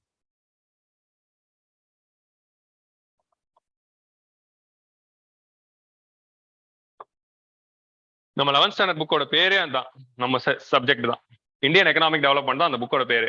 It's one of the most important book which have to study for the civil services preparation. கடந்த 50 வருஷங்கள்ல இந்தியாவில எக்கனாமிக் சைட்ல எப்படி டெவலப்மெண்ட் இருந்திருக்கு அப்படிங்கறத பத்தி பேசுற புக்கு தான் அந்த புக்கு. அந்த புக்கு படிக்கிறதுனால லாஸ்ட் 50 வருஷத்தோட இந்தியாவோட எக்கனாமிக் ஹிஸ்டரி நமக்கு தெரிஞ்சிடும். ஓகே, ஸோ 12th ஸ்டாண்டர்டுக்கு வந்து நான் வந்து என்சிஆர்டி சஜஸ்ட் பண்றதுக்கு பதிலா என்ன சஜஸ்ட் பண்ணுவேன் அப்படின்னா தமிழ்நாடோட economy book. So 11th standard CBSE இது, 12th ஸ்டாண்டர்ட் தமிழ்நாடு. ஸோ இதான் நான் சஜஸ்ட் பண்ற காம்பினேஷன்ஸ். எல்லாருமே வந்து சிபிஎஸ்சி படிக்க சொல்லுவாங்க 11th 12th ரெண்டுத்துக்கும். பட் எக்கானமி என் சப்ஜெக்ட் நான் சொல்ற காம்பினேஷன் இஸ் கோயிங். ஏன்னா I've tried all and I've seen. So 12th standard NCERT புக்கை விட 12th ஸ்டாண்டர்ட் ஸ்டேட் போர்டோடைய economy book is better. Okay, 2019ல ஸ்டேட் கவர்மெண்ட்ல they have done a reform. So 2019க்கு அப்புறமா வந்த latest Samacheer books are many books are equivalent to CBSE books. History எல்லாம் பாத்தீங்கன்னா இட்ஸ் ஆஃப் சேம் ஸ்டாண்டர்ட். ஒரு சில புக்ஸ் எல்லாம் சிபிஎஸ்சி புக்கோட நல்லா இருக்கு. இப்போ நீங்க ஜியாகிரபியோட 11th ஸ்டாண்டர்ட் புக் எடுத்து பாத்தீங்கன்னா சிபிஎஸ்சி என்சிஆர்டியோட ஜியாகிரபியோட தமிழ்நாடோட 11th ஸ்டாண்டர்ட் ஜியாகிரபி நல்லா இருக்கும். ஸோ 2019க்கு அப்புறமா வந்து Tamil Nadu books are way better than the CBSE books. So அதுல பாக்குறப்போ 12th standard introductory macro economics அப்படிங்கிற என்சிஆர்டியை விட தமிழ்நாடுடைய 12th standard economics book is better. Okay, so introductory macro எக்கனாமிக்ஸோட நீங்க இந்த புக் படிக்கலாம். சரி, நம்ம டிபிஏல கிடைக்கும். ஓகே, ஸோ இதான் நான் சொல்ற combination. 11th standard NCERT, 12th standard Tamil Nadu economics book. Okay, இந்த காம்பினேஷன்ல படிங்க. ஸோ இது வந்து வித் ரெஸ்பெக்ட் என்சிஆர்டி. இதுக்கப்புறமா வந்து you can add on with the notes.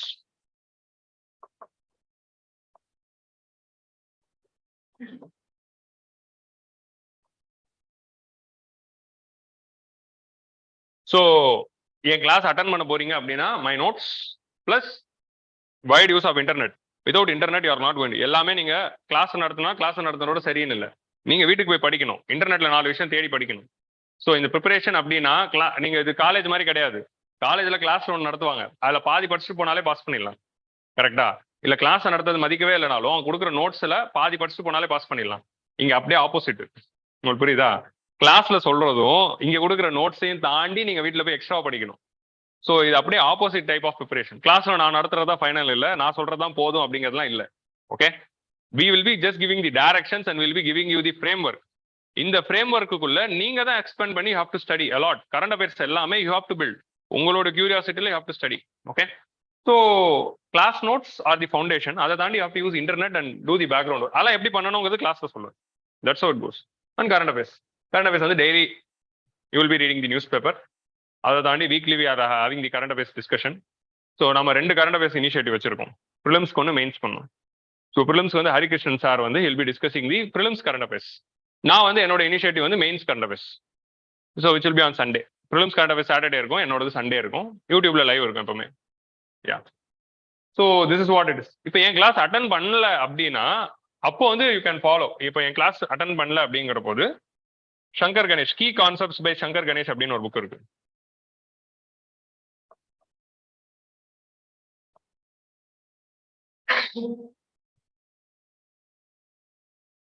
Key concepts by Shankar Ganesh அப்படிங்கிற இந்த புக் வந்து it's one of the most reputed book for economics fundamentals for UPSC preparation.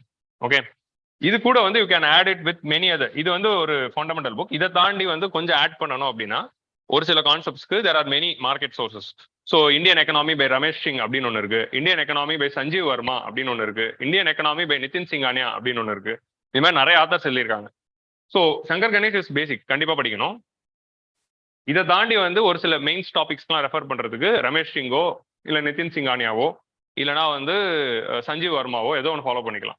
Okay, so for those who are not going to attend the class attend பண்ண போறீங்கன்னா notes பார்த்துக்கலாம், internet பார்த்துக்கோங்க. Prelims மெயின்ஸுக்கு நானே full notes கொடுத்துருவேன். So that will be suffice. So that's how it goes. Okay, so this is the sources which are going to study. So புரிஞ்சுச்சா? So இதான் வந்து ப்ரிலிம்ஸ் ரிலேட்டடான டாபிக்ஸ். ஸோ ப்ரிலிம்ஸ் சிலபஸும் prelims டாபிக்ஸும் புரிஞ்சிச்சா? கிளியரா? So what you are going to study? இல்லை ஏதாவது கொஸ்டின்ஸ் இருக்கா?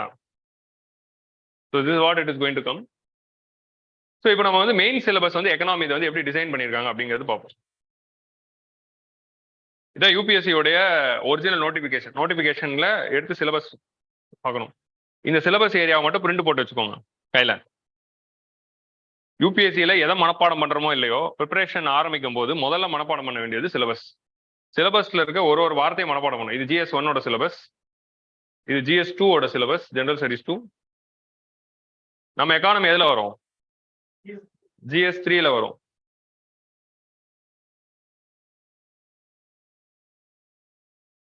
இங்க பாருங்க, technology and economic development. So யூபிஎஸ்சியில் அவங்க சொல்ற வார்த்தையை எக்கனாமிக் டெவலப்மெண்ட் தான் படிக்கணும், நாட் எக்கனாமிக்ஸ். ஸோ அதனால வந்து you have to break it. So first வந்து நம்ம படிக்க போறது வந்து இந்தியன் எக்கானமி. ஸோ முதல் வார்த்தை இந்தியன் எக்கானமி, அவ்வளோதான், முடிஞ்சிச்சு. அதுக்குள்ள என்ன வேணா கேட்கலாம். And issues relating to planning. So பிளானிங்னா பிளானிங் கமிஷன், 5-year பிளான்ஸ், இப்போ நீதி ஆயோக், அதை பத்தி. மொபிலைசேஷன் ஆஃப் ரிசோர்சஸ்னா how government is mobilizing the human resources, financial resources and natural resources for the development. Okay, next வந்து growth and development. growthனா வந்து வளர்ச்சி, டெவலப்மெண்ட்னா முன்னேற்றம். so how the nation's economy is growing and அதனால மக்களுக்கு எப்படி பெனிஃபிட் வருது அப்படிங்கிறது தான் growth and developmentல பார்க்கணும். and employment. இது எல்லாமே ப்ரிலிம்ஸ்லேயே பார்த்துருவோம். நம்ம இவ்வளோ நேரம் நம்ம ப்ரீவியஸ் ஸ்லைட்ல காட்டிட்டாலும் அதெல்லாம் இதுலேயே வந்துடும். ஸோ அதனால தான் what ever we are going to discuss is both for prelims and mains. அதாண்டி inclusive growth and issues arising out. இந்த growth process எப்படி எல்லாரும் இன்க்ளூட் பண்ணும்? பாவர்ட்டி படிக்கிறப்போ அதையும் படிச்சிருவோம். Next government budgeting, fiscal policy படிக்கும்போது கவர்மெண்ட் பட்ஜெட்டிங் படிச்சிடும். So the same topic is there in mains, அப்படியே ரெப்ளிகேட்டடா இருக்கும். கவர்மெண்ட் பட்ஜெட்டிங் பத்தி டீடைல் தான். ஸோ மெயின்ஸ்னா என்னன்னா it's going to be descriptive. நீங்க வந்து ஆன்சர்ஸ் எழுதணும். ஓகே, ஸோ 3 hours இருக்கும், 20 questions இருக்கும். 20 questionsல வந்து எக்கானமிக்கு வந்து ஒரு 8 to 9 questions வந்துடும். 8 questions வந்துடும். 8 questions, 20ல 8 வந்து எக்கானமி. அப்புறம் மிச்சதெல்லாம் மிச்ச சப்ஜெக்ட்டுக்கு. ஸோ பேப்பர் 3ல தான் you will have science and technology, environment, security, disaster எல்லாமே. ஸோ இதுல you have to write the answer. Major crops, cropping patterns, இது வந்து எக்கனாமிக் ஜியாகிரபி பார்ட். இது வந்து ஜியாகிரபி அண்ட் எக்கனாமில மிக்ஸ் ஆகிற பார்ட். மேஜர் கிராப்ஸ், இந்தியாவோட மேஜர் கிராப்ஸ் என்னென்ன? So rice, wheat, pulses, cereals, அதான் cash crops, all these things. Cropping patterns, so ராபியில் எப்படி இருக்கு, காரிஃப்ல எப்படி இருக்கு, அந்த கிராப்பிங் பேட்டர்ன் சீசன் எப்படி இருக்கு, எந்த சீசன்ல என்ன கிராப்ஸ் போடுறோம் in various parts of the country, different types of irrigation systems and storage. So what are the types of irrigation followed in the agriculture? So in the agriculture part அப்படிங்கிறது geographyல வர ஒரு part தான். So but still I'm discussing economic geography part. So transport, marketing of agricultural produce. So irrigation na தண்ணி போடுறது, you are putting the water for the growth of the crop. அதுல இருக்க various types, drip irrigation, well irrigation, tank irrigation, sprinkler irrigation, micro, இந்த மாதிரி நிறைய types இருக்கு. all these things we will be studying. next வந்து storage, transport and marketing of agricultural produce. farmer produce பண்ற அந்த ப்ராடக்ட்டை மார்க்கெட்டுக்கு கொண்டு வரதுக்கான விஷயங்கள்ல இருக்க இஷ்யூஸ் என்னென்ன, எப்படி மார்க்கெட்டுக்கு வருது. ஸோ ஃபார்மிங், நம்ம இந்தியன் அக்ரிகல்ச்சர்ல இருக்க மேஜர் கிரைசிஸ் என்ன அப்படின்னா, ஃபார்மிங்ல பிரச்சனை இல்லை, ஃபார்மர் ப்ரொடியூஸ் பண்ணிடுறாரு, அதை மார்க்கெட்ல கொண்டு வந்து விற்கிறப்போ தான் பிரச்சனை இருக்கு. அதனாலதான் ஃபார்மிங்ல கிரைசிஸ் இருக்கு. உங்களுக்கு புரியுதா? Agricultural crisis is not because that farmer is not able to produce. Farmer நல்லா பண்றாரு, விலை வச்சிடுறாரு, கூட்ஸ் எல்லாம் ப்ரொடியூஸ் ஆயிடுது. ப்ரொடியூஸ் ஆன கூட்ஸ் மார்க்கெட்டுக்கு வரும்போது தான் எக்ஸ்பிளாய்டேஷன் நடக்குது. ஸோ அங்கதான் பிரச்சனையே இருக்கு. ஸோ இந்த ஏரியால பிரச்சனையே இருக்கு. Storage, transport and marketing of the goods. மார்க்கெட்டுக்கு வரும்போது மண்டியில் நடக்கிற எக்ஸ்பிளாய்டேஷனால தான் most of the farmers are suffering. And issues related to இது நீ டெக்னாலஜி. ஸோ அப்படி எப்படி அக்ரிகல்ச்சர்ல டெக்னாலஜி வரப்போகுது. Issues related to subsidies. இந்த அக்ரிகல்ச்சர் சரிப்படுத்துறதுக்கு what subsidies we are giving ஃபார்மர்ஸ்க்கு. அண்ட் மினிமம் சப்போர்ட் ப்ரைஸ்னா என்ன, பிடிஎஸ்னா வந்து ration, how public distribution system is working, ration ஸ்டாப்ஸ்னா என்ன, அதில் இருக்க பிரச்சனைகள் என்னென்ன, and issues of buffer stocks and food security. நம்ம ரேஷன் வச்சிருக்காது ஃபுட் செக்யூரிட்டிக்காக தானே. So food security related issues will be discussing in this part of the syllabus.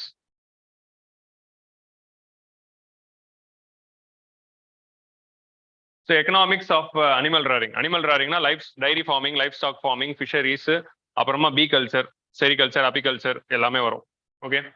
So நீங்கள் பீ கீப்பிங் அதுவும் வரும், சில்க் ஃபார்மிங்கும் வரும், and dairy, fisheries and all, aquaculture, shrimp farming, all these things. Food processing and related industry. So what is food processing industry? So what is the importance of food processing industry? So how food processing industry na enna? So உருளைக்கிழங்கு அப்படிங்கிறது agriculture. ஆனா Lay's chips அப்படிங்கிறது processed food. So இந்த உருளைக்கிழங்கு எப்படி சிப்ஸா மாறுது? So அதுக்கு பேர் தான் ஃபுட் ப்ராசஸிங். ஸோ வந்து பழங்கள் எப்படி ஜாமா மாறுச்சு, அதான் ஃபுட் ப்ராசஸிங். கோதுமை எப்படி பிஸ்கெட்டா மாறுச்சு, that is food processing. So அக்ரிகல்ச்சர்ல இருந்து வாங்குற இன்புட் வந்து மேனுஃபேக்சரிங் ப்ராசஸ் மூலமா எப்படி ஒரு ப்ராடக்டா மாறுது அப்படிங்கிறத பார்க்க போறோம். So food processing industry is a place where both agriculture and manufacturing meet. உங்களுக்கு புரியுதா? ஸோ அது வந்து இந்தியாவுடைய ஒன் ஆஃப் தி இம்பார்ட்டன்ட் இண்டஸ்ட்ரியா அதை ரெகக்னைஸ் பண்ணிருக்கோம். ஏன்னா இந்தியா ஒரு அக்ரிகல்ச்சரலி டாமினேட்டட் எக்கானமியா இருக்கிறதுனால இந்த இண்டஸ்ட்ரியை வளர்த்தா இண்டஸ்ட்ரியும் வளரும், அக்ரிகல்ச்சரும் வளரும். ஸோ அதனால ஃபுட் ப்ராசஸிங் இண்டஸ்ட்ரியை நம்ம சிலபஸ்லேயே வச்சிருக்கோம். Okay. So what is food processing industry and issues related to scope and all these things. Next வந்து land reforms in India. So இந்தியாவில் வந்து we had a exploitative land arrangements during the British time. Zamindari system அப்படிங்கிற ஒரு exploitative method இருந்துச்சு. So அந்த exploitative மெஷர்ஸ்னால Indian agriculture was ruined. So அந்த இண்டிபெண்டன்ஸ்க்கு அப்புறம் how we reformed this land. இந்த zamindari, ryotwari, mahalwari system it ruined the Indian agriculture during the British time. After independence how we reformed these land arrangements and created the land reforms அப்படிங்கிறதான் பார்க்க போறோம். So அதான் land ரிஃபார்ம்ஸ்ல இருக்கும். Effects of liberalisation. லிபரலைசேஷன்னா என்ன? நம்ம 1991 பண்ண reforms, LPG reforms. அந்த LPG ரிஃபார்ம்ஸ்னால இந்தியன் எக்கனாமில என்ன இம்பாக்ட் இருந்துச்சு and how industrial policy change after that, அதை பார்க்க போறோம். அப்புறம் infrastructure, energy, ports, rail, road and அதோட ரோல் இந்த எக்கானமி என்ன அப்படிங்கிறது பார்ப்போம். And investment models. So investment models அப்படின்னா எக்கானமில இன்வெஸ்ட்மெண்ட்ஸ் நடக்குது. இப்போ எக்கானமில போர்ட் யார் கட்டுறா, யார் கட்டணும்? ஸோ கவர்மெண்ட் போர்ட் கட்டுறாங்க, ஆனால் பிரைவேட் போர்ட் இருக்குல்ல, உங்களுக்கு புரியுதா? ஸோ இன்வெஸ்ட்மெண்ட் எக்கானமில வந்து கவர்மெண்ட்டும் பண்றாங்க, பிரைவேட்டும் பண்றாங்க. ஸோ அதுக்கு அதை சொல்றதுதான் public private partnership. Government private சேர்ந்து they are doing the investments and they are doing a lot of things.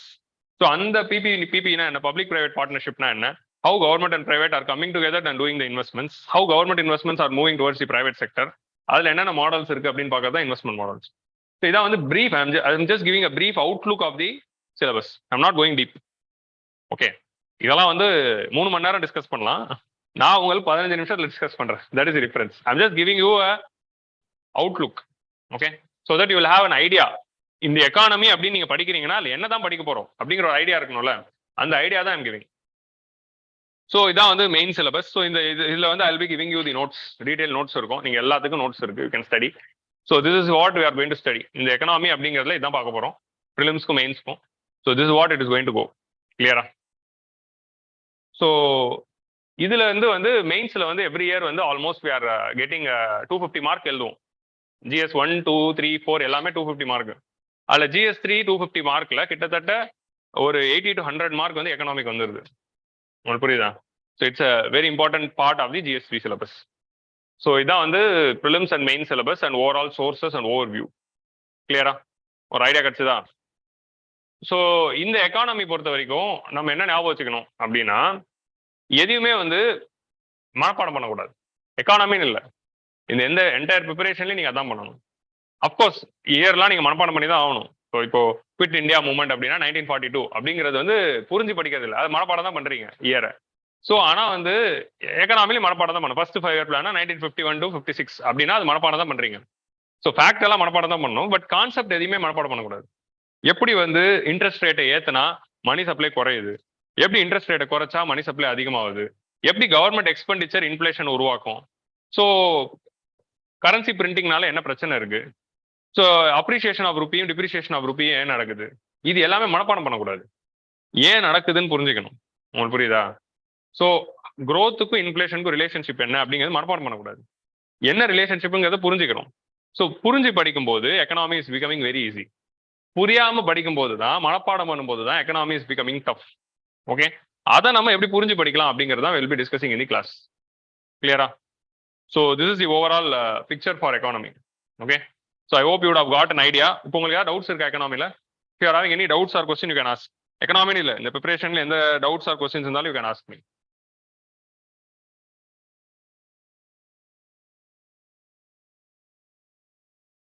எந்த டவுட்டும் இல்லையா? என்கிட்ட எக்கனாமி ரிலேட்டட் கொஸ்டின் கேட்கலாம். இன் ஜென்ரல் இந்த என்டையர் ப்ரிப்பரேஷன் பத்தி கேட்கலாம். ஸோ ஐ எம் ஹலோண்ணா, யூ கேன் ஆஸ்க். ஏதாவது இருக்கா? எந்த கொஸ்டின்ஸ் இல்லையா?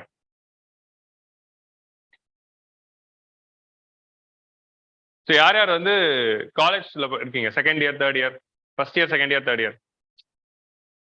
ஸோ எல்லாருமே காலேஜ் தான். யார் யாரெல்லாம் முடிச்சிட்டீங்க காலேஜ்? தேர்ட் இயர் இப்போதான் முடிக்கிறீங்களா? இல்லை முடிச்சாச்சு. ஸோ முடிச்சுட்டு ஃபுல் டைமா ப்ரிப்பேர் பண்ண போறது யார் யார்? இல்லை ஐ மீன் இப்போ நீங்க வந்து தேர்ட் இயரா? ஸோ முடிச்சுட்டு ஃபுல் டைம் 1 இயர் வர போறீங்க. யார் வீக்கெண்ட்ல காலேஜ் போயிட்டு பேரலா வர போறீங்க? அந்த பிளான்ல இருக்கு. யார் யாரெல்லாம் என்ன முடிவு பண்ணல? ஸோ மிச்சவங்க எல்லாருமே முடிவு பண்ணல. ஓகே, அது எனக்கு தெரியாது, சொல்லுவாங்க. நான் சப்ஜெக்ட் ஒன்லி. ஓகே,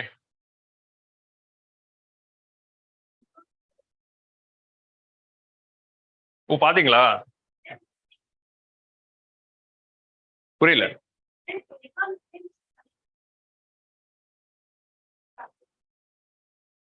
ஓ என்னோட எக்கனாமிக் பிளேலிஸ்ட் பார்க்கணுமா? அது என்னோட சேனல்ல இருக்கும். கிங்மேக்கர்ஸ் சேனல் இல்ல, அது செப்பரேட். ஆக்சுவலி நான் இந்தியன் எக்கனாமி பிளேலிஸ்ட் வந்து எதில் போட்டிருக்கேன்னா, all India civil services coaching centre அப்படின்னு யூடியூப் சேனல் இருக்குல்ல, கவர்மெண்ட் ஆஃப் தமிழ்நாடு, அவங்களோட சேனல்ல வீடியோ போட்டிருப்பேன். அதை நான் I would have compiled. I'll show you, wait.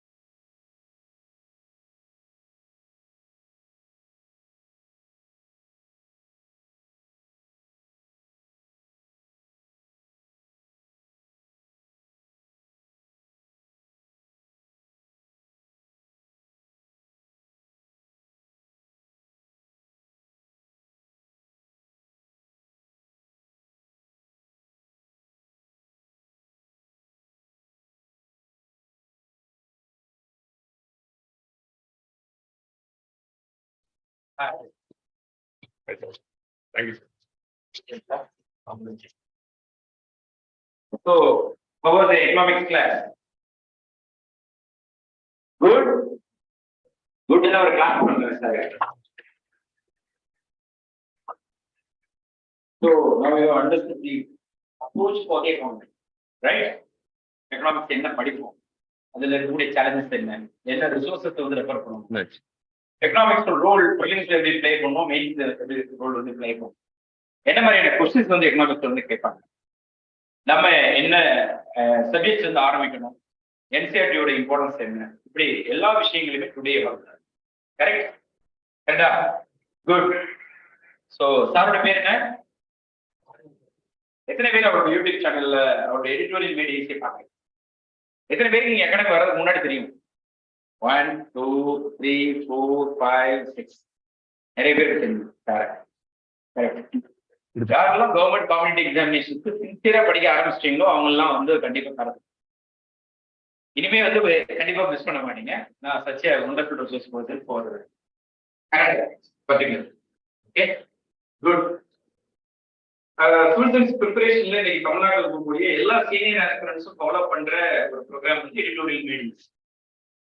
ஏன்னா ஒவ்வொரு பேப்பரையும் ஒவ்வொரு நாளைக்கு அவ்வளோ எடிட்டோரியல்ஸ் இதெல்லாம் சேர்த்து வச்சு ஒரு வாரத்துல வந்து 5 எடிட்டோரியல் படிச்சா போதும், அதுவும் ஒன்னாக படிச்சா போதுங்கிறது எடிட்டோரியல் மீட்டிங்ஸ். இன்டர்வியூ போகக்கூடிய ஐஏஎஸ் இன்டர்வியூ போகக்கூடிய எல்லா ஸ்டூடெண்ட்ஸும் இந்த சேனல் தான் பார்க்குறாங்க. Even senior IAS officer, senior IRS officer அவங்க எல்லாம் கூட எவ்ரி வீக் அவங்க அப்டேட் பண்ணிக்கிறதாக தான் நேராக எடிட்டோரியல் ஆஃபீஸ் சர்வீஸ் செஷன் தான் பார்க்குறாங்க. ஸோ அப்படிப்பட்ட ஒரு அற்புதமான person today is completed one session on Indian economy approach for UPSC services examination. Fine. Next பார்க்க போகிறது என்ன சப்ஜெக்ட்? இந்தியன் பாலிடி. ஓகே, எத்தனை பேர் இந்தியன் பாலிடி படிச்சிருக்கீங்க? எதுவுமே படிச்சிருக்கீங்க? எனக்கு பிரச்சனை இல்லை. கொஞ்சம் ஈஸி ஆயிடுச்சு. இந்தியன் பாலிட்டி அண்ட் கவர்னன்ஸ் அது இல்லாத ஒரு ஜெனரல் ஸ்டடிஸ் கொஸ்டின் எங்கேயுமே பார்க்க. ஜெனரல் அவேர்னஸ் கேட்டாலும் அந்த இதுல கொஸ்டின் இருக்கும். ஜெனரல் நாலேஜ் அப்படின்னு வச்சாலும் அந்த கொஸ்டின் இருக்கும். ஜெனரல் ஸ்டடிஸ்னு வச்சாலும் அந்த கண்டிப்பா.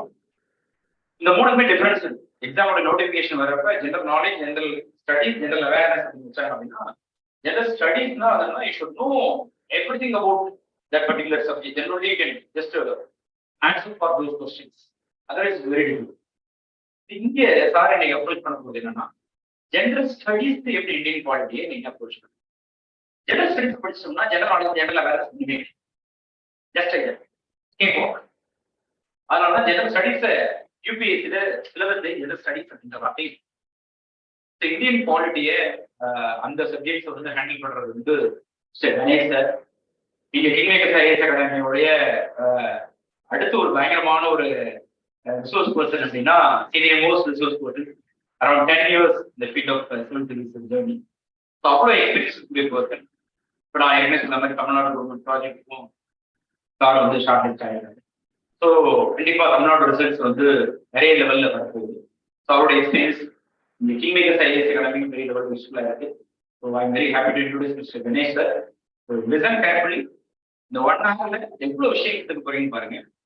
கிட்டத்தட்ட இன்னைக்கு வந்து 8 hours, நாளைக்கு ஒரு 8 hours, 16 மணி நேரத்துல இவ்வளவு விஷயம் கத்துக்கணும் அப்படின்னா ஆல்மோஸ்ட் 2000 மணி நேரம் போச்சு. கிங்மேக்கர்ஸ் ஐஏஎஸ் அகாடமியில UPSC போச்சு.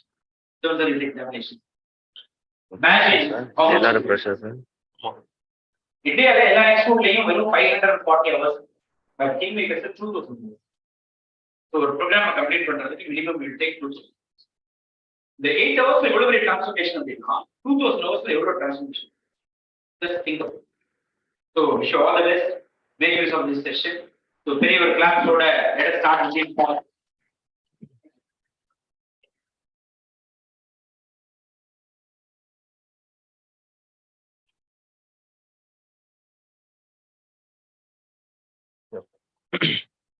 Good afternoon.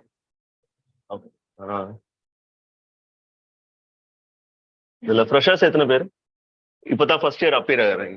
தட் இஸ் இதுதான் basic introduction of this class. யூபிஎஸ்சி பத்தி ஃபர்ஸ்ட் டைம் இப்பதான் எனக்கு ஒரு நாலேஜ் இருக்கு அப்படின்னு. Okay, most of your freshers. Okay, so இதுல மார்னிங்ல இருந்து செஷன்ஸ் அட்டன் பண்ணியிருப்பீங்க இல்லையா? ஸோ சிலபஸ் ஓய்வு கொடுத்துருக்காங்களா? கொடுத்தாங்கல்ல. ஸோ இப்போ கரெக்டாக சொல்லுங்க, இந்தியன் பாலிட்டி அண்ட் கவர்னன்ஸ் எந்த பேப்பர்ல வருது? GS two. Good. Okay, so பெருசா டீகோட் பண்ணியிருப்பாங்களா? இல்லையா? சிலபஸ் டீகோட் பண்ணாங்களா? In sense what you are going to approach in paper 2, அதுவும் very especially with respect to Indian polity and governance. இல்ல சரி, ஓகே. ஸோ ப்ரோக்ராமோட இன்னைக்கு நம்ம பார்க்க போறது இந்த இதுல. ஓகே, ப்ரோக்ராம்ல டீட்டெயிலாக நம்ம போல. ஓகே, ஜஸ்ட் மேலோட்டமா வாட் இஸ் வாட் அப்படிங்கிற கன்சர்ன்ல தான் பண்ண முடியும். ஏன்னா மினிமம் இதெல்லாம் ஹோல்ட் பண்ணி உங்களுக்கு ஒரு ஐடியா கிடைக்கிறக்கே மினிமம் ஒரு 16 hours to 20 hours ஆச்சுன்னு ஆகும். பட் வித்தின் 1 hourக்குள்ள இந்த ஒரு பர்டிகுலர் சப்ஜெக்ட்ல என்ன உங்களுக்கு இங்க இருந்து எடுத்துட்டு போக முடியுங்கிறத மட்டும் பார்க்கலாம். ஓகே, ஸோ நம்ம ஃபோக்கஸ் பண்ண வேண்டிய விஷயம் இவ்வளவுதான்.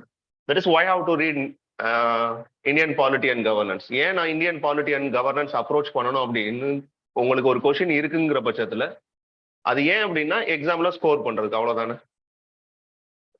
தென் knowledge is apart. Okay, so இங்க நாலேஜ் வேணும் அப்படின்னா நீங்க வேற எங்கேயாச்சும் ஒரு இடத்துல இந்தியன் பாலிட்டி அண்ட் கவர்னன்ஸ் படிச்சிருக்கலாம், இல்ல கான்ஸ்டியூஷன் எடுத்து படிச்சிருக்கலாம். பட் ஏன் காம்படிட்டிவ் எக்ஸாம்ஸ்க்கு இங்க வந்து நம்ம உட்காந்து ஒரு இந்தியன் பாலிட்டி அண்ட் கவர்னன்ஸ் படிக்கணும்? To get score. Okay, mark எடுக்கிறது தானே. ஸோ அப்போ சப்ஜெக்டோட ஷேர் என்னன்னு தெரியணும் ஃபர்ஸ்ட். ஒரு கொஸ்டின் நீங்க அப்ரோச் பண்றதுக்கு முன்னாடியோ இல்ல ஒரு பர்டிகுலர் சப்ஜெக்ட் நீங்க அப்ரோச் பண்றதுக்கு முன்னாடியோ அந்த பர்டிகுலர் சப்ஜெக்டோட ஷேர் எவ்வளவு இருக்கு. ஒரு 100 கொஸ்டின்ஸ் இருக்கு அப்படின்னா அவுட் ஆஃப் தட் 100 கொஸ்டின்ஸ்ல பிலிம்ஸ் பாயிண்ட் ஆஃப் வியூல பேப்பர் 1ல எவ்வளவு வருது, தட் இஸ் ஜிஎஸ் அந்த ஃபர்ஸ்ட் பேப்பர் 1 சொல்றோம் இல்லையா, மார்னிங் எழுதுற எக்ஸாம். தென் மெயின்ஸ் பெர்ஸ்பெக்டிவ்ல நீங்க எழுதும் போது ஜெனரல் ஸ்டடிஸ் 2ல இந்த கரெக்டா சொல்லிட்டீங்க. ஓகே, ஜெனரல் ஸ்டடிஸ் 2ல இந்த இந்தியன் பாலிட்டி அண்ட் கவர்னன்ஸ் எவ்வளவு ஷேர் எடுத்துக்குது அதை ஃபர்ஸ்ட் பார்த்தலாம். ஏன்னா கொஸ்டினோட வெயிட்டேஜ் தெரிஞ்சாதான் நம்மளால அந்த ஒரு பர்டிகுலர் சப்ஜெக்ட்ல என்ன இம்பார்ட்டன்ஸ் கொடுக்க முடியும் அப்படிங்கிறது தெரியும். ஓகே, ஸோ ஒவ்வொரு சப்ஜெக்ட்டுக்கும் ஒவ்வொரு வெயிட்டேஜ் இருக்கும். காலையிலே காமிச்சிருப்பாங்க. ஏதாச்சும் ஒரு பர்டிகுலர் இயர் கொஸ்டின் பேப்பர் எடுத்து உங்களுக்கு கண்டிப்பா அதோட வெயிட்டேஜ் ஷேர் பண்ணியிருப்பாங்க இல்லையா? பண்ணியிருக்கலாம். Okay, then second approach is decoding the syllabus. ஏன் டீகோடிங் தி சிலபஸ் அப்படின்னா, ஃபார் எக்ஸாம்பிள் பிலிம்ஸை பொறுத்த அளவுக்கு உங்களுக்கு சிலபஸ் 1 லைன்ல தான் இருக்கும். Okay, constitution, political organisation, rights, then other then that something. Okay, so ஒரு 3 to 4 வேர்ட்ஸ் தான் இருக்கும் மொத்தமே. இந்தியன் பாலிட்டி அண்ட் கவர்னன்ஸ்னு வேர்ட் ரீட் பண்ணீங்கன்னா ஒரு 4.4 ஹெட்டிங் தான் இருக்குன்னு வச்சுக்கோங்களேன். ஜெனரல் ஸ்டடிஸ் 2 போகும்போது ஒரு 8 to 10 ஹெட்டிங்ஸ்ல பிரிச்சிருப்பாங்க. அவ்வளவுதான் சிலபஸா அப்படின்னா இல்ல. அதுக்குள்ள என்ன இருக்கும் அப்படின்னு பாத்தீங்கன்னா டீகோட் பண்ணி போனா வேரியஸ் ஆஸ்பெக்ட்ஸ்ல நம்ம அதை கவர் பண்ண வேண்டியது இருக்கும். வித் இன்க்ளூடிங் கரண்ட் அஃபேர்ஸோட அதை லிங்க் பண்ண தெரியணும். ஓகே, ஸோ அது ரெண்டாவது. தென் இதுல ஏன் தேர்ட் ஒன் வந்து வாட் புக் டு ரீட் அப்படின்னு ஒரு ஏரியா எல்லாருமே டிஸ்கஸ் பண்ணியிருப்பாங்க. ஒரு பர்டிகுலர் சப்ஜெக்ட் எடுத்தா என்ன புக்ஸ் எல்லாம் நீங்க ரீட் பண்ணணும் அப்படிங்கறத சொல்லியிருப்பாங்க இல்லையா? நான் ஏன் பர்டிகுலரா என்சிஆர்டியை மட்டும் ஃபர்ஸ்ட் ஸ்ட்ரெஸ் பண்றேன் அப்படின்னா, பேசிக்கா ஒரு கொஸ்டின் வருது அப்படின்னா என்சிஆர்டியில இருக்கிறது இல்லாம ஒரு கொஸ்டின் வெரி மினிமல் தான். ஓகே, ஸோ என்சிஆர்டியை தாண்டி வேற என்ன இதுக்கு சோர்ஸ் இருக்கு அப்படிங்கறத நான் சொல்லிடுறேன். But at the same time ஏன் என்சிஆர்டி ரீட் பண்ணணும் அப்படிங்கிறதுக்கான இம்பார்ட்டன்ஸ் ஏன் வேணும்னு நான் சொல்றேன் அப்படின்னா, லாஸ்ட் இயர் வந்த ஒரு கொஸ்டின் செட்ல நான் உங்களுக்கு ஒரு 3 கொஸ்டினை மட்டும் எடுத்து காட்டுறேன். வேர்ட்ஸ் மாறாம அது என்சிஆர்டியில இருக்கும். ஓகே, தட் இஸ் ஒரு யூபிஎஸ்சியில ஒரு பர்டிகுலர் கொஸ்டினை நீங்க அட்டன் பண்றதா இருந்தா, ஓகே, ஒரு கொஸ்டின் எனக்கு வேணும் அப்படின்னா ஒரு கரண்ட் அஃபேர்ஸ்ல மேக்சிமம் ஒரு 16 கொஸ்டின் வரும்னு வச்சுக்கோங்க. ஒரு 20 கொஸ்டின்ஸ் வரும்னு வச்சுக்கோங்களேன். கரண்ட் அஃபேர்ஸ் அப்படின்னு ஒரு பர்டிகுலர் ஏரியா இருக்கு உங்களுக்கு, ஒரு 20 கொஸ்டின்ஸ் வரும்னு வச்சுக்கோங்க.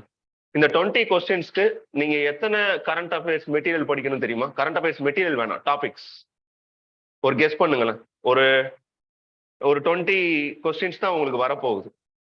எத்தனை டாபிக்ஸ் படிக்கணும்னு சும்மா ஒரு ஆவரேஜ் சொல்லுங்களேன். Any guess? 200. வேற எனி கெஸ்? சும்மா சொல்லுங்க ஃபார் அன் ஆவரேஜ். கரண்ட் அஃபேர்ஸ்னு ஒரு கொஸ்டின் இருக்குண்டா, ஒரு 100 கொஸ்டின்ஸ் இருக்குன்னா அதுல ஒரு 20 கொஸ்டின் கரண்ட் அஃபேர்ஸ் கொஸ்டின் சொல்லுவாங்க. அந்த 20 கொஸ்டின் படிக்கணும் அப்படின்னா ஒரு பர்டிகுலர் இண்டிவிஜுவல் மினிமம் ஒரு 700 to 1000 டாபிக்ஸ் படிச்சிருக்கணும். எவ்வளவுக்கு? 20 கொஸ்டினுக்கு. அதுக்கு மந்த்லி மேகசின் எடிஷன்ஸ் இல்ல நீங்க நியூஸ் பேப்பர் ரீட் பண்றதெல்லாம் இருக்குன்னு வச்சுக்கோங்களேன். ஒரு கொஸ்டினுக்கு நீங்க ஒரு புக்குன்னு வச்சா கூட, ஓகே, ஒரு கொஸ்டினுக்கு ஒரு புக்குன்னு வச்சா கூட கிட்டத்தட்ட 20 புக்கு படிச்சாதான் நீங்க என்ன பண்ண முடியும்? நான் 20 கொஸ்டினுக்கு ஆன்சர் பண்ண முடியும்னா ஒரே ஒரு புக்கு என்சிஆர்டியில ஒரு புக் இருக்கு பாலிட்டியில, இந்தியன் பாலிட்டி அண்ட் கவர்னன்ஸ்ல. அந்த ஒரு புக்கு படிச்சா நீங்க 7 to 8 கொஸ்டின்ஸ் அட்டன் பண்ண முடியும்னு சொல்றேன். ஓகே, வேற எந்த சப்ஜெக்ட்டுக்கு இந்த ஒரு அட்வான்டேஜ் இல்லை. நான் ஹிஸ்டரி அப்படின்னு ஒரு ஓரியன்டேஷன் கொடுத்தாங்க அப்படின்னா ஹிஸ்டரியில our past 1, our past 2, our past 3, themes 1, themes 2, themes 3, then old என்சிஆர்டியில ஏன்ஷியன், மெடிவல், மாடர்ன், ஸ்பெக்ட்ரம் இதெல்லாம் கவர் பண்ணணும் இல்லையா? ஸோ அது மாதிரி ஒரு சிலபஸ் பேட்டர்ன் இருக்குன்னு வச்சுக்கோங்களேன். ஹிஸ்டரியை படிக்கிறதுக்கு அதை தாண்டி பவுன்சர்ஸ் இருக்குமானா இருக்கும். இன்சென்ஸ் வெளியவும் கொஸ்டின்ஸ் கேட்கலாம். அது சப்ஜெக்டோட எக்ஸ்பர்ட்ஸை பொறுத்தளவுக்கு. பட் இந்தியன் பாலிட்டி அண்ட் கவர்னன்ஸை பொறுத்தளவுக்கு ஒரு கன்ஃபைனடான சிலபஸ் தான். ரொம்ப மினிமம் சிலபஸ்ல உங்களால என்ன பண்ண முடியும்னா ஈஸியான ஸ்கோர் பண்ண முடியும். எல்லா ஆஸ்பிரண்ட்டையும் நீங்க போய் யாராச்சும் உங்களோட சீனியரோ இல்ல எந்த ஒரு உங்களோட ரிலேட்டிவ்ஸ் யார் இருக்காங்கன்னு வச்சுக்கோங்களேன், இவங்க கிட்ட போய் உங்களுக்கு பிடிச்ச சப்ஜெக்ட் எது இல்ல மார்க் ஸ்கோரிங் சப்ஜெக்ட் எதுன்னு கேட்டா இமீடியட்டா அவங்க ஃபர்ஸ்ட் வர்றதே என்னன்னு சொல்லுவாங்கன்னா இந்தியன் பாலிட்டி அண்ட் கவர்னன்ஸ் தான் சொல்லுவாங்க. Just go and ask anyone. Okay, first எடுத்தோடனே நான் எதை நான் கவர் பண்ணணும் அப்படின்னு நீங்க கேட்குறீங்கன்னா அவங்க கொடுக்கக்கூடிய ஃபர்ஸ்ட் அட்வைஸ் என்னவா இருக்கும்னா இந்தியன் பாலிட்டி அண்ட் கவர்னன்ஸ் படிங்க. ஏன்னா அதுதான் எந்த ஒரு பெர்ஸ்பெக்டிவ் நீங்க எவ்வளவுதான் கொஸ்டினை குறைச்சு வச்சாலும் அந்த ஒரு பர்டிகுலர் ஏரியால இருந்து கொஸ்டின் எடுக்காம இருக்கவே முடியாது. ஒரு செட் ஆஃப் 100 கொஸ்டின்ஸ்ல ஒரு வருஷத்துல ஹிஸ்டரியும் இந்தியன் பாலிட்டி அண்ட் கவர்னன்ஸ்லயும் விட்டுட்டு ஒருத்தர்னால கொஸ்டினே எடுக்க முடியாது. மத்த எதை வேணாலும் அவங்க ஸ்கிப் பண்ணிட்டு போகலாம். என்விரான்மெண்ட்ல 10 கொஸ்டின் கேட்டுக்கிட்டு இருந்த இடத்துல 3 கொஸ்டின் கேட்கலாம். எக்கனாமில 15 கொஸ்டின் கேட்டுக்கிட்டு இருந்த இடத்துல 9 கொஸ்டின் கேட்கலாம். ஓகே, சோ இது மாதிரி வேரியஸ் சப்ஜெக்ட் சொல்றேன். சயின்ஸ் அண்ட் டெக்ல ஒரு 15 இருக்கு அப்படின்னா 7-8 ஓட மாறலாம். But 30 to 35% of the syllabus question paper, அதாவது இந்தியன் பாலிட்டியும் கவர்னன்ஸும் நீங்க கம்ப்ளீட் பண்ணியிருந்தீங்க அப்படின்னா மினிமம் உங்களால 35 கொஸ்டின் ஆன்சர் பண்ண முடியும். அப்ப 35% ஆஃப் த மார்க்ஸ் எதை நம்பி தான் இருக்கு? இந்த 2 சப்ஜெக்ட் தான். ஜஸ்ட் போய் ஒர்க் பண்ணுங்க. ஏதாவது ஒரு வெப்சைட் எடுத்து போட்டு நார்மலா சிலபஸ் டீகோட் பண்ணி கொஸ்டின் பேப்பர் டீகோட் அப்படின்னு போட்டீங்கனாலே வரும். Indian polity and governance plus history, இந்த 2 கொஸ்டின் நீங்க இன்னைக்கு பாருங்க 40 கொஸ்டின் வரும். இந்த 2 சப்ஜெக்ட் மட்டும் எவ்வளவு எடுத்துக்குது? 40. ஓகே, அதுல ஈக்குவல் வெயிட்டேஜ் பிரியும். இது 15 இது 15 பிரியும்னு வச்சுக்கோங்க. இல்ல இது 25 இது 15 பிரியும்னு வச்சுக்கோங்களேன். நீங்க ஒரு 25 மார்க் எடுக்கிறதுக்கு ஹிஸ்டரியில எத்தனை புக்ஸ் படிக்க வேண்டியது இருக்கு? கிட்டத்தட்ட ஒரு 9 புக்கு கிட்ட படிக்க வேண்டியது இருக்கு.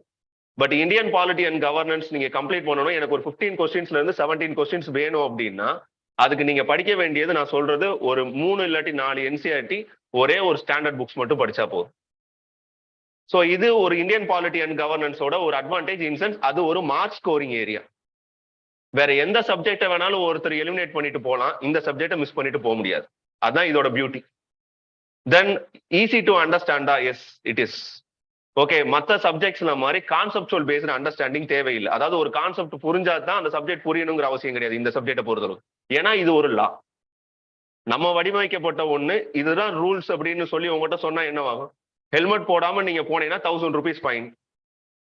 இதுக்கு எது உங்களுக்கு கான்செப்ட் வேணுமா? இதுதான் அங்கேயும் இருக்க போகுது. ஒரு எலெக்ஷன் எப்படி நடத்த போறாங்க அப்படிங்கிறதுக்கான ரூல் சொல்ல போறாங்க. ஒரு பார்லிமெண்ட் எப்படி ஃபங்க்ஷன் ஆக போகுதுன்னு ரூல் சொல்ல போறாங்க. ஒரு இண்டிவிஜுவல் சிட்டிசனா உங்களோட ரெஸ்பான்சிபிலிட்டி என்னன்னு சொல்ல போறாங்க. உங்களுக்கு கவர்மெண்ட் கொடுக்க வேண்டிய மெத்தட் என்ன, தட் இஸ் பாலிசிஸ் என்ன அப்படிங்கிறத இதுல இருக்க போகுது. So it is easy to understand. First சப்ஜெக்டோட நேச்சர் சொல்றேன். It is very easy to understand. மற்ற சப்ஜெக்ட் மாதிரி காம்ப்ளிகேட்டடா இருக்காது. என்னோட எக்ஸ்பீரியன்ஸ்ல சொல்றேன். ஒரு 8 years ஆஃப் எக்ஸ்பீரியன்ஸ் இந்த டீச்சிங் ஃபீல்டு இருக்குன்னு வச்சுக்கோங்களேன். வேரியஸ் சப்ஜெக்ட்ஸ் ஹேண்டில் பண்ணாலும் இந்த ஒரு பர்டிகுலர் சப்ஜெக்ட்ல மட்டும் பெருசா எந்த ஒரு பர்சனும் அவங்க ரொம்ப கஷ்டப்பட்டது கிடையாது. மற்ற சப்ஜெக்ட்ஸோட கம்பேர் பண்ணும்போது சொல்றேன், very easy to learn. At the same time, if you are good in this Indian polity and governance, it is easy for you to good score. Okay, நல்ல ஸ்கோர் உங்களால கிடைக்க முடியும். ஸோ இந்த 3 ஆஸ்பெக்ட்ஸ்ல தான் பார்க்குறோம். ஃபர்ஸ்ட் கொஸ்டினோட ஷேர் பார்த்துடலாம், எவ்வளவு இது எடுத்துக்குது அப்படின்னு சொல்லி. ஓகே,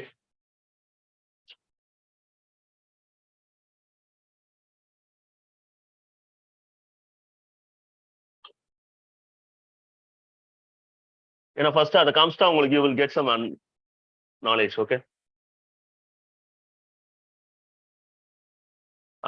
எஸ், இது 2022ல வந்த வெயிட், தட் இஸ் ஓவரால் வெயிட்னு சொல்றது. நம்பர் ஆஃப் கொஸ்டின்ஸ் சொல்றேன்.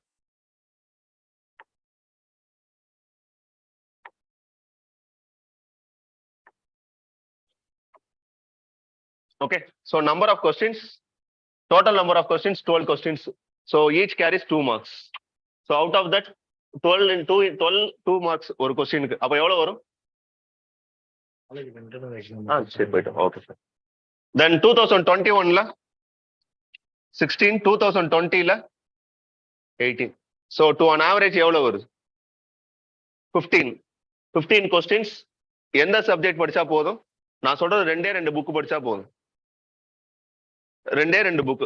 ஓகே, இந்த 2 புக்கை நீங்க சோர்ஸ் புக்கை எடுத்துக்கிட்டு நீங்க ஒர்க் பண்ணீங்க அப்படின்னா உங்களால மினிமம் ஒரு 12ல 10 அட்டன் பண்ண முடியும். 2 கரண்ட் அஃபேர்ஸ் இல்ல 2 கஷ்டமா இருக்கும், அதெல்லாம் விட்டுட்டு வெளியே போயிடலாம். 16, 18 இதுதான் ஷேர். அப்ப கிட்டத்தட்ட ஒரு 10% ஆஃப் மார்க் இருக்கு. அதுல 10% ஆஃப் மார்க் அப்படிங்கிறது யூபிஎஸ்சிக்குள்ள நீங்க இருக்கிறதும் இல்லாததும் 0.1ல டிஃபர் ஆகும். 0.5 மார்க்ஸ்ல நீங்க வெளியே இருப்பீங்க, இல்லாட்டி உள்ள இருப்பீங்க. ஒரு கொஸ்டின் அட்டன் பண்றதுங்கிறது யூபிஎஸ்சில ஒரு கொஸ்டின் கரெக்ட் அப்படிங்கிறது பெரிய விஷயம். அப்போ உங்களுக்கு ஒரு சப்ஜெக்டை நீங்க ரீட் பண்ணீங்க அப்படின்னா உங்களுக்கு எவ்வளவு பர்சன்டேஜ் ஆஃப் மார்க்ஸ் உங்க கையில இருக்கு? 20 to 25% ஆஃப் மார்க்ஸ் உங்க கையில எப்பயுமே இருக்கு. ஸோ அதுதான் இந்த சப்ஜெக்டோட ஒரு நேச்சர். தென் மெயின்ஸ் பெர்ஸ்பெக்டிவ் பொறுத்தளவுக்கு இது ஜெனரல் ஸ்டடிஸ் 2ஓட வெயிட் ஷேர். 2022ல 10 கொஸ்டின் கேட்டிருக்காங்க. 5 10 mark question, 5 15 mark questions. So overall 125 marks. அப்போ எவ்வளவு வந்துருது? 250 மார்க்ல 50% எது இருக்குன்னு பாத்தீங்கன்னா general Indian polity and governance தான். ஸோ 2022ல 12 கொஸ்டின்ஸ் கேட்டிருக்காங்க. 5 10 mark question, 7 15 mark question. So 140. 2020ல 11 6 5 135 அவுட் ஆஃப் 250. அப்போ மினிமம் 50%க்கு மேல எதுதான் ஷேர் பண்ணுது? இந்த இந்தியன் பாலிட்டி அண்ட் கவர்னன்ஸ் அப்படிங்கிற ஒரு கொஸ்டின் தான் ஷேர் பண்ணுது. அப்போ இது ஓகேவா? இன்சென்ஸ் ஏன் இப்போ இந்த சப்ஜெக்டை படிக்கணும்னு நமக்கு ஓரளவுக்கு புரியுதா? இந்த வெயிட் மாறவே மாறாது. இன்சென்ஸ் இந்த பேஸ் சொல்றேன் இல்லையா, இது எப்பயுமே மாறாது. அபோவ் 50%க்கு மேலதான் கொஸ்டின்ஸ் வரும். ஜெனரல் ஸ்டடிஸ் 2 பொறுத்தளவுக்கு என்னென்னலாம் டாபிக் டிஸ்கஸ் பண்ணிருப்பாங்க? Indian polity and governance. வேற என்ன டாபிக் டிஸ்கஸ் பண்ணாங்க? சோசியல் ஜஸ்டிஸ், இன்டர்நேஷனல் ரிலேஷன், வேற கான்ஸ்டிடியூஷன். ஓகே, ஸோ அதுதான் இந்த கான்ஸ்டிடியூஷன் சொல்லி ஒத்த வேர்ட் சொன்னீங்க இல்லையா, அதுக்கு தான் இவ்வளவு weightage. Okay, Indian polity and கவர்னன்ஸ்னாலும் கான்ஸ்டிடியூஷன்னாலும் ஒண்ணுதான். நான் சொல்றேன் ஏன் அப்படிங்கிறத சொல்றேன். ஓகே, ஸோ ரெண்டு பெரிய டிஃபரன்ஸ்லாம் கிடையாது. கான்ஸ்டிடியூஷனும் இந்தியன் பாலிட்டி அண்ட் கவர்னன்ஸ் ஏன் உங்களுக்கு புரியணும் இல்லையா? What is meant by Indian polity and governance plus கான்ஸ்டிடியூஷன்ங்கிற வேர்ட் சொல்றாங்களே, இதுக்கான மீனிங் என்ன அப்படிங்கறத நான் சொல்லிடுறேன் ஃபர்ஸ்ட். சொல்லிட்டு அதுக்கப்புறம் சிலபஸ்க்குள்ள போகலாம். ஓகே, ஸோ இப்போ கொஸ்டினோட ஷேர் தெரிஞ்சிருச்சு இல்லையா?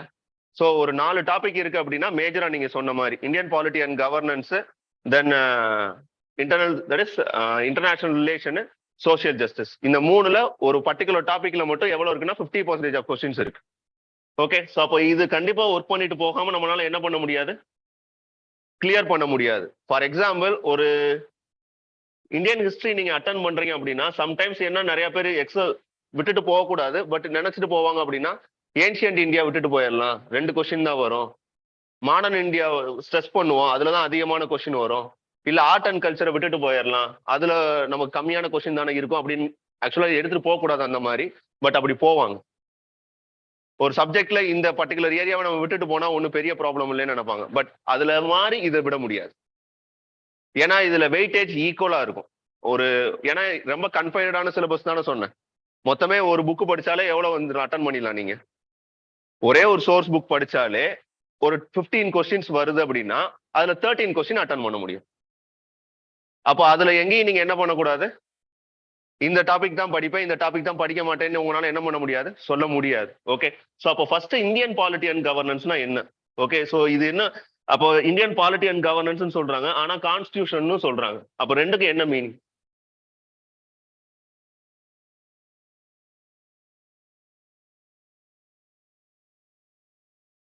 சரி பார்க்கலாம். Okay, so Indian polity and governance அப்படின்னா என்ன? What is meant by Indian polity? பாருங்க.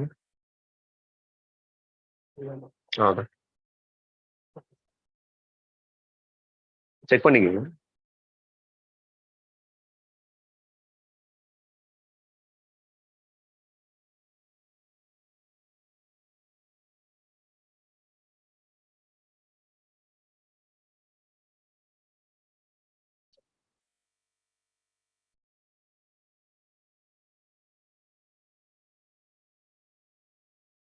ரிமோட் இல்லையா? ரிமோட் இல்லை.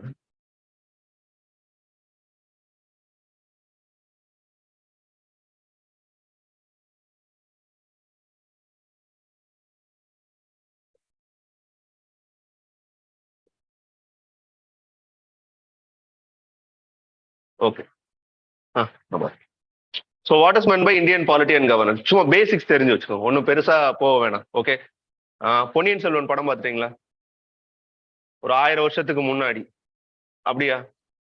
எக்ஸாக்டா ஒரு 1000 இயர்ஸ்க்கு முன்னாடி, சும்மா ஒரு தோராயமா வச்சுக்கலாம். ஓகே, ஸோ ஒரு 1000 இயர்ஸ்க்கு முன்னாடி இருந்த கவர்மெண்ட் எப்படி ஃபங்க்ஷன் ஆச்சு? இன்சென்ஸ் அரசியல் அமைப்பு எப்படி இருந்துச்சு? அது மன்னராட்சியா இல்ல மக்களாட்சியா? மன்னராட்சி. அப்படின்னா அது ஒரு கிங்ஷிப் ஃபார்ம் ஆஃப் கவர்மெண்ட், அப்படித்தானே? அது ஒரு kinship form of government.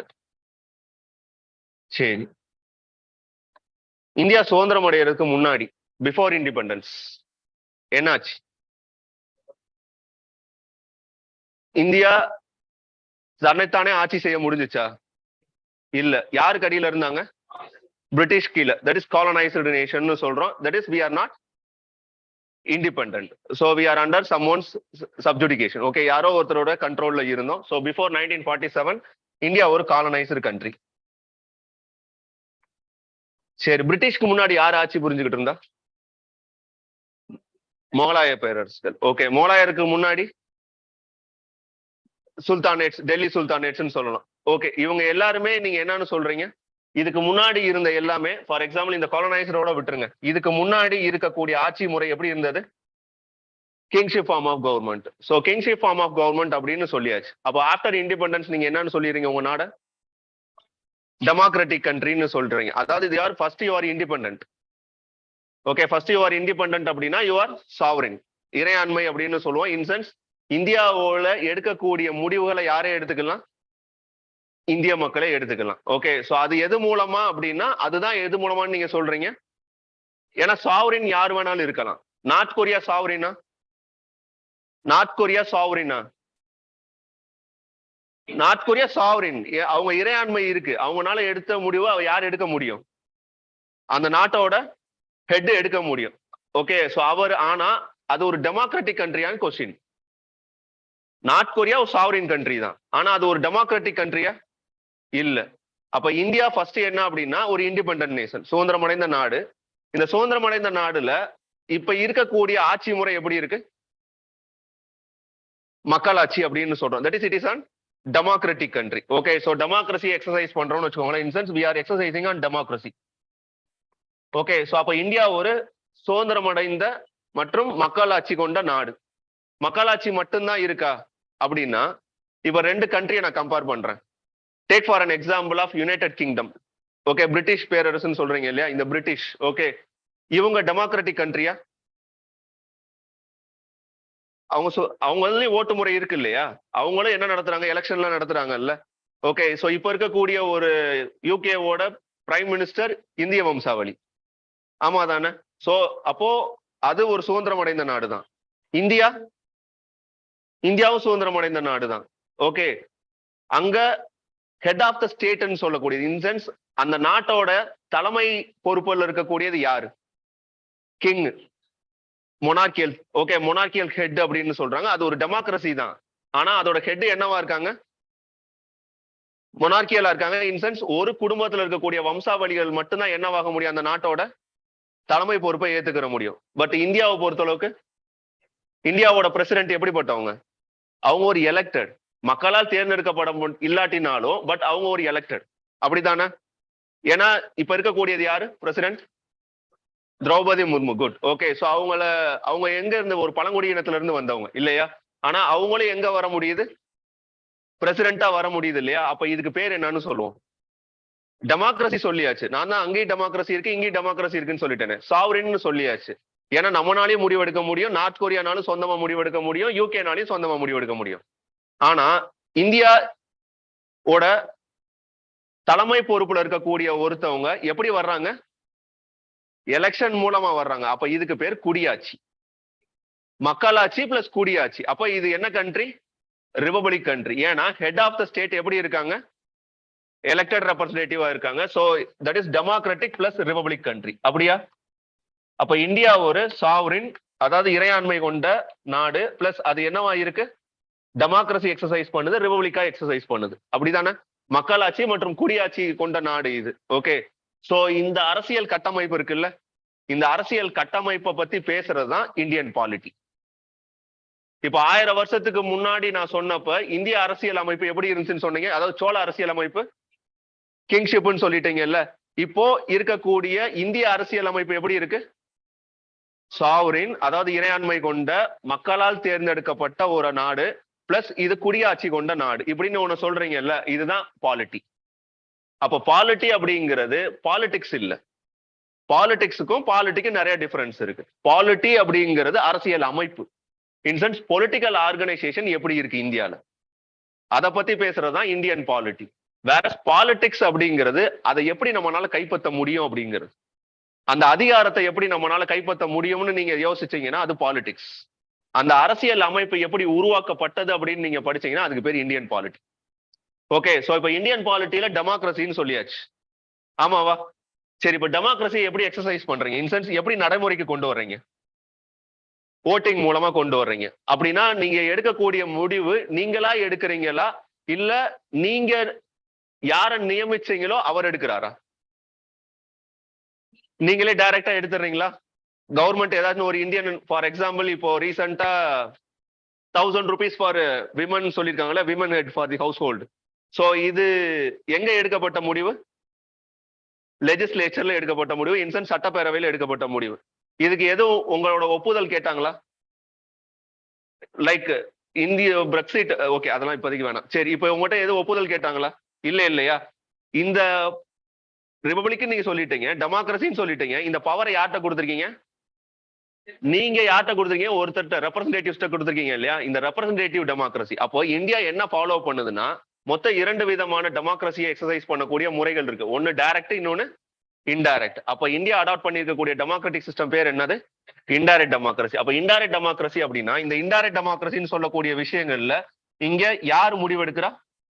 Representatives. அப்ப இங்க ஒரு சட்டம் உருவாக்கப்பட்ட ஒரு நிறுவனம் இருக்கு. இன்சென்ட் சட்டத்தை உருவாக்கக்கூடிய ஒரு நிறுவனம்னு ஒண்ணு இருக்கா? ஒரு ஆர்கனைசேஷன் இருக்கு. இப்ப இந்த ரூல்ஸ் ரெகுலேஷன்ஸ் இதெல்லாம் எங்க தான் பண்ண முடியும்?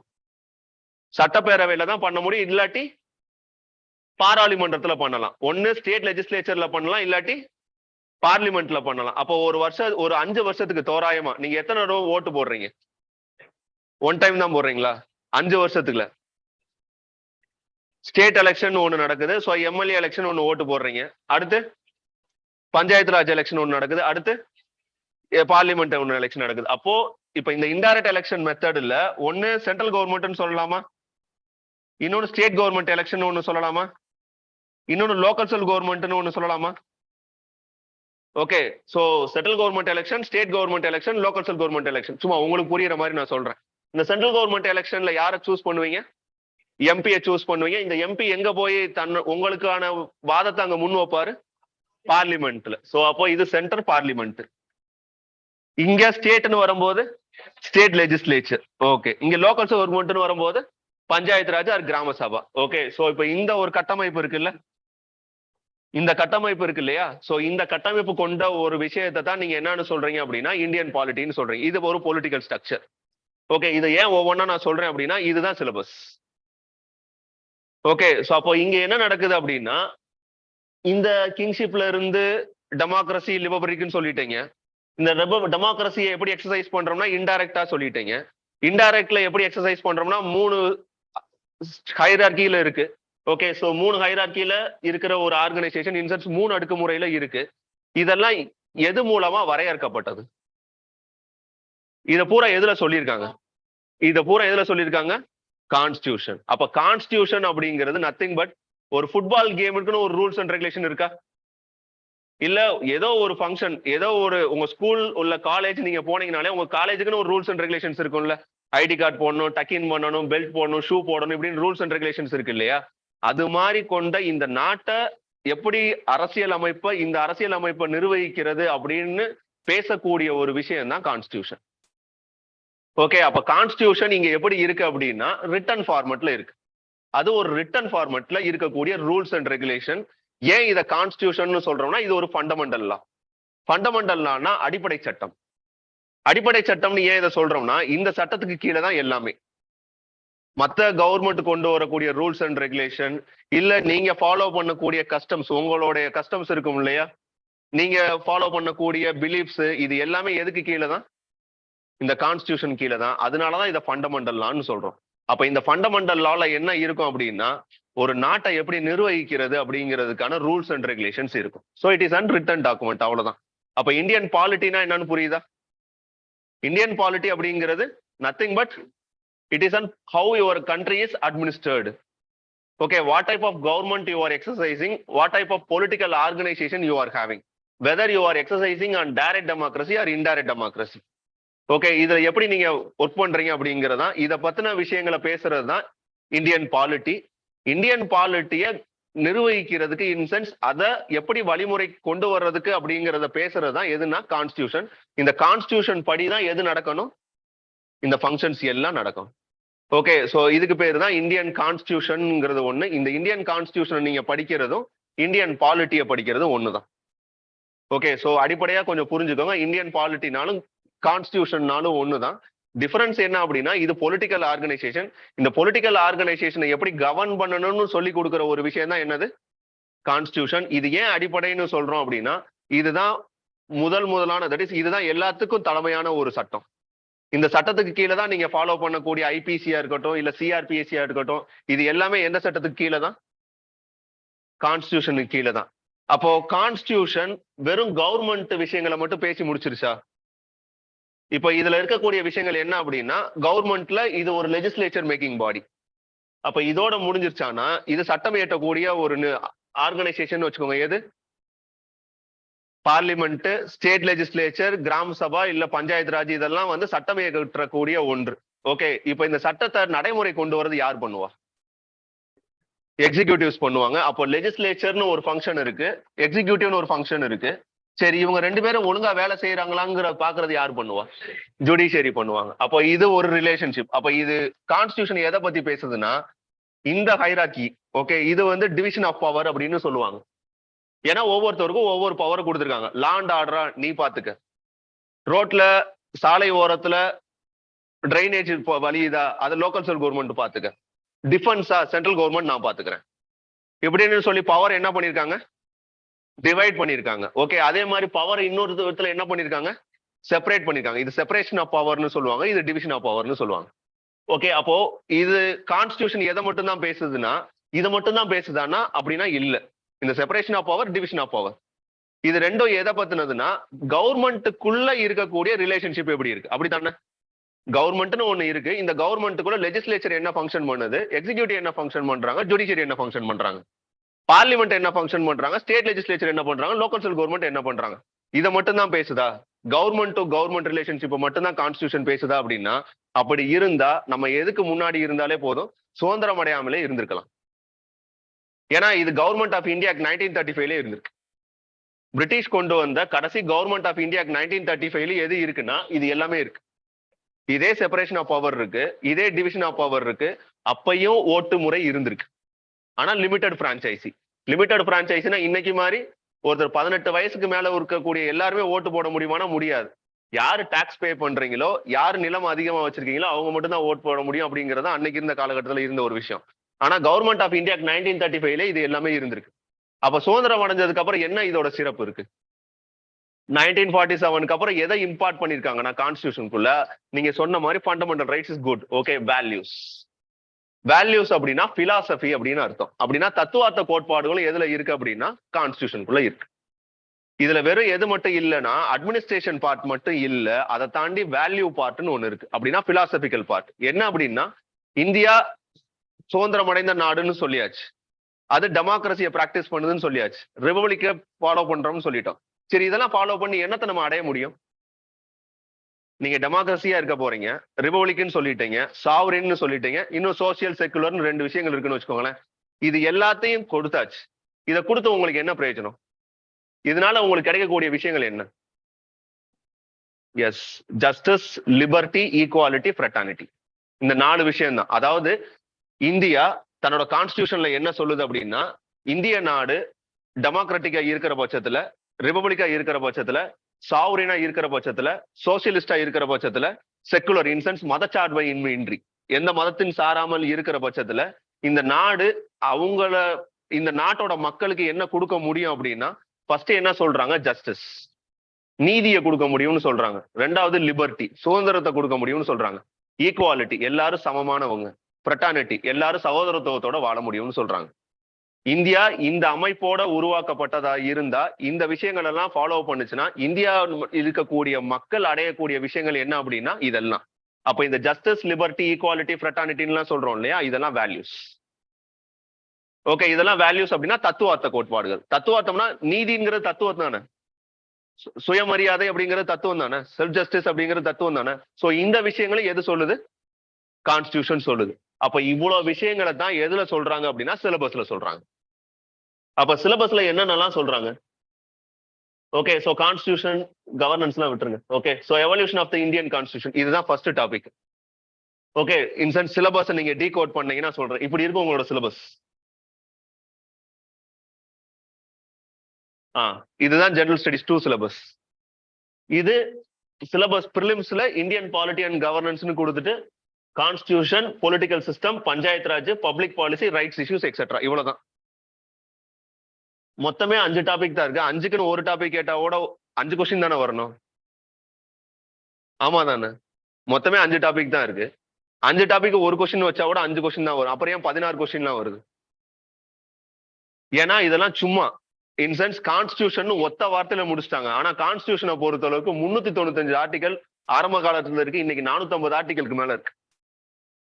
அப்ப இவ்வளவு விஷயங்கள் நம்ம சொல்ல வேண்டியது இருக்கு. இப்ப நான் சொன்னேன் இல்லையா, இன்டைரக்ட் டெமோக்ரஸி, அதுல பார்லிமெண்ட் இருக்கு, ஸ்டேட் லெஜிஸ்லேச்சர் இருக்கு, லோக்கல் செல் கவர்மெண்ட் இருக்கு. இவங்களுக்குள்ள நடக்கக்கூடிய பிரச்சனைகள் என்ன, இவங்க எப்படி தன்னை நிர்வகிச்சுக்கிறாங்க, செப்பரேஷன் சொல்லியாச்சு, எக்ஸிகியூட்டிவ், லெஜிஸ்லேட்டிவ், ஜுடிஷியரின்னு சொல்லியாச்சு, இவங்க எப்படி தன்னை நிர்வகிச்சுக்கிறாங்க. தென் இது போக வேல்யூ பார்ட்னு ஒண்ணு சொன்னேன். இந்த வேல்யூ பார்ட்ல யாரெல்லாம் வர்றா, சிட்டிசன்ஷிப் எப்படி இருக்கு, இந்த நாட்டோட எல்லை எவ்வளவு தூரம் இருக்கு, இந்த நாட்டு மக்களுக்கு கொடுக்கக்கூடிய அடிப்படை உரிமைகள் என்ன, இந்த நாட்டு மக்கள் அவங்க செய்யக்கூடிய டியூட்டிகள் என்ன, இதெல்லாம் கான்ஸ்டியூஷன்ல பேசப்படுது. அப்ப இவ்வளவு விஷயங்களை உள்ளடக்கின ஒரு ஏரியா தான் இது. அப்ப பார்க்க என்னன்னா மேலோட்டமா பார்க்கும்போது சின்ன டாபிக் மாதிரி தெரியும். ஆனா உள்ள டீகோட் பண்ணும்போது தான் அது அதோட விஷயங்களை வெளிப்படுத்தும். ஓகே, ஸோ அப்போ இது with respect to prelims topic. இது மெயின்ஸ் டாபிக். ஸோ தனித்தனியா ரெண்டுக்கும் படிக்கணுமா? வேணாம். ஓகே, ஸோ எந்த ஒரு சப்ஜெக்டையுமே ப்ரிலிம்ஸ்க்கு தனியா மெயின்ஸுக்கு தனியான்னு ஒன்றும் கிடையாது. லிமிட்டடான ஒரு சில ஏரியாஸ் மட்டும்தான் மெயின்ஸுக்குன்னு இருக்கு. But most of the syllabus 95% of the syllabus நீங்க ப்ரிலிம்ஸ்க்கு படிக்கிறதா எதுக்கும் படிக்க போறீங்க, மெயின்ஸுக்கும் படிக்க போறீங்க. மெயின்ஸுக்கும் ப்ரிலிம்ஸ்க்கும் ரெண்டுக்கும் ஒரே மாதிரி சிலபஸ் பேட்டர்ன் தான். ஓகே, ஸோ இப்போ இவங்க ஒரு 5 டாபிக்ல சொல்லிட்டாங்க இல்லையா, இவங்க இதுல என்ன பண்ணிருக்காங்கன்னா ஒரு 12 டாபிக்ல பிரிச்சு பேசியிருக்காங்க. அவ்வளவுதான். அப்ப ஹெட்டிங் எங்க இருந்து ஸ்டார்ட் ஆகுதுன்னா governance, constitution, polity, social justice and international relation. இதுல இந்த கவர்னன்ஸ் ஏரியா எதோட அசோசியேட் ஆகி வரும்னா இதோட தான் அசோசியேட் ஆகி வரும். கான்ஸ்டியூஷன் புரியாம கவர்னன்ஸ் புரியாது. கவர்னன்ஸ் பத்தி இன்னைக்கு நான் பேசல, இன்னும் குழப்பம் உங்களுக்கு விட்டுறலாம். ஓகே, சோ கான்ஸ்டியூஷன், இந்த கான்ஸ்டியூஷனும் பாலிட்டியும் உங்களுக்கு மீனிங் புரிஞ்சிருச்சா? இந்த ரெண்டையும் நீங்க சரியா செஞ்சீங்கனாலே உங்களால எதை அச்சீவ் பண்ண முடியும்னா சோசியல் ஜஸ்டிஸை அச்சீவ் பண்ண முடியும்.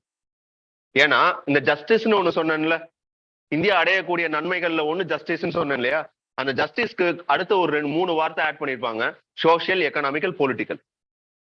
பிரியாம்பிள்னு ஒண்ணு இருக்கும். எத்தனை பேர் என்சிஆர்டி புக் பார்த்திருக்கீங்க? அதுல பிரியாம்பிள்னு ஒண்ணு இருந்திருக்குமா? இப்ப நான் எக்ஸ்பிளைன் பண்ணது மொத்தமே பிரியாம்பிள் தான். பிரியாம்பிள் புரிஞ்சுக்கிட்டீங்கன்னா கான்ஸ்டியூஷன் புரியுது ரொம்ப ஈஸி. ஓகே, சோ இப்ப சோசியல் ஜஸ்டிஸ் அப்படின்னா அந்த ஜஸ்டிஸ் பார்ட்ல எக்கனாமிக், பொலிட்டிக்கலை தாண்டி என்ன இருக்கு, சோசியல் ஜஸ்டிஸ்னு ஒண்ணு இருக்கு. இது ரெண்டையும் கரெக்டா ஃபாலோ பண்ணாலே இது கிடைச்சிடும் நமக்கு. இன்டர்நேஷனல் ரிலேஷன் அப்படிங்கிறது ஒரு விஷயம் என்னன்னு அப்படின்னா எப்படி நீங்க மற்ற நாட்டோட சேர்ந்து ஒர்க் பண்றீங்க, அவ்வளவுதான். அப்போ மொத்தமே ஒரு 12 டாபிக்ல தான் இது இருக்கும்.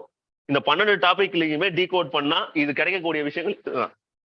ஸோ இந்தியன் பாலிட்டி எக்ஸ்பிளைன் பண்ணிட்டேன், கான்ஸ்டியூஷன் என்னன்னு உங்களுக்கு எக்ஸ்பிளைன் பண்ணிட்டேன். ஓகே, ஸோ இப்போ evolution of the Indian constitution ஒரு டாபிக் இருக்கு. இன்சென்ஸ் கொஞ்சம் ஹெட்டிங் மட்டும் பிரிச்சுக்கோங்க, இதெல்லாம் பிரிக்க வேணாம். என்னென்ன ஹெட்டிங்ல என்னென்ன இருக்கு அப்படிங்கிறது. Evolution of the Indian constitution அப்படின்னா எவல்யூஷன்னா என்னது, உருவாகிற இன்சென்ஸ் வளர்ச்சி. பொதுவா என்னன்னா ஒரு இடத்துல இருந்து எவ்வளவு நம்ம இவால்வ் ஆகியிருக்கோம், அடுத்த கட்டத்துக்கு எப்படி போயிருக்கோம் அப்படிங்கிறது தான். இந்தியா சுதந்திரம் அடைந்து எத்தனை வருஷம் ஆச்சு? 75. ஓகே, ஸோ கான்ஸ்டியூஷன் எனாக்ட் பண்ணி ஒரு 70 இயர்ஸ் ஆக போகுதுன்னு வச்சுக்கோங்களேன். இன்சென்ஸ் நடைமுறைக்கு கொண்டு வந்து இந்த 70 வருஷத்துல எந்த மாற்றமும் இல்லாம இந்த கான்ஸ்டியூஷன் இருக்க முடியுமா? இருக்க முடியாது இல்லையா? அப்ப 70 வருஷத்துல இந்த கான்ஸ்டியூஷன் எப்படி மாறி இருக்கு அப்படின்னா இதை எது மூலமா நம்மளால புரிஞ்சுக்கிற முடியும் அப்படின்னா, கான்ஸ்டியூஷன்ல இது வரைக்கும் கிட்டத்தட்ட ஒரு 105 அமெண்ட்மெண்ட் வந்திருக்கு. இன்சென்ஸ் மாறுதல் கொண்டு வந்திருக்காங்க. இதை உங்களால படிக்கிறது மூலமா இந்த எவல்யூஷனை புரிஞ்சுக்கிற முடியும். பிளஸ் இந்த கான்ஸ்டியூஷன் ஒரு நாள் நைட்ல வந்தது கிடையாது. இந்தியாவில எதுவும் புரட்சி நடந்துச்சா? புரட்சி நடந்துச்சா? சுதந்திர போராட்டம் நடந்துச்சா? போராட்டம் நடந்துச்சு. பிரான்ஸ்ல மாதிரி நம்ம இதுல ஒரு நாள் நைட்ல புரட்சி நடக்கல. அமெரிக்கால மாதிரி ஒரு நாள் நைட்ல புரட்சி நடக்கல. ரஷ்யால மாதிரி புரட்சி நடக்கல. இந்தியால இன்னைக்கு நம்ம சுதந்திரம் அடைஞ்சது எப்படி நடந்தது அப்படின்னா கொஞ்சம் கொஞ்சமா நடந்தது, போராட்டங்கள் மூலமா. நம்ம ஒரே நாள் நைட்ல என்ன பண்ணல, ஸ்டேட்டை இறக்கி விட்டுட்டு நம்ம போய் உட்காந்துக்கல. கொஞ்சம் கொஞ்சமா அவங்ககிட்ட என்ன வாங்கணும், ஓட்டுரிமை வாங்கணும். அதுக்கப்புறம் ஆட்சி செய்யறதுக்கான அதிகாரத்தை வாங்கணும். அதுக்கப்புறம் முழுமையா நம்ம சுதந்திரத்தை வாங்கணும். அதுதான் எவல்யூஷன் அப்படின்னு சொல்றது. ஓகே, எவல்யூஷன் ஒரு டாபிக்ல நீங்க என்ன படிப்பீங்க அப்படின்னா, பிரிட்டிஷ் பேரரசுன்னு சொல்றீங்களா, இந்த பிரிட்டிஷ் ரூல், அதுக்கு முன்னாடி யார் ரூல் பண்ணிக்கிட்டு இருந்தா? அதுக்கப்புறம் பிரிட்டிஷ் ரூல்னு நம்ம கம்ப்ளீட்டா சொல்லிட முடியாது. 1757 to 1947 பிரிட்டிஷ் ஈரான்னு சொல்றோம் இல்லையா, இது ரெண்டா பிரிச்சா கம்பெனி ரூல்னு ஒண்ணு இருக்கு. அப்படின்னா இங்கிலீஷ் ஈஸ்ட் இந்தியன் கம்பெனி ஒன்று ரூல் பண்ணிக்கிட்டு இருந்துச்சு. ஓகே, ஸோ அப்போ ட்ரேட் ரூல்னு ஒன்று இருக்கு, இல்ல கம்பெனி ரூல்னு ஒன்று இருக்கு. அப்போ 1757 to 1857 வரைக்கும் எதை படிப்பீங்க? கம்பெனி ரூலை பத்தி படிப்பீங்க. 1857 இருந்து 1947 எதை வரைக்கும் படிப்பீங்க? கிரவுன் ரூலை பத்தி பேசுவீங்க. 1947 இருந்து 2022 வரைக்கும் என்ன பண்ணுவீங்க? இண்டிபெண்டன்ட் இந்தியாவோட எவல்யூஷன் எப்படி நடந்துச்சுன்னு படிப்பீங்க. அதுதான் ஃபுல்லா இந்த topic. Okay, next features of the Indian constitution. ஃபீச்சர்ஸ்னா சாலியன் ஃபீச்சர்ஸ் அப்படின்னு சொல்லுவாங்க, சிறப்பம்சங்கள் அப்படின்னு சொல்லலாம் இல்லையா. இப்போ ஃபார் எக்ஸாம்பிள் இந்த கிங் மேக்கர்ஸ் ஐஏஎஸ் அகாடமி வந்தோடனே நீங்க காலையில சொல்லியிருப்பாங்க எங்கிட்ட இந்த ஃபீச்சர்ஸ்லாம் இருக்கு, இதெல்லாம் ஃபாலோ பண்ணுங்க அப்படின்னு சொல்லியிருப்பாங்கல்ல. அது மாதிரி கான்ஸ்டியூஷனுக்கு ஒரு சிறப்பம்சம் இருக்கு. முதல் கான்ஸ்டியூஷன் எழுதப்பட்ட ஒரு கான்ஸ்டியூஷன். ஓகே, இந்தியாவில் இருக்கக்கூடிய கான்ஸ்டியூஷன் ஒரு ரிட்டன் கான்ஸ்டியூஷன். அன்ரிட்டனா இருக்குமா? எழுதப்படாத சட்டங்கள் மூலமாகவும் ஒரு நாட்டை உருவாக்க முடியுமா, இல்ல நிர்வகிக்க முடியுமானா முடியும்.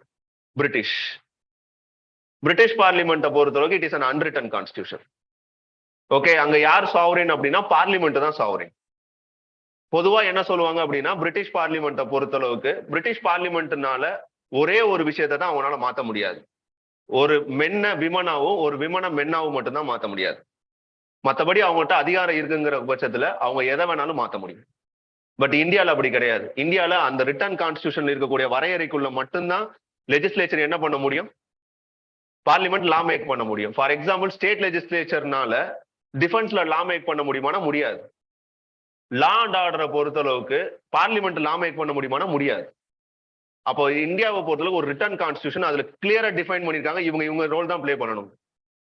ஓகே, ஸோ அடுத்து டிரான் ஃப்ரம் டிஃபரெண்ட் சோர்சஸ் அப்படின்னா இந்தியன் கான்ஸ்டியூஷன் ஒரு பாரோடு கான்ஸ்டியூஷன் சொல்றாங்க. இன்சென்ஸ் வேற வேற இடத்துல இருந்து நம்ம கடன் வாங்கப்பட்டது அப்படின்னு சொல்றோம். ஃபார் எக்ஸாம்பிள் இந்த பார்லிமெண்ட் சிஸ்டம்னு சொல்றோம் இல்லையா, இது பிரிட்டிஷ்ல இருந்து வாங்கினதுன்னு சொல்றாங்க. ஃபண்டமெண்டல் ரைட்ஸ்ன்னு சொல்லக்கூடிய அடிப்படை சட்டங்கள்னு சொல்றோம், மனித உரிமை சட்டம்னு சொல்றோம் இல்லையா, இது எல்லாமே அமெரிக்கன் கான்ஸ்டியூஷன்ல இருந்து வாங்கினதுன்னு சொல்றோம். இது மாதிரி வேரியஸ் சோர்சஸ்ல இருந்து இருக்கு. பிலாசபிக்கல் வேல்யூஸ்னா இப்போ சொன்னேன்ல ப்ரீஆம்பிள். ஸோ இந்த மாதிரி சிறப்பு அம்சங்கள் என்னவா இருக்கும் அப்படின்னா கான்ஸ்டியூஷன்ல இருக்கு. இதை பத்தி கொஞ்சம் டீகோட் பண்ணுவீங்க. ஓகே, அடுத்து அமெண்ட்மெண்ட்ஸ். நான் சொன்னேன் இல்லையா, இந்த எவல்யூஷன்ல 1947 இருந்து 2022 வரைக்கும் எத்தனை அமெண்ட்மெண்ட் நடந்திருக்குன்னு சொல்லியிருக்கேன். கிட்டத்தட்ட 105 அமெண்ட்மெண்ட்ஸ் நடந்திருக்கு. அதாவது அடிப்படை சட்டம்னு சொல்லக்கூடிய இந்த கான்ஸ்டியூஷன்ல 105 முறை என்ன பண்ணிருக்காங்க அப்படின்னா வேற வேற மாறுதல்களை கொண்டு வந்திருக்காங்க. ஆனா கான்ஸ்டியூஷனை மாத்த கிடையாது. சில நாடுகள்ல கான்ஸ்டியூஷனே மாறி இருக்கு. ரஷ்யால கிட்டத்தட்ட 7 முறைக்கு மேல கான்ஸ்டியூஷனே புதுசா எழுதியிருக்காங்க. ஆனா இந்தியா அப்படி இல்லை. இந்தியால ஒரே கான்ஸ்டியூஷன் தான் இன்ன வரைக்கும் இருக்கு. அது நமக்கு ஒரு பெருமை சார்ந்த விஷயம் தான். பிரான்ஸ்ல 2-3 தடவை கான்ஸ்டியூஷனை புதுசா எழுதி மாத்திருக்காங்க. ஆனா நம்ம முதல்ல மினிமமா என்ன பண்ணிருக்கோம், உள்ள இருக்கக்கூடிய சில விஷயங்களை மட்டும் தான் என்ன பண்ணிருக்கோம், மாத்திருக்கோம். அதனாலதான் இந்தியன் கான்ஸ்டியூஷன் என்னன்னு சொல்லுவாங்கன்னா லிவிங் டாக்குமெண்ட் அப்படின்னு சொல்லுவாங்க. எப்படி ஒரு உயிர் உள்ள பொருள் தன்னோட தட்பவெப்ப சூழ்நிலைக்கு ஏற்றபடி தன்னை மாத்திக்குது இல்லையா, அதே மாதிரி இந்தியன் கான்ஸ்டியூஷனும் தன்னோட காலகட்டத்துக்கு ஏற்றபடி அதை தன்னை மாத்திக்குது. ஸோ அது இதோட சிறப்பு அம்சம். இந்தியன் கான்ஸ்டியூஷனோட சிறப்பு அம்சம் என்ன அப்படின்னா அது ஒரு லிவிங் டாக்குமெண்ட். கிட்டத்தட்ட 75 வருஷம் சர்வைவ் ஆயிருக்கு. ஓகே, அது ஒரு பெரிய விஷயம். ஒரு டெமோக்ரஸியில ஒரு 75 வருஷம் ஒரு கான்ஸ்டியூஷன் சர்வைவ் ஆகுதுன்னா அது சாதாரண விஷயம் கிடையாது. ஓகே, ஸோ அப்போ இந்த பிலாசபிக்கல் வேல்யூஸை பத்தி பேசுறாங்க. அடுத்து சிட்டிசன்ஷிப், அதாவது இந்த நாட்டோட குடிமக்கள் யாரு, இந்த நாட்டோட குடிமக்களுக்கான அடிப்படை உரிமைகள் என்ன, அது ஃபண்டமெண்டல் ரைட்ஸ்ல இருக்கும். அது போக டைரக்டிவ் பிரின்சிபல்ஸ் ஆஃப் ஸ்டேட் பாலிசின்னு சொல்லுவாங்க. இந்த நாடு உங்களுக்கு என்ன செய்ய போகுது. ஓகே, தென் ஃபண்டமெண்டல் டியூட்டிஸ்னு ஒன்று இருக்கும். இந்த நாட்டுக்கு நீங்க என்ன செய்ய போறீங்க.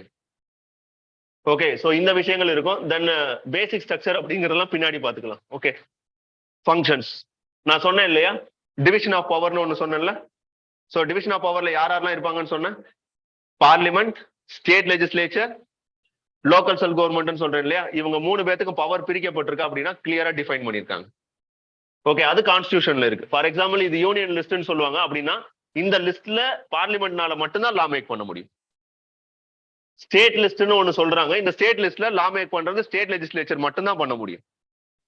ஓகே, கன்கரண்ட் லிஸ்ட்னா 2 பேரும் சேர்ந்து பண்ணலாம் இந்த லிஸ்ட்டை பொறுத்தளவுக்கு. ஃபார் எக்ஸாம்பிள் எஜுகேஷனை பொறுத்தளவுக்கு அது சென்டரும் லா மேக் பண்ண முடியும், ஸ்டேட்டும் லா மேக் பண்ண முடியும்.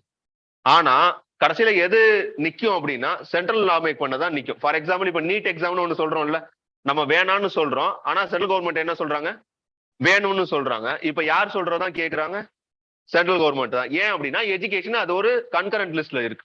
ஒரு காலத்துல அது ஸ்டேட் லிஸ்ட்ல இருந்தது தான். எமர்ஜென்சி கேள்விப்பட்டிருப்பீங்க இல்லையா? அந்த காலகட்டத்துல என்ன ஆச்சுன்னா அது கன்கரண்ட் லிஸ்ட்டுக்கு மாறப்படுது. ஓகே, கன்கரண்ட் லிஸ்ட்ல மாறப்பட்டு அங்க என்ன வாக்கப்படுது அப்படின்னு பாத்தீங்கன்னா அது கன்கரண்ட் லிஸ்ட்னு வரும்போது அப்ப சென்டர் ஸ்டேட் ரெண்டும் லா மேக் பண்ணலாம். அப்ப ஆனா யார் சொல்றதான் கேட்பாங்க, கடைசியா சென்ட்ரல் கவர்மெண்ட் சொல்றதான் நிக்கும். இது separation of power, division of பவர்ல இருக்கக்கூடிய விஷயங்கள். அதை பத்தி கொஞ்சம் நம்ம ரீட் பண்ணுவோம். அது கான்ஸ்டிடியூஷன்ல இருக்கு, ஷெட்யூல் 7ல இருக்கு.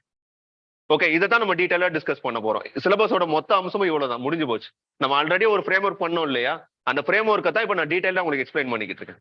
Okay, next issues and challenges. இப்ப இஷ்யூஸ் அண்ட் சேலஞ்சஸ் அப்படின்னா எதை பத்தி அப்படின்னா இந்த செப்பரேஷன் ஆஃப் பவர்னு ஒண்ணு சொன்னேன்ல. செப்பரேஷன் ஆஃப் பவர்ல யாரெல்லாம் வருவா?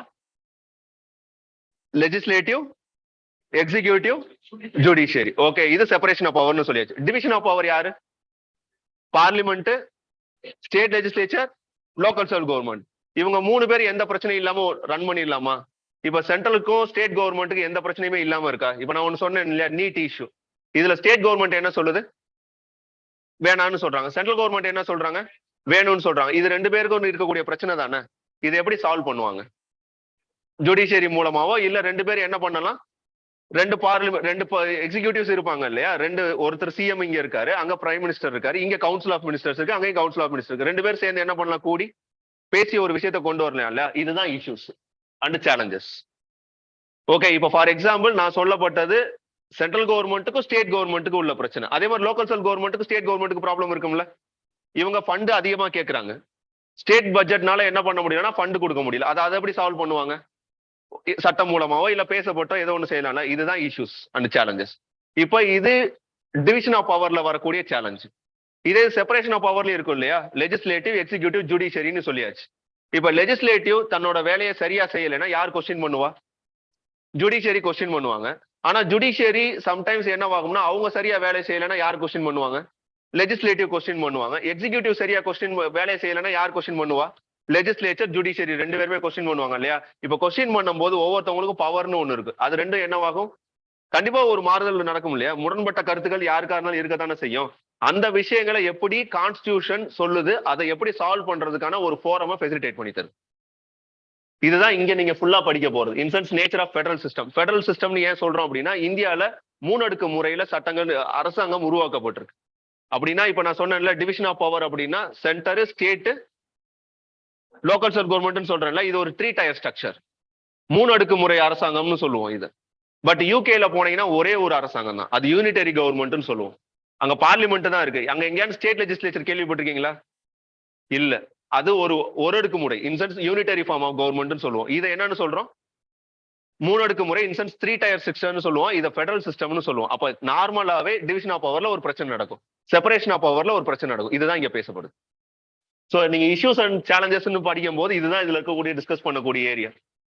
அடுத்து டெவல்யூஷன் ஆஃப் பவர். டெவல்யூஷன்னா என்ன அப்படின்னா ஃபார் எக்ஸாம்பிள் டீசென்ட்ரலைசேஷனுக்கும் டெவல்யூஷனுக்கும் என்ன வரும்? இல்ல டெலிகேஷன் ஆஃப் பவர் அப்படின்னு சொல்லுவாங்க. ஓகே, புரிஞ்சுக்கோங்க, சும்மா ஒரு சின்ன கான்செப்ட் தான். டீசென்ட்ரலைசேஷன் அப்படின்னா ஒரு பவரை இன்னொருத்தருக்கு என்ன கொடுத்துறது? விட்டு கொடுத்துறது. இன்சென்ஸ் அதுக்கு மேல உங்களோட அதிகாரம் அங்க என்னவா இருக்காது, மினிமம் லெவல்ல தான் இருக்கும். ஃபார் எக்ஸாம்பிள் இப்போ ஒரு ஸ்டேட்டுக்கும் ஒரு சென்ட்ரல் கவர்மெண்ட்டுக்கும் இருக்கக்கூடிய பவர் ஷேரிங் அப்படிங்கிறது ஒரு டீசென்ட்ரலைஸ்டு. அப்படின்னா லா அண்ட் ஆர்டரை பொறுத்தளவுக்கு யார் தான் லா மேக் பண்ண முடியும்? ஸ்டேட் தான் லா மேக் பண்ண முடியும். இதுல சென்ட்ரல் கவர்மெண்ட்னால என்ன பண்ண முடியாது? முழு அதிகாரத்தை செலுத்த முடியாது. ஆனா என்ன பண்ணலாம்னா சம் கைட்லைன்ஸ் கொடுக்கலாம். நீ இந்த மாதிரி செஞ்சா நல்லா இருக்கும் அப்படின்னு சொல்லி என்ன பண்ணுவாங்கன்னா சர்டன் கைட்லைன்ஸ் கொடுப்பாங்க. இது டீசென்ட்ரலைஸ்டு. ஓகே, சோ இது டெலிகேஷன் அப்படின்னா இந்த இடத்துல டெலிகேஷன் எப்படி வரும் அப்படின்னு பாத்தீங்கன்னா ஃபார் எக்ஸாம்பிள் இந்த டீசென்ட்ரலைசேஷனும் டெலிகேஷனுக்கு உள்ள வித்தியாசம் ரொம்ப சிம்பிளா சொல்றேன். ஒரு ஸ்கூல்ல ஒரு பிரின்சிபல் இருக்காங்க, கிளாஸ் டீச்சர் இருக்காங்க. ஒரு பிரின்சிபலோட ரோல் என்னவா இருக்கும்? அந்த என்டையர் ஸ்கூலையும் அட்மினிஸ்ட்ரேஷன் பண்றதா இருக்கும். கிளாஸ் டீச்சர்னு சொல்லக்கூடிய அந்த கிளாஸ் டீச்சரோட ரோல் என்னவா இருக்கும்? கிளாஸை ரோல் பண்றதா இருக்கும். இந்த இடத்துல பவர் என்னவா இருக்கு? டீசென்ட்ரலைசர் ஆயிருக்கு. அப்படின்னா கிளாஸை பொறுத்தளவுக்கு அந்த கிளாஸை நிர்வகிக்கக்கூடிய முழு பொறுப்பும் யாரோட தான்? கிளாஸ் டீச்சரோடது. பிரின்சிபல் என்ன பண்ணுவாங்க? ஓவராலா அட்மினிஸ்ட்ரேஷன் பண்ணுவாங்க. ஏதாவது ஒரு பிரச்சனை வரும்போது மட்டும் என்ன பண்ணுவாங்க? கிளாஸ் ரூம்ல வந்து பிரின்சிபல் பேசுவாங்க இல்லையா? இது டீசென்ட்ரலைசேஷன். டெலிகேஷன் அப்படிங்கிறது இந்த பவர் என்னவா இருக்குன்னா டிஃபைன்டா இருக்கு. இப்ப டெலிகேஷன் அப்படிங்கிறது ஒரு கிளாஸ் டீச்சருக்கும் ஒரு கிளாஸ் லீடருக்கு உள்ள ரிலேஷன்ஷிப். ஃபார் எக்ஸாம்பிள் கிளாஸ் டீச்சரை ஏதோ ஒரு கால் வருதுன்னு வச்சுக்கோங்களேன், இமிடியேட்டா நீங்க பிரின்சிபல் ரூமுக்கு வாங்கன்னு சொல்றாங்க. உடனே அங்க இருக்கக்கூடிய கிளாஸ் லீடர் என்ன சொல்லுவாங்க? கிளாஸை வந்து நீ பாத்துக்கப்பான்னு சொல்லுவாங்க இல்லையா? சோ அவங்களுக்கு அந்த பையனுக்கு கிளாஸ் எடுக்கிற உரிமை இருக்கா? இல்ல. கிளாஸோட டிசிப்ளினை மெயின்டைன் பண்ற ரோல் மட்டும் தான் இருக்கு அவனுக்கு. ஓகே, ஒன்ஸ் அந்த போன டீச்சர் திருப்பி உள்ள வந்துட்டாங்கன்னா அந்த ஸ்டூடெண்ட் என்னவாயிருவான்? திருப்பி கிளாஸ் லீடர் பொசிஷன்ல இருந்து ஒரு ஸ்டூடெண்டா வந்துருவான்ல. இது டெலிகேஷன். இது டெம்பரவரியா இருக்கிறது. இது யாரு பார்த்து கொடுக்கறது தான்? அந்த கிளாஸ் டீச்சர் பார்த்து அவனுக்கு என்ன பவர் கொடுக்குறாங்களோ அதுதான். ஆனா டீசென்ட்ரலைஸ்டுங்கிறது கிளியரா டிஃபைன் ஆயிருக்கு இல்லையா? இந்த டெலிகேஷன்ல ஒரு ஸ்டாண்ட் கூடுனதுதான் டிவல்யூஷன். இன்சென்ஸ் கொடுக்கப்பட்ட பவர் இருக்கு, ஆனா அதை முழுசா உங்களால அதிகாரத்துக்குள்ள கொண்டு வர முடியாது. ஓகே, அப்படிப்பட்ட ஒரு நிலைமையில தான் எது இருக்கு அப்படின்னா லோக்கல் செல் கவர்மெண்ட் இருக்கு. லோக்கல் செல் கவர்மெண்டோட பட்ஜெட் யாரை நம்பி தான் இருக்கு? ஸ்டேட் லெஜிஸ்லேச்சரை நம்பி தான் இருக்கு. லோக்கல் கவர்மெண்ட்ல நடக்கக்கூடிய எலெக்ஷன் யாரை நம்பி தான் இருக்கு? ஸ்டேட் கவர்மெண்ட் டிசைட் பண்றதா தான் இருக்கு. அப்ப இந்த இடத்துல இது டெலிகேஷன் தான் சொல்ல முடியுமோ தவிர டீசென்ட்ரலைசேஷன் சொல்ல மாட்டாங்க. அதனாலதான் இந்த இடத்துல ஒரு வேர்டு யூஸ் பண்றாங்க, டெவல்யூஷன் அப்படின்னு. இல்லைன்னா அது டீசென்ட்ரலைசேஷன் ஆஃப் பவர்னு சொல்லியிருப்பாங்க. ஓகே, அப்ப இந்தியால இருக்கப்பட்ட ஒரு முறை ஆரம்ப காலகட்டத்துல 2 டயரா தான் இருந்துச்சு. 2 டயர் ஸ்ட்ரக்சர்னு சொல்லுவோம், இல்ல 2 அடுக்கு முறை அரசாங்கமா தான் இருந்துச்சு.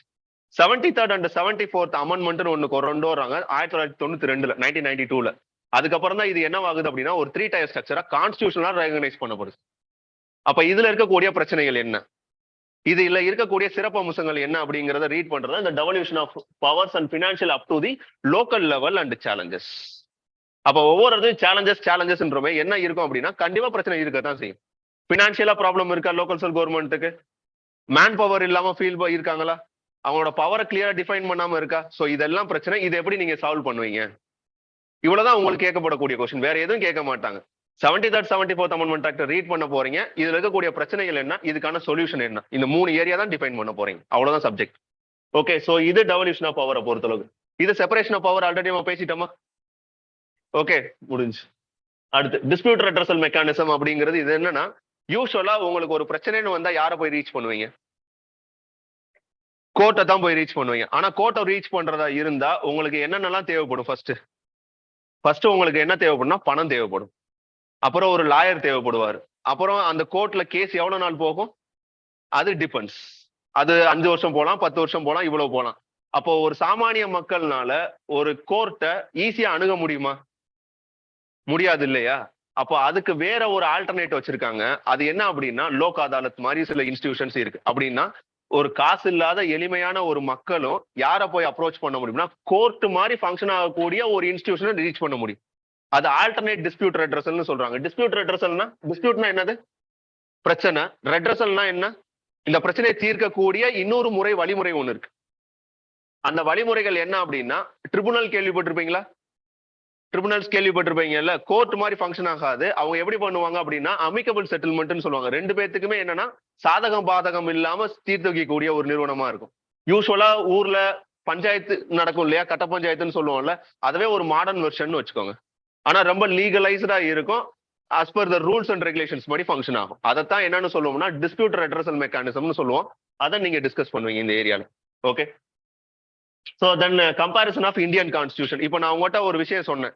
இந்தியன் கான்ஸ்டிடியூஷனை பொறுத்தளவுக்கு இந்தியா ஒரு டெமோக்ராட்டிக் அண்ட் ரிபப்ளிக்னு சொன்னேன். ஆனா பிரிட்டிஷ் என்னன்னு சொன்னேன்? அது ஒரு டெமோக்ராட்டிக் பிளஸ் மொனார்கியல் ஹெட் உள்ள கவர்மெண்ட் அப்படின்னு சொன்னேன். இப்போ 2 கண்ட்ரியோட கான்ஸ்டிடியூஷனையும் நான் என்ன பண்ணிருக்கேன்? பாலிட்டியும் கம்பேர் பண்ணிருக்கேன் இல்லையா? சோ அமெரிக்கால இருந்துதான் ஃபண்டமெண்டல் ரைட்ஸ் வாங்கணும்னு நான் சொன்னேன். அப்போ அமெரிக்காவோட கான்ஸ்டிடியூஷன் இந்தியாவோட கான்ஸ்டிடியூஷன் நான் என்ன பண்ணிருக்கேன்? கம்பேர் பண்ணிருக்கேன். அப்ப இதுதான் கம்பேரிட்டிவ் கான்ஸ்டிடியூஷன். அப்படின்னா உங்களோட கான்ஸ்டிடியூஷன் எப்படி இருக்கு, மத்த கண்ட்ரிஸோட கான்ஸ்டிடியூஷன் எப்படி இருக்கு, அவங்ககிட்ட இருந்து நீங்க எதை கத்துக்கிற போறீங்க, இல்ல உங்ககிட்ட இருந்து அவங்க எதை கத்துக்கிற போறாங்க. ஃபார் எக்ஸாம்பிள் ஒரு கொஸ்டின் கேட்டிருந்தாங்க 2018ல பிரான்ஸ் ஃபாலோ பண்ணக்கூடிய செக்குலரிசத்துக்கும் இந்தியா ஃபாலோ பண்ணக்கூடிய செக்குலரிசத்துக்கும் உள்ள வித்தியாசங்கள் என்ன, எதை பிரான்ஸ் இந்தியால இருந்து கத்துக்கிறணும். அப்போ இங்க மத்த நாடுகள்ல இருந்து நம்ம கத்துக்கிறது மட்டும் இல்லாம நம்ம நாட்டுல இருந்து அவங்க என்ன பண்ண வேண்டிய சுச்சுவேஷன்ல இருக்கு, கத்துக்கிற வேண்டிய சுச்சுவேஷன்ல அவங்க இருக்காங்க. நம்ம அந்த அளவுக்கு என்னவா இருக்கும், மேம்பட்டு இருக்கும். அப்ப இந்த விஷயங்களை பேசுறதுதான் எதுனா கம்பேரிட்டிவ் கான்ஸ்டிடியூஷன். இதுல இங்க பேசக்கூடிய விஷயங்கள் இதுதான். பாலிட்டினா யூஸ்வலாவே பாலிட்டினா என்னது, பொலிட்டிக்கல் ஆர்கனைசேஷன். அப்போ அங்க எப்படி இருக்கு, இங்க எப்படி இருக்கு, அவ்வளவுதான். அங்க யூனிட்டரி ஃபார்ம் ஆஃப் கவர்மெண்டா இருக்கு, இங்க ஃபெடரல் ஃபார்ம் ஆஃப் கவர்மெண்டா இருக்கு. இப்படி ஒரு கம்பாரிசன் நடக்குதுல்ல, இதுதான் comparison of the Indian constitution. Okay, then structure இதெல்லாம் நம்ம ஆல்ரெடி பார்த்ததுதான். யூனியன், ஸ்டேட் கவர்மெண்ட் ஸ்ட்ரக்சர், இதெல்லாம் ஜுடிஷியரி நம்ம பார்த்ததுதான். ப்ரெஷர் குரூப்ஸ் அப்படின்றவங்க கவர்னன்ஸ் ஏரியால வரக்கூடியவங்க, என்ஜிஓஸ்ன்னு சொல்றோம் இல்லையா, அவங்கள தான் ப்ரெஷர் குரூப்ஸ் அப்படின்னு சொல்லுவோம். இந்த டீடைல்லாம் நீங்க பின்னாடி பார்க்கலாம். Okay, then salient features of representation of people act, இதெல்லாம் இப்போதைக்கு தேவையில்லை, அவசியம் இல்லை. ஓகே, தென் இது பார்த்துக்கலாம். ஓகே, இது ரொம்ப முக்கியமான ஒண்ணுதான். கான்ஸ்டியூஷனை பொறுத்தளவுக்கு எலெக்ஷனை யார் கண்டக்ட் பண்ணி தர்றா? Election commission. இப்ப நீங்க எதுக்கு அப்ளை பண்ணிருக்கீங்க, எதுக்கு அஸ்பயர் ஆகி வந்திருக்கீங்க? ஐஏஎஸ் ஐபிஎஸ் அப்படின்னு சொல்றீங்களே, இதை யார் ரெக்ரூட் பண்ணி தர்றா? யூபிஎஸ்சி. ஓகே, சோ இப்ப இவங்கள தான் என்னன்னு சொல்றோம்னா கான்ஸ்டியூஷனல் பாடின்னு சொல்றாங்க. ஏன் கான்ஸ்டியூஷனல் பாடின்னு இவங்களை சொல்றாங்கன்னா, இவங்களுக்கு எல்லாம் கான்ஸ்டியூஷன்ல ஒரு தனி இடம் இருக்கு. இவங்களுக்குன்னு ஒரு நம்பர் இருக்கு, அதுதான் ஆர்டிகல். இவங்களுக்குன்னு ஒரு நம்பர் இருக்கு, ஆர்டிகல் 324 அப்படின்னா அது எலெக்ஷன் கமிஷன். ஓகே, சோ அவங்களுக்குன்னு ஒரு தனி இடம் இருக்கு. சோ இது கான்ஸ்டியூஷனல் பாடின்னு சொல்லுவாங்க. அப்போ நான் கான்ஸ்டியூஷனல் பாடிஸ் அப்படின்னு ஒண்ணு இருக்குமா? இருக்கும். For example national human rights commission, இவங்களுக்கு தனியா கான்ஸ்டியூஷன்ல இடம் இருக்கானா? இல்ல, ஆனா சட்டம் மூலமா ஏற்றப்பட்ட ஒரு ஆர்கனைசேஷன். அப்போ சில ஆர்கனைசேஷன் கான்ஸ்டியூஷனல், நான் கான்ஸ்டியூஷனல்னா எதெல்லாம் கான்ஸ்டியூஷன்ங்கிற புக்குக்குள்ள கமிஷன் சொல்றோமோ, for example election commission, UPSC, இதெல்லாம் சொல்றீங்க இல்லையா, இதெல்லாம் என்னன்னா கான்ஸ்டியூஷனல் பாடி. எதெல்லாம் நான் இப்ப சொல்றேன்ல, national human rights commission, national women commission அப்படின்லாம் சொல்றோம்ல, இதெல்லாம் நான் கான்ஸ்டியூஷனல் பாடி. ஏன் அப்படின்னா இதெல்லாம் கான்ஸ்டியூஷன்ல இல்ல, ஆனா சட்டம் மூலமா ஏற்றப்பட்ட ஒன்றா இருக்கு. அதுக்காண்டி அதுக்கு பேர் ஸ்டாட்யூட்டரி பாடி அப்படின்னு சொல்லுவாங்க. சில பாடிய நெய்தர் கான்ஸ்டியூஷனல் நார் ஸ்டாட்யூட்டரி, அதாவது கான்ஸ்டியூஷன்லயும் அது கிடையாது, ஸ்டாட்யூட்டரியா பார்லிமெண்ட்லயோ இல்ல ஸ்டேட் லெஜிஸ்லேச்சர்ல சட்டம் மூலமாவோ அந்த இன்ஸ்டிடியூஷனை கிரியேட் பண்ண கிடையாது. ஆனாலும் அந்த இன்ஸ்டிடியூஷன் எது மூலமா கிரியேட் ஆயிருக்கும்னா கேபினெட் ரெசல்யூஷன் சொல்லுவாங்க. இன்சென்ஸ் எக்ஸிக்யூட்டிவ் ரெசல்யூஷன் மூலமா மினிஸ்டர்லாம் சேர்ந்து அந்த பாடியை உருவாக்கி இருப்பாங்க. அப்படி ஏதாவது ஒரு பாடி இருக்கா இந்தியால? சொல்ல முடியுமா? சொன்னா இங்க இருக்கக்கூடிய எல்லாரையும் உங்களை கைதட்ட சொல்றேன். பிளானிங் கமிஷன் இன்னைக்கு என்னவா இருக்காது? சூப்பர், அவங்களுக்கு ஒரு கைதட்டிருங்க எல்லாரும். ஓகே, சோ இதுதான் இந்த கான்ஸ்டியூஷனல் பாடின்னு ஒண்ணு சொல்றோம், நான் கான்ஸ்டியூஷனல் பாடின்னு சொல்றோம். இந்த நித்தி ஆயோக்னு சொல்லக்கூடிய ஒண்ணு நெய்தர் கான்ஸ்டியூஷனல் நார் ஸ்டாட்யூட்டரி. அப்படின்னா இது பார்லிமெண்ட்லயும் உருவாக்கப்பட்டது இல்ல, கான்ஸ்டியூஷன் எழுதப்பட்ட போதும் உருவாக்கப்பட்டது இல்ல, இது மினிஸ்டர்களா சேர்ந்து கேபினெட்னு ஒண்ணு வச்சிருப்பாங்க, அங்க உருவாக்கப்பட்ட ஒரு நிறுவனம். அப்ப இதைத்தான் நீங்க படிக்க போறீங்க, எது கான்ஸ்டியூஷனல் பாடி, எது நான் கான்ஸ்டியூஷனல் பாடி, எது ஸ்டாட்யூட்டரி பாடி. இந்த கான்ஸ்டியூஷனல் பாடியில யார் ஹெட்டா இருக்காங்க, இவங்களுக்கு சேலரி என்ன, இவங்களுக்கு அலவன்சஸ் எப்படி வரப்போகுது, இவங்களை யார் அப்பாயிண்ட் பண்ண போறாங்க, இவங்களை ரிமூவ் பண்றதா இருந்தா என்ன ப்ரொசீஜர். ஏன் இதெல்லாம் கொண்டு வரணும் அப்படின்னா அவங்க அட்டானமஸா ஃபங்க்ஷன் ஆகணும்ல. இப்ப எலெக்ஷன் கமிஷன் இருக்குன்னா எலெக்ஷன் கமிஷனர் எந்த பாலிடிக்ஸும் சாராம இல்ல, எந்த பொலிட்டிக்கல் பார்ட்டியோட இன்ஃபுளுன்ஸும் இல்லாம ஃபங்க்ஷன் ஆனா தான் அந்த எலெக்ஷன் என்ன பண்ணி தர முடியும், கரெக்டா நடத்தி தர முடியும். இப்ப யூபிஎஸ்சிங்கிற ஒரு இன்ஸ்டிடியூஷன், அந்த இன்ஸ்டிடியூஷன் அட்டானமஸா ஃபங்க்ஷன் ஆனா மட்டும்தான் நீங்க என்னவா நம்பிக்கையோட போய் என்ன பண்ண முடியும், எக்ஸாம் எழுத முடியும். யூபிஎஸ்சி மேல உங்களுக்கு இருக்கக்கூடிய நம்பிக்கை தானே இப்ப இந்த இடத்துல உங்களை கொண்டு வந்து உட்கார வச்சிருக்கு. அப்ப அதுதான் அந்த நம்பிக்கையை கொடுக்கறதுக்கான காரணம் என்னவா இருந்திருக்குன்னா கான்ஸ்டியூஷன் இருந்திருக்கு. சோ அதை தான் இங்க படிக்க போறீங்க. ஓகே, சோ கான்ஸ்டியூஷன் நான் கான்ஸ்டியூஷனல் பாடிஸ் நீங்க ஒர்க் பண்ணக்கூடிய விஷயங்கள் இதுதான். ஓகே, தென் ரெகுலேட்டரி பாடிஸ் அப்படிங்கிறது ஃபார் எக்ஸாம்பிள் ஆர்பிஐ இருக்கு இல்லையா, ஆர்பிஐ ஒரு ரெகுலேட்டரி பாடின்னு சொல்லுவாங்க. ஏன்னா எல்லா பேங்கையும் யார் தான் நிர்வகிக்கிறா? ஆர்பிஐ. செபி கேள்விப்பட்டிருக்கீங்களா? ஃபுல் ஃபார்ம் யார் சொல்ல முடியும்? Security exchange board of India. Super. Okay, so இது யாரு எது ரெகுலேட் பண்றாங்க? Share market. IRDA insurance regulatory and development authority, இது எதை நிர்வகிக்குது? Insurance. PFRDA pension fund and regulatory and development authority, இது எதை நிர்வகிக்குது? பென்ஷன், பிஎஃப் இதெல்லாம் நிர்வகிக்கிறாங்க. ஓகே, சோ அப்போ இதெல்லாம் தான் ரெகுலேட்டரி பாடி. ஓகே, ரெகுலேட்டரி பாடி அப்படின்னா இவங்க தான் இதெல்லாம் நிர்வகிக்கிறாங்க. அப்ப இதை பத்தியும் கொஞ்சம் நீங்க படிப்பீங்க, அவ்வளவுதான் இந்த பர்டிகுலர் சப்ஜெக்ட்ல. ஆமா, அதாவது ரெகுலேட்டரி பாடி அப்படிங்கிறது எதுக்காக உருவாக்கப்பட்டது ஒண்ணுன்னா, ஆரம்ப காலகட்டத்துல எல்ஐசி மட்டும்தான் இருந்துச்சு, இன்சூரன்ஸ் கம்பெனியா. இன்னைக்கு நிறைய பேர் இருக்காங்களா? அப்ப எல்ஐசியே என்ன பண்ண முடியாது, எல்லா இன்ஸ்டிடியூஷனையும் என்ன பண்ண முடியாது, நிர்வகிக்க முடியாது, இன்சென்ஸ் ரெகுலேட் பண்ண முடியாது. அதோட ரூல்ஸ் அண்ட் ரெகுலேஷன்ஸ் அவங்களே டிக்டேட் பண்ணிட்டு மத்தவங்களுக்கு டிக்டேட் பண்ணா, அப்ப எல்ஐசி யாருக்காக தான் ரூல்ஸ் அண்ட் ரெகுலேஷன் டிக்டேட் பண்ணிக்கிறோம்? அவங்களுக்கு எது ஃபேவரா இருக்குமோ அதை தானே செஞ்சுக்கிருவாங்க. ஆனா இது எப்படின்னா, இது ரெகுலேட்டரி பாடி அப்படிங்கிறது மத்த எல்லாருக்கும் இது பொதுவான இது. அப்ப எல்ஐசியும் உங்களால ரெகுலேட் பண்ண முடியும், மத்த இன்சூரன்ஸ் கம்பெனிஸ் ரெகுலேட் பண்ண முடியும். இந்த ரெகுலேட்டரி பாடியை உருவாக்குனது யாருன்னா பார்லிமெண்ட் தான், ஸ்டாட்யூட்டரியா தான் ஃபங்க்ஷன் ஆகும். ஆனா இந்த பாடிக்கு பேரு ரெகுலேட்டரி பாடி.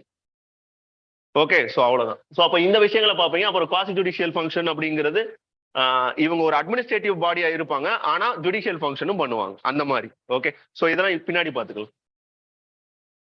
தென் இதெல்லாம் பேப்பர் 2 சோஷியல் ஜஸ்டிஸ்ல வந்துடும் வச்சுக்கோங்களேன். கவர்னன்ஸ் ஏரியா இப்போதைக்கு நம்ம பார்க்க வேணாம், இது நம்ம பார்த்தாச்சு. ஓகே, இப்போ கொஸ்டினுக்குள்ள வருவோம் அப்படின்னா, நான் ஆல்ரெடி சொன்னேன் ஏன் என்சிஆர்டி ரீட் பண்ணணும், ஒரு ஸ்டாண்டர்ட் புக்ஸ் நான் சொன்னேன். இப்போ புக்ஸ் ரெஃபரன்ஸ்க்கு தான் நான் வரேன். ஓகே, புக் ரெஃபரன்ஸுக்குன்னு வரும்போது என்சிஆர்டி படிச்சா அப்படி என்ன இம்பார்ட்டன்ஸ்? பர்டிகுலரா ஒரு புக்கு படிச்சா, நான் சொன்னேன் ஆல்ரெடி சொன்னேன், உங்களால மினிமம் ஒரு 10 கொஸ்டின் கேட்கிறாங்கிற பட்சத்தில் எத்தனை கொஸ்டின் உங்களால ஆன்சர் பண்ண முடியும்? 7 கொஸ்டின்ஸ்க்கு ஆன்சர் பண்ண முடியும்னு சொன்னா டிஃபால்ட்டா நீங்க அந்த ஒரு புக்கு படிச்சா 10 கொஸ்டின்ல 7 கொஸ்டின் உங்களால ஆன்சர் பண்ண முடியும். ஓகே, சும்மா நான் ஒரு 3 கொஸ்டின் மட்டும் உங்களுக்கு ஒரு சாம்பிள் காட்டுறேன். இந்த ஒரு புக்கை மட்டும் வச்சுக்கிட்டு, என்சிஆர்டில இந்தியன் கான்ஸ்டிடியூஷன் அட் ஒர்க் அப்படின்னு சொல்லி ஒரு புக் இருக்கு, 11th என்சிஆர்டி.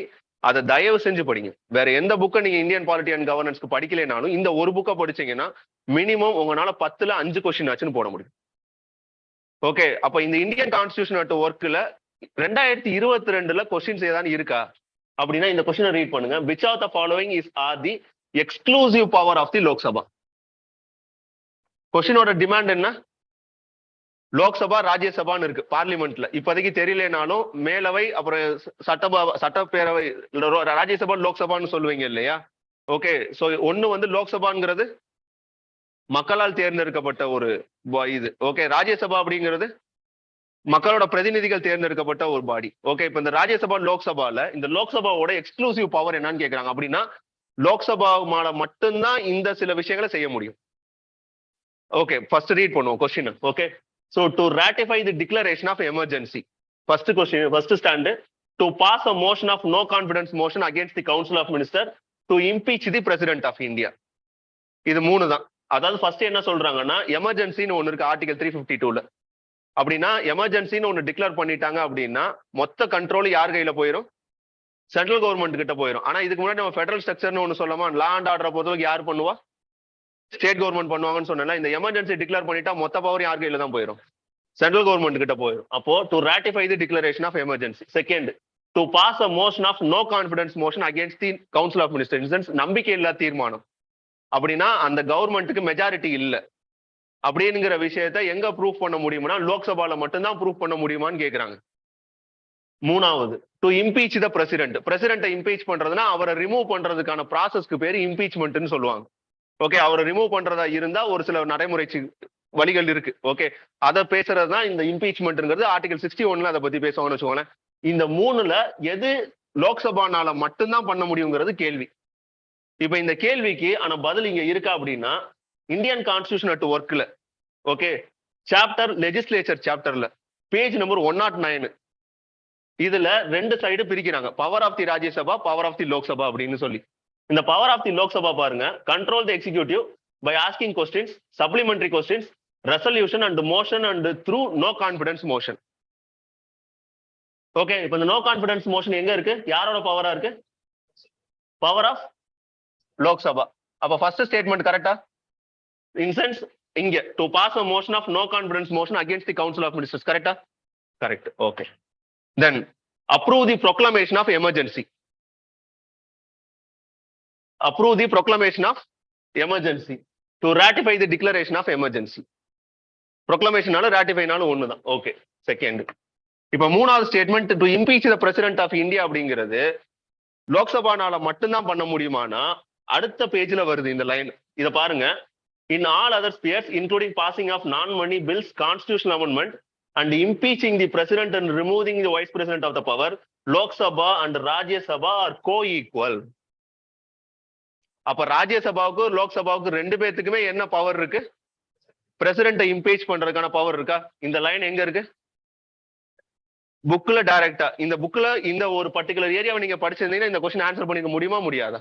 அப்ப ஆன்சர் என்ன? இதை எலிமினேட் பண்ணிடலாம். அப்ப ஆன்சர் என்ன? 1. ஓகே, இதுக்கு தான் என்சிஆர்டி படிக்க சொல்றது. இப்ப நான் உங்ககிட்ட ஒரு 1000 பேஜ் உள்ள ஒரு புக்கை சொல்றேன். இது வெறும் ஒரு 230 பேஜ் இருக்கும். இந்த 230 பேஜ் உள்ள புக்கை படிச்சாலும் உனக்கு 7 கொஸ்டின் ஆன்சர் பண்ண முடியும்பா. 1000 பேஜ் உள்ள புக்கை படிச்சாலும் உன்னால 7 கொஸ்டின் ஆன்சர் பண்ண முடியுமான்னு சொல்றேன். எதை ப்ரிஃபர் பண்ணலாம்? சோ இதை யாரும் பெரும்பாலும் செய்யறது இல்லை. ஓகே, ஸோ இது மாதிரி இன்னொரு கொஸ்டின் உங்களுக்கு சாம்பிள் காட்டுறேன். Consider the bill following statement. A bill amending the constitution require a prior recommendation of the President of India. When a constitutional amendment bill is presented to the President of India, it is obligatory for the President of India to give his assent. A constitutional amendment bill must be passed by both the houses of the Lok Sabha and Rajya Sabha by a special majority, and there is no provision for joint sitting. அப்படின்னா ஒரு constitution amendment பில்லுன்னு சொல்லுவாங்க யூஸ்வலா. மற்ற பில்லுன்னா ordinary பில்லுன்னு சொல்லுவாங்க. Constitution amendment பில்னா கான்ஸ்டியூஷன்ல ஏதாச்சும் ஒரு விஷயத்தை நீங்க சேஞ்ச் பண்ணணும்னா அதுக்கு கான்ஸ்டியூஷன் அமெண்ட்மெண்ட் பில்லுன்னு ஒன்று கொண்டு வரணும். ஆர்டிகல் 368ல இதுல யூஸ்வலா இருக்கிற மெஜாரிட்டியை விட அதிகப்படியான மெஜாரிட்டி வேணும். ஃபார் எக்ஸாம்பிள் ஒரு ஹாலில் 10 பேர் இருக்கீங்கன்னு வச்சுக்கோங்களேன். ஒரு ஆர்டினரி பில்லை பாஸ் பண்றதுக்கு 6 பேர் ஒப்புதல் கொடுத்தாலே போதும்னு சொன்னா அது ஆர்டினரி பில்லு. ஓகே, இதே இது ஒரு ஹாலில் 10 பேர் இருக்கீங்க, அதுல 8 பேர் அந்த பில்லுக்கு அந்த ஒப்புதல் கொடுக்கணும் அப்படின்னா அது கான்ஸ்டியூஷன் அமெண்ட்மெண்ட் பில்னு வச்சுக்கலாம். இப்போதைக்கு உங்களுக்கு புரியுற மாதிரி நம்பர் என்னவாகுது, கூடுது. ஒரு சாதாரண பில்லை பாஸ் பண்றதுக்கு எத்தனை பேர் இருந்தா போதும்? 6 பேர் இருந்தா போதும். ஆனா கான்ஸ்டியூஷன் அமெண்ட்மெண்ட் பில்லை பாஸ் பண்றதுக்கு எத்தனை பேர் வேணும்? 8 பேர் வேணும். அப்ப கம்பேரிட்டிவ்லி நம்பர்ஸோட எண்ணிக்கை கூட இருக்கா? அதுதான் அந்த கான்ஸ்டியூஷன் அமெண்ட்மெண்ட்ல பாஸ் பண்றதுக்கான இஷ்யூ. ஓகே, சோ இப்போ ஃபர்ஸ்ட் இது a bill amending the constitution require a prior recommendation of the president. இது இருக்கட்டும். When a constitutional amendment is presented to the President of India, it is obligatory for the President of India to give his assent. இப்போ இதை read பண்ணுவோம். An amendment bill, okay, like all other bills, goes to the President for his assent. எல்லாமே பிரசிடென்ட்டோட ascent இல்லாம என்ன ஆகாது? சட்டம் ஆகாது. But in this case, எந்த கேஸ்? இந்த அமெண்ட்மெண்ட் பில் கேஸ்ல the president has no power to send it back for reconsideration. திருப்பி என்ன பண்ண முடியாதுன்னா அனுப்ப முடியாது. அப்போ ஒரு பில்ல பிரசிடென்ட் கிட்ட கான்ஸ்டியூஷன் அமெண்ட்மெண்ட் பில்லுன்னு கொடுத்துட்டா அதை கண்டிப்பா அவர் என்ன பண்ணி தான் ஆகணும்? அசென்ட் பண்ணி தான் ஆகணும். இப்போ இந்த ஸ்டேட்மெண்ட் வருங்க, when a constitutional amendment is presented to the President of India, it is obligatory. அப்படின்னா என்னது? கண்டிப்பா அவர் என்ன பண்ணி ஆகணும்? for the President of India to give his assent. Statement இருக்கா? ஓகே, சோ அப்போ ஃபர்ஸ்ட் ஸ்டேட்மெண்ட் ஓகே. இங்க வாங்க. A constitutional amendment bill must be passed by both Lok Sabha and Rajya Sabha by a special majority, and there is no any provision for joint sitting. Okay, இங்க கீழே வாசிங்க. Both houses of the parliament must pass the amendment bill separately in the same manner. There is no provision for joint session. இங்க என்ன இருக்கு? A constitutional amendment must be passed by both the houses of Lok Sabha and Rajya Sabha by a special majority, and there is no provision for joint sitting. அப்ப இந்த statement கரெக்டா? இந்த ஸ்டேட்மெண்டோட reference எங்க இருக்கு? இங்க இருக்கா? சோ அப்ப இந்த ஸ்டேட்மெண்ட் என்னதான் கரெக்ட்? இந்த ஸ்டேட்மெண்ட் என்னதான் கரெக்ட்? இந்த இதுக்கு ரெஃபரன்ஸ் கிடையாது. அது நம்ம வேரியஸ் சோர்சஸ்ல பாத்துக்கலாம். பட் இந்த ரெண்டு ஸ்டேட்மெண்ட் கரெக்ட்னு தெரிஞ்சா உங்களால என்ன பண்ண முடியும்? ஓரளவுக்கு உங்களால கெஸ் பண்ண முடியும் இல்லையா? இது ரெண்டு எதனால ஈஸியா கிடைக்குது உங்களுக்கு? ஒரு புக்கு படிச்சா ஈஸியா இருக்கும். இது இன்னமும் எடுக்கணும்னா நிறைய சோர்சஸ் என்னால எடுத்து காட்ட முடியும். பட் ஃபார் எக்ஸாம்பிள் உங்களுக்கு டைம் கன்ஸ்ட்ரெயின்ஸ்க்காண்டி சொல்றேன். மினிமம் நான் சொல்றது என்சிஆர்டி ரீட் பண்ணா மட்டுமே உங்களால ஒரு 10க்கு 5 கொஸ்டின் ஆன்சர் பண்ண முடியும். சரி, மிச்சம் இருக்கிற 5க்கு நான் என்ன பண்றது அப்படின்னு பாத்தீங்கன்னா ஸ்டாண்டர்ட் புக்ஸ் ஆன எல்லாரும் சொல்லக்கூடிய Indian polity by Laxmikanth. Okay, reference book இதுதான். ஓகே, 2 ரெஃபரன்ஸ் புக் தான் சோஃபார். ஸோ இந்த 2 ரெஃபரன்ஸ் புக்கை பொறுத்தளவுக்கு ஒன்னு Indian constitution at work. Okay, so இது 11th என்சிஆர்டி ஜஸ்ட் நோட் பண்ணிருக்கீங்க வேணும்னா. இந்தியன் கான்ஸ்டியூஷன் அட் ஒர்க் அப்படின்னு ஒரு புக் இருக்கு. இது 11th என்சிஆர்டி. இது ஸ்டாண்டர்டான புக், மஸ்ட் ரீட் புக்ல இதுதான் நான் ஃபர்ஸ்ட் சொல்லுவேன். எந்த ஓவரால் யூபிஎஸ்சியோட எல்லா புக்ஸையும் எடுத்துக்கிட்டாலும் ஃபர்ஸ்ட் ரீட் பண்ண வேண்டிய என்சிஆர்டின்னு எதை சொல்லுவேன் அப்படின்னா இதை தான் நான் சொல்லுவேன். ப்ரொவைடட் உங்களுக்கு டைம் இருக்கு அப்படின்னா please read from the 6th to 12th NCERT. பாலிட்டியில ரொம்ப சிம்பிளா இருக்கும். 6th, 7th, 8th முடிக்கிறதுக்கெல்லாம் ஒரு நாள் போதும். 6th ஒரு நாள், 7th ஒரு நாள், 8th ஒரு நாள் போதும். 9th, 10th மட்டும்தான் டெமோக்ராட்டிக் பாலிடிக்ஸ் 1 and 2ன்னு ஒரு 2 புக் இருக்கும். அதுவும் ரீட் பண்ணுங்க, நல்லா இருக்கும். உங்களுக்கு ஒரு பெட்டர் கிளாரிட்டி வேணும். எனக்கு பாலிட்டியை பத்தி ஒண்ணுமே தெரியாது, இந்தியன் கான்ஸ்டியூஷனை பத்தி ஒண்ணுமே தெரியாது, இந்த நாட்டோட அரசியல் அமைப்பு எப்படி இருக்கு, இந்த நாட்டோட சொசைட்டி எப்படி இருக்கு அப்படிங்கிற எதுவுமே தெரியாது அப்படின்னா please read from 6th to 12th. Okay, இந்த இந்தியன் கான்ஸ்டியூஷன் அட் ஒர்க்ல என்ன கிடைக்கும் அப்படின்னா உங்களுக்கு பொதுவான எல்லா விஷயங்களுமே கிடைச்சிடும். பேசிக்கா ஒரு கான்ஸ்டியூஷனை பத்தின ஒட்டுமொத்த சாராம்சமும் அதுல இருக்கும். ஓகே, இது போக எனக்கு வேல்யூ பார்ட்ல தேவை, இன்சென்ஸ் ஈக்குவாலிட்டினா என்னன்னு தேவை, ஜஸ்டிஸ்னா என்னன்னு மீனிங் வேணும், ஃப்ரீடம்னா என்னன்னு வேணும், இதெல்லாம் தேவை அப்படின்னா பொலிட்டிக்கல் தியரின்னு ஒரு புக் இருக்கு. ஸோ அந்த புக்கு படிக்கலாம். இந்த 2 book must read book. Okay, so 12th standard இந்த 2 புக்கு ரீட் பண்ணது போக வேற என்ன சோர்ஸ் இருக்கு, ஸ்டாண்டர்ட் புக் சோர்ஸ் இருக்கு அப்படின்னா Indian polity by Lakshmikant.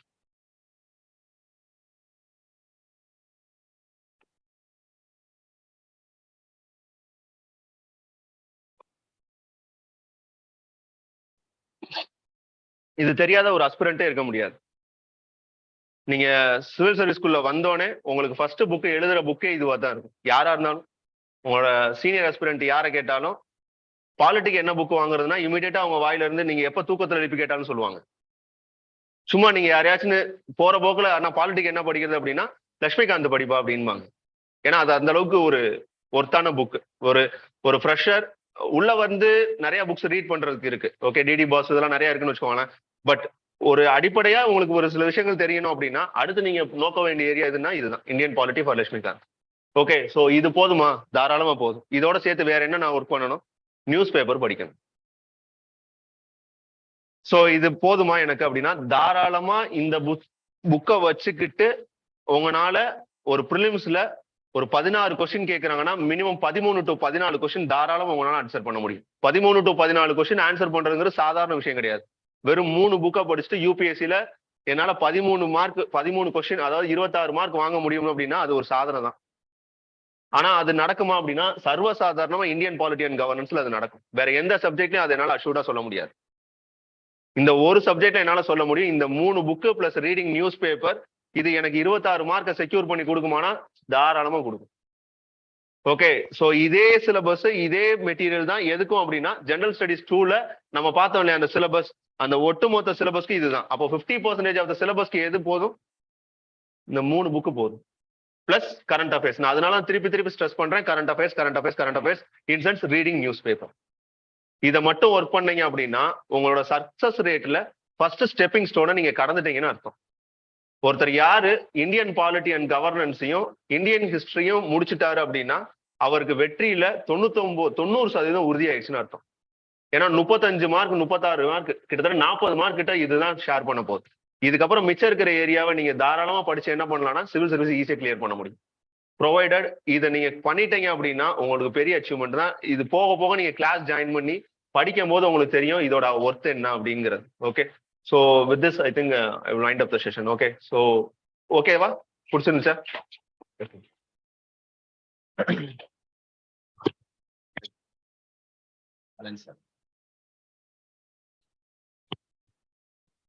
So காலையிலேருந்து மராத்தான் செஷன், சிவில் சர்வீஸ் எக்ஸாமினேஷனுக்கான மராத்தான் செஷன் கண்டினியூஸாக நடந்துகிட்டே இருக்கு. நெக்ஸ்ட் ஃபேக்கல்டி யாரு? Valan, please sir. Doctor Valan. Yeah, நல்லா வெல்கம் பண்ணுங்க. Dr. Valan sir, one of the senior most faculty who is well known for handling optional GS, optional political science and history. General studies, of course, you can handle so many areas, but specifically is too good in handling history. KingMakers IAS Academy last almost ஒரு 9 years வந்து sir is resource persons for handling the Indian history. அவருடைய அந்த depth, ஒரு சப்ஜெக்டுடைய depth வந்து எனக்கு தெரிஞ்ச வரைக்கும் வேற யாருக்குமே இருக்காது அப்படின்ற அளவுக்கு ஒரு சேலஞ்ச் பண்ணி சொல்லலாம். அந்த அளவுக்கு வந்து ஒரு சப்ஜெக்டை கம்ப்ளீட்டா ரிசர்ச் பண்ணி வச்சிருக்கக்கூடிய ஒரு person. By profession is a doctor. படிச்சது ஃபுல்லாவே காலையில நெடுமாறன் சார் இவரெல்லாம் ஒரே பேட்ச்மேட் ப்ரிப்பரேஷன் டைத்துல. அவரும் டாக்டர், இவரும் doctor. So they became A civil servant. அப்படியே பார்க்குறான் அப்படியே அப்படின்ட்டு நல்லா சொன்னார்லப்பா அவரும் நான் டாக்டர்னு. ஸோ சார் டாக்டர் தான். So then finally today they have become a excellent resource persons for handling the civil service examination. So I'm very happy to welcome sir to handle history, approach for history. இந்த subjects பொறுத்தளவில் நிறைய பேருக்கு வந்து அவர் sir சொன்ன மாதிரி civil service aspirants வந்து miss பண்ற area எது அப்படின்னா ஹிஸ்ட்ரி. பாலிட்டி கூட படிச்சுடுவாங்க, ஜியாகிரபி படிப்பாங்க, எக்கானமி படிப்பாங்க, கரண்ட் அஃபேர்ஸ் படிப்பாங்க. ஹிஸ்ட்ரி வந்து அது ஸ்கூல் லெவல்ல இருந்தே கொஞ்சம் ஹிஸ்ட்ரியா சரி பார்த்துக்கலாம் அப்படின்ற மாதிரி படிச்சுக்கலான்னு ஒரு திமிரு இருக்கும். ஆனா கடைசியில பார்க்காம போயிடும். கரெக்டா இல்லையா? சில பேருக்கு வந்து அந்த சப்ஜெக்ட் வந்து சில நேரங்கள் போர் அடிக்கிற மாதிரி இருக்கிறதுனால சில நேரங்கள் அதை எடுக்க மாட்டோம். But history is a very beautiful subject, very beautiful subject. Once if you have understood அப்படின்னா யூ லவ். ஸோ அதனால ஃபர்ஸ்ட் இன்ட்ரெஸ்ட் கிரியேட் ஆகணும். அப்படியே ஒரு ஹிஸ்டரி படிக்கிறப்ப என்னன்னா ஒரு கற்பனை அப்படியே எல்லாமே வரணும். விஷுவலா நீங்க விஷுவலைஸ் பண்ணி பார்க்கணும். ஒவ்வொரு இன்சிடென்ட்டையும் விஷுவலைஸ் பண்ணி பார்க்கணும். 1857 ரிவோல்ட் அப்படின்னா அந்த ரிவோல்ட்டை வந்து அந்த பிளேஸ் எல்லாமே உங்க மைண்ட்ல வந்து வரணும். லக்னோ உங்க மைண்ட்ல வரணும், பெரேலி உங்களுக்கு மைண்ட்ல வரணும், மீரட் உங்க மைண்ட்ல வரணும், பேரக்பூர் உங்க மைண்ட்ல வரணும். அங்க இருக்கக்கூடிய ஒவ்வொரு கேரக்டர்ஸும் உங்க மைண்ட்ல வந்து வரணும். ஜான்சிராணி உங்க மைண்ட்ல வரணும். ஏன்னா இப்படி ஒவ்வொருத்தவங்களையும் ஒரு கற்பனை பண்ணி பார்த்துக்கிட்டு அந்த லொகேஷன்ஸோட நீங்க படிச்சீங்க அப்படின்னா அந்த சப்ஜெக்ட் வந்து வெரி வெரி இன்ட்ரெஸ்டிங். ஏன்சியன்ட் ஒரு விதமான இன்ட்ரெஸ்ட் கிரியேட் பண்ணும், மிடிவல் ஒரு விதமான இன்ட்ரெஸ்ட் கிரியேட் பண்ணும், மாடர்ன் இந்தியா ஒரு விதமான இன்ட்ரெஸ்ட் கிரியேட் பண்ணும். பெரும்பாலும் ஹிஸ்டரி படிக்காதவங்க மாடர்ன் இந்தியா தான் ஓரளவுக்கு தெரியும். ஏன்சியன்ட் மிடிவல் இந்தியா பெரிய லெவல்ல யாருக்கும் அப்ரோச் இல்லாம இருக்கலாம். 10th வரைக்கும் ஹிஸ்டரி படிச்சது எல்லாரும் படிச்சிருப்போம். +1 +2 யார் ஹிஸ்டரி படிச்சு வந்திருக்கீங்க?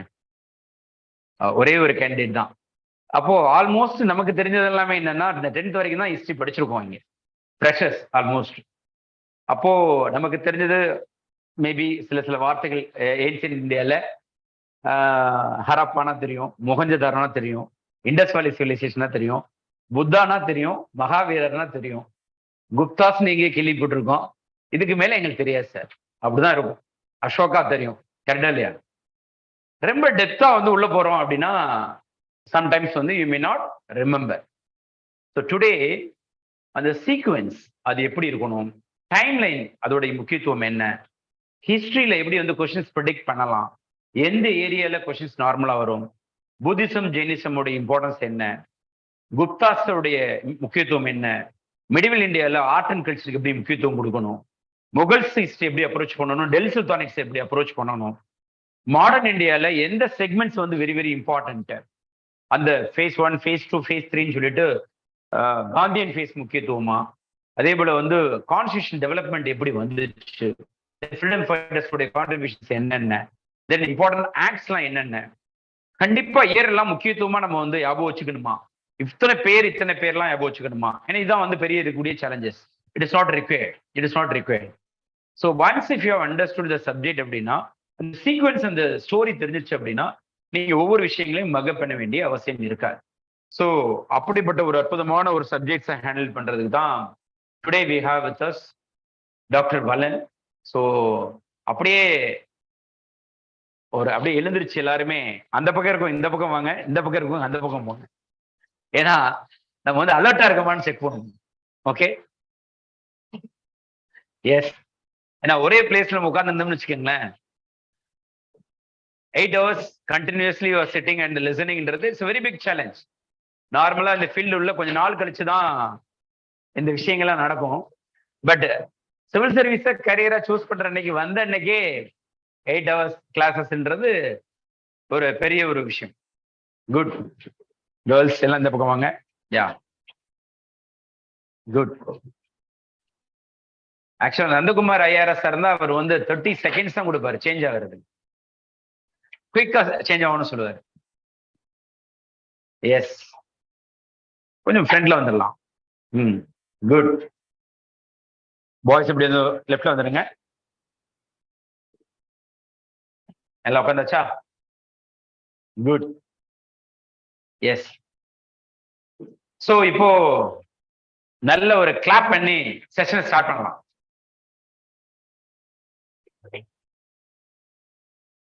நல்ல கிளாப்னா எவ்வளவுதானா? எவ்வளவு நேரம் செஷன் எடுத்துட்டு இருக்காங்க. Very good. ஸோ உண்மையிலேயே வந்து ரொம்ப சந்தோஷமா இருக்கு உங்களுடைய அந்த active participation. At the same time வந்து ஒவ்வொரு ரிசோர்ஸ் பர்சன்ஸும் அந்த கிடைச்ச அந்த 1 hourல த மேக்ஸிமம் இன்புட்ஸை வந்து they are trying to share. Particularly இப்போ சார் எடுத்தப்ப கூட கொஸ்டின்ஸை காமிச்சு கடைசியா வந்து அந்த புக்கையில் இருக்கக்கூடிய அந்த கண்டென்ட்டை அந்த பேஜையும் உங்களுக்கு காமிச்சு என்சிஆர்டி புக்ஸோட இம்பார்ட்டன்ட் என்ன அப்படின்றத ரொம்ப அழகா வந்து உங்களுக்கு புரிய வச்சிருக்காரு. So because each and every words வந்து it will become a question அப்படின்றத லேட்டஸ்ட் கொஸ்டின்ல இருந்தே காமிச்சிட்டாங்க.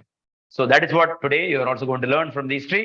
So now welcome Dr. Bala. Welcome, sir.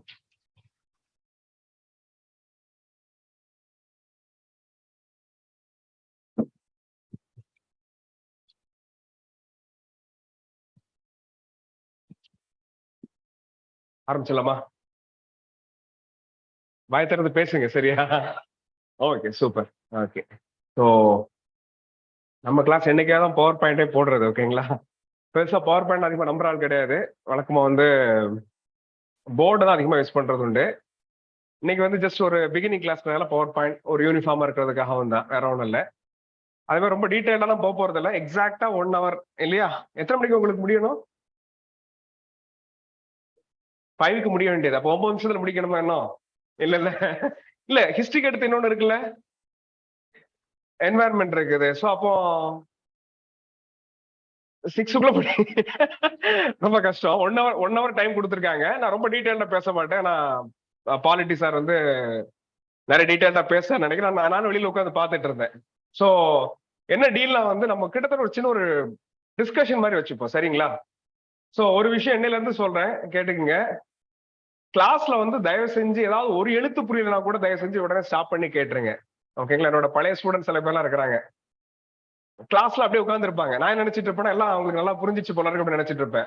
2-3 வருஷம் கழிச்சு வந்து, சார் நீங்க அன்னைக்கு சொன்னது எனக்கு புரியவே இல்லைம்பாங்க. அன்னைக்கு வந்து புரியாத விஷயத்த கேட்டாதான் வந்து கிளாஸோட யூசேஜ். ஓகே, அதனால வந்து என்ன பொறுத்தவரை வந்து கிளாஸ் அப்படின்றது more of a discussion than a power point presentation. Power point அது ஒரு சின்ன ஒரு டூல், அவ்வளவுதான். வழக்கமா போர்டு யூஸ் பண்ண, இன்னைக்கு அதிகமா போர்டு யூஸ் பண்ண போறதும் கிடையாது. ஜஸ்ட் இன்னைக்கு வந்து ஒரு சின்ன பிரசன்டேஷன் மாதிரி இருக்க போகுது, ஓகேங்களா? அதே மாதிரி இன்னைக்கு நான் வந்து இன்னைக்கு ஆப்பர்ச்சுனிட்டி இது நான் என்ன எடுத்துக்க போறேன் அப்படின்னா வந்து ரொம்ப டீட்டெயிலாலாம் போக போறது கிடையாது. சப்ஜெக்டுக்குள்ள நம்ம இன்னைக்கு இறங்கவே மாட்டோம். அது நம்ம பேசுறதுக்கு நிறைய கிளாஸ் இருக்கு, அன்னைக்கு பேசிக்க போறோம். இன்னைக்கு வந்து it's something like an agreement. சில விஷயங்கள் நான் உங்களுக்கு சொல்ல போறேன், நான் என்ன எதிர்பார்க்கறேன் அப்படின்றது. அதே மாதிரி நீங்களும் எனக்கு சொல்லலாம், நீங்க என்ன எதிர்பார்க்கறீங்க அப்படின்றது. ஸோ இது ஒரு டீல் மாதிரி, அவ்வளவுதான், ஓகேங்களா? சில விஷயங்கள் நம்ம பேசிக்கா சொல்ல போறோம். ஹிஸ்டரிக்கு prelims as well as mains நம்ம வந்து என்ன பண்ண போறோம்னா ஒரு சின்ன இன்ட்ரோடக்ஷன் வந்து கொடுக்க போறோம். So please feel free, ask any question at any point of time, ஓகேங்களா? ஒரு ரிசர்வேஷன் எடுத்துக்க வேண்டாம். வழக்கமா எல்லா பேட்ச்லயும் நான் சொல்றது உண்டு. என்ன சொல்ல அப்படின்னு கேட்டீங்கன்னா, உங்க எல்லாரோட வாய்ஸே நான் குறைஞ்சபட்சம் ஒரு டைமாவது நான் கேட்டிருக்கணும் அப்படின்ட்டு. இது உங்களுக்கு வித்தியாசமா தெரியலாம். ஏன்னா சில சமயங்கள் நம்ம கிளாஸஸ்ல நிறைய பேர் இருப்பாங்க. சில கிளாஸஸ்க்கு 100-200 அந்த மாதிரி ஆகிற மாதிரிலாம் சமயங்களை கம்பைன் பண்ணி போடும்போது வரும். நான் நிறைய பேருடைய முகம் ஞாபகத்துல இருக்காது, வாய்ஸ் கூட கேட்டிருக்க மாட்டேன். நம்முடைய கிளாஸ் அந்த மாதிரி இருக்கக்கூடாது. எஸ்பெஷலி இந்த தொடக்க பீரியட் இருக்கு பாத்தீங்களா, நீங்க சின்ன பேட்சா இருக்கீங்க இல்லையா, பின்னாடி பேட்சோட சைஸ் கொஞ்சம் பெருசாகும். இந்த டைமை நல்லா யூஸ் பண்ணிக்கிங்க, நிறைய இன்டராக்ட் பண்ணுங்க. நீங்க பே பண்ணிருக்கீங்க. நீங்க வழக்கமா வந்து ஒரு விஷயத்த நம்ம பண்றோம், ஒரு ஹோட்டலுக்கு போறோம்னா என்னது, ஃபுல்லா சாப்பிட்டாதான் நம்ம கொடுத்த காசுக்கு மரியாதை. அது மாதிரி கிளாஸ்க்கு வரீங்கன்னா நிறைய பேசி, நிறைய டிஸ்கஸ் பண்ணி, நிறைய ஸ்ட்ராட்டஜிஸ் எடுத்துட்டு போனாதான் கிளாஸுக்கு நீங்க கொடுத்த காசுக்கான மதிப்பு, ஓகேங்களா? அதனால தயவு செஞ்சு அமைதியா கம்முன்னு உட்கார்ந்துட்டு இருக்காதீங்க, முறைச்சிட்டு இருக்காதீங்க, ஓகேங்களா? பேசுங்க, ஃப்ரீயா பேசுங்க. மைக்லாம் இருக்கு, ஆனா அதெல்லாம் நீங்க கண்டுக்க வேண்டாம், ஓகேங்களா? இது வந்து நம்ம ஃப்ரீயா பேசுற மாதிரி எடுத்துக்கங்க. நம்ம கிளாஸ் அப்படிதான் இருக்கணும், ஓகேங்களா? ஃபைன். ஸோ சார், பூமி சார் வந்து ஒண்ணு சொல்லலாம், நீங்க கவனிச்சிருப்பீங்கன்னு நினைக்கிறேன். நம்ம எல்லாத்துக்குமே ஹிஸ்டரி பத்தி சில ப்ரிஜுடிசஸ் இருக்கும், சில தப்பெண்ணங்கள் இருக்கும். 2-3 விதமான தப்பெண்ணங்கள் இருக்கு, நான் சொல்லிடுறேன். அது ஏன் தப்புன்றதை நான் சொல்றேன். ஒருவேளை நீங்க டிஃபர் ஆனா சொல்லுங்க. If you disagree please point me out, ஓகேங்களா? அதாவது நீங்க உங்களுக்கு ஒத்துக்கலாம், நீங்க சொல்லுங்க. அதாவது ஹிஸ்டரி வந்து போர் அடிக்கும் அப்படின்றது ஒரு பொதுவான ஒரு அண்டர்ஸ்டாண்டிங். போர் அடிக்கும், அப்படிதானா? எத்தனை பேர் சொல்றீங்க ஹிஸ்டரி போர் அடிக்கும் அப்படின்ட்டு? உண்மையா சொல்லுங்க. இல்ல 1 2 3 4 5. ஓகே, போர் அடிக்காது, ரொம்ப இன்ட்ரெஸ்டிங்கா இருக்கும். அப்ப 2ல 1 சொல்லுங்க. இன்ட்ரெஸ்டிங்காவும் இருக்குன்றீங்க, தூக்கம் வரும்ன்றீங்க. 2ல 1 தான் சொல்ல முடியாது. நீங்க 2 பக்கமும் நீங்க ஓட்டு போட முடியாது, ஒரு சைடு தான் ஓட்டு போடணும். இன்ட்ரெஸ்டிங்கா தூங்கலாம். ஓகே, இன்ட்ரெஸ்டிங்கா இருக்குன்னு எத்தனை பேர் சொல்றீங்க? கவுண்ட் பண்ணிடும். ஓகே, 3 5 8 9 10 13 14 17 19. கொஞ்சம் நம்புற மாதிரி இல்ல, ஏன்னா போர் அடிக்குன்னு 5 பேர் சொன்னாங்க. ஆனா 19 பேர் வந்து போர் அடிக்காது, இன்ட்ரெஸ்டிங்கா இருக்கும்னு சொல்றீங்க. ஸோ நம்ம கிளாஸஸ்ல செக் பண்ணலாம், ஓகேங்களா? ஸோ போர் அடிக்கும்னு நினைப்பாங்க சில பேர். ஒரு 5-6 பேர் நம்ம பார்த்தோம், நிறைய பேர் சொல்லல. நோ கமெண்ட்ஸ் யாரா இருக்கீங்களா? அப்டென்ஷன் ஃப்ரம் வோட்டிங் யாரும் இல்லையா? சரி, அப்புறம் ஏதோ ஒரு சைடு எடுத்திருக்கீங்க எல்லாருமே. ஓகே, ஸோ போர் அடிக்கும்னு நினைக்கிறவங்க கொஞ்சம் அதை கொஞ்சம் இது பண்ணி வச்சுட்டு கொஞ்சம் ஓப்பன் மைண்டடா கவனிங்க, எப்படி இருக்குன்னு பார்க்கலாம், செக் பண்ணி பார்க்கலாம். ஓகேங்களா? ஒரு 5-6 கிளாஸ் போனதுக்கு அப்புறம் சொல்லுங்க. போர் அடிச்சுன்னா சொல்லுங்க கிளாஸ்ல. ஓகேங்களா? Feel free. ரொம்ப போர் அடிக்குது, ஒரு பிரேக் வேணும், இப்ப இல்ல, ஏன்னா இப்ப மொத்தமே 1 hour தான். நான் வந்து வரப்போற கிளாஸஸ் சொல்றேன். போர் அடிக்குது அப்படின்னா கண்டிப்பா கேட்டுருங்க. இன்னொன்னு நான் சொல்லிட்டேன், என்னோட கிளாஸ்ல கண்டிப்பா பிரேக் இருக்கும். 3 மணி நேரம் கிளாஸ்னா கண்டிப்பா 20 minutes பிரேக் இருக்கும். ஆனா 1/4 மணி நேரம் தான் கணக்கு. ஒரு காஃபி சாப்பிட்றது 20 minutes ஆயிடும் நார்மலா. ஸோ அதனால பிரேக்கை பத்தி நீங்க கவலைப்படாங்க, பிரேக்லாம் இருக்கும். போர் அடிக்கும்ன்றது ஒண்ணு. இன்னொன்னு வந்து பாத்தீங்கன்னா நிறைய வந்து மக்கடிக்கணும் அப்படின்ற ஒரு விஷயத்த சொல்லியிருப்பாங்க. நிறைய பேர் நம்புறாங்க நிறைய மக்கடிக்கணும் அப்படின்ட்டு. நிறைய வித்தியாசமான வார்த்தைகள்லாம் வரும் அப்படின்றதையும் வழக்கமா வந்து மக்கள் இது பண்ணுவாங்க. ஓகேங்களா? சோ மக்கடிக்க வேண்டியது இருக்குமா அப்படின்னு கேட்டீங்கன்னா அதுக்கும் நான் சில சொல்லிடுறேன் உள்ள போறதுக்கு முன்னாடி. என்ன அப்படின்னு கேட்டீங்கன்னா எல்லா சப்ஜெக்ட் மாதிரியும், ஓகே, ஃபார் எக்ஸாம்பிள் வந்து ஒரு பிசிக்ஸ் இருக்குன்னா அதுக்கு சில லாஜிக் இருக்கு, அப்படிதானா? இப்ப நான் வந்து கடைசியா +2ல பிசிக்ஸ் படிச்சது, அப்புறம் படிக்கல. +1ல வந்து படிச்ச சில இதெல்லாம் வந்து எனக்கு இன்னும் ஞாபகத்துல இருக்கு. ஃபார் எக்ஸாம்பிள் எஸ்கேப் வெலாசிட்டிக்கு ஒரு ஃபார்முலா டிரைவ் பண்ணணும். இங்க படிச்சிருப்பீங்க இல்லையா? என்ன √2gr கரெக்டா? 11.2 km/s கரெக்டானா? நான் +2 படிச்சு கிட்டத்தட்ட 21 வருஷம் ஆச்சுது. நீங்க இப்பதான் படிச்சிருப்பீங்க, அப்படிதானா? கரெக்டா தான் சொல்ல நினைக்கிறேன். அந்த டெரிவேஷன் வந்து எனக்கு ரொம்ப பிடிக்கும். இப்ப கூட நான் நினைச்சு பாக்குறேன், அதுக்கு அவங்க சொல்ற எக்ஸாம் இதெல்லாம் வந்து நல்லா இருக்கும். அப்போ ஒரு லாஜிக் இருக்கு, அந்த லாஜிக்கை பிடிச்சா பிசிக்ஸ் முடிஞ்சு போச்சு, மேத்ஸ் முடிஞ்சு போச்சு. இது ஓகேங்களா? ஹிஸ்டரி அதே மாதிரி தான். ஹிஸ்டரிக்குள்ளே லாஜிக் இருக்கு. நம்ம லாஜிக் இல்லாம எதையும் கத்துக்க போறது கிடையாது. உங்களுக்கு அந்த லாஜிக் புரியலன்னா ஸ்டாப் மீ தென் அண்ட் தேர். எங்க புரியல அந்த இடத்துல நிப்பாட்டிடுங்க. ஓகேங்களா? நிப்பாட்டி கேட்டுருங்க, இது புரியல அப்படின்ட்டு. அந்த லாஜிக்கை புரிஞ்சுக்கிட்டீங்கன்னா ஹிஸ்டரி வந்து ரொம்ப simple. Like any other subject, history also has got its own logic. We are going to learn that logic. நம்ம முக்கியமா கத்துக்க போறது அந்த லாஜிக்கை தான். ஓகேங்களா? அந்த லாஜிக் தெரிஞ்சதுன்னா பல சமயங்கள்ல என்ன பண்ண முடியும், கெஸ் பண்ண முடியும். நான் கிளாஸ்ல நான் காமிக்கிறேன். சில கொஸ்டின்ஸ் எல்லாம் போட்டு வச்சிருக்கேன், சும்மா சாம்பிளுக்காக தான் போட்டு வச்சிருக்கேன். ஃபுல்லாலாம் இருக்காது, ஃபுல்லா போட்டதுக்கு நமக்கு டைம் கிடையாது. ஒரு சில சாம்பிள் கொஸ்டின்ஸ் காமிக்கிறேன், அதுல நீங்க லாஜிக்கை எப்படி அப்ளை பண்ணலான்றதை நான் சொல்றேன். இப்போதைக்கு எந்த அளவுக்கு உங்களுக்கு புரியுன்றது தெரியாது, ஏன்னா நம்ம கிளாஸஸ் எல்லாம் எடுக்கல. நீங்க சொன்ன மாதிரி 10th படிச்ச ஹிஸ்டரி தான் உங்களுக்கு ஞாபகத்துல இருக்கலாம். யாரோ +1 +2 ஹிஸ்டரி படிச்சேன்னு சொன்னீங்களே, நான் கவனிக்கல. நீங்க +1 +2 டிகிரி ஹிஸ்டரியா? இல்ல. ஓகே, டிகிரி ஹிஸ்டரி யாரா இருக்கீங்களா? BA MA அந்த மாதிரி யாரும் இல்ல? ஓகே. சோ அந்த லாஜிக் அப்ளை பண்ணா போதுமானது. அதே மாதிரி இன்னொன்னு நான் சொல்லிடுறேன், இயர்ஸ் வந்து மக்கடிக்கணும் அப்படின்றது ஓகே வழக்கமா சொல்றது. ஸ்கூல்ல அது உண்மைதான். நம்ம ஸ்கூல்ல படிக்கும் போது ஹிஸ்டரிக்கு இயர்ஸ்லாம் வந்து மக்கடிச்சிருப்போம் அநேகமா, அப்படிதானே? ஒரு சில இயர்ஸ் மட்டும் நமக்கு ஞாபகத்துல இருக்கும். என்னென்ன இயர்லாம் ஞாபகம் உங்களுக்கு? ஏதாவது இயர் ஞாபகத்துல இருக்கா? 1947. சரி, வேற 1857, 1980. Super, non cooperation movement. வேற கிரேட். ஓகே, வேற 1919 என்னது? ஜலியன் வாலாபாக். Okay, super. எல்லாரும் ஆல்ரெடி படிச்சு முடிச்சிட்டீங்க போல இருக்கு. அப்ப யாருக்கும் வந்து நம்பர் போபியா இல்ல, இயர் போபியா இல்லன்னு நினைக்கிறேன், அப்படிதானா? அப்படி என்னன்னு கேட்டீங்கன்னா, நீங்க பழைய கொஸ்டின் பேப்பரை பாத்தீங்கன்னா தெரியும். நான் ஒரு சில சாம்பிள் தான் காமிக்க போறேன். நீங்க என்ன பண்ண போறீங்க அப்படின்னா, முதல்ல ஒரு விஷயம் பண்ணுங்க. ஓகேங்களா? என்னன்னா, பழைய கொஸ்டின் பேப்பர் அனலைசிஸ்க்குன்னு புக்கு கிடைக்குது மார்க்கெட்ல, தயவு செஞ்சு வாங்கிடுங்க. ஓகேங்களா? புக் நேம் வந்து நான் சொல்றேன், நான் என்டாஸ்லாம் பண்ணல, மார்க்கெட்டிங்லாம் பண்ணல. ஓகேங்களா? இருக்கிறதுல ஒரு நல்ல புக்கை சொல்றேன். நிறைய பிராண்ட் இருக்குது. திஷா அப்படின்னு ஒரு பிராண்ட் இருக்கு, DISH, திஷா அப்படின்ட்டு. ஓகேங்களா? நோ என்டாஸ்மெண்ட், ஒரு இதுக்கு இன்ஃபார்மலா தான் சொல்றேன். ஓகேங்களா? பிராண்ட் எல்லாம் என்டாஸ் பண்ற ஐடியா கிடையாது, இருந்தாலும் சொல்றேன். Disha. Okay, Disha in sense அது ஒரு பிராண்ட் நேம் அது. ஓகேங்களா? அவங்க என்ன சொல்றது, ஓல்ட் கொஸ்டின்ஸ் அனாலிசிஸ் வாங்கி வச்சிருக்கீங்களா? கிரேட். ஓகே, ஆல்ரெடி ஒருத்தவங்க வச்சிருக்காங்க. Okay, she's ahead of others. Okay, கவனிச்சுக்கீங்க. ஓகே, அப்ப நீங்க என்ன பண்ணுங்க, வாங்கிடுங்க.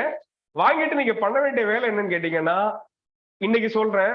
ஓகேங்களா? இன்னையில இருந்து ஃபாலோ பண்ணுங்க. இன்னைக்கு கூட நீங்க வாங்கினா வாங்கிடலாம், இல்ல இன்னைக்கு வாங்க முடியாது, நாளைக்கு வாங்கலன்னா கூட பரவாயில்ல, வாங்குறதுக்கு 2 மணி நேரம் ஆனா கூட பரவாயில்ல. நெட்ல உங்களுக்கு பழைய கொஸ்டின் பேப்பர்ஸ் கிடைக்கும். அது வாங்குற வரைக்கும் நெட்ல நீங்க செக் பண்ணலாம். ஜஸ்ட் செக் பண்ணுங்க, ஒண்ணுமே கிடையாது. Ancient India prelims questions, ancient India mains questions, இப்படி ஜஸ்ட் கூகுள் பண்ணீங்கன்னா உங்களுக்கு யாரோ ஒருத்தவங்க கொஸ்டினை போட்டிருப்பாங்க, பரவாயில்ல. நீங்க அதே மாதிரி UPSC அபிஷியல் வெப்சைட்லயும் பழைய கொஸ்டின்ஸ் கிடைக்கும். சோ முதல் விஷயம் என்னன்னு கேட்டீங்கன்னா, பழைய கொஸ்டின் பேப்பர்ஸை வந்து டெய்லி வந்து பாக்குற பழக்கத்தை வந்து வளர்த்துக்குங்க. முக்கியமானது. யாராவது சொன்னாங்களா? சொன்னாங்க தானே? அப்ப நான் ரிப்பீட் தானே பண்றேன் இதை. சரி, நானும் சொல்லிட்டேன் இதை. ஓகேங்களா? டெய்லி வந்து பாக்குற வழக்கம் என்னோட ஃபார்முலா என்ன அப்படின்னு கேட்டா ஒருத்தரும் ஒன்னோட சொல்லுவாங்க. நான் என்ன சொல்றேன் அப்படின்னு கேட்டீங்கன்னா, டெய்லி வந்து ஒரு 20 மினிட்ஸ் வச்சுக்கோங்க. எல்லாத்துக்கும் நம்ம ஒரு டைம் போட்டிருப்போம்ல. ஓகே, டெய்லி நம்ம ரொட்டீன் ஒரு டைம் இருக்கும். ஃபார் எக்ஸாம்பிள் வந்து நான் காலையில இவ்வளவு நேரத்துல நான் சாப்பிட்டு முடிப்பேன், இவ்வளவு நேரத்துல குளிச்சு முடிப்பேன், ஏதோ ஒரு டைம் இருக்கும், இல்லாட்டி ஒரு பேட்டர்ன் இருக்கும். அதே மாதிரி அந்த மாதிரியான ஒரு பேட்டர்னா ஒண்ணு வளர்த்துக்குங்க. டெய்லி 20 மினிட்ஸ் உங்க டே வந்து ஸ்டார்ட் பண்றதுக்கு என்ன பண்ண போறீங்க? பழைய கொஸ்டின்ஸ் எடுத்து பார்க்க போறீங்க. இப்ப ஏதாவது புரியுமா? எதுவுமே புரியாதா? ஏதாவது புரியலாம்ல? ஏதாவது புரியறதுக்கு வாய்ப்பு இருக்கு. ஃபார் எக்ஸாம்பிள் மெயின்ஸ்ல எஸ்ஏ இருக்குது, அது புரியும் தானே? பெரும்பாலும் புரியறதுக்கு வாய்ப்பு இருக்கு தானே? எதிக்ஸ் கொஸ்டின் பேப்பர் இருக்கு, அது கூட சில விஷயங்கள் புரியலாம், யோசிக்கலாம். ஆப்டிடியூட் கொஸ்டின் பேப்பர் இருக்குது, அது கூட என்ன பண்ணலாம்? புரியலாம், பெரும்பாலும் புரியும், எல்லாமே புரியும். ஓகேங்களா? ஆப்டிடியூட் பொறுத்தனால ஹிஸ்டரியில சில விஷயங்கள் நம்ம 10th முன்னாடி படிச்சதாவது அல்லது +2 படிச்சதாவது ஞாபகத்துல இருந்தா அது புரியலாம். சோ புரியுதோ புரியலையோ உங்களுக்கு புரிஞ்ச அளவுக்கு டெய்லி வந்து இதை வந்து ஒரு ரொட்டீனா மாத்திடுங்க, ஒரு 20 மினிட்ஸ். ஓகேங்களா? போக போக என்ன ஆகும்னு கேட்டீங்கன்னா, நம்ம கிளாஸஸ் எல்லாம் போகும் பொழுது நம்ம ஏதோ ஒரு டாபிக் வந்து எடுக்க ஆரம்பிப்போம்னு வச்சுக்கோங்களேன். ஃபார் எக்ஸாம்பிள் வந்து ஹிஸ்டரியில ஏன்ஷியன் இந்தியா எடுக்க ஆரம்பிக்கிறோம். ஏன்ஷியன் இந்தியாவில் ஏதோ ஒரு பர்டிகுலர் டாபிக் வந்து எடுக்க ஆரம்பிக்கிறோம். ஃபார் எக்ஸாம்பிள் இண்டஸ் வேலி சிவிலைசேஷன் எடுக்க ஆரம்பிக்கிறோம் அப்படின்னா, அந்த வார்த்தை எல்லாருமே கேள்விப்பட்டிருப்பீங்க, அப்படிதானா? புதுசு கிடையாது. எடுக்க ஆரம்பிக்கிறோம்னா அதுல இருந்து என்ன கொஸ்டின் வந்திருக்குது, அது நீங்க முதல்ல செக் பண்ணிட்டு படிக்கிறது. எப்பவுமே நீங்க ஒரு நாள் படிக்க ஆரம்பிக்கும் போது அன்னைக்கு என்ன படிக்க போறீங்களோ அதுக்கான கொஸ்டின்ஸை வந்து முதல்ல பாத்துருங்க. அதே மாதிரி ஒரு நாள் கிளாஸ் முடியும் பொழுது அந்த கிளாஸ் எந்த டாபிக்கோ அந்த டாபிக்கோட கொஸ்டின்ஸை பாத்துருங்க. இன்னும் ஒருபடி அகடா போயிட்டு அடுத்த நாள் என்ன கிளாஸ் அப்படின்றத அந்த பர்டிகுலர் ஃபேக்கல்டி மெம்பர் சொல்லிடுவார். பெரும்பாலும் ஹிஸ்டரி ரொம்ப ஈஸி, ஏன்னா அது ஒரு ஃப்ளோல போயிட்டு இருக்கும். அடுத்து என்னன்றது உங்களுக்கு தெரிஞ்சுக்கிட்டே தான் இருக்கும், ஏன்னா ஒரு கதை மாதிரி தானே போயிட்டே தான் இருக்கும். ஓகேங்களா? அப்போ என்ன பண்ண போறீங்கன்னா, நடந்து முடிஞ்சது நடக்க போறது ரெண்டுக்குமே என்ன பண்ணிடுங்க, கொஸ்டின்ஸ் பாத்துருங்க. ப்ரிலிம்ஸ் கொஸ்டின் பாருங்க, மெயின்ஸ் கொஸ்டின் பாருங்க. நான் சொன்ன திஷா வந்து என்னது, ப்ரிலிம்ஸ்க்கானது. மெயின்ஸ்க்கு தனியா புக் கிடைக்குது, அது வேற நிறைய பிராண்ட் இருக்குது, நான் ஸ்பெசிபிக்கா அதுன்னு சொல்லல. நீங்களே பார்த்து ஒண்ணு வாங்கிக்கிங்க. மெயின்ஸோட கொஸ்டின் பேப்பர் வாங்க இல்லையா, நெட்ல யாராவது கம்பேர் பண்ணி போட்டிருப்பாங்க, எடுத்துக்கங்க. ஆனா அப்பப்போ ஒரிஜினல் கொஸ்டின்ஸோட செக் பண்ணி பாத்துக்கங்க. ஏன்னா நெட்ல போட்டிருக்கல சில சமயங்கள்ல ஏதாவது எரர்ஸ் இருக்கலாம். ஓகே, கிளரிக்கல் எரர்ஸ் எல்லாம் இருக்கிறதுக்கான வாய்ப்பு உண்டு, கொஞ்சம் செக் பண்ணிக்கங்க நெட்ல வர்றதெல்லாம். ஓகேங்களா? சோ டெய்லி வந்து கொஸ்டின் பேப்பர் பார்க்க ஆரம்பிச்சிடுங்க. சோ இன்னைக்கு நீங்க என்ன பண்றீங்கன்னா, நம்ம இது முடிஞ்சதுக்கு அப்புறம், செஷன் முடிஞ்சதுக்கு அப்புறம் ஹிஸ்டரி கொஸ்டின்ஸை சும்மா எடுத்து பாக்குறீங்க. 2022 ஓகே ப்ரிலிம்ஸ் ஹிஸ்டரி கொஸ்டின்ஸ் அப்படின்னு ஜஸ்ட் கூகுள் பண்ணீங்கன்னா சில கொஸ்டின்ஸ் வரும். இத மாதிரி சிலதை நீங்க என்ன பண்ண போறீங்க, பார்க்க போறீங்க. பார்த்து நான் சொல்ற விஷயத்த என்ன பண்றீங்க, செக் பண்ண போறீங்க. இன்னொரு விஷயத்த ஞாபகத்துல வச்சுக்கோங்க, யார் சொன்னாலும் என்ன பண்ணாதீங்க, கண்ணை மூடிட்டு நம்பாதீங்க. நான் சொன்னாலும் சரி, யார் சொன்னாலும் சரி, எல்லாம் சொல்றதையும் கேளுங்க. ஆனா என்ன பண்ணணும், அப்பப்போ பழைய கொஸ்டின் பேப்பர்ஸை பார்த்து நீங்களே என்ன பண்ணிக்கங்க, செக் பண்ணிக்கங்க. பழைய கொஸ்டின் பேப்பர்ஸ் தான் உங்களுக்கு முதல் குரு, அப்புறம் தான் மத்தவங்க எல்லாம். புரியுதுங்களா? சோ அதனால என்ன பண்ணுங்க, ஒரு விஷயத்த செக் பண்ணி பாருங்க. என்ன அப்படின்னு கேட்டீங்கன்னா, ஹிஸ்டரி கொஸ்டின்ஸை பொறுத்தவரை பிலிம்ஸ் ஆகட்டும் மெயின்ஸ் ஆகட்டும் டைரக்டா உங்ககிட்ட என்ன பண்ண போறதுல இயர்ஸ் வந்து கேட்க போறது கிடையாது. So don't worry about years. ஆனா என்ன நமக்கு தேவைப்படலாம்னு கேட்டீங்கன்னா, இந்த சீக்வன்ஸ்னா எது ஃபர்ஸ்ட் நடந்தது, எது அடுத்து நடந்தது, இந்த விஷயம் மட்டும் என்னது உங்களுக்கு தேவைப்படும். ஓகேங்களா? அதை நம்ம என்ன பண்ணிக்கலாம், நம்ம கொஞ்சம் லாஜிக்கலா கனெக்ட் பண்ணிக்கலாம். நான் சொன்ன மாதிரி கொஞ்சம் லாஜிக் அப்ளை பண்ணிக்கிட்டே இருங்க. ஹிஸ்டரியிலையும் லாஜிக்கலா கண்டிப்பா நம்மளால என்ன பண்ண முடியும், கனெக்ட் பண்ண முடியும். அதை வச்சு ஞாபகத்துல வைக்க முடியும். ஞாபகத்துல வைக்கிறதுக்கு வேற என்ன உண்டோ அதை நான் வந்து என்ன பண்ண போறேன், கிளாஸஸ் சொல்ல போறேன். அதே மாதிரி இன்னொரு விஷயத்த நான் சொல்லிடுறேன். ஹிஸ்டரி பொறுத்தளவுல இன்னொரு சிக்கல் ஒண்ணு இருக்கு, அது என்னன்னா நேம்ஸ். உங்க பேர் என்ன? அருணா. உங்க பேரு? பிரீத்தி. நீங்க? சசிகுமார். ஓகே, இவங்க பேர் என்ன சொன்னாங்க? உங்களதான் கேக்குறேன். பிரீத்தி இல்லையா? ஞாபகத்துல வைக்கிறோமா? எப்படி பேர்களை ஞாபகத்துல வைக்கிறோம்? ஒரு மாசம் கழிச்சு கேட்டா சொல்லுவீங்களா? சொல்லலாம். எல்லாரோட பேரும் ஞாபகத்துல இருக்கும். அப்ப எல்லாரோட பேரும் தெரிய வருதுன்னா இல்ல. யார் பேர் ஞாபகத்துல இருக்கும்? நமக்கு பிடிச்சவங்களோட பேர் ஞாபகத்துல இருக்கலாம், ஒரு பாசிபிலிட்டி. அப்படிதானா? இப்ப இந்த பேர்கள் அப்ப நம்ம எப்படி ஞாபகத்துல இருக்கிறோம், நமக்கு பிடிச்சிருந்தா நமக்கு ஞாபகத்துல இருக்கும். அதே மாதிரி ஹிஸ்டரியில வரக்கூடிய பேர்களையும் பிடிச்சு படிங்க. அது ஒண்ணுதான் சொல்ல முடியும். பிடிச்சிருந்தா கண்டிப்பா ஞாபகத்துல இருக்கும். அதே மாதிரி வந்து ஒரு பேரை வந்து கரெக்டா ப்ரொனவுன்ஸ் பண்ணுங்க. என்னோட கிளாஸ்ல நம்மளை பத்தி நாமளே சொல்லக்கூடாது, இருந்தாலும் கூட ஒண்ணு சின்னதா ஒண்ணு சொல்றேன்.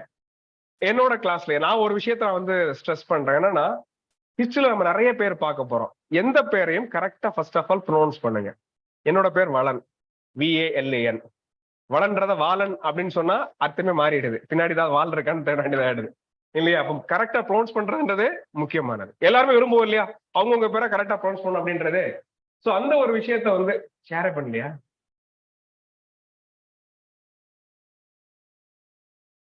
Okay, thank you. ஓகே ஓகே, இருக்கட்டும் பரவாயில்ல.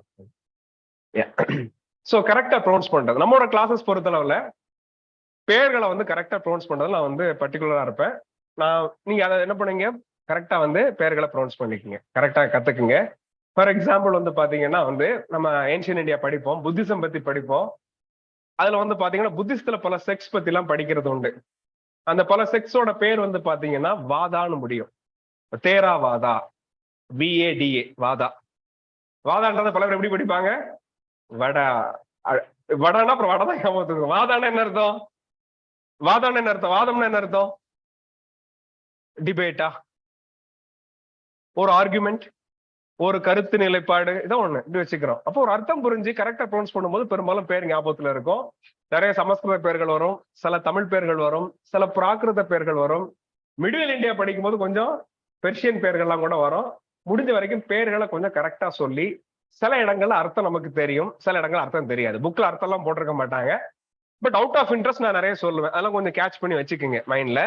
அர்த்தத்தை வச்சு கொஞ்சம் கனெக்ட் பண்ணி படிக்கவும் முயற்சி பண்ணுங்க. இதை பண்ணீங்கன்னா பெரும்பாலும் அந்த பேரோட சிக்கல் என்ன பண்ணிடலாம், ஈஸியா ஹேண்டில் பண்ணிடலாம். ஓகேங்களா? ஸோ ஹிஸ்டரியில ஒரு சிக்கல் அப்படின்னா அந்த பேர்கள் ஒரு சின்ன சிக்கல் தான் ஒத்துக்கிறேன். அதை நம்ம என்ன பண்ணலாம், இந்த மாதிரி பண்ணிக்கலாம். ஓகேங்களா? லாஜிக்கலா படிங்க. ஸோ பல நேரங்கள்ல என்ன பண்ண முடியும், ஈஸியா இது பண்ணிட முடியும். இயர்ஸ் பத்தி கவலைப்படாதீங்க. ஜஸ்ட் ஒரு ஸ்டோரி மாதிரி ஃப்ளோல எடுத்துட்டு போயிட்டே இருந்தா முடிஞ்சு போச்சு. ஓகேங்களா? அடுத்து இன்னொரு விஷயம் ஒண்ணு சொல்லுவாங்க, என்னன்னு கேட்டீங்கன்னா ஹிஸ்டரி வந்து ஒரு டெட் சப்ஜெக்ட் அப்படின்ட்டு, இறந்து போன சப்ஜெக்ட். ஏன்னா இறந்த காலத்தை பத்தி படிக்கிறோம், அதனால இறந்து போன சப்ஜெக்ட் அப்படின்னு நிறைய பேர் நினைக்கிறது உண்டு. அதை நான் என்ன பண்ண மாட்டேன், கண்டிப்பா ஒத்துக்க மாட்டேன். ஏன்னு கேட்டீங்கன்னா ஹிஸ்டரி பத்தி நமக்கு நிறைய விஷயங்கள் புதுசா தெரிய வந்துகிட்டே இருக்கும். ஃபார் எக்ஸாம்பிள் இப்ப கீழடி பத்தி பேப்பர் நிறைய பார்த்திருப்பீங்க. கீழடியில் எக்ஸ்கவேஷன்ஸ் எல்லாம் நடந்து அதை பத்தி நிறைய விஷயங்கள் தெரிய வந்துகிட்டே இருக்கு. நிறைய ஒரு சர்ப்ரைசிங்கான விஷயங்கள் தெரிய வருது. ஸோ நமக்கு புதுசு ஆதாரங்கள் கிடைக்கும் போது ஹிஸ்டரி என்ன ஆயிட்டு இருக்கும், லைட்டா மாடிஃபை ஆயிட்டே தான் இருக்கும். சயின்ஸ் மாதிரி தான். சயின்ஸ்ல நேத்து சரின்னு சொன்னது இன்னைக்கு தப்பாகலாம். ஹிஸ்டரிக்கும் அது பொருந்தும். அதே மாதிரி ஹிஸ்டரியை பொறுத்தல பல நேரங்கள்ல 1+1=2ன்ற மாதிரி வராது. அது மேத்தமேட்டிக்ஸ். ஹிஸ்டரி அப்படி இருக்காது. பல சமயங்கள் ஹிஸ்டரி என்ன பண்றோம், நம்ம கொஞ்சம் அசியூம் பண்ண வேண்டியிருக்கும். இப்படி இருக்கலாம், அப்படியும் இருக்கலாம், இப்படின்னு சொல்ல வேண்டிய ஒரு சூழல்லாம் வரலாம். ஸோ அதை நம்ம முதல்ல கொஞ்சம் புரிஞ்சுக்கிறது முக்கியமான ஒண்ணு. அப்ளை ஒரு logic, be creative while reading history, அது முக்கியமானது. சும்மா வந்து மகடிக்க கூடாது. அப்படியே வந்து 1+1=2ன்ற மாதிரி போனா நீங்க எதிர்பார்க்க கூடாது. ஓகேங்களா? சோ இதெல்லாம் நீங்க ரெடி ஆயிட்டீங்கன்னா, மென்டலி ரெடி ஆயிட்டீங்கன்னா ஹிஸ்டரின்றது ரொம்ப ஈஸியான ஒண்ணா இருக்கும். இதெல்லாத்தையும் ஞாபகத்துல வச்சுக்கோங்க. அதே மாதிரி கிளாஸ்ல வந்து நிறைய கொஸ்டின்ஸ் கேளுங்க. ஓகேங்களா? இன்னைக்கு கூட நான் எதிர்பார்க்கிறேன். உண்மையில வந்து யார் அந்த ஃபர்ஸ்ட் கொஸ்டினை கேட்பான்னு எதிர்பார்த்துட்டு இருக்கேன். ஓகேங்களா? ஃபைன். சோ நிறைய கொஸ்டின் கேளுங்க, டெய்லி கொஸ்டின் கேளுங்க, ஏதாவது ஒரு கொஸ்டின் கேளுங்க. கண்டிப்பா கொஸ்டின் கேட்கறதுக்கான தேவை எல்லா நாளுமே இருக்கும். ஆனா நம்ம கேட்கறது இல்லை. கேட்டா வந்து ஒரு தப்பா எடுத்து போறோம், அது நான் தப்பா எடுத்துக்கிறது வாய்ப்பே கிடையாது. ஓகேங்களா? அல்லது வேற யாரும் தப்பா எடுத்துப்பாங்களோ, எல்லாரும் நம்மள மாதிரி தான், தப்பா எடுத்துக்கிறதுக்கு ஒண்ணுமே கிடையாது. சோ ஃபீல் ஃப்ரீ, கொஸ்டின் கேளுங்க, லாஜிக்கலா படிங்க, கிரியேட்டிவா படிங்க, ட்ரை டு அண்டர்ஸ்டாண்ட் திங்ஸ். ஹிஸ்டரிக்கும் ஒரு லாஜிக் இருக்கு. அந்த லாஜிக்கை சொல்லி தர்றதுக்கு தான் நான் வந்துட்டு இருக்கேன், எனக்கு தெரிஞ்ச அளவுக்கு. இல்லைன்னா தேவைப்பட்டா உங்களுக்கு கத்துக் கொடுக்க இன்னும் கொஞ்சம் கூட நான் கூட கத்துக்கிறேன், ஒன்றும் தப்பு கிடையாது. ஓகேங்களா? சோ அப்படி படிச்சீங்கன்னா ஹிஸ்டரி வந்து ஈஸியான ஒன்னா தான் கண்டிப்பா இருக்கும். ஹிஸ்டரியோட கொஸ்டின்ஸ் நம்ம பார்க்க போறோம். ஓகேங்களா? பார்க்கும்போது உங்களுக்கு ஒரு பேட்டர்ன் தெரியும். சின்னதா ஒரு பேட்டர்ன் பார்ப்போம், இதுல இருக்கு, லைட்டா பாத்துக்கலாம். ஓகேங்களா? சோ அதுல வந்து பாத்தீங்கன்னா அவங்க கேட்கிற கொஸ்டின்ல அரௌண்ட் 60-70% கொஸ்டின்ஸ் வந்து பெரும்பாலும் ஓரளவுக்கு ஒழுங்கா படிச்சா ஆன்சர் பண்ண முடியும். That is to say 10 question கேட்டாங்கன்னா உங்களால கண்டிப்பா 6-7 கொஸ்டினுக்கு ஆன்சர் பண்ண முடியும். அதுக்கு ரெடி ஆகிறதுக்காக தான் கிளாஸ். 6-7ன்றது பெரிய நம்பரா அப்படின்னு கேட்டா கண்டிப்பா பெரிய நம்பர் தான். யூபிஎஸ்சி பொறுத்தவரை யூபிஎஸ்சில பெரும்பாலும் கட் ஆஃப் மார்க்ன்ற எங்க இருக்கும், 50% தான் இருக்கும். அப்ப ஹிஸ்டரியை பொறுத்தவரை உங்களால கொஞ்சம் அதிகமா ஸ்கோர் பண்ண முடிஞ்சதுன்னா வேற சில சப்ஜெக்ட்ஸ்ல கொஞ்சம் ஏதாவது ஒண்ணு தப்பி தவிர நமக்கு ஸ்கோர் பண்ண முடியல கூட என்ன பண்ண முடியும், பேலன்ஸ் பண்றதுக்கு வாய்ப்பா இருக்கும். ஹிஸ்டரியில் அப்படி ஒரு பாசிபிலிட்டி இருக்கு. ஹிஸ்டரி ஈஸி தான். ஆனா ஹிஸ்டரி வந்து எப்படி பல பேர் மிஸ் பண்றாங்கன்னா, படிக்க வேண்டிய விதத்துல படிக்கிறது இல்ல, அவங்களாவே சில விஷயங்களை மைண்ட்ல போட்டுப்பாங்க, அதனாலதான் மிஸ் ஆகுது. ஓகேங்களா? ஃபைன். அடுத்து இன்னொன்னு நான் சொல்லிடுறேன், இன்னொரு விஷயம் சொல்றேன், இதை தயவு செஞ்சு ஃபாலோ பண்ணுங்க. என்னன்னு கேட்டீங்கன்னா இதுவும் பல நேரங்கள்ல ரிசல்ட் வந்து மக்கள்கிட்ட குறைய வர்றதுக்கான முக்கியமான காரணங்கள் ஒண்ணா இருக்குது. அது என்னன்னு கேட்டீங்கன்னா இதுக்கு நான் ஒரு பெயர் வச்சிருக்கேன், கிளாஷ் ஆஃப் ஸ்ட்ராட்டஜிஸ் அப்படின்னு சொல்லிட்டு. ஓகேங்களா? அதாவது நான் ஒண்ணு சொல்லுவேன், இன்னொருத்தர் ஒண்ணு சொல்லுவாரு. நீங்க வந்து ஒரு ஹாஸ்டல்ல தங்கி இருப்பீங்க, இல்லாட்டி ஒரு பிஜில இருப்பீங்க அப்படின்னா உங்க கூட இருக்கிறவங்க ஒண்ணு சொல்லுவாங்க, அவங்க இன்னொரு அகாடமில போயிட்டு இருப்பாங்க, ஏதோ ஒண்ணு சொல்லுவாங்க, ஆளாளுக்கு ஒண்ணு சொல்லுவாங்க. நம்ம கடைசி என்ன ஆயிடும், அங்கே இங்கே அலாடிட்டு இருப்போம். அதனால ஒரு ஸ்ட்ராட்டஜியை கரெக்டா பிடிச்சிக்கங்க. அந்த ஸ்ட்ராட்டஜி சரியா இல்லையான்றதை செக் பண்றதுக்கு பழைய கொஸ்டின் பேப்பர்ஸை செக் பண்ணுங்க. ஓகேங்களா? அதே மீறி உங்களுக்கு இந்த மாதிரி ஒரு கிளாஷ் ஆஃப் ஸ்ட்ராட்டஜிஸ் இருக்குமானால் தயவு செஞ்சு என்ன பண்ணுங்க, குறிப்பிட்ட ஃபேக்கல்டி மெம்பர்கிட்ட தயவு செஞ்சு கன்சல்ட் பண்ணுங்க. கடைசி வரைக்கும் அந்த குழப்பத்திலே இருக்கக்கூடாது. குழப்பம்ன்றது ஒரு பெரிய எதிரி. அது ஸ்ட்ராட்டஜி வைஸா குழப்பமே இருக்கக்கூடாது. நீட்டா பிளான் பண்ணி அழகா எக்ஸிக்யூட் பண்ணணும். அழகான ஈஸியான வழிகள் இருக்கு, அதான் சொல்ல போறோம். அதே மீறி உங்களுக்கு டவுட் இருந்துச்சுன்னா தயவு செஞ்சு கேளுங்க. சில நேரங்கள்ல சில விஷயங்களுக்கு ஒண்ணுக்கு மேற்பட்ட வழிகளும் இருக்கலாம். இதான் வழின்னு சொல்ல முடியாது. அந்த இடத்துக்கு இப்படியும் போகலாம், இப்படியும் போலான்ற மாதிரி இருக்கலாம். அப்படின்ற பட்சத்தில் அதையும் நிறைய கிளாரிஃபை பண்றேன். டவுட் இருந்தா தயவு செஞ்சு என்கிட்ட கேட்டுருங்க. ஓகேங்களா? ஃபைன். நிறைய முக்கியமான விஷயங்கள் சொல்லியாச்சுது. இனி வரக்கூடிய கிளாஸ்ல சில விஷயங்கள் சொல்லுவேன், அப்பப்போ அது இது பண்ணிக்கோங்க. நான் முதல்ல சொன்ன மாதிரி இன்னைக்கு நம்ம டாபிக்ல இறங்க போறதே இல்லை, என்ன பண்ண போறோன்ற பிளானிங் மட்டும்தான். ஓகேங்களா? அதனால உள்ள என்ன இருக்குன்றதுக்குள்ள நம்ம இறங்க போறது இல்லை. இப்போ கணேஷர் நிறைய சொன்னார் இல்லையா, அந்த மாதிரி நான் போறது இல்லை இன்னைக்கு. அது நம்ம என்ன பண்ணுவோம், பின்னாடி வச்சுக்கலாம். ஓகேங்களா? கொஞ்சம் சிலபஸ் கவனிங்க. சிலபஸ் அப்படின்றது உங்களுக்கு தெரியும், யூபிஎஸ்சியோட நோட்டிபிகேஷன், சிவில் சர்வீஸ் எக்ஸாமினேஷனுக்கான நோட்டிபிகேஷன்ல வர்றதா சிலபஸ்.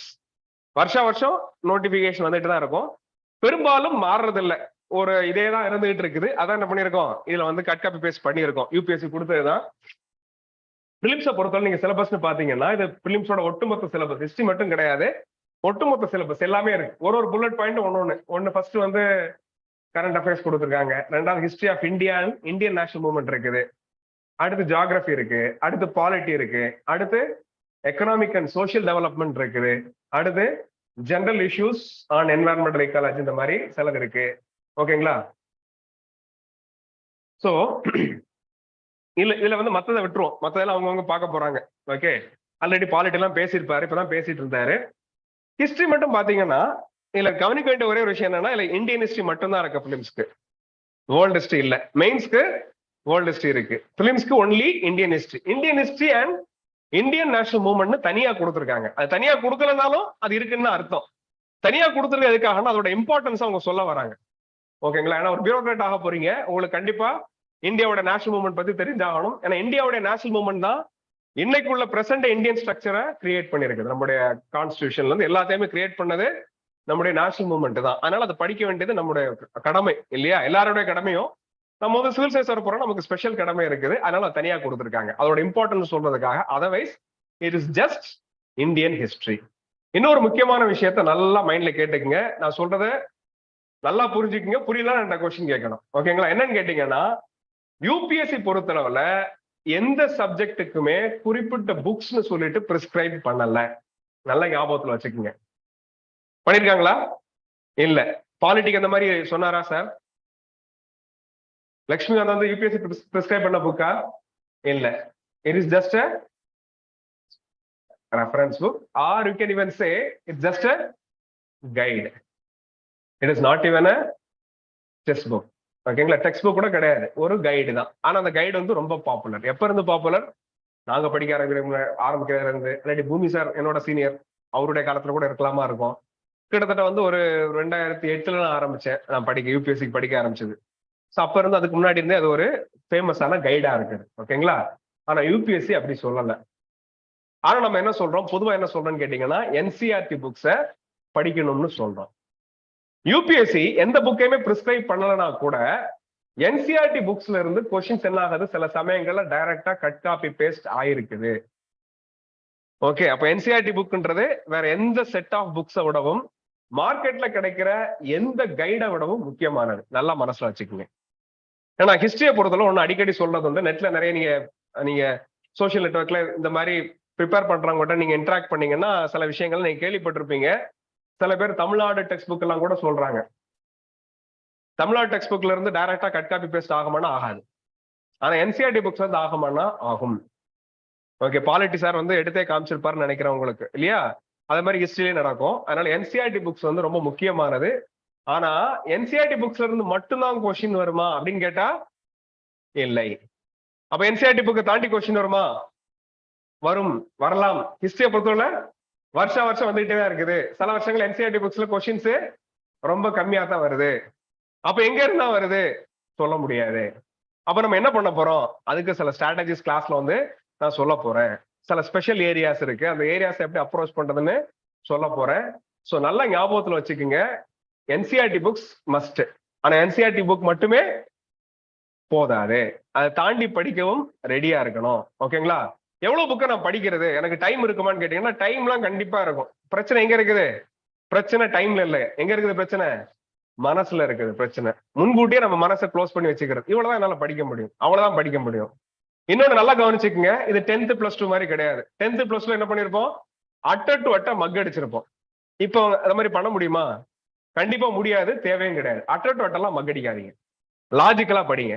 அது மாதிரி என்சிஆர்டி புக்ஸை படிக்கிறதுக்குன்னு ஒரு மெத்தட் இருக்கு. நம்ம வரக்கூடிய கிளாஸ்ல நான் வந்து தொடர்ந்து சொல்ல போறேன். சில விஷயங்களை செலக்ட் பண்ணி படிக்கலாம். நல்லா கவனிங்க, இந்த விஷயத்தையும் நீங்க நல்லா மனசுல உள்வாங்கிக்கங்க. ஹிஸ்டரியை பொறுத்தளவுக்கு நான் சொல்ல போற எல்லா என்சிஆர்டி புக்ஸையும் நீங்க படிக்க போறீங்க. நம்பர் அதிகமா கூட இருக்கலாம், சில சமயங்கள் இப்படி கூட ஆகும். ஏன்னா எனக்கு இது அடிக்கடி அனுபவம். எப்படின்னு கேட்டீங்கன்னா, நிறைய புக்ஸை படிக்க சொல்லும்போது மக்கள் என்ன பண்ணிடுறாங்க, நம்மளே பிடிக்காத ஆயிடும் ஒரு விதத்துல. ஓகேங்களா? இவர் வந்து நிறைய புக்கை படிக்க சொல்லி டார்ச்சர் பண்ற மாதிரி ஆயிடும். நம்ம வழி கிடையாது. எந்த புக்ல இருந்து வேணாலும் கொஸ்டின்ஸ் வர்றதுக்கு வாய்ப்பு இருக்கு என்சிஆர்டி புக்கை பொறுத்தளவுல. அதனால நீங்க யூபிஎஸ்சிக்கு படிக்கிறீங்க, பி ரெடி ஃபார் தட். ஓகேங்களா? ஓடுறதுக்கு ரெடியா இருக்கணும். நீங்க என்னன்னு கேட்டீங்கன்னா, எல்லாரும் படிக்கிற புக்கை தாண்டி நான் எக்ஸ்ட்ரா புக் நான் படிக்கணும். என்ன புக் படிக்கலாம், எல்லாத்தையும் படிச்சு முடிச்சு நீங்க கேட்கிற அளவுக்கு இருக்கணும் என்கிட்ட. நான் சொல்றது புரியுதுங்களா? ஓகே. சோ கொஞ்சம் கூடுதலா படிக்கணும், நான் வேகமா படிக்கலாம். நிச்சயமா வேகமா படிக்கிறதுக்கு பல டெக்னிக்ஸ் இருக்குது. ஓகேங்களா? உங்க அண்டர்ஸ்டாண்டிங் கூட கூட நீங்க படிக்கிற வேகம் கூடிக்கிட்டே இருக்கும். நான் அது நிச்சயமா ஹெல்ப் பண்றேன். ஓகேங்களா? நிறைய என்சிஆர்டி புக்ஸை ஒரு சில நாட்கள்ல படிச்சு முடிச்சிடலாம். அவர் பாஸ்ட்னு ஒரு சீரிஸ் இருக்கு. ஒரு புக்கை வந்து பாத்தீங்கன்னா ஒரு சில நாட்கள்ல படிச்சு இப்படி தூக்கி எறிஞ்சிடலாம். ரொம்ப சிம்பிள். ஓகேங்களா? அதனால புக்கோட நம்பரை கால்குலேட் பண்ணிட்டு பயப்படவே பயப்படாதீங்க. என்சிஆர்டி புக்ஸ் தேவை. அதை தாண்டியும் சில சோர்சஸ் இருக்குது. என்ன சோர்சஸ் எடுத்துக்கலாம் அப்படின்னு கேட்டீங்கன்னா, நான் வந்து ஒரு விஷயத்த நான் பொதுவா சொல்றேன், மைண்ட்ல வச்சுக்கோங்க. என்ன அப்படின்னு கேட்டீங்கன்னா, சில அபிஷியல் சோர்சஸ் எடுங்க, கையில எடுங்க எப்பவுமே. என்சிஆர்டின்றது என்னது? National council for educational research and training அப்படின்ற கவர்மெண்ட் எஸ்டாப்ளிஷ் பண்ண ஒரு கவுன்சிலோட புக். அவங்க ரெடி பண்ற புக், கவர்மெண்டே போடுற புக்னே வச்சுக்கோங்க, ரொம்ப சிம்பிளா. ஸோ அதை நீங்க படிக்கலாம். அதே மாதிரி கவர்மெண்ட்டுக்கு அப்படின்னு சொல்லிட்டு புக்ஸை பப்ளிஷ் பண்றதுக்குன்னு ஒன்று இருக்குது. நேஷனல் புக் ட்ரஸ்ட்னு ஒன்று இருக்கு, என்பிடி அப்படின்றது. இந்த அப்ரிவேஷன் ஞாபகத்தில் வச்சுக்கோங்க. நல்லா கவனிங்க, வெப்சைட்ஸ்லயோ மற்ற அகாடமிஸ்லயோ சொல்றது இல்லை. அப்புறம் நம்ம ஏன் சொல்றோம்? கொஞ்சம் அட்வான்ஸா இருக்குன்னு ஆசைப்பட்டீங்கன்னா படிக்கலாம். நான் மற்றவங்களோட ஒருபடி கூடுதலா இருக்கணும்னு ஆசைப்பட்டீங்கன்னா இந்த வேலைகள்லாம் செஞ்சாகணும் இல்லையா? அதே மாதிரி வந்து பாத்தீங்கன்னா இக்னோன்னு ஒன்று இருக்கு, IGNOU, Indira Gandhi national open university அப்படின்னு சொல்லிட்டு. அதோட புக்ஸுமே கூட வந்து பாத்தீங்கன்னா, புக்ஸ் கிடையாது அது, அதுல வந்து ஆமா புக்லெட் வரும். நீங்க அந்த டிகிரி எல்லாம் ஜாயின் பண்ணா, இல்லைன்னா நெட்ல வந்து தேடலாம். நெட்ல தேடிங்கன்னா கிடைக்கும். இந்த மாதிரியான சோர்சஸ்க்கு அதிகமான இம்பார்ட்டன்ஸ் கொடுங்க. ஏன்னா இந்திரா காந்தி நேஷனல் ஓப்பன் யூனிவர்சிட்டிங்கிறது வந்து கவர்மெண்ட் நடத்துறது. ஓகேங்களா? அப்போ நீங்க புக்ஸ் அப்படின்னு வரும்போது என்சிஆர்டி இதெல்லாம் வந்து முக்கியமான இது கொடுங்க. ஓகேங்களா? எல்லாத்தையும் படிக்கணுன்ற அவசியம் கிடையாது. எதை படிக்கணும்னு எப்போ டவுட் வந்தாலும் என்கிட்ட கேளுங்க.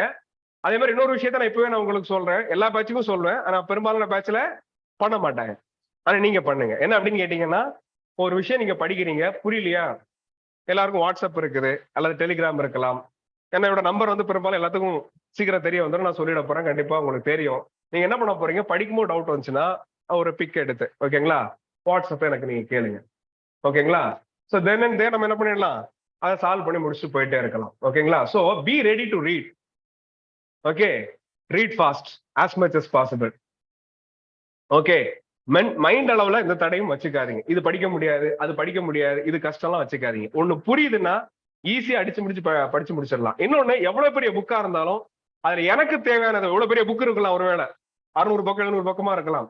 ஆனா அந்த புக்ல எனக்கு 50 பக்கம் தான் வேணும்னா அந்த 50 பக்கத்தையும் எனக்கு செலக்ட் பண்ணி வாசிக்க தெரியணும். அந்த ஸ்கில்ஸை வந்து வளர்த்துக்கணும்.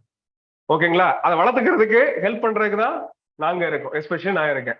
நான் வந்து அதான் நம்புறேன். உங்களுக்கு வந்து எல்லாத்தையும் என்ன பண்ண முடியாது, கையில வாழைப்பழத்தை உரிச்சு கொடுத்த மாதிரி கொடுக்க முடியாது. ஆனா வாழைப்பழத்தை உரிச்சு எப்படி சாப்பிடுறதுன்றது என்ன பண்ணலாம், கத்து கொடுக்கலாம். மீன் கொடுக்க போறதுல மீன் பிடிக்க கத்து கொடுக்க போறோம். உங்களுக்கு உங்களுடைய ஸ்கில்ஸ் வந்து வளரணுன்றதான் என்னுடைய இது. ஓகேங்களா? சோ எப்படி செலக்ட் பண்ணி எது எக்ஸாமுக்கு தேவைப்படும், எதை செலக்ட் பண்ணும், எதை படிக்கணுன்றத சொல்லி கொடுக்க போறோம். அதான் நம்மளுடைய விஷயமா இருக்க போது. ஸோ நிறைய இன்ட்ராக்ட் பண்ணுங்க, நம்ம நிச்சயமா கத்து கொடுக்கலாம். ஆனா மைண்ட் அளவுல ஒரு தடையை வச்சுக்காதீங்க. எஸ்,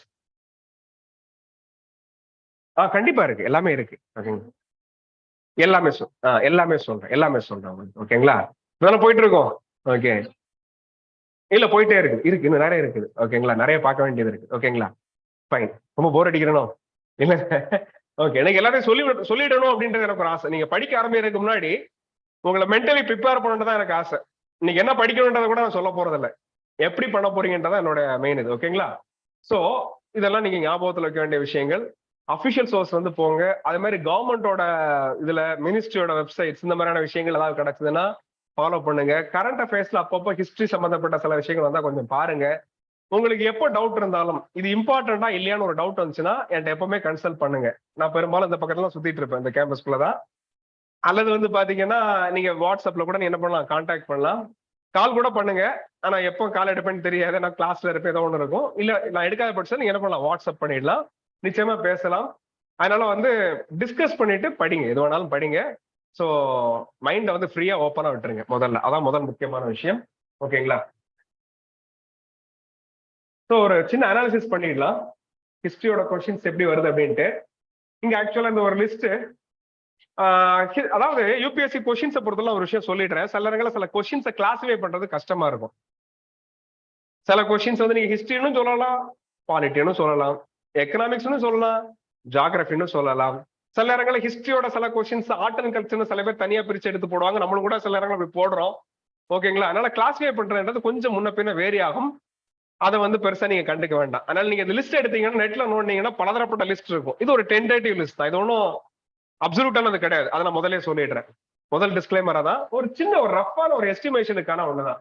நீங்க 2011 இருந்து 20 வரைக்கும் இருக்கு, 21, 22 நான் தனியா போட்டிருக்கேன், அடுத்தடுத்த ஸ்லைட்ல இருக்குது.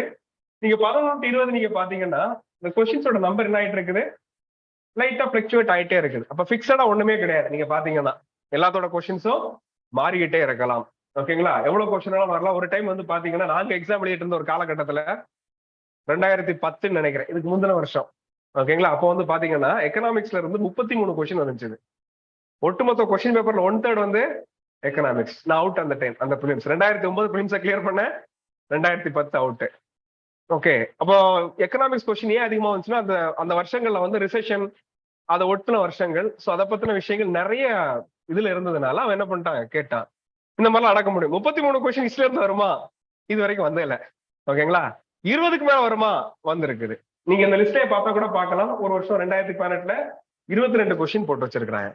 ஓகேங்களா? வேரி ஆகிட்டே இருக்குது. நம்ம ரஃபா எடுத்தோம்னா கிட்டத்தட்ட வந்து ஒரு 15ல இருந்து 20 கொஸ்டின் வச்சுக்கலாம். History and art and culture together அப்படின்ற மாதிரி வச்சுப்போம். அப்படி எடுத்துக்கிட்டா 15ல இருந்து 20, ரேர் அக்கேஷன்ஸ்ல 20 தாண்டி வரலாம்.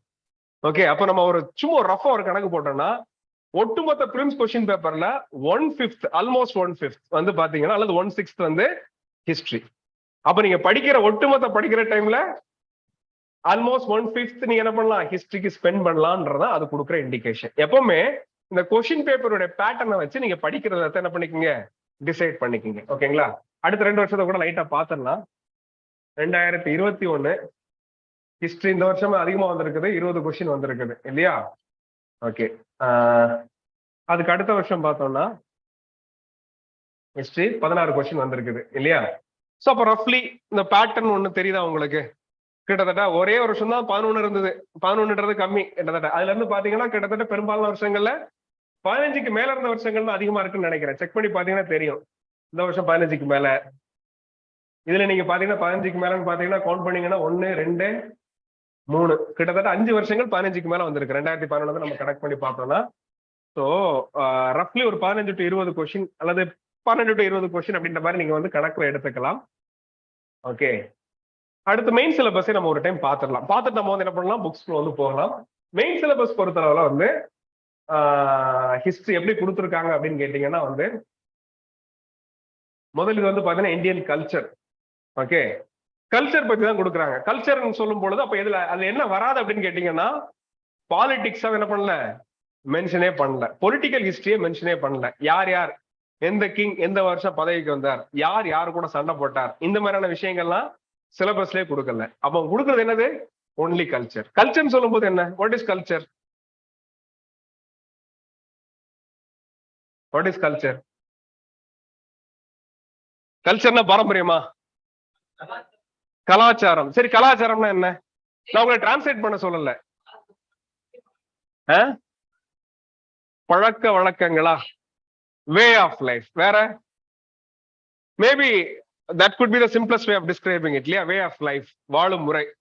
வாழும் முறையோட பல அம்சங்கள், அது ட்ரெஸ் பண்றதா இருக்கலாம், சாப்பிட்றதா இருக்கலாம், பேசுறதா இருக்கலாம், நம்மளோட ஆர்ட் ஃபார்ம்ஸா இருக்கலாம், எல்லாமே கல்ச்சர்ன்ற ஒரு விஷயத்துக்குள்ள வந்துடுது. அல்லது வேற மாதிரி சொன்னா ஹிஸ்டரியோட பாயிண்ட் ஆஃப்ல பார்த்தா ஆர்கிடெக்சர், ஓகேங்களா, ரிலிஜியன், ஓகே, லாங்குவேஜஸ், இந்த மாதிரியான விஷயங்கள். அப்போ சிலபஸ்ல ஒரு விஷயம் தெளிவா கொடுத்துட்டான். என்ன அப்படின்னு கேட்டீங்கன்னா, ஹிஸ்டரியை நம்ம மூணா பிரிச்சுப்போம். நம்ம Indian history, ancient history, medieval history, modern history அப்படி நம்ம பிரிச்சுக்கிட்டோம்னா, ஏன்ஷியன் அண்ட் மிடிவல் பீரியடை பொறுத்தளவுல மெயின்ஸ்க்கு பிலிம்ஸ்ல வந்து ஒட்டுமொத்தமா கொடுத்துட்டான். பிலிம்ஸ்ல வந்து எதுவும் ஸ்பெசிஃபை பண்ணல. மெயின்ஸை பொறுத்தவரை கவனிச்சீங்கன்னா அவன் என்ன சொல்லிட்டான், கல்ச்சர்னு மட்டும் கொடுத்துட்டான். அப்ப மத்த விஷயங்கள் என்ன பண்ணல, அவன் பெருசா கண்டுக்கல. அப்ப மத்த விஷயங்கள் வராதா, ஒரு பாலிடிக்ஸ் பத்தி கொஸ்டின் வராதானா பெரும்பாலும் வராது. 99% வர்றதில்லை, வாய்ப்பு இல்லை. ஓகேங்களா. அப்போ கிங்க பத்தி ஏதாவது வருமா, வரலாம். எப்படி வரலாம், அவரையும் கல்ச்சரையும் முடிச்சு போட்டு மட்டும் தான் கேள்வி கேட்க முடியும். ஃபார் எக்ஸாம்பிள் கிருஷ்ணதேவராயா, இப்படி ஒரு கிங் கேள்விப்பட்டிருக்கீங்களா? கிருஷ்ணதேவராயா என்ன கல்ச்சருக்கு என்ன கான்ட்ரிபியூட் பண்ணார், இந்த மாதிரி ஒரு கொஸ்டின் கேட்டிருந்தாங்க. அங்க அந்த கொஸ்டின் என்னது, கல்ச்சர் கொஸ்டின் தான், பாலிடிக்ஸ் கொஸ்டின் இல்ல. புரியுதா உங்களுக்கு? அப்ப பாலிடிக்ஸ் என்ன பண்ணிட்டா, சிலபஸ்ல ஒரு விதமா மறைமுகமா வெளியில தூக்கி வச்சுட்டான். அதை கவனிங்க. எப்பவுமே சிலபஸை ரீட் பண்ணணும் நல்லா, ஓகேங்களா. சோ நீங்க கவனிக்க வேண்டிய விஷயம் அது ஒண்ணு. அடுத்தது வந்து பாத்தீங்கன்னா மாடர்ன் இந்தியன் ஹிஸ்டரி. அடுத்து அல்ல இன்னொரு விஷயம், அந்த ஃபர்ஸ்ட் இதுலயே பாருங்க, salient aspects of art forms, literature and architecture. நம்ம மூணு விஷயத்த ஸ்பெஷலா கொடுத்துருக்காங்க, literature, architecture and other art forms. Art forms சொல்லும் பொழுது அதை பலதா பிரிக்கலாம். ஃபைன் ஆர்ட்ஸ் சொல்லலாம். ஃபைன் ஆர்ட்ஸ் என்ன, ஃபைன் ஆர்ட்ஸ் நுண்கலை. சரி, நுண்கலை என்ன டிரான்ஸ்லேட் பண்ணிட்டு இருக்கீங்க, பெயிண்டிங் அந்த மாதிரியான. டான்சிங் நம்ம வந்து பெர்ஃபார்மிங் ட்ரெடிஷன் சொல்லுவோம். பெர்ஃபார்மிங் ஆர்ட் ஃபார்ம்ஸ்னா வந்து நம்ம பெர்ஃபார்ம் பண்றது, சிங்கிங், டான்சிங், தியேட்டர் எல்லாம் பெர்ஃபார்மிங். பெயிண்டிங் இந்த மாதிரியான விஷயம் எல்லாம் ஃபைன் ஆர்ட்ஸ். பெயிண்டிங், ஆர்கிடெக்சர் இந்த மாதிரியான விஷயங்கள், அல்லது கல்ச்சர், ஓகே, இதெல்லாம் ஓகே. இதே மாதிரி தனித்தனியா பிரிச்சுப்போம். அது போக ஹேண்டிகிராஃப்ட்ஸ் இருக்குது. ஹேண்டிகிராஃப்ட்ஸ்னா கைவினை பொருட்கள்னு சொல்றோம். அது பெரும்பாலும் பயன்படக்கூடிய ஒரு விஷயம், ஓகேங்களா. இந்த மாதிரி நம்ம என்ன பண்ணலாம், பலதரப்பட்ட ஆர்ட் ஃபார்ம்ஸ் பத்தி பேசலாம். கிளாஸ்ல டீடைலா பேச போறோம். இப்போ ஃபர்ஸ்ட் டாபிக் அதான் சொல்லிட்டாங்க. ரெண்டாவது டாபிக் பாத்தீங்கன்னா மாடர்ன் இந்தியா பொறுத்தளவுல history from about the middle of 18th century until the present, significant events, personalities, issues சுருக்கமா கொடுத்திருக்காங்க. அப்போ மாடர்ன் இந்தியன் ஹிஸ்டரி சொல்லும் பொழுது 18th century மிடில் இருந்து, 18th centuryனா எந்த வருஷம், 17ல ஆரம்பிக்கும். Very good. 1701 இருந்து 1701 இருந்து ஆரம்பிக்கிறது 18th century. கரெக்டா? யாருக்கா கன்ஃபியூஷன் இருக்கா அதை பத்தி? ஏன்னா ஃபர்ஸ்ட் செஞ்சுரிங்கிறது 0 to 100, 101 இருந்து செகண்ட் செஞ்சுரி, 201 இருந்து தேர்ட் செஞ்சுரி. ஓகே, ஒரு நம்பர் குறைச்சு வச்சுக்கணும். 18th 17 ஆரம்பிக்கணும். மிடில் ஆஃப்னு சொல்லும் பொழுது 1750க்கு அப்புறம் இருந்துன்னு அர்த்தம். ஓகே, அதுல இருந்து முக்கியமான விஷயங்கள் எல்லாமே அப்படின்னு சொல்லிட்டாங்க. அடுத்தது ஃப்ரீடம் ஸ்ட்ரகிள். நம்ம ஏற்கனவே சொன்னோம், நேஷனல் மூவ்மெண்ட்னாலும் ஃப்ரீடம் ஸ்ட்ரகிள்னாலும் ஒண்ணுதான். It's various stages and important contributors / contributions from different parts of the country. ஓகேங்களா. நேஷனல் மூவ்மெண்ட்டை படிக்க போறோம், அல்ல டிஃபரெண்ட் ஸ்டேஜஸ் இருக்கு, படிக்க போறோம். அடுத்தது வந்து பாத்தீங்கன்னா post independence consolidation and reorganisation within the country. என்ன சொல்ல வராங்க, நீளமா நீட்டி முளைக்க இருக்காங்க, என்ன சொல்ல வராங்க, எனி ஐடியா? ஆஃப்டர் இண்டிபெண்டன்ஸ் அப்புறம் என்ன, இந்த கன்சாலிடேஷன், ரீஆர்கனைசேஷன் அதெல்லாம் என்ன சொல்லியிருக்காங்க? ஒருங்கிணைக்கிறாங்களா? எதை ஒருங்கிணைக்கிறாங்க? Okay, super. தெரியலையா பின்னாடி இருந்து? Okay okay, very good. இப்போ அது அதே மாதிரி இன்னொரு விஷயம் நீங்க ஒரு கேள்விப்பட்டு, அது பார்ட்டிஷன். அது பார்ட்டிஷனா நம்ம இருந்து பாகிஸ்தானை பிரிச்சு கொண்டு போனது, ஆல்ரெடி பிரிஞ்சுட்டு போனது. ரீஆர்கனைசேஷன்றப்போ நம்முடைய ஸ்டேட்டோட பவுண்டரிஸ் மாறி இருக்குது. Because once upon a time, super, Madras பிரசிடென்சின்னு சொன்னோம். அந்த மெட்ராஸ் பிரசிடென்சிக்குள்ள சூப்பர் 4 ஸ்டேட்டோட பார்ட்ஸ், ஃபுல் ஸ்டேட்ஸ் கிடையாது, பார்ட். ஓகே, 4 மொழி பேசக்கூடியவங்க இருந்தோம் ஒன்னா. இது கேள்விப்பட்டிருக்கீங்களா? ஓகே, அப்புறம் என்ன ஆச்சுது, ஆந்திரா பிரிச்சுட்டு போனாங்க. ஒருத்தர் உண்ணாவிரதம் இருந்தாரு, ஆந்திரா பிரிஞ்சுது. அதுக்கப்புறம் வரிசையா நாட்டுல மொழிவழி மாநிலங்கள்னு சொல்லுவோம், லிங்குவிஸ்டிக் ரீஆர்கனைசேஷன் அப்படின்னு சொல்றது உண்டு. மொழிவழி மாநிலங்களா பிரிச்சுக்கிட்டோம். அப்புறம் நிறைய விஷயங்கள் நடந்திருக்குது, அந்த ஸ்டேட்ஸோட இதெல்லாம் வந்து மாறி இருக்குது. அதெல்லாம் ரீஆர்கனைசேஷன். கன்சாலிடேஷன் என்னன்னு கேட்டீங்கன்னா, ஒரு நாடா நம்மள என்ன பண்ண வேண்டியிருக்குது, தக்க வைக்க வேண்டியிருக்குது, நம்மளை நாமளே கட்ட வேண்டியிருக்குது, நமக்கான அடிப்படைகளை உண்டாக்க வேண்டியிருக்குது. எப்படி நம்முடைய அடிப்படைகளை உண்டாக்கணும்? சயின்ஸ் அண்ட் டெக்னாலஜியா இருக்கலாம், நமக்கு தேவையான சாப்பாடா இருக்கலாம். உங்களுக்கு தெரிஞ்சிருக்காது, நீங்க உங்க தாத்தா பாட்டிகள் இருந்தா கேளுங்க. இப்ப என்னோட அம்மா அப்பா எல்லாம் வந்து பாத்தீங்கன்னா சுதந்திரத்துக்கு முன்னாடி பிறந்தவங்க. தேர் நோ மோர். 40s பிறந்தவங்க. They are 40s kids. நான் 80s கிட். ஓகேங்களா? சோ அவங்ககிட்ட கேட்டீங்கன்னா எங்க அம்மா எல்லாம் சொல்லுவாங்க அடிக்கடி, எங்க அப்பெல்லாம் வந்து பாத்தீங்கன்னா வந்து எங்க ஊர் ஃபுல்லா வந்து கிறிஸ்டியன்ஸ். ஓகேங்களா? எங்க ஊர்ல வந்து முக்கியமான ஃபெஸ்டிவல்ஸ்னா கிறிஸ்துமஸும் ஈஸ்டரும். அந்த 2 நாள்லாம் வந்து இட்லி எல்லாம் சமைப்பாங்க எங்க அம்மாவோட காலகட்டத்துல. மிச்சம் எல்லா நாளும் சோளாச்சோறு. சோளாச்சோறுனா தெரியுமா? சோளத்துல சோறு பொங்குவாங்க, நல்லா கும்ப மாதிரி கூச்சி வச்சு நடுவில் ஒரு குழியை பண்ணி. எங்க ஊர் வந்து கோஸ்டல் வில்லேஜ். சோ நல்லா மீன் கிடைக்கும். மீன் குழம்பு நடுவில் ஊத்தி விரவி அடிக்க வேண்டியது சாப்பாடு. கேள்விப்பட்டிருக்கீங்களா? சில இடங்கள்ல கம்பங்கூழா இருக்கும், கேள்விப்பட்டிருப்பீங்களா? நம்மள மாதிரி டெய்லி அரிசி சோறு, அது கூட பரவாயில்ல, டெய்லி பீட்சா, பர்கர், வேற என்ன நிறைய வந்துகிட்டே இருக்குல்ல. என்னெல்லாமோ சொல்றாங்க, ஒன்னும் எனக்கு பாதி புரிய மாட்டேங்குது. திடீர்னு பார்த்தா ஹாலப்பினோன்றாங்க, இது என்னது ஒண்ணுமே புரியல. ஓகேங்களா? விதவிதமா வருது. நம்ம என்னெல்லாமோ சாப்பிடுறோம். இந்த மால்லாம் போனா என்னெல்லாமோ இருக்குது, பாதி பேரு தெரிய மாட்டேங்குது அந்த மெனு எல்லாம் பார்த்தா. இவ்வளவு சாய்ஸஸ் எல்லாம் அன்னைக்கு இல்ல. இன்னும் சொல்ல போனா பாதி மக்கள் பட்டினி கிடந்திருப்பாங்க. இப்படி ஒரு காலம் இருந்தது. ஓகேங்களா? சோ அந்த காலகட்டத்துல இருந்து நம்ம எப்படி இந்த இடத்துக்கு வந்திருக்கோம், எப்படி நம்ம கன்சால்டேட் பண்ணிருக்கோம், நமக்கான விஷயங்களை வந்து உண்டாக்கணும், என்னென்ன பிரச்சனைகளை நம்ம கடந்து வந்தோம், எல்லாத்தையும் நம்ம சுருக்கமா ஒரே வார்த்தையில சொல்றோம், கன்சாலிடேஷன். Post independence consolidation. சுதந்திரம் வாங்கிட்டு எப்படி நம்மள நாமளே உறுதிப்படுத்திக்கிட்டோம், நமக்கான விஷயங்களை உண்டாக்கணும். அதான். ஓகேங்களா? அது ஒண்ணு. அடுத்தது இது நல்லா கவனிங்க. அப்ப இது மெயின் இதுல கிடையாது, பிலிம்ஸ் கிடையாது, பிலிம்ஸ்ல உண்டு. ஏன்னா இந்தியன் ஹிஸ்டரி வரும்போது அதுக்குள்ள அது ஒளிஞ்சிட்டு வந்துடுது. ஆனா மெயின்ஸ்ல தனியா கொடுத்துருக்காங்க. ஓகேங்களா?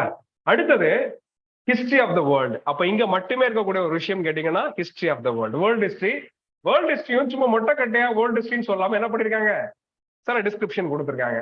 Okay, from the 18th century. அப்ப 18th centuryக்கு முந்தின ஹிஸ்டரி நமக்கு தேவையில்லை. எஜிப்சியன் சிவிலைசேஷன் பத்தி நம்ம படிக்கணுமா?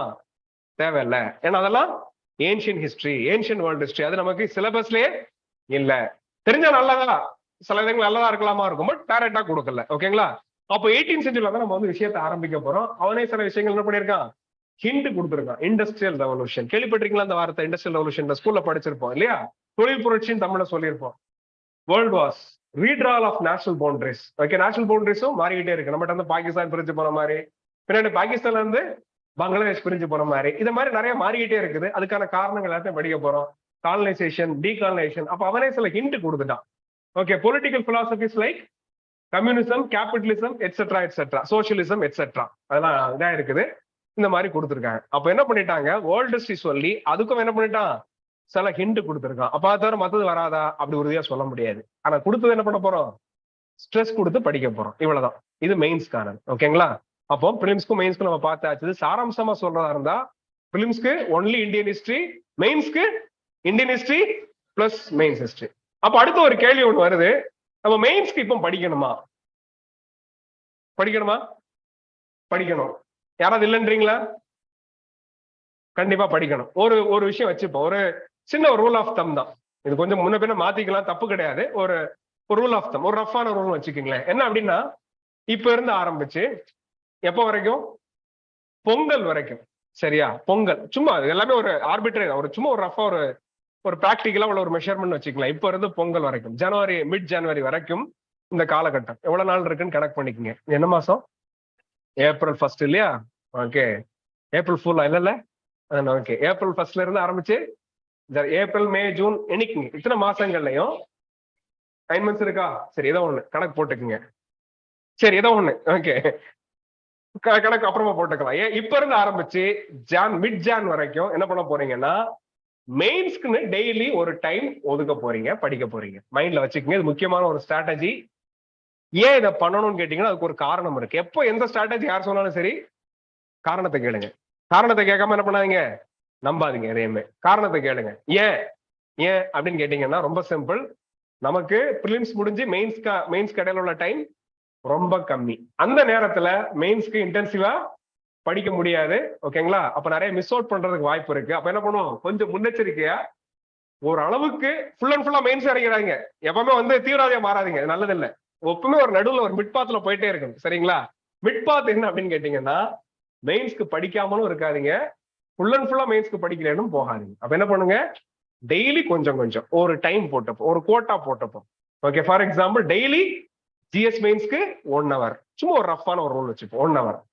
டெய்லி ஆப்ஷன் ஒன்று நீங்க சூஸ் பண்ணுவீங்க. சூஸ் பண்ணிட்டீங்களா? சில பேர் பண்ணிருக்கீங்க, பண்றா சொன்னீங்க, சில பேர் பண்ண போறீங்க. ஆப்ஷன் ஒன்று சூஸ் பண்ணிட்டு சீக்கிரம் சூஸ் பண்ணிடுங்க. ஏன்னா எப்பவுமே வந்து நம்ம இது போட்டி இல்லையா, சீக்கிரமா முடிவெடுத்து சீக்கிரமா ஆரம்பிச்சா நல்லது. ஓகேங்களா? ஸோ ஆப்ஷனல் முடிவு பண்ணிட்டீங்கன்னா டெய்லி ஆப்ஷனலுக்கு 1 மணி நேரம் போட்டுருங்க. அப்ப டெய்லி 2 மணி நேரம் என்ன பண்ணுங்க, துண்டா எடுத்து வச்சிருங்க. எதுக்கு? மெயின்ஸ்க்கு படிக்கிறதுக்கு. மெயின்ஸ் சொல்லும் போது ஆப்ஷன் இருக்குது, ஜிஎஸ் இருக்குது. ஏதோ ஒரு சைக்கிள்ல நீங்க என்ன பண்ணணும், இது தொடர்ந்து போயிட்டே இருக்கணும். அப்ப இப்ப இருந்து ஆரம்பிச்சு மிட் ஜான் வரைக்கும் இந்த ஸ்ட்ராட்டஜி ஓட்ட போறீங்க. ஹிஸ்டரியை பொறுத்தவரை என்னன்னு கேட்டீங்கன்னா, நம்ம கிளாஸஸ் எப்படி போகும்னா, கிளாஸஸ்ல ஒரு மாதிரி கலவையா தான் போகும். பிலிம்ஸ்க்கான பாயிண்ட்ஸும் சொல்லுவோம். ஏன்னா ஒரே விஷயம் பிலிம்ஸே இருக்கு, மெயின்ஸே இருக்கு இந்தியன் ஹிஸ்டரி வரும்பொழுது. அப்ப பிலிம்ஸோட பாயிண்ட் ஆஃப் வியூலையும் சொல்லுவோம், மெயின்ஸோட பாயிண்ட் ஆஃப் வியூலையும் சொல்ல போறோம். ரெண்டுக்கு என்ன வித்தியாசம்? மெயின்ஸ் சொல்லும்போது பிலிம்ஸ் உங்களுக்கு வந்து அப்ஜெக்டிவ் டைப். அப்ஜெக்டிவ் டைப்ல சில சமயங்கள்ல இங்கி பிங்கி பாங்கி போட்டு கூட கரெக்டான ஆன்சர் வரலாம். இங்கி பிங்கி பாங்கி போடலாமா? போடலாமா? ஏன்? Negative marks. ஓகே, அப்ப கரெக்டா தெரிஞ்சா மட்டும்தான் வந்து ஆன்சர் பண்ணணுமா? எலிமினேஷன். 4 ஆப்ஷன் கொடுக்கும்போது 2 ஆப்ஷன் கண்டிப்பா இல்லைன்னு தெரிய வரும்போது you can give a try. கொஞ்சம் ட்ரை பண்ணணும், இல்லைன்னா வராது. ஓகேங்களா? அது கொஞ்சம் மனசுல வச்சுக்கோங்க. அதை பத்தி நான் பின்னாடி தொடர்ந்து டெஸ்ட் எழுதும் போது நான் வந்து அதை பத்தி சொல்றேன் நான். ஓகேங்களா? சோ பிலிம்ஸை பொறுத்தவரை நீங்க தப்பித்தவரை கூட சரியான ஆன்சர் எழுதிட முடியும். மெயின்ஸ் எழுத முடியுமா? அப்படி முடியவே முடியாது. அப்ப மெயின்ஸ் நீங்க என்ன பண்ண போறீங்க, ஒரு ஆன்சரை கன்ஸ்ட்ரக்ட் பண்ண போறீங்க, ஒரு நரேட்டிவை எழுத போறீங்க. ஒரு விஷயத்த நீங்க செட் பண்ணி எழுதி ஆகணும், காரணங்களை சொல்லி ஆகணும். நீங்களே வந்து என்ன பண்ணணும், ஆர்குமெண்ட்ஸ் வைக்கணும். இது சரி தப்புன்னு ஆர்கியூ பண்ணணும். அதுக்கு நிறைய என்ன பண்ண இருக்குது, மென்டலி நீங்க நிறைய சிந்தசைஸ் பண்ணணும், நிறைய பாயிண்ட்ஸ். இதுக்கான பிராக்டிஸ் நம்ம எங்க பண்றது? ஓரளவுக்கு கிளாஸ்ல பண்ணலாம், இன்னொரு அளவுக்கு நீங்க வீட்டுல போய் எழுதி பார்க்கலாம். ஓகேங்களா? அப்ப மெயின்ஸ்க்கு ஹிஸ்டரி மெயின்ஸை பொறுத்தனால ஹிஸ்டரியோட அந்த மெயின்ஸ்க்கான தேவையும் நம்முடைய கிளாஸஸ்ல போயிட்டே இருக்கும். நான் அப்பப்போ சொல்லுவேன் நான், இது வந்து மெயின்ஸ்க்கானது. மெயின்ஸ்க்கு நீங்க இதை கவனிங்க. உங்க நோட் புக்ல கிளாஸ் நோட் புக் அப்படின்ற ஒண்ணு இருக்கு இல்லையா, அந்த கிளாஸ் நோட் புக்கை பொறுத்தவரை என்ன இருக்கும் அப்படின்னு கேட்டீங்கன்னா, நான் வந்து உட்கார்ந்து சிஸ்டமேட்டிக்கா பயங்கரமா நோட்ஸ்லாம் வந்து டிக்டேட் பண்ண மாட்டேன். அதை நான் சொல்லிடுறேன். ஓகேங்களா? அப்ப என்ன பண்ண போறோம்? we are going to discuss strategies mainly. எது படிக்கணும், எதை விடணும். உங்க நோட் வந்து உங்களுக்கு எதை கைட் பண்ணணும்னா, புக்ல எதை படிக்கணும், எதை விடணுன்ற சென்ஸ் உங்களுக்கு கொடுக்கணும் உங்க நோட்ஸ், கிளாஸ் நோட்ஸ் அப்படின்றது. அதே மாதிரி மெயின்ஸ்க்கு எப்படி நம்ம வந்து பாயிண்ட்ஸை கன்சால்டேட் பண்ண போறோம்ன்ற ஸ்ட்ராட்டஜி உங்க நோட்ஸ்ல இருக்கணும். ஸோ கிளாஸ் நோட்ஸ் அப்படின்றது இட்ஸ் அபவுட் ஸ்ட்ராட்டஜி மெயின்லி. படிக்க வேண்டிய ஸ்டஃப்ன்றது எங்க இருக்குது? என்சிஆர்டி புக்ஸ்ல இருக்குது. அப்படிதான் நீங்க ஞாபகத்துல வச்சுக்கணும். ஸோ அப்ப என்னன்னு கேட்டீங்கன்னா, நம்ம கிளாஸஸ் வந்து பிலிம்ஸ் கம் மெயின்ஸ் அப்படின்ற மாதிரி கலந்துதான் போயிட்டு இருக்கோம். உங்களுக்கு டவுட் இருந்தா அப்பப்போ என்ன பண்ணுங்க, லைட்டா கேட்டுக்குங்க. ஓகேங்களா? ரைட். ஸோ அடுத்து போயிடலாம், டைம் ஆயிட்டே இருக்கு. இன்னொரு 1 மணி நேரம் கணக்கு வச்சாலும் ஒரு 1/4 மணி நேரம் தான் இருக்குது. கொஞ்சம் வேகமா மூவ் ஆகும். ஜிஎஸ் பொறுத்தளவுல இது ஒரு ரஃப்பான கால்குலேஷன் தான். ஹிஸ்டரி வந்து கிட்டத்தட்ட ஒரு 75 மார்க் வரலாம். இது கொஞ்சம் முன்ன பின்ன மாறலாம். இது ஒன்றும் ஃபிக்ஸட் கிடையாது, நம்பர் ஃபிக்ஸட் மாதிரி போட்டிருக்குது. ஒரு டென்டேட்டிவ் நம்பர் தான். ஓகேங்களா? வேர்ல்டு ஹிஸ்டரி, இந்தியன் ஹிஸ்டரி எல்லாம் சேர்ந்து இது ஃபர்ஸ்ட் பேப்பர்ல தான் நமக்கு ஹிஸ்டரி இருக்குது. ஆனா ஹிஸ்டரி ஒழுங்கா படிச்சீங்கன்னா சில நேரங்கள்ல எஸ்ஏல யூஸ் ஆகும், எத்திக்ஸ்லயும் கொஞ்சம் கொஞ்சம் யூஸ் ஆகும். அப்படி பார்த்தா கொஞ்சம் கூடுதலா கூட நீங்க என்ன பண்ணலாம், யோசித்து வச்சுக்கலாம். ஓகே, வாட் டு ஸ்டடி அப்படின்றப்போ என்சிஆர்டி புக்ஸ், என்சிஆர்டிஸும் போட்டிருக்கோம். என்சிஆர்டி புக்ஸ் எடுத்துக்கோங்க. என்சிஆர்டின்றது நான் சொன்னாலே நேஷனல் கவுன்சில், அது ஒரு கவுன்சில், அது ஒரு குழு. ஓகேங்களா? சிபிஎஸ்இ புக்கை ரெடி பண்றதுக்கான ஒரு குழு. அவங்க பீரியடுக்குள்ள என்ன பண்ணுவாங்க, புக்கு போட்டுக்கிட்டே இருப்பாங்க, புக்கு மாறிக்கிட்டே கூட இருக்கும். ஓகேங்களா? இப்போ நடப்புல உள்ள புக், இப்போ கரண்ட்ல உள்ள புக்கு நமக்கு தேவைப்படும், சில ஓல்டு புக்ஸும் தேவைப்படுது. நான் என்னன்றதை நான் உங்களுக்கு நான் சொல்றேன். ஓகேங்களா? ஓல்டு என்சிஆர்டிஸ்னு முதல்ல கொடுத்துருக்கேன் நான். ஓகேங்களா? ஓல்டு என்சிஆர்டிஸ்னா என்ன அப்படின்னு கேட்டீங்கன்னா, அந்த புக்ஸ் வந்து இப்போ ஸ்டூடெண்ட்ஸ் படிக்கல, முன்னாடி படிச்ச புக்ஸ், சில ஸ்டாண்டர்ட் புக்ஸ். 3 புக் இருக்கு, எழுதி வச்சுக்கோங்க. அந்த 3 ஆத்தர்ஸே மைண்ட்ல வச்சுக்கோங்க. கிளாஸ்ல அடிக்கடி ஃப்ளோல வந்து என்ன சொல்லுவோம், அந்த ஆத்தரோட பேர் தான் சொல்லுவோம், நீங்க புரிஞ்சுக்கணும். ஓகே, ஏன்ஷியன் இந்தியாவுக்கு ஒரு புக்கு, மிடிவல் இந்தியாவுக்கு ஒரு புக்கு, மாடர்ன் இந்தியாவுக்கு ஒரு book. Ancient, medieval, modern. Ancient புக்கோட ஆத்தர் RS சர்மா அப்படின்றவர். RS சர்மா அடிக்கடி சொல்லுவோம், அவர் என்னமோ நம்ம பக்கத்து வீட்டுக்கார மாதிரி சொல்லிட்டு இருப்போம். Is no more actually, but is a legend. Okay, அவர் இறந்து கொஞ்சம் வருஷங்கள் ஆச்சுது. கிட்டத்தட்ட வந்து ஏன்ஷியன் இந்தியா பொறுத்தவரை ஒரு ஐன்ஸ்டீன் மாதிரி வச்சுக்கலாம். பிசிக்ஸ் எப்படி ஐன்ஸ்டீனோ அந்த மாதிரி ஹிஸ்டரிக்கு ஒரு RS சர்மான்னு வச்சுக்கலாம். அவ்வளவு பெரிய லெஜெண்ட். அவர் வந்து என்ன பண்ணிருக்காரு, ஸ்கூல் பசங்களுக்கு புக்ஸ் எழுதியிருக்காரு. அப்ப எப்படி இருக்கும், கஷ்டமா இருக்கிற மாதிரி தெரியும். ஆனா ஒன்ஸ் நீங்க அதோட பிளேவரை புடிச்சுக்கிட்டீங்கன்னா இன்ட்ரெஸ்டிங்கா இருக்கும். கொஞ்சம் உள்ள இறங்கணும். ஓகேங்களா? பலாப்பழம் மாதிரி வச்சுக்கோங்க. சரியா? அந்த மாதிரியான ஒரு புக்கு. சில கான்ட்ரோவர்ஷியல் பாயிண்ட்ஸ்லாம் இருக்கும். நான் கிளாஸ்ல அதை டிஸ்கஸ் பண்றேன். கான்ட்ரோவர்ஷியல் என்னன்னு கேட்டீங்கன்னா, இன்னைக்கு அந்த பாயிண்ட்ஸ் எழுதுனா சில சிக்கல் வரலாம். ஆனா அந்த புக்ல இருக்கும். அவன் என்ன பண்ணாத லைட்டா கடந்து போயிடலாம். அப்படி சில இடங்கள் இருக்கு. அந்த இடங்கள்லாம் நான் சொல்லுவேன். சோ கிளாஸ்க்கு வரும்போது நீங்க கவனிக்க வேண்டிய விஷயம் இதை கவனிக்கிறதா. எந்த இடத்துல நம்ம கடந்து போகணும், புக்ல உள்ள எந்த விஷயத்த நம்ம என்ன பண்ணோம் அப்படியே லைட்டா ஸ்கிப் பண்ணணும் அப்படின்ற ஒரு விஷயத்த நான் சொல்லுவேன். கொஞ்சம் கவனிச்சுக்கோங்க. So ancient India by R S Sharma, medieval India by Satish Chandra, modern India by Bipan Chandra, BIPAN.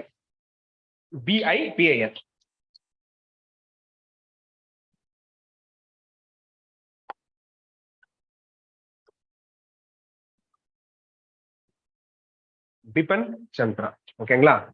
So அப்படி 3 பேர். நம்ம கிளாஸ்ல வந்து பாத்தீங்கன்னா ஆர் எஸ் சர்மால இருக்குமே. ஓகேங்களா?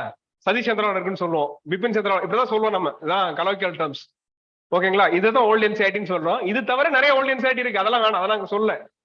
ஆனா உங்களுக்கு இஷ்டப்பட்டா நீங்க என்ன பண்ணலாம், என்சிஆர்டி புக் எவ்வளவு ஓல்டு என்சிஆர்டி புக்கா இருந்தாலும் படிக்கலாம், அது உங்க விருப்பம். ஆனா மேண்டேட்டரியா ஓல்டு என்சிஆர்டி புக். அது அப்ப எத்தனை புக் ஆச்சுது? 3 புக் ஆயிடுச்சு. சரியா? 3. அப்போ இது வந்து 3 புக்கு. அவர் பாஸ்ட் 3 புக்கு, 1 2 3. அதுல என்னன்னு கேட்டீங்கன்னா, ஒரு எடிஷன் எப்படி வந்துச்சுன்னா 3rd புக்கே 2 பார்ட்டா வந்துச்சு. நம்ம என்ன பண்ணுவோம், ஒரு வசதிக்காக அது 3னே வச்சுப்போம். 3ன்னு வச்சுக்கலாம், 4ன்னு வச்சுக்கலாம். ஓகேங்களா? நான் என்ன பண்றேன், 3ன்னு வச்சுக்கிறேன் இப்போதைக்கு. 4ன்னு வச்சாலும் தப்பு இல்லை, 3ன்னு வச்சுப்போம்.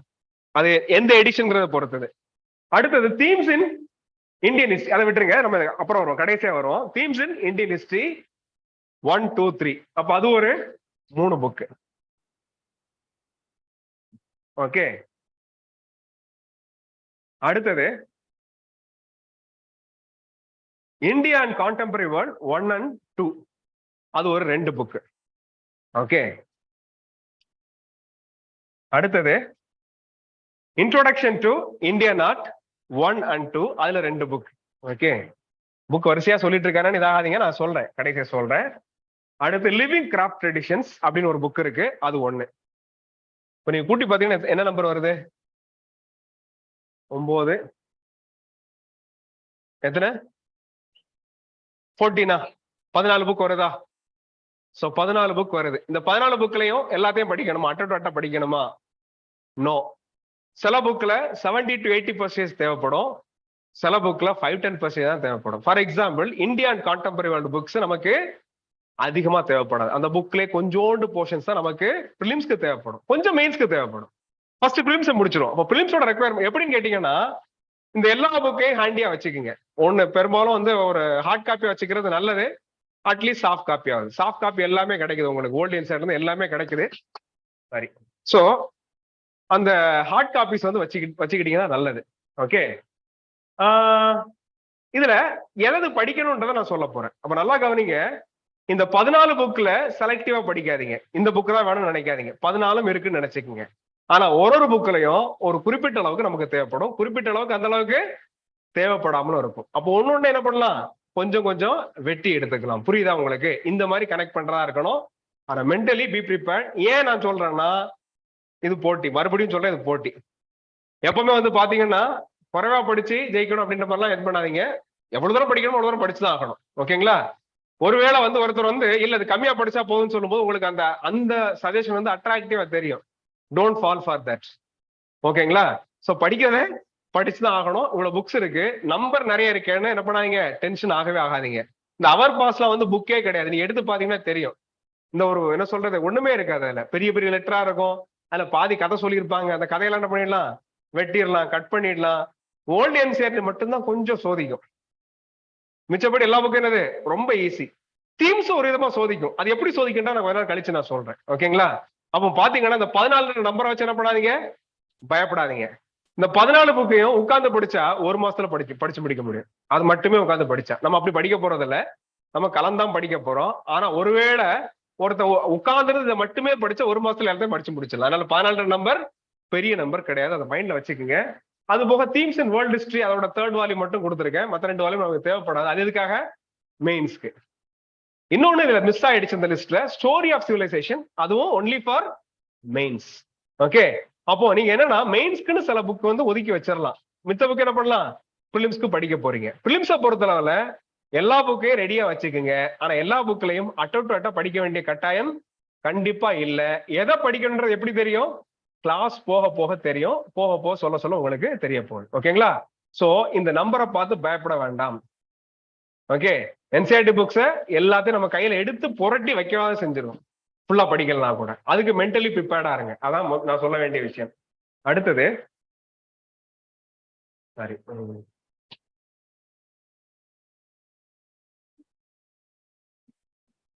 ரெஃபரன்ஸ் புக் போட்டிருக்கேன். இது வேணுமா? வேண்டாம். ஓகேங்களா? ஏன்னா அதை படிக்கிறதுக்கு நம்ம டைம் சரியா இருக்கும். அப்ப இது என்ன பண்ணலாம்? அப்புறம் பார்க்கலாம் ரெஃபரன்ஸ் புக்கை. ஓகேங்களா? சும்மா ஒரு கூடுதல் இது. இன்னும் ஒரு சில விஷயங்கள் நான் சொல்லணும்னு நினைக்கிறேன். ஹிஸ்டரி பத்தி எப்படி நம்ம படிக்க போறோன்றதை பத்தி சில சொல்லிடுறேன். இந்த 2 விஷயங்கள் சொல்லியிருக்கேன். இன்ஃபேக்ட் வந்து நம்ம கிளாஸோட ஹைலைட்டா தான் இருக்க போகுது. ஓகேங்களா? வேற எங்கேயும் உங்களுக்கு பெரும்பாலும் இடங்கள்ல சொல்லாத விஷயம்னா இந்த ஒரு விஷயம் நான் சொல்லணும். ஈஸி தான், இது எல்லாத்துக்கும் புரியும். இருந்தாலும் முதல்ல சொல்லிடுறது நல்லது இல்லையா? முதல்ல சொல்லி பண்ணா எல்லாமே கரெக்டா இருக்கும்.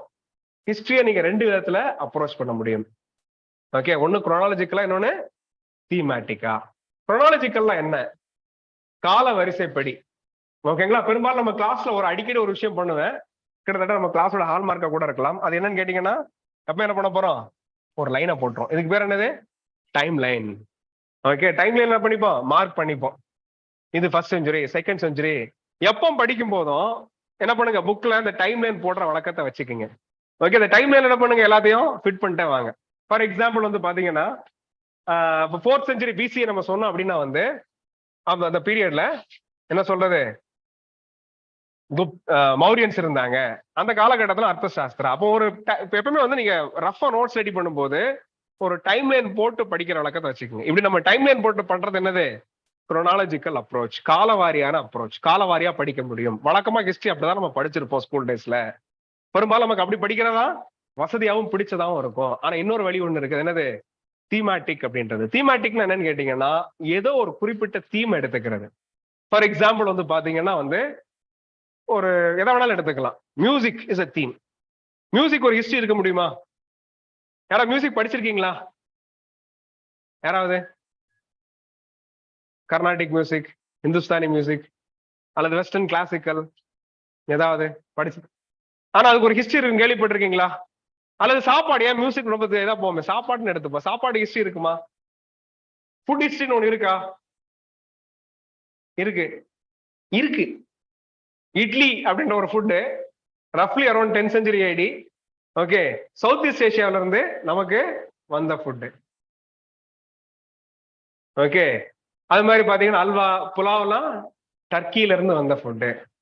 எந்த காலகட்டம்? டெல்லி சுல்தனேட் காலகட்டமா இருக்கலாம். அது மாதிரி பொட்டேட்டோ, சில கார்ன், கோவாலாம் அமெரிக்காவில இருந்து அல்லது சவுத் ஆர் நார்த் அமெரிக்கால இருந்து நமக்கு வந்தது. இப்படி இதுக்கெல்லாம் ஒரு ஹிஸ்டரி இருக்குது. ஃபுட் ஹிஸ்டரின்னு சொல்லுவோம். இப்போ நம்ம பேசுற இந்த ஒண்ணு ஒரு தீம், ஃபுட்டுங்கிற ஒரு தீம். ஃபுட்டை பத்தி படிக்க போறோமா? பெருசா இல்ல. இந்த கிராப்ஸை பத்தி வேணா படிக்கலாம் கொஞ்சோண்டு. மத்த சாப்பாடு எங்க இருந்து வந்துச்சு படிக்க போறது கிடையாது. சமோசா வந்து உஸ்பெகிஸ்தான்ல இருந்து வந்தது.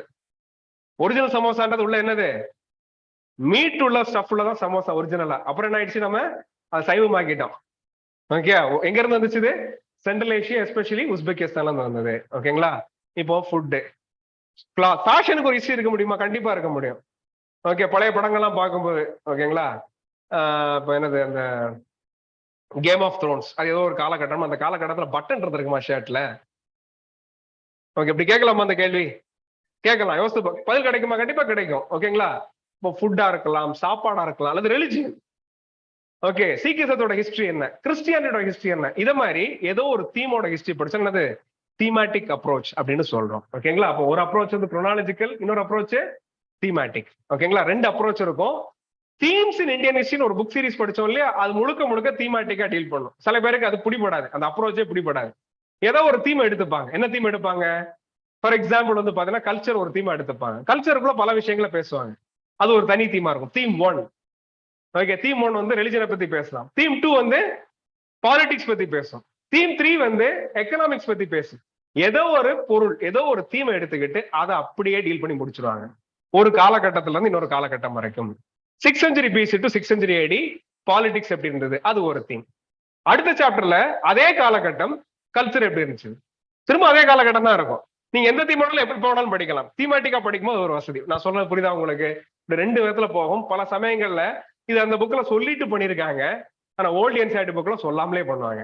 மாத்தி மாத்தி இருக்கும். நம்ம புரிஞ்சுக்கணும். கிளாஸ்ல நான் என்ன பண்ண போறேன், உங்களுக்கு புரிய வைக்க போறேன். இன்னைக்கு லைட்டா குழப்பி விட்ட மாதிரி இருக்கலாம், அப்படியே இருக்கட்டும். கிளாஸ் வரும்போது என்ன பண்ணிக்கலாம், அதை கிளாரிஃபை பண்ணிக்கலாம். இந்த 2 தான் படிக்க போறோம். அதே மாதிரி வந்து பாத்தீங்கன்னா புக்ஸ்ல வழக்கமா அப்படி மொந்தையா கொடுத்து வச்சிருவாங்க. நம்ம என்ன பண்ண போறோம், தனித்தனியா பிரிச்சு வைக்க போறோம். பொலிட்டிக்கல் சொல்றதுல எதெல்லாம் பாலிடிக்ஸ், பாலிடிக்ஸ்னா என்ன, யார் ஆட்சியை பிடிச்சா, யார் எது கூட சண்டை போட்டா, எப்படி அட்மினிஸ்ட்ரேஷன் நடத்தினா, இதெல்லாம் பாலிடிக்ஸ். அடுத்து சோசியோ எக்கனாமிக். சோசியோ எக்கனாமிக்னா எப்படி வந்து ப்ரொடக்ஷன் நடந்தது, எப்படி சொசைட்டி வந்து டிவைட் ஆயிருந்தது, அந்த சொசைட்டில கிளாஸஸ்லாம் இருந்ததா இல்லையா, இதெல்லாம் என்னது சோசியோ எக்கனாமிக். கல்ச்சுரல்ல அந்த சொசைட்டியோட ரிலிஜன் என்ன, இந்த மாதிரி தனித்தனியா பிரிச்சு படிக்கிற ஒரு வழக்கத்தை வளர்த்துக்கணும். ஓகேங்களா? இது நம்மளுடைய கிளாஸஸ் இருக்க போது. இதை கொஞ்சம் ஃபோக்கஸ் பண்ணுங்க. எனக்கு கொஞ்சம் வேகா தெரியலாம் சொன்னது, ஆனா போக போக ப்ராக்டிக்கலா படிக்கும்போது உங்களுக்கு தெரிய போகுது. ஓகேங்களா? ஃபைன். அடுத்தது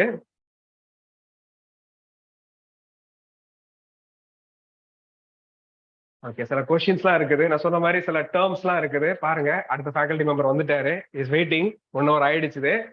ஓகே, இது இந்த மாதிரி கொஸ்டின்ஸ்லாம் வரலாம்ன்றதுக்காக கொஞ்சம் கொஸ்டின்ஸ் பார்த்துக்குங்க, அவ்வளவு. அதுக்காகத்தான். ஆன்சர்லாம் இன்னைக்கு நம்ம டிஸ்கஸ் பண்ண வேண்டாம். நம்ம இன்னும் எதுவும் பேசிக்கான விஷயங்கள் பேசல. ஓகேங்களா?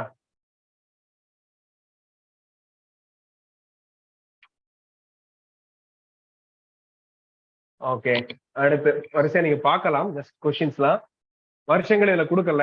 இதுல இந்த கொஸ்டின்ல வருஷம் கொடுத்துருக்காங்க. ஓகே, எல்லாமே நம்ம பின்னாடி டிஸ்கஸ் பண்ணிக்கலாம். எஸ், லேட்டஸ்ட் 2020 கொஸ்டின்ஸ் தான் கூட கொடுத்துருக்காங்க. மெயின்ஸ் கொஸ்டின்ஸும் கொடுத்துருக்காங்க இல்லையா? மெயின்ஸ் கொஸ்டின்லாம் நீங்க பாத்தீங்கன்னா தெரியும், நிறைய கதைலாம் சொல்லலாம். Safeguarding the Indian art heritage is the need of the comment. Answer எழுத முடியுமா இதுக்கு? பொதுவா முடியுமா முடியாதா? ட்ரை பண்றீங்களா? இன்னையில இருந்து ஒரு டாஸ்க் வச்சுக்கலாம். டெய்லி வந்து ஒரு கொஸ்டினுக்கு ஆன்சர் எழுதுங்க. இந்த கொஸ்டின் வேணா சூஸ் பண்ணி வச்சுக்கோங்க. நம்ம அடுத்து மீட் பண்ணும்போது நான் என்ன பண்ணுவேன், கேட்பேன், யாராவது ஒருத்தர் நீங்க எனக்கு ஆன்சர் வந்து ரீட் பண்ணலாம், நம்ம டிஸ்கஸ் பண்ணலாம். ஓகேங்களா? ஃபைன்.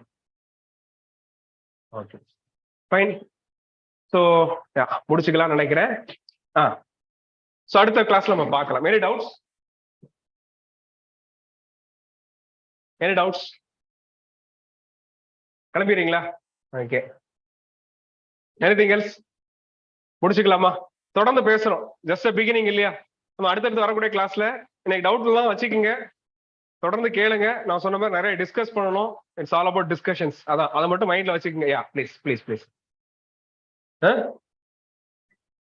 தமிழ்நாடு புக்ஸ் வந்து டைரக்டா நான் சொன்னேன் இல்லையா, இதை படிச்சு முடிச்சா நீங்க படிங்க. ஆனா இதுக்கு ஃபர்ஸ்ட் இம்பார்ட்டன்ஸ் கொடுங்க. ஓகேங்களா? வேணா நான் சொல்லலாம், நான் சொல்ல புரியுதா? இது போக இன்னும் சில ஃபேமஸ் கைட்ஸ்லாம் இருக்குது. அது பேர் நான் மென்ஷன் பண்ணல. ஃபார் எக்ஸாம்பிள் ஸ்பெக்ட்ரம்னு ஒரு புக் இருக்கு, அதெல்லாம் நான் மென்ஷன் பண்ணல. எதுனாலும் என்சிஆர்டியை முடிக்காம பண்ணாதீங்க, அவ்வளவுதான் என்னுடைய இது. ஓகேங்களா? நீங்க படிங்க, நீங்க எவ்வளவு நாளும் படிக்கலாம். இன்னும் ஸ்டாண்டர்ட் புக் எல்லாம் கூட படிக்கலாம், தப்பு இல்லை. ஓகேங்களா? Anything else? Anything else? Okay, பார்க்கலாம், அடுத்த கிளாஸ்ல பார்க்கலாம் நாம. ஓகேங்களா?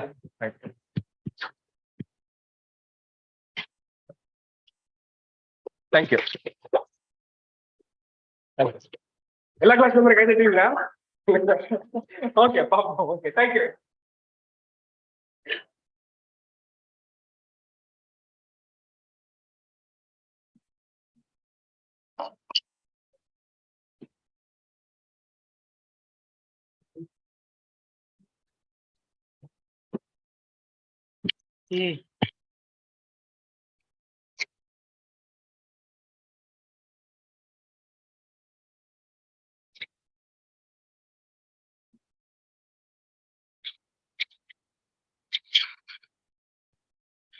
Okay. Good evening. ரெஸ்ட் எல்லாம் வச்சுக்கிட்டாங்களா?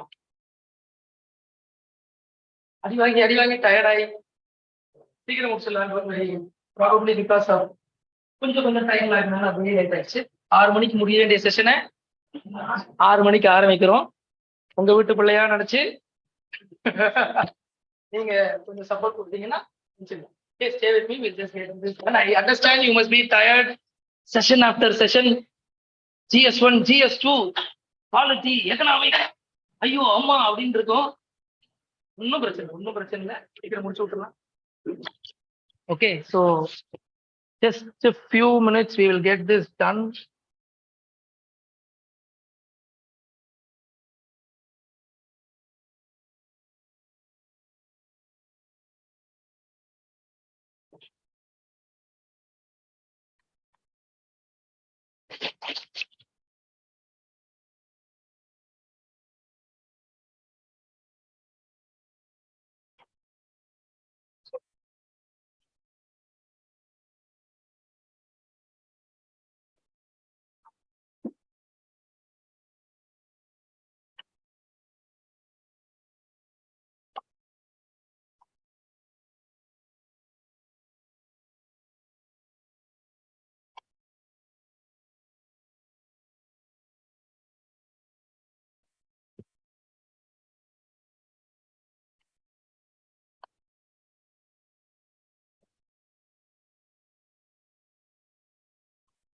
ஓகே,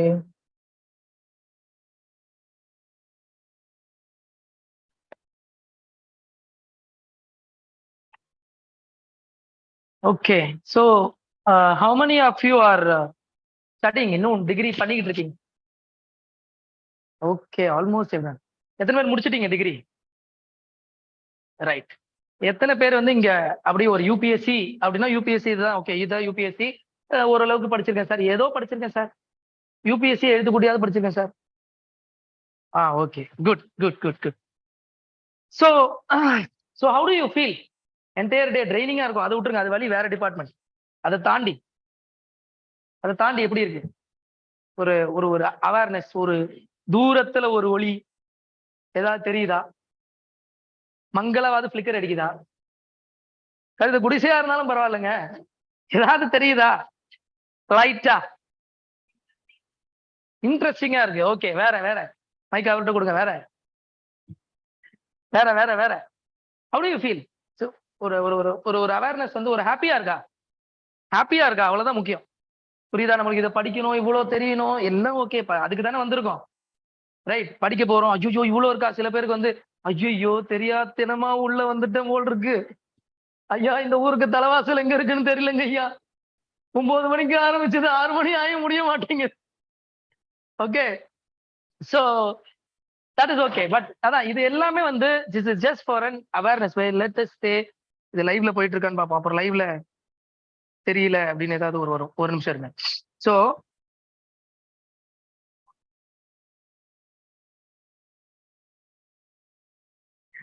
இன்னமும் லைவுக்கே வரலையா? ஓகே, ரைட், லைவ்ல வந்துட்டு இருக்கு. ஓகே, ஸோ ஆன்லைன்ல யார்ப்பா ஒரு 18 பீப்புள் வாட்ச் பண்ணிட்டு இருக்காங்க, அவங்களுக்கும் சேர்த்து ஒரு குட் ஈவினிங் சொல்லிடலாம். ஓகே, அவங்க மட்டும் தனியா பார்த்துட்டு இருப்பாங்க. Okay, right. ஸோ அப்ப நம்ம எந்த பாலிட்டி பார்த்துருப்பீங்க, ஐ திங்க் எக்கனாமிக்ஸ் அண்ட் இப்ப ஹிஸ்டரி சார் முடிச்சிருக்காரு. Last but not the least for the day is environment. Okay, அதை பத்தின ஒரு சின்ன ஒரு அப்ரோச் நம்ம பார்த்துடலாம். Okay, just brief about me. Okay, so my name is Vishakan. I've done my engineering and MSc psychology. Okay, UPSC experience 9 years. I've been in the field, 2 mains and 1 interview கொடுத்திருக்கேன். Okay, 5 years of teaching experience. நான் என்னென்ன handle பண்ணுவேன் அப்படின்னா psychology optional, environment, polity and economics இதெல்லாம் handle பண்ணிக்கிட்டு இருக்கேன். This is about me. கிருட்டுன்னு போயிடுவோம். ஓகே, அதுக்கு மேல எதுக்கு? ஓகே, யூபிஎஸ்சி என்விரான்மெண்ட் இதெல்லாம் தாண்டி பிரிலிம் சிலபஸ், மெயின் சிலபஸ் அதெல்லாம் இருக்கட்டும், அதெல்லாம் ஒரு ஓரம் வைங்க. எதுக்காக எங்களை 6 மணிக்கு என்விரான்மெண்ட் படிக்க சொல்லி டார்ச்சர் பண்றீங்க? இந்த கேள்விதான் இப்ப பிரைமரி. காலையில இருந்து அடி வாங்கிட்டு உட்காந்துருக்கோம். இப்ப நீங்க வேற வந்து என்விரான்மெண்ட் இது அதுன்னு ஆரம்பிக்கிறீங்க. எதுக்கு இந்த என்விரான்மெண்ட்? ஓகே, எதுக்காக படிக்கிறோம்? unnecessarily why we study the environment? You tell me. பாலிட்டியில ஒரு லாஜிக் இருக்கு, கான்ஸ்டிடியூஷன், எக்கனாமிக்ஸ், ஹிஸ்டரி, என்விரான்மெண்ட் ஏன் படிக்கணும்? why? come on, let it be interactive. Correct தப்புங்கிற ஆன்சருக்குலாம் இங்க ஒரு இதுவே கிடையாது. ஓகே, கரெக்ட் தப்பு because you are going to learn இனிமேதான். அதனால கரெக்ட் தப்பை பத்திலாம் கவலையே படாது. Don't just worry about, just blurt out whatever you know. எதுக்காக என்விரான்மெண்ட் படிக்கணும்? பூவாக்காக அப்படிங்கிறாரு. ஓகே, வாழணும்ல, அதானே. ஆனா வாழணும்ல, வாழ்ந்தாதானே பாலிட்டி எக்கனாமிக்ஸ் எல்லாம் படிக்க முடியும் இல்லையா? Capable of creating major impact. Good good good, very good. உங்களுக்கு நீங்களே ஒரு கைத்தட்டல் தட்டிக்கங்க. Good good good good. வேற யாராவது இருக்கா? வேற யாராவது? அப்புறம் சித்தப்பா விட்டு போச்சு, பெரியப்பா விட்டு போச்சுன்னு சண்டை போடக்கூடாது. எல்லாமே, ஆமா, exactly, very good very good, super. So C, environment அப்படிங்கிறது நம்மளோட சுற்றுச்சூழல். ஓகேவா? நம்ம வாழணும்னா என்விரான்மெண்ட் தேவை. ஓகே, வீசும் காற்றில் விஷம் பரவிடுச்சுன்னா அப்புறம் எப்படி வாழ முடியும்? அப்புறம் என்னத்த ஐஏஎஸ் ஆகுறது? அப்புறம் எங்கத்த ஐஏஎஸ் ஆகுறது? ஸ்ட்ரைட்டா போக வேண்டியதான். மேல போகணும் இவ்வளவு மேல இல்லப்பா அப்படிங்கிற மாதிரி. Okay, so environment is whatever is surrounding us. நம்மளை சுத்தி இருக்கிறது தான் என்விரான்மெண்ட். அதை பத்தி நிறைய படிக்கணும். இப்ப இன்னைக்கு ஹாட் டாபிக்கே தான் கிளைமேட் சேஞ்ச், புவி வெப்பமயமாதல். ஓகே, குளோபல் வார்மிங், இதெல்லாம் நடந்துகிட்டு இருக்கு. பூமியே இருக்காதுங்கிற. அப்புறம் தானே பூமி இருந்தா தானே எக்ஸாமுக்கு படிச்சு கிளியர் பண்ணி ரேங்க் வாங்குறது. பூமியே இருக்காது, பிங்கிலிக்கா பிளாக்கின்னு போயிடும். அப்புறம் என்ன பண்றது? ஒண்ணும் பண்ண முடியாது. Okay, so environment as such ரெண்டு வகையில. ஒன்னு, for our very sustenance, environment is very important. நம்மளோட வாழ்வாதாரத்தை சஸ்டெயின் பண்றதே இதுதான். ரைட் ரைட் ஃப்ரம் சாப்பாடு கொடுக்கறதுல இருந்து நம்மளை சுத்தி இருக்கிற. ஆல்பர்ட் ஐன்ஸ்டீன் சொன்னார், if honey piece get extinct in this world, 4வது நாள் மனுஷனுக்கு காலி அப்படின்னு சொன்னார். அப்போ அவ்வளவு இம்பார்ட்டன்ட் கோ எக்ஸிஸ்டன்ஸ். இன்னொரு ஒரு உயிர் வாழ்ந்தாதான் நம்ம வாழ முடியும் இல்லையா? இன்னும் ஒரு உயிர் அங்க இருந்தாதான். இதுதான் கோ எக்ஸிஸ்டன்ஸ். லிவிங் நான் லிவிங் எல்லாம் சேர்ந்துதான் இந்த என்விரான்மெண்ட். இதோட இம்பார்ட்டன்ஸ் ரொம்ப முக்கியம். ஒண்ணு, அதெல்லாம் தாண்டி ஓகே, ஃபாரஸ்ட் சர்வீஸ்னு ஒரு எக்ஸாம் இருக்கு. அந்த எக்ஸாம் சில வருஷங்களா ஒரே ப்ரிலிம்ஸா நடத்திட்டு இருக்காங்க. அதனால என்விரான்மெண்டோட இம்பார்ட்டன்ஸ் ரொம்ப ஜாஸ்தி ஆயிடுச்சு ப்ரிலிம்ஸ்ல.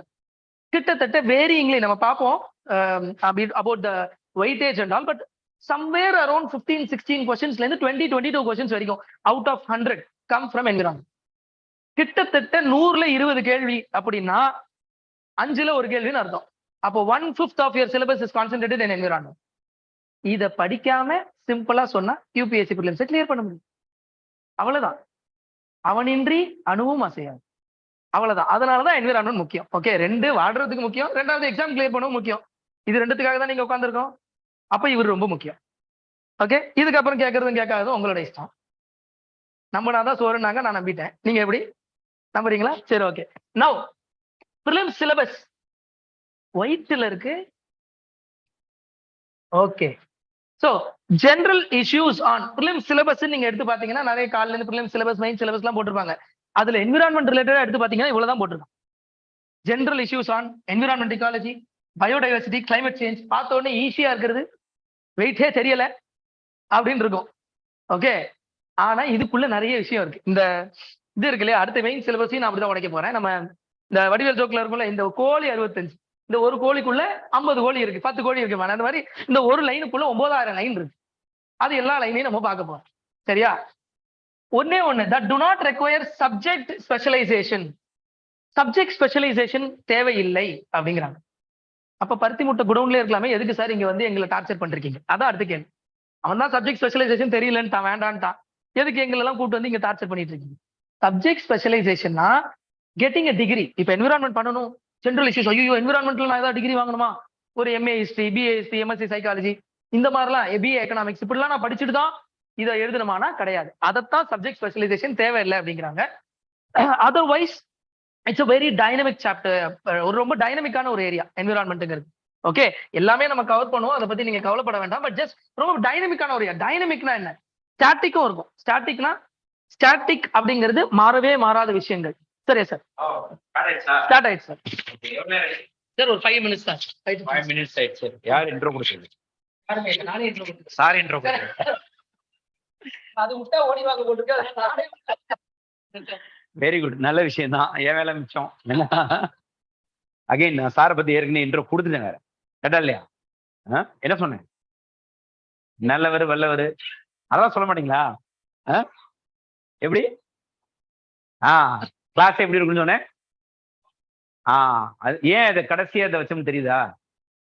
ஏன்னா போர் அடிக்க கூடாது உங்களுக்கு. கிளாஸ் ஜாலியா போகணும், இன்ஃபர்மேஷன் பக்காவா கொடுக்கணும், அந்த எனர்ஜி லெவல் மெயின்டைன் ஆகணும். அதுக்காக தான் வந்து என்ன பண்ணோம், ஒரு திரைப்படத்துல வந்து என்ன பண்ணுவாங்கன்னா, படத்துல ஸ்டார்டிங் எப்போ ஒரு ஒரு பயங்கரமான ஓப்பனிங் கொடுப்பாங்க, இடையில தான் கொஞ்சம் சோக காட்சிகள்லாம் வரும் இல்லையா?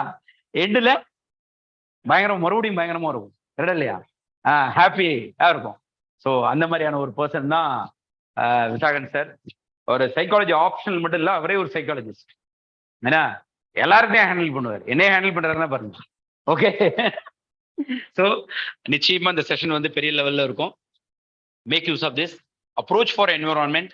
இந்த ஏரியா வந்து அகெயின் சிவில் சர்வீஸ் எக்ஸாமினேஷன்ல நிறைய கொஸ்டின் வரைய ப்ரிலிமினரி எக்ஸாமினேஷன்ல ஒரு எல்லாத்த விட history, geography, economy, polity, current affairs, science and technology, இது எல்லாத்தையும் விட ஒரு சில வருஷங்கள் என்விரான்மெண்ட் படிக்காம போனோம்னா பாஸ் பண்ண முடியாது. அப்படிப்பட்ட ஒரு ஏரியா. அதனால ரொம்ப டீப்பா வந்து இதை கவனிங்க. Each and every word is very very important. Okay, listen care. Thank you. Thank you sir.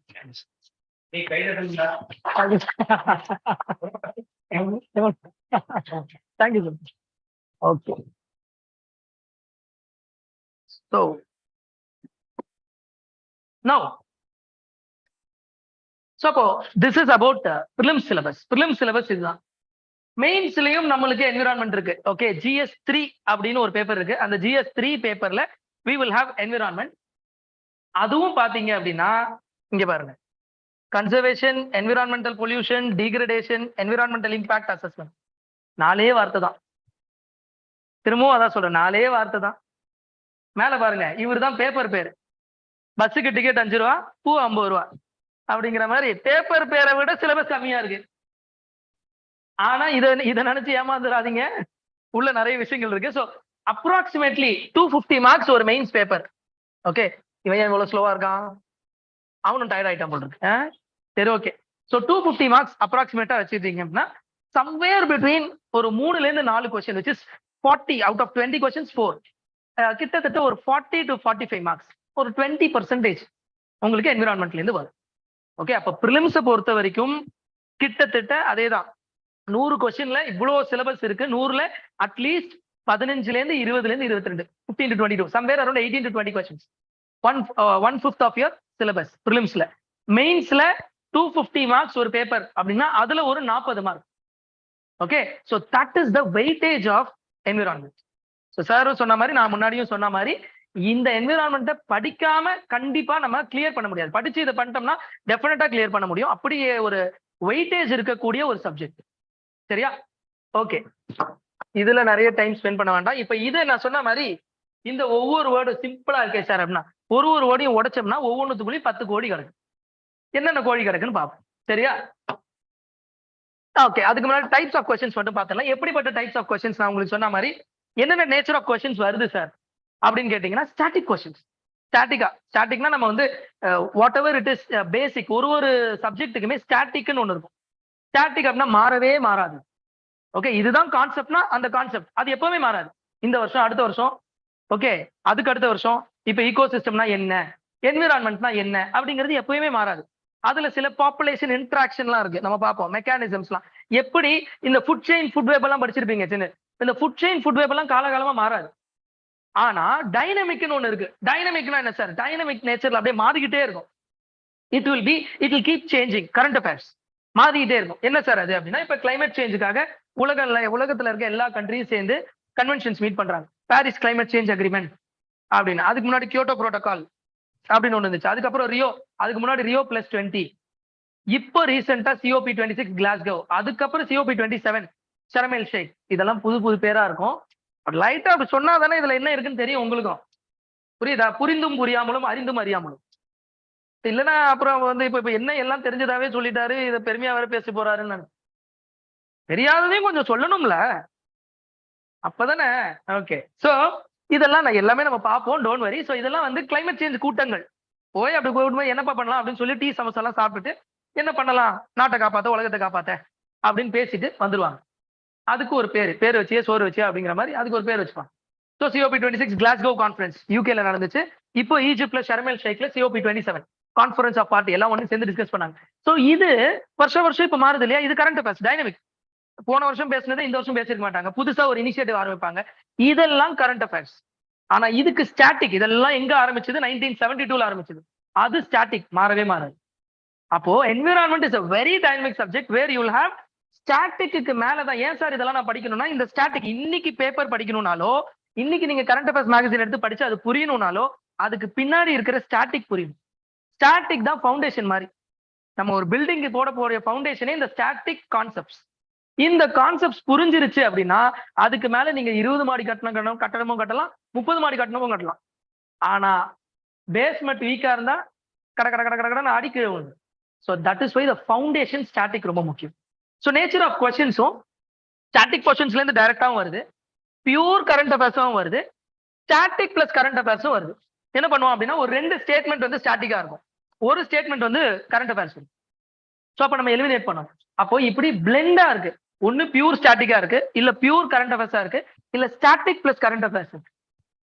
Okay, இதுதான் நேச்சர் ஆஃப் கொஸ்டின்ஸ். சரி, ஓகே, இது வந்து பிரிலிம்ஸ் ரிலேட்டடா சொல்றேன்.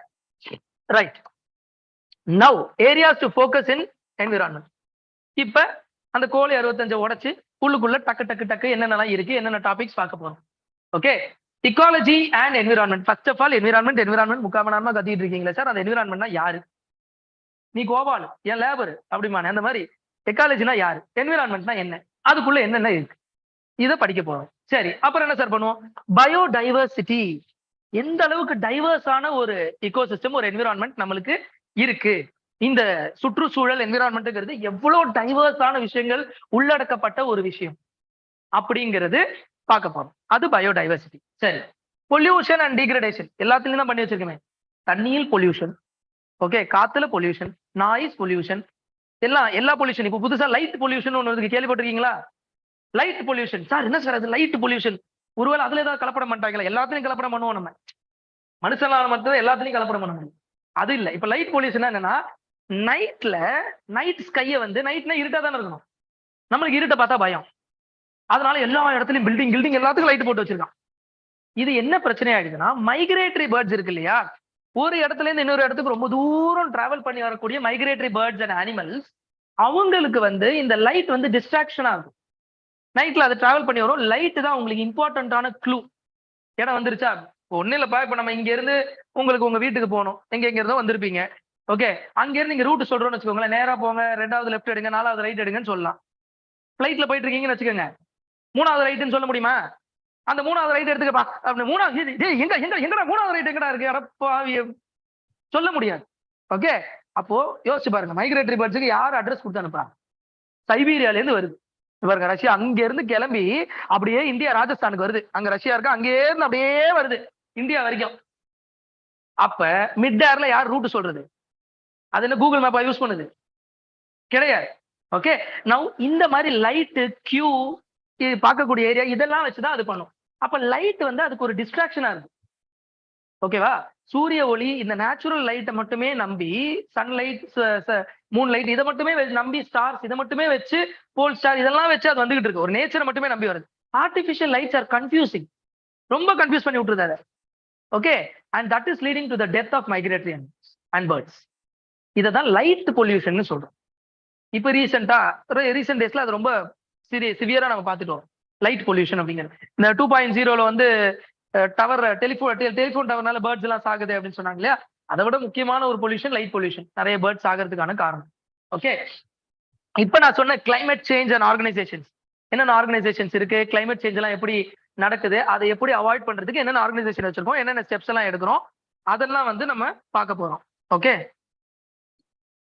And okay right, nation and international conventions. இந்த கூட்டங்கள்லாம் கூடுறாங்க இல்லையா, இப்ப இந்த கூட்டங்கள்லாம் கூடி நம்ம பார்த்தாச்சு.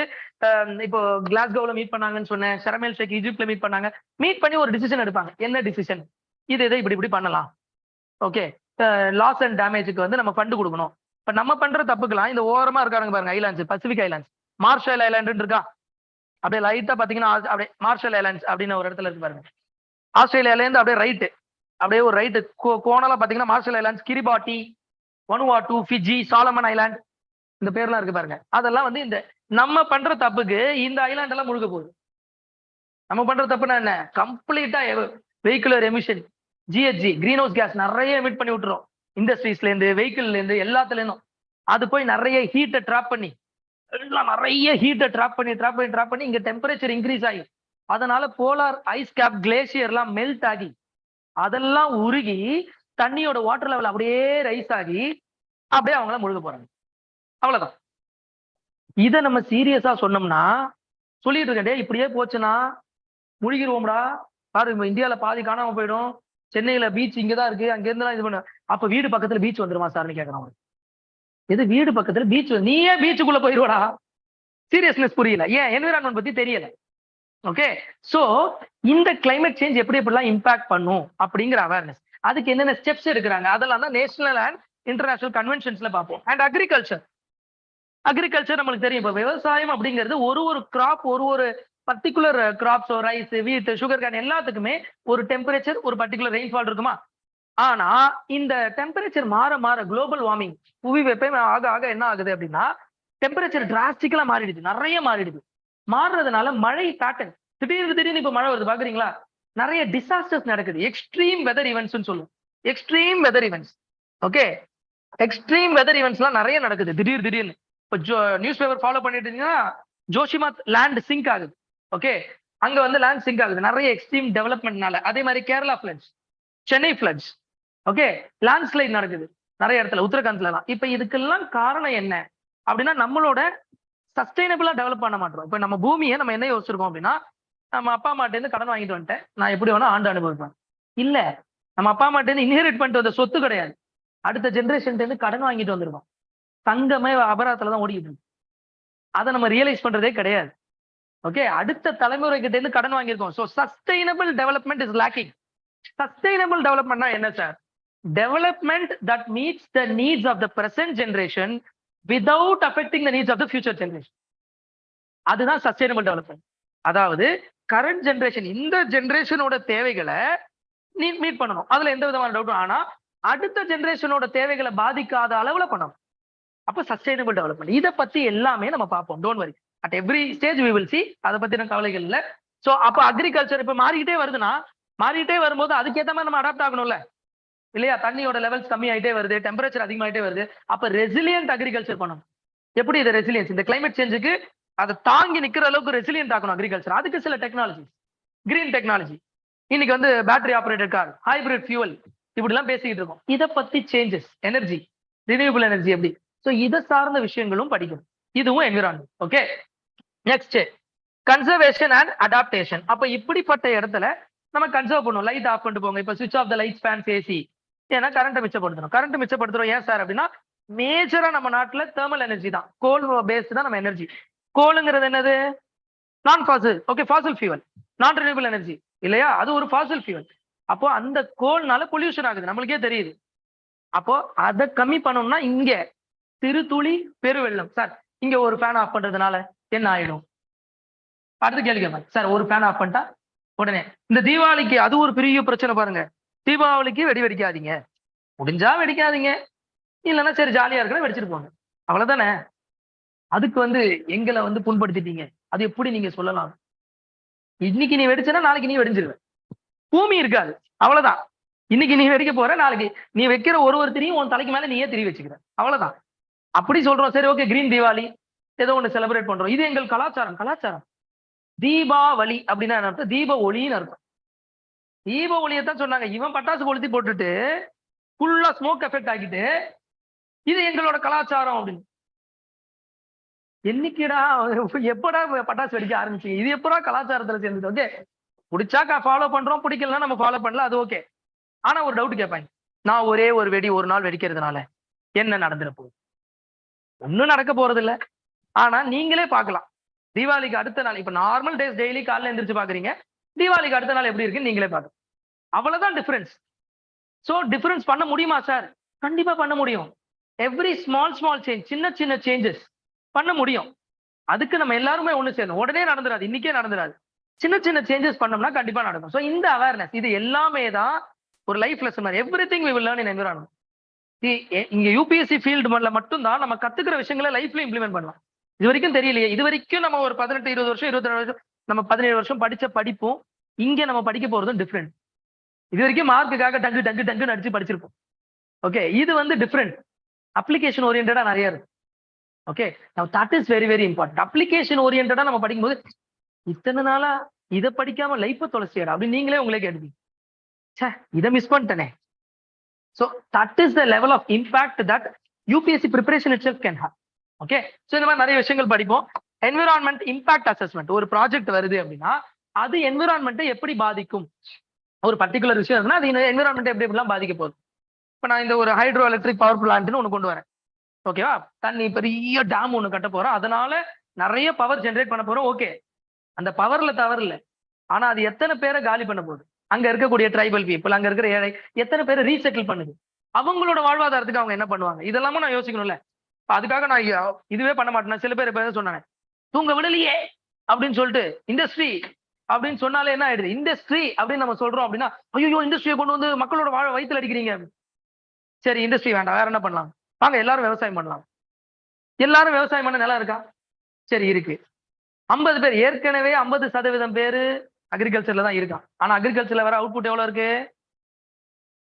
எவ்வளவு இருக்கு, அப்ராக்சிமேட்டா 18% ஆஃப் த ஜிடிபி இருக்கு. அப்ராக்சிமேட்லி 18 to 20% அந்த ரேஞ்சில் இருக்கு. ஓகே, அப்ப என்ன அர்த்தம்னா 100 பேர் இந்த ரூம்ல இருக்கோம்னு வச்சுக்கோங்க, 50 பேர் சேர்ந்து ஒரு வேலையை பார்த்து 20 ரூபாய் சம்பாதிக்கிறோம். இதை தான் கம்மி பண்ணணும்னு சொல்றோம். அதாவது reducing the people dependent on agriculture. அக்ரிகல்ச்சரை நம்பி இருக்கிறவங்களை குறைக்கணும். அதுக்காக அக்ரிகல்ச்சரே அழிக்கணும்னு அவசியம் இல்லை. வேர்ல்டு வைடு இப்படிதான் நடந்துட்டு இருக்கு. அப்படித்தானே முன்னேற முடியும். மக்களை எக்யூப் பண்ணி அடுத்த ஃபீல்டு கொண்டு வரணும், இண்டஸ்ட்ரிக்கு கொண்டு வரணும், சர்வீசஸ்க்கு கொண்டு வரணும். நம்ம ப்ரொடக்டிவிட்டியை இன்க்ரீஸ் பண்ணணும். நம்ம லேண்ட்ல இருந்து எவ்வளவு எடுக்க முடியுமோ. இப்போ நம்மளோட மிகப்பெரிய பிரச்சனைனா rice and wheat, one of the leading producers வேர்ல்டுல இந்தியா, அதுல டவுட்டே கிடையாது. ஆனா எப்படி ப்ரொடியூஸ் பண்றோம்னு முக்கியம். இப்ப சைனா, யூஎஸ்ஏ எல்லாம் பாத்தீங்கன்னா ஒரு 10 ஏக்கர் நிலத்துல 100 மூட்டை அரிசி ரெடி பண்றோம்னு வச்சுக்கோங்க. நம்ம 120 மூட்டை ரெடி பண்றோம், ஆனா 20 ஏக்கர் நிலத்துல. சோ அப்ப டோட்டல் ப்ரொடக்ஷன் நம்ம தான், நான் தாங்க 120 மூட்டைங்க, அவன்லாம் 100 மூட்டை, ஓ இவரு தான் வின்னர். ஆனா அந்த 120 மூட்டை எத்தனை ஏக்கர்ல, 20 ஏக்கர்ல. அவன் 100 மூட்டை எத்தனை ஏக்கர்ல, அவனோட ப்ரொடக்டிவிட்டி ஜாஸ்தியா இருக்கு. இதைத்தான் நம்ம பண்ணணும். புரியுதா? This is the focus. ப்ரொடக்டிவிட்டியை இம்ப்ரூவ் பண்ணணும். Of course it is challenge. உடனே பண்ணிட முடியுமா சார்? முடியாது. கொஞ்சம் கொஞ்சமா தான் பண்ண முடியும். கொஞ்சம் கொஞ்சமா தான் பண்ண முடியும். அங்கதான் சஸ்டைனபிள் டெவலப்மெண்ட். என்விரான்மெண்டா டெவலப்மெண்டா ரெண்டும் வேணும். என்விரான்மெண்ட் தான் வேணும் அப்படின்னு போனா அப்ப எல்லாம் காட்டுல வாழ வேண்டியதான். வா எல்லாம் கிளம்பு, வா வா வா போலாம் போலாம் போலாம். ஏசி எல்லாம் கிடையாது, ஒண்ணும் கிடையாது, வாங்க எல்லாம் எல்லாம் காட்டுக்கு போலாம் வாங்க.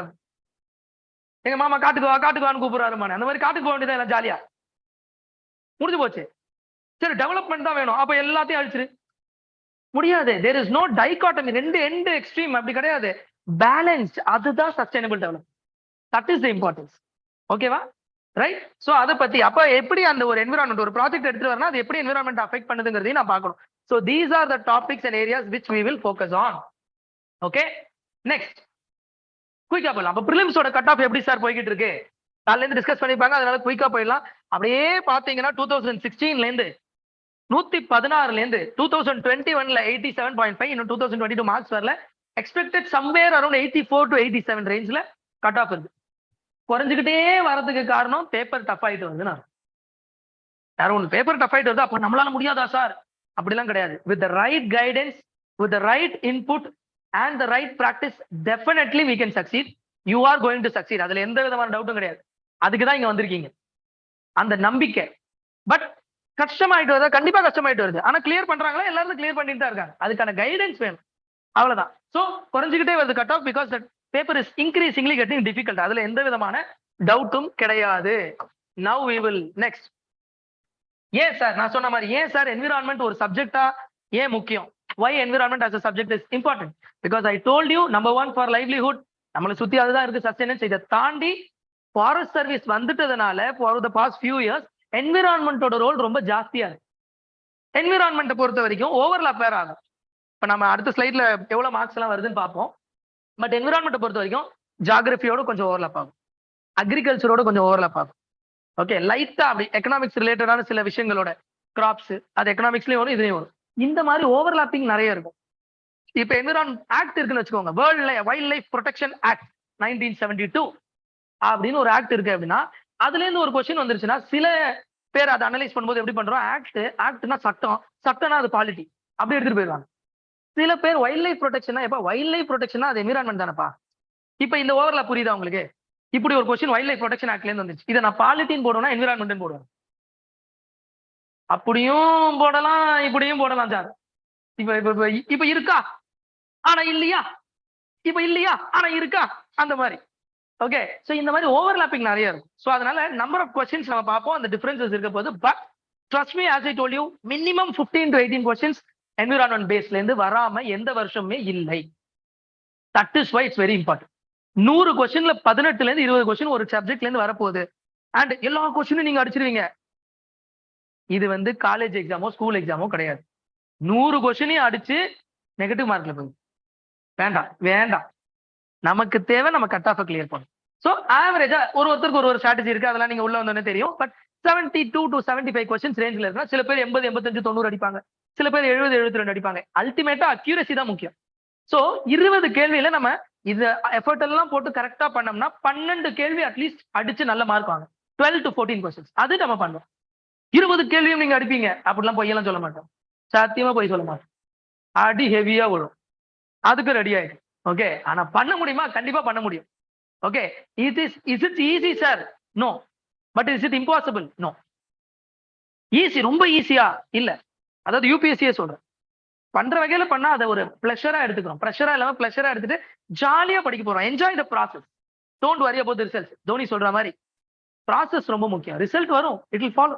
ஓகே, என்ஜாய் பண்ணுங்க. So that is why it's important. Now see this quickly. Trends in UPSC prelims. ஓகே, இது நான் சொன்ன மாதிரி 22, 21, 20, 19 4 வருஷத்தோட போட்டிருக்கேன். பட் பியூரா மேக்ஸிமம் என்விரான்மெண்ட் ஓவர்லாப்பிங்கா இருக்கிற நிறைய விஷயங்கள் எடுக்கல. நீங்க நெட்ல போய் தேடி பாத்தீங்கன்னா நிறைய இதுல 22, 20, 24 இருக்கும். அப்படிலாம் போட்டு நம்ம வந்து இது பண்ண வேண்டாம். குழந்தைகளை வந்து பெருசா வந்து ஃபேக் இது பண்ண வேண்டாம். அது ஃபேக்னு சொல்ல முடியாது, அது ஓப்பனாவும் அப்படி சொல்ல முடியாது, அப்படியும் சொல்லலாம். நான் இப்ப சொன்னேன் இல்லையா, இப்போ ஓவர்லாப்பிங் இருக்கிற ஏரியாவை வந்து நம்ம இது மட்டும்னு சொல்ல முடியாது. ஸோ அதனால கொஞ்சம் கம்மியா. பட் ஸ்டில் சி 15, 16, 17, 18 ஆவரேஜா நான் சொன்ன மாதிரி ஒரு 16 to 18 கொஸ்டின்ஸ் அட்லீஸ்ட் பியூர் என்விரான்மெண்ட்ல இருந்து வருது. இந்த ஓவர்லாப்பிங் இதெல்லாம் பாத்தீங்கன்னா 20, 22 கொஸ்டின் வந்துடும். அப்போ இத்தனை கொஸ்டின் பிரிலிம்ஸ்ல 100 கொஸ்டின்ல வருதுன்னா how potential this area is. புரியுதா? எவ்வளவு பொட்டன்ஷியலான ஒரு ஏரியா இது, right? That is very very important. Now so இது வரைக்கும் கிளியரா about environment ideas? Okay, right. Sources என்னென்னலாம் சார் படிக்கணும் இதுக்கு? Okay, when you join obviously இங்க நிறைய விஷயங்கள் இருக்கு. பட் NCERTs எப்பவுமே இதுன்னு இல்ல, பாலிட்டி, எக்கனாமிக்ஸ் எது நீங்க எடுத்தாலும் NCERT is the core book that you have to study. It is the Bible, Quran, Bhagavad Gita of UPSC preparation. எல்லாத்தையும் சொல்லிடுறது சேஃப், ஜென்ரலா சொன்னேன். ஓகே, பொதுவா. So NCERT is the core. அப்ப NCERT என்விரான்மெண்ட்ஸ்க்கு 12th பயாலஜியோட லாஸ்ட் 4 சாப்டர்ஸ் மேக்ஸிமம் ஒரு base கட்டிடுவாங்க. 12th chemistry, environmental கெமிஸ்ட்ரின்னு ஒன்று இருக்கும், அதுவும் plus whenever you join obviously class notes plus PPTs நம்ம கிட்ட இருக்கும். அந்த class notes and PPTs will serve as the base of your preparation foundation plus NCERT plus class notes. இதுதான் ஃபவுண்டேஷன். இதுக்கப்புறம் ரெஃபரன்ஸ் புக்கு, இன்டர்நெட் எல்லாமே இருக்கும், அதை நம்ம பார்க்கலாம். KMIS என்விரான்மெண்ட் மெட்டீரியல் இருக்கு and you have other reference books as well. கிளாஸ்ல வரும்போது என்னென்ன ரெஃபரன்ஸ் புக் இருக்கு அது எல்லாமே நம்மளுக்கு தெரியும், டோன்ட் வரி. பட் இதுதான் பேஸ். பிளஸ் PYQs என்ன சார்? Previous year question. எப்பவுமே யூபிஎஸ்சிக்கு சிலபஸும் PYQவும் ரொம்ப முக்கியம். அதுதான் வந்து கடல். யூபிஎஸ்சி பெரிய கடல், அதுல நீங்க நேவிகேட் பண்ணணும் அப்படின்னா லைட் ஹவுஸ் தான் PYQ. ஓகே, இல்லைன்னா எங்கேயாவது போய் முட்டிக்கிட்டு தொலைஞ்சு போயிடும். நான் ஏற்கனவே சொன்ன மாதிரி வானத்துல மட்டும் இல்ல, கடல்லையும் சொல்லுவோம். கடல்ல போயிட்டே இருக்கும்போது எங்க வரணும்? 3வது ரைட்டு முடியாது, ஏதாவது வச்சுதான் நம்ம டிராவல். அதுதான் லைட் ஹவுஸ். லைட் ஹவுஸ் மாதிரி இருக்கிறது தான் PYQs and syllabus. Okay, so and related extensive internet நிறைய கிளாஸஸ் நம்ம நடத்தும் போது இதை பத்தி என்ன கொஞ்சம் படிச்சுக்கோங்க, இதை பத்தி என்ன கொஞ்சம் படிச்சுக்கோங்க, டாபிக்ஸ் எல்லாம் சொல்லுவோம். ஸோ அதை நீங்க படிப்பீங்க. You will make your own notes plus the class notes, that will be suffice. அதை நீங்க திரும்ப திரும்ப ரிவைஸ் பண்ணி நெட்ல இருந்து எக்ஸ்டென்சிவா படிக்கிறது, ப்ரீவியஸ் இயர் கொஸ்டின்ஸை சால்வ் பண்றது, தாராளமா தைரியமா போய் சூப்பரா எழுதிட்டு வரலாம். Okay, both prelims and mains பெர்ஸ்பெக்டிவ்ல நான் சொல்றேன், அதுக்கான கண்டென்ட் உங்களுக்கு கிடைச்சிடும். ஓகே, அது இல்லாம என்விரான்மெண்ட், கரண்ட் அஃபேர்ஸ், நிறைய PT இந்த மாதிரி மேகசின்ஸ் எல்லாம் இருக்கு. பட் இதோட பேஸ் நான் சொன்ன மாதிரி ஸ்டாட்டிக் கிளாஸ் நோட்ஸ், இந்த கரண்ட் அஃபேர் இதுதான் ஸ்டாட்டிக். இந்த பேஸ் ஃபவுண்டேஷன் கட்டிட்டீங்கன்னா அதுக்கப்புறம் நீங்க மேல எவ்வளவு வேணா கட்டலாம். Okay, you will have the Hindu. Okay, இங்க எழுதியிருக்கேன் அது தெரியல, Hindu, down to earth, Yojana, etcetera etcetera, அதெல்லாம் you will build on secondary tertiary sources. But the base sources are this. Is it clear? Yes, okay. அடுத்து போலாமா? அப்ப இந்த எக்ஸாமை கிளியர் பண்ண என்னதான் சார் வேணும்? ஓகே, அப்படின்னு நம்ம கேட்கிறோம். Before we move on with something, just ஒரு 2-3 கான்செப்ட் பார்த்துட்டு we will finish off, don't worry. Okay, now consistency and perseverance, இதுதான் ரொம்ப ரொம்ப முக்கியம். Consistency, day in day out நான் சொன்ன மாதிரி ப்ராசஸ். ரிசல்ட்டை தாண்டி நம்ம யோசிக்கணும். ரிசல்ட்டை பத்தி கவலைப்படாம day in day out 8 to 10 hours. Okay, 10 to 12 hours போகும், பட் அது அப்புறம் பார்ப்போம். இனிஷியலி அட்லீஸ்ட் 8 to 10 hours நான் படிப்பேன்பா அப்படிங்கிற மாதிரி வரக்கூடிய நிலைமை. சில இடத்துல நிறைய டாப்பர் இன்டர்வியூலாம் பார்த்திருப்பீங்க. ஐ studied only for 4 hours, you know the ball was coming onto the bat, இதெல்லாம் சொல்லுவாங்க. 4 மணி நேரத்துல படிச்சா பாலிட்டியில பார்லிமெண்ட் சாப்டர் கூட தாண்ட முடியும். பார்லிமெண்ட் சாப்டர் மட்டுமே ஃபர்ஸ்ட் வாட்டி படிக்கும் போது 8 மணி நேரம் 10 மணி நேரம் ஆகும். Because that is very very demanding. அந்த மாதிரி என்விரான்மெண்ட்ல புது concept. I am not saying பயமுறுத்துறதுக்காக சொல்ல, பட் டெடிகேஷன் முக்கியம். கண்டிப்பா ஒரு சில பேர் பெரிய டாப்பர்ஸ், அறிவுஜீவிகள் டைரக்டா வானத்துல இருந்து இதை கிளியர் பண்றதுக்காக ஊச்சிருப்பான். அவன் 4 மணி நேரம் 5 மணி நேரம் படிச்சு கிளியர் ஆயிருக்கலாம், நம்மளுக்கு தெரியாது. பட் உயிரை கொடுக்காம இது கிடைக்காது அப்படிங்கிறது மட்டும்தான் டெடிகேஷன். அதுதான் டெடிகேஷன். பெர்செவரன்ஸ், விடாமுயற்சி ரொம்ப முக்கியம். Never say die attitude. ஐயோ என்னால முடியாது, இவ்வளவு இருக்கு படிக்க. சிலபஸை கம்ப்ளீட்டா தரோவா படிச்சு பர்ஃபெக்ஷனிசம் தான் பிரச்சனையே எங்க ஆஸ்பிரன்ஸ்ட. பர்ஃபெக்டா நான் இருப்பேன், எல்லாத்தையும் முடிப்பேன், எல்லாத்தையும் முடிச்சு 60 வயசுல தான் எக்ஸாம் எழுதும். அப்ப எலிஜிபிலிட்டி போயிடும், ஒண்ணும் பண்ண முடியாது. சோ எவ்வளவு முடிக்க முடியுமோ அவ்வளவு முடிக்கணும். சிலபஸ் பிவைக்யூ பேட்டர்னை பார்த்து அதுக்கேற்ற மாதிரி அலைன் பண்ணணும். புரியுதா உங்களுக்கு? இப்ப என்விரான்மெண்ட் வச்சு பிஹெச்டி வாங்குறவங்க இருக்கான். நம்ம ஏன் பிஹெச்டி வாங்குறது கிடையாது. எக்கனாமிக்ஸ்ல பிஹெச்டி வாங்குறது ஐடியா கிடையாது. பாலிட்டியில மாஸ்டர்ஸ் டிகிரி வாங்குறது நம்ம ஐடியா கிடையாது. நம்ம aim be a jack of all, master of none. எல்லாத்துலயும் மாஸ்டர் இருக்க வேண்டிய அவசியம் இல்லை, பட் ஜாக் ஆஃப் ஆல். எல்லாத்தையும் பத்தியும் தெரிஞ்சிருக்கணும், தேவையான அளவு தெரிஞ்சிருக்கணும். எல்லாத்துலயும் அடிமட்டம் வரைக்கும் போய் அலசுனோம்னா அட்டெம்ப்ட் முடிஞ்சு போகும். ஓகேவா? சோ அது மட்டும் போயிருந்தா போதும். கான்செப்சுவல் கிளாரிட்டி ரொம்ப எப்பவுமே முக்கியமான ஒரு விஷயம். நம்ம இது வரைக்கும் நான் திரும்ப சொன்ன மாதிரி காலேஜ் அண்ட் ஸ்கூல்ஸ்ல நம்ம படிச்ச விஷயங்கள்லாம் ரொம்ப ஒரு டிஃப்ரெண்டான ஒரு விஷயம். அதாவது படிப்போம், உன் பேர் என்ன அப்படிம்பாங்க, என் பேர் இது, ஓகே குட், அவ்வளவுதான் மார்க். இங்க திங்கிங், அந்த இடத்துல கான்செப்ட் புரியுதா? வாட் இஸ் யர் நேம் அப்படின்னு கேட்ட இடத்துல how are you being called by others கேட்பான். ஒரு second sir, out of syllabus sir, out of syllabus. How are you being called by others? What is your நேம்னு கேட்பாங்க. Okay, பேரை சொல்ல போறீங்க. How are you being called by others எப்படி கூடுவான்? Short நேமோ, அது ஷார்ட் நேமோ லாங் நேமோ ஏதோ ஒன்று பேரை சொல்லி தானே கூப்பிட்டாகணும். மரமே செடியை கொடியை நான் கூப்பிட போறான் கிடையாது. ஓகே, க்ளோஸ் ஃப்ரெண்ட் என்ன திட்டி கூப்பிடுவான் சார், அவன் கூடுவான், அவன் பரவாயில்ல, அது வழி வேற டிபார்ட்மெண்ட். ஓகே, பட் ஜென்ரலா கான்செப்ட் புரியுது இல்லையா உங்களுக்கு? பேருக்கு சொல்லுப்பா அப்படிங்கிறதுக்கு பதிலாக இப்படி கேட்பாங்க. அப்ப அந்த இடத்துல திங்கிங் எபிலிட்டி, கான்செப்சுவல் கிளாரிட்டி தான். ஓ இதைத்தான் இப்படி கேட்கறியா? திங்கிங், அந்த ஸ்பான்டேனிட்டி ரொம்ப முக்கியம். Spontaneity because it makes you think. UPSC makes you think. It needs to be on your heels. உங்க ஹீல்ஸ்ல இருக்கணும், ரெடியா கேளு கேளு கேளு கேளு, வா வா வா, அடுத்து அடுத்து அடுத்து. அந்த eagerness that should be there. That is very important. Okay, application of knowledge, படிச்சதை அப்ளை பண்ணும். ரோட் லேர்னிங்கா படிச்சு மனப்பாடம் பண்ணி வாந்தி எடுக்கிறது யூபிஎஸ்சி கிடையாது. ஓகே, நவ் இதெல்லாம் தான் okay important things. Now some concepts of basics of environment will see and will leave. Okay, right. With that, environment and ecology. Environment ரொம்ப நேரமா சொல்லிட்டு இருக்கீங்க சார். அவர் யார் அவரு அப்படின்னு கேட்க போறோம். ஒன்னும் கிடையாதுப்பா. நான் ஆல்ரெடி சொன்ன மாதிரி என்விரான்மெண்ட்ங்கிறது என்ன? நம்மளை சுத்தி இருக்குது. நம்மளை சுத்தி லிவிங் திங்ஸ் மட்டும்தான் இருக்கா? இல்ல. இந்த சேர் இருக்கு, ஓகே, இதோ இந்த டெஸ்க் இருக்கு, மைக் இருக்கு, எல்லாமே நம்மளோட சுற்றுச்சூழல் என்விரான்மெண்ட் தானே. Living and non living. Living சின்ன சின்ன அனிமல்ஸ்ல இருந்து மரம், செடி, கொடி, சக மனுஷங்க, மற்ற அனிமல்ஸ், இது இல்லாம டெம்பரேச்சர், வாட்டர், லைட், சாயில், மண்ணு, காத்து, எல்லாமே தானே. இது எல்லாம் தான் என்விரான்மெண்ட். முடிஞ்சா? சிம்பிள். ஓகே, இக்கோசிஸ்டம்னா அப்ப என்ன sir? Interaction between the community of living beings and the physical environment. இந்த என்விரான்மெண்ட்டுக்கும் இருக்கிற லிவிங் பீயிங்ஸும் உள்ள ஒரு பேச்சுவார்த்தை. Hi, how are you? I am fine, how are you? இந்த இன்ட்ராக்ஷனுங்கிறது வெறும் பேச்சுவார்த்தை மட்டும் கிடையாது. சாப்பிடுறோம், இப்ப செடியை பிச்சு சாப்பிடுறோம், அதுவும் ஒரு ஃபார்ம் ஆஃப் இன்ட்ராக்ஷன் தானே, ரைட்? சிங்கம் மான கொல்லுது, அதுவும் ஒரு ஃபார்ம் ஆஃப் இன்ட்ராக்ஷன் தான். பிரிடேஷன் சொல்லுவோம், நம்ம பார்ப்போம். பிரிடேட்டரி, டக்குன்னு கொண்டு சாப்பிடுறது. வளர்க்குற கோழியை வெட்டி கச்சக் பண்ணி கமாம் சாப்பிடுறது, எல்லாம் ஒரு என்டர்டைன்மெண்ட் தானே. ஓகே, ஆமா. சோ எல்லாமே இன்ட்ராக்ஷன்ஸ் தான். These are forms of interactions. Okay, so interaction between community of living beings and the physical environment. And இந்த இக்கோ சிஸ்டம்ங்கிறது டெரேரியம் மாதிரி சின்னதாகவும் இருக்கலாம், ஓஷன் மாதிரி பெருசாகவும் இருக்கலாம். சார் டெரேரியம்னா என்ன சார்? ஒன்றும் கிடையாது. ஒரு செடி, இந்த இதுல எல்லாம் பார்த்துருப்பீங்க, ஒரு டப்பாக்குள்ள ஒரு மரம் செடியெல்லாம் வளர்ப்பாங்க. ஒரு சின்ன ஒரு கண்ணாடி குடுவை இமேஜ் இருக்கு, காட்டுறேன். அந்த மாதிரி குட்டியாவும் இருக்கலாம். ஒரு குட்டி இதுக்குள்ள செடி போட்டாங்க, அது அங்கேயே செடி வளர்ந்துடும். ஓகே, அதுதான் டெரேரியம். அந்த மாதிரி குட்டியாவும் இருக்கலாம், அதுவும் ஒரு இக்கோ சிஸ்டம் தான். ஓகே, மிகப்பெரிய ஒரு ஃபாரஸ்ட், ஒரு ஓஷன், சி, அதுவும் கிராஸ்லேண்ட் எல்லாமே ஈகோசிஸ்டம் தான். அப்போ என்விரான்மெண்ட்டுங்கிறது living and non living things முடிஞ்சு. ஆனா ஈகோசிஸ்டம் அப்படிங்கிறது interaction between the living beings and their environment. என்விரான்மெண்டோட எப்படி பேசுதோ அதான் ஈகோசிஸ்டம் முடிஞ்சிருச்சு. அப்ப அடுத்து என்ன சார்? இக்காலஜி.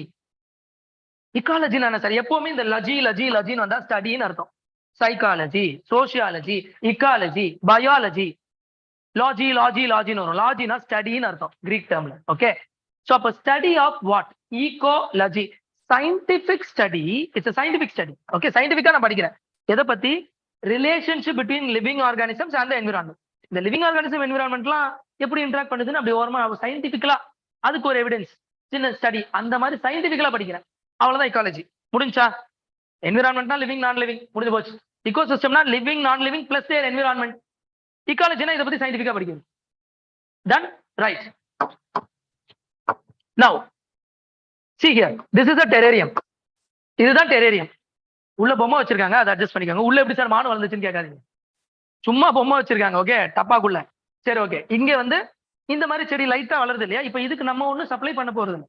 இந்த லைட் அண்ட் எவ்ரி திங், தனி லைட், அதுவே சஸ்டெயின் ஆயிக்குது இல்ல, அந்த மாதிரி இருக்கிறது terrarium. So it's an ecosystem. இது ஆப்வியஸா இட்ஸ் பிகர் சைஸ். இக்கோசிஸ்டம் சின்னதாகவும் இருக்கலாம், பெருசாகவும் இருக்கலாம், காட்டுறதுக்காக நான் போட்டிருக்கேன். Okay, now see ecosystem versus ecology என்ன. இங்க பாருங்க, இப்போ அக்வாட்டிக் இக்கோசிஸ்டம், டெரஸ்ட்ரியல் இக்கோசிஸ்டம். இப்ப இந்த பர்டிகுலர் ஆர்கானிசம்க்கு அக்வாட்டிக்கும் பக்கத்துல இருக்கு, டெரஸ்ட்ரியலும் இருக்கு.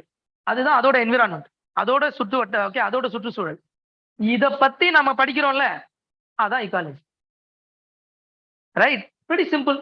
ஓகே, நவ் கான்செப்சுவல் கிளாரிட்டி அடிச்சுக்கிட்டு இருந்தேன்ல, அந்த கான்செப்சுவல் கிளாரிட்டி தான். இங்க பாருங்க, which one of the following, this is the previous year prelims question, which one of the following best defines a term called ecosystem? பொறுமையா படிச்சு அருமையா சொல்லுங்க. S,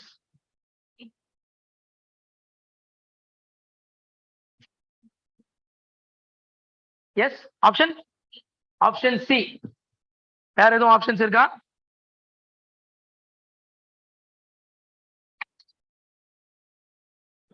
Vasu study. Yes, good evening Vasu. Lavanya, okay, thank you.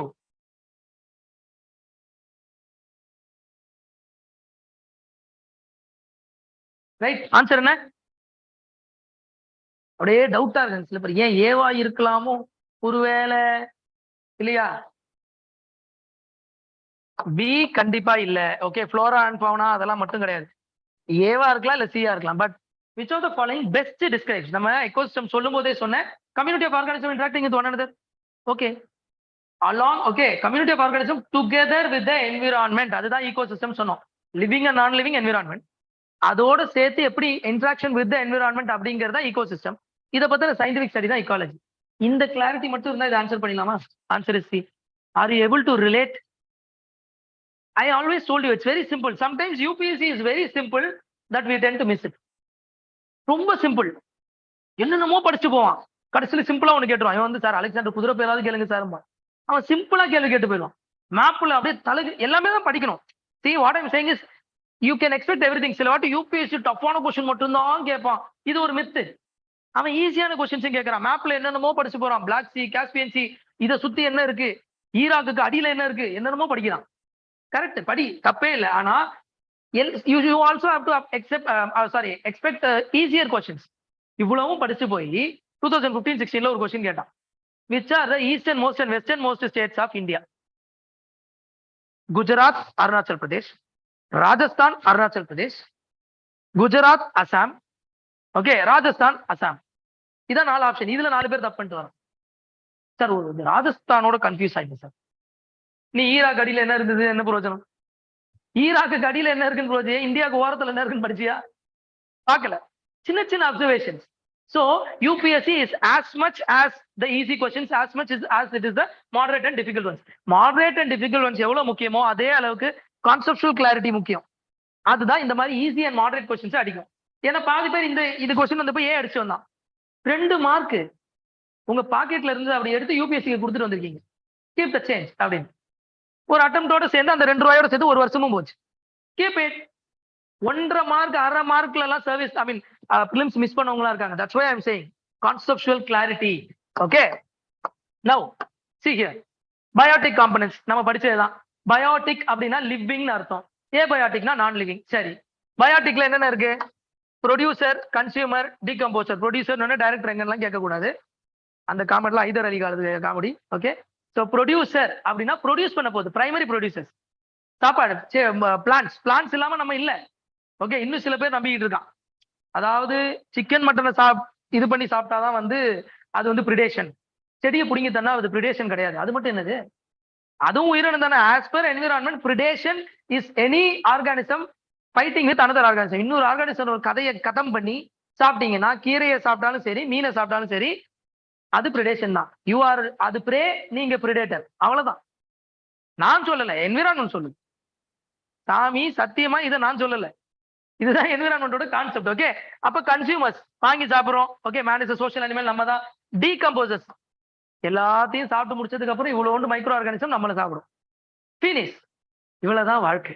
Environment குள்ள எப்படி ஒரு philosophy இருக்கு பாத்தீங்களா? அழகா இருக்கு பாரு. செடியில ஆரம்பிச்சு மண்ணுல ஆரம்பிச்சு மண்ணுக்கே போய் சேரும். Oh God. Okay, so pretty simple things. இந்த மாதிரி பயோட்டிக். ஏபயோட்டிக்ல என்ன இருக்கு? Temperature, water, light, soil. இதுதான் ஏபயோட்டிக்ல இருக்க போகுது. ஓகே, இங்க பாருங்க, ஜாலியா இருக்கு. அப்படி ஜாலியா இருக்கும் பார்த்த உடனே. அதுதான் என்விரான்மெண்ட். வெரி வெரி ஈஸியான ஒரு இது. ஆனா பாதி பேர் என்ன ஈஸியா இருக்குன்னு படிக்காம போயிடுவான். அதான் பிரச்சனை. Okay, hibernation and activation. என்ன சார் இது? சின்ன சின்ன கான்செப்ட் சொல்லாமே தான் இதை போட்டிருக்கேன். Hibernation and activation. ஹைபர்னேஷன் அப்படின்னா நீங்க கேள்விப்பட்டிருப்பீங்க about the polar bears. Polar பேர்ஸ்ல வந்து ரொம்ப சில்லுன்னு இருக்கும்போது அப்படியே நோண்டு போய் அப்படியே கப்புன்னு போய் மைக்ரேட் ஆகி கம்முன்னு படுத்துக்கும். அடாப்ட் ஆகி மைக்ரேட் ஆகாம அப்படியே உள்ள போய் படுத்துக்கும். அதுதான் போலார் பேர்ஸோட ஹைபர்னேஷன் அப்படிங்கிறது. ஓகே, ஸோ ஹைபர்னேஷன் அப்படிங்கிறது வந்து ஸோ இட் என்ன பண்ணுது அப்படின்னா வந்து போலார் பேர் இந்த மாதிரி இருக்கிறதெல்லாம் வந்து ரொம்ப குளிர் தாங்காம உள்ளுக்குள்ள போய் சஸ்பெண்ட் ஆகி, ஏன்னா முழிச்சுட்டு இருந்தா பசிக்கும். முழிச்சுக்கிட்டு இருந்தா பசிக்கும். தேவையில்லாம ஃபுட் எல்லாம் தேடி போய் நம்ம சாப்பிட வேண்டியிருக்கு. ஓகே, அப்ப என்ன பண்ணலாம்னு யோசிக்கிறான். குளிர் வேற ஜாஸ்தியா இருக்கு. டப்புன்னு போத்திட்டு படுத்துருவோம்.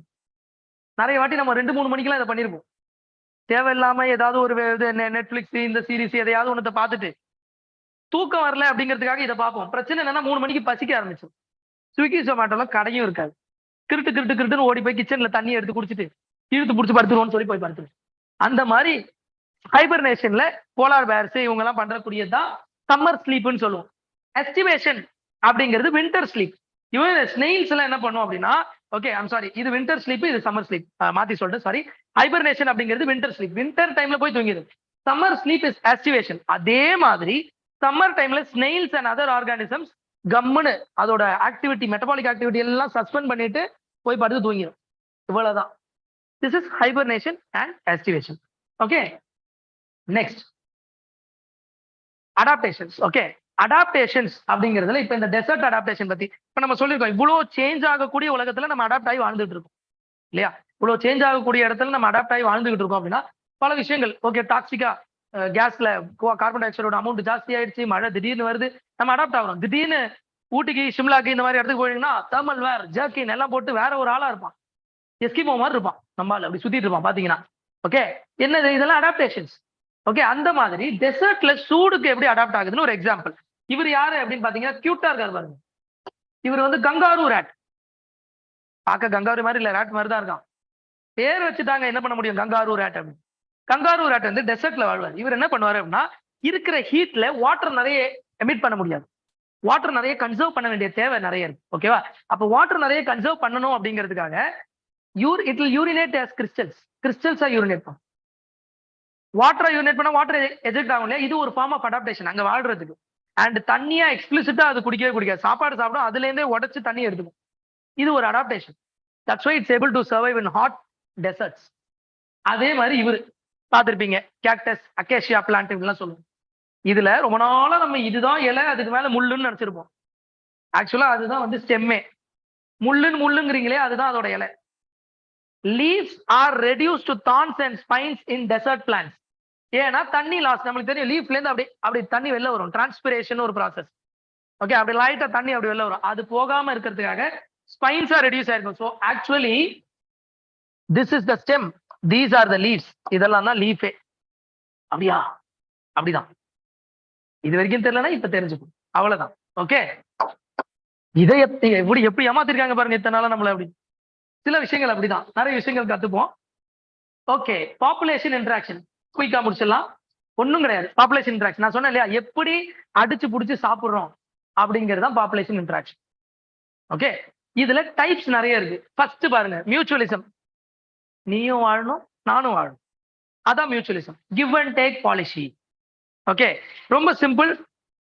கோரல் ரீஃப்ஸ் பாத்தீங்க அப்படின்னா வந்து கோரல் ரீஃப்ஸ் அப்படின்னு சொல்லிட்டு நம்ம நிறைய வண்ணமயமான இதெல்லாம் பார்ப்போம். அதுல கோரல் ரீஃப்ஸ் அப்படிங்கிறது என்ன அப்படின்னா, ஜூசாந்தலேன்னு ஒண்ணு இருக்கும், ஒரு ஆல்கே.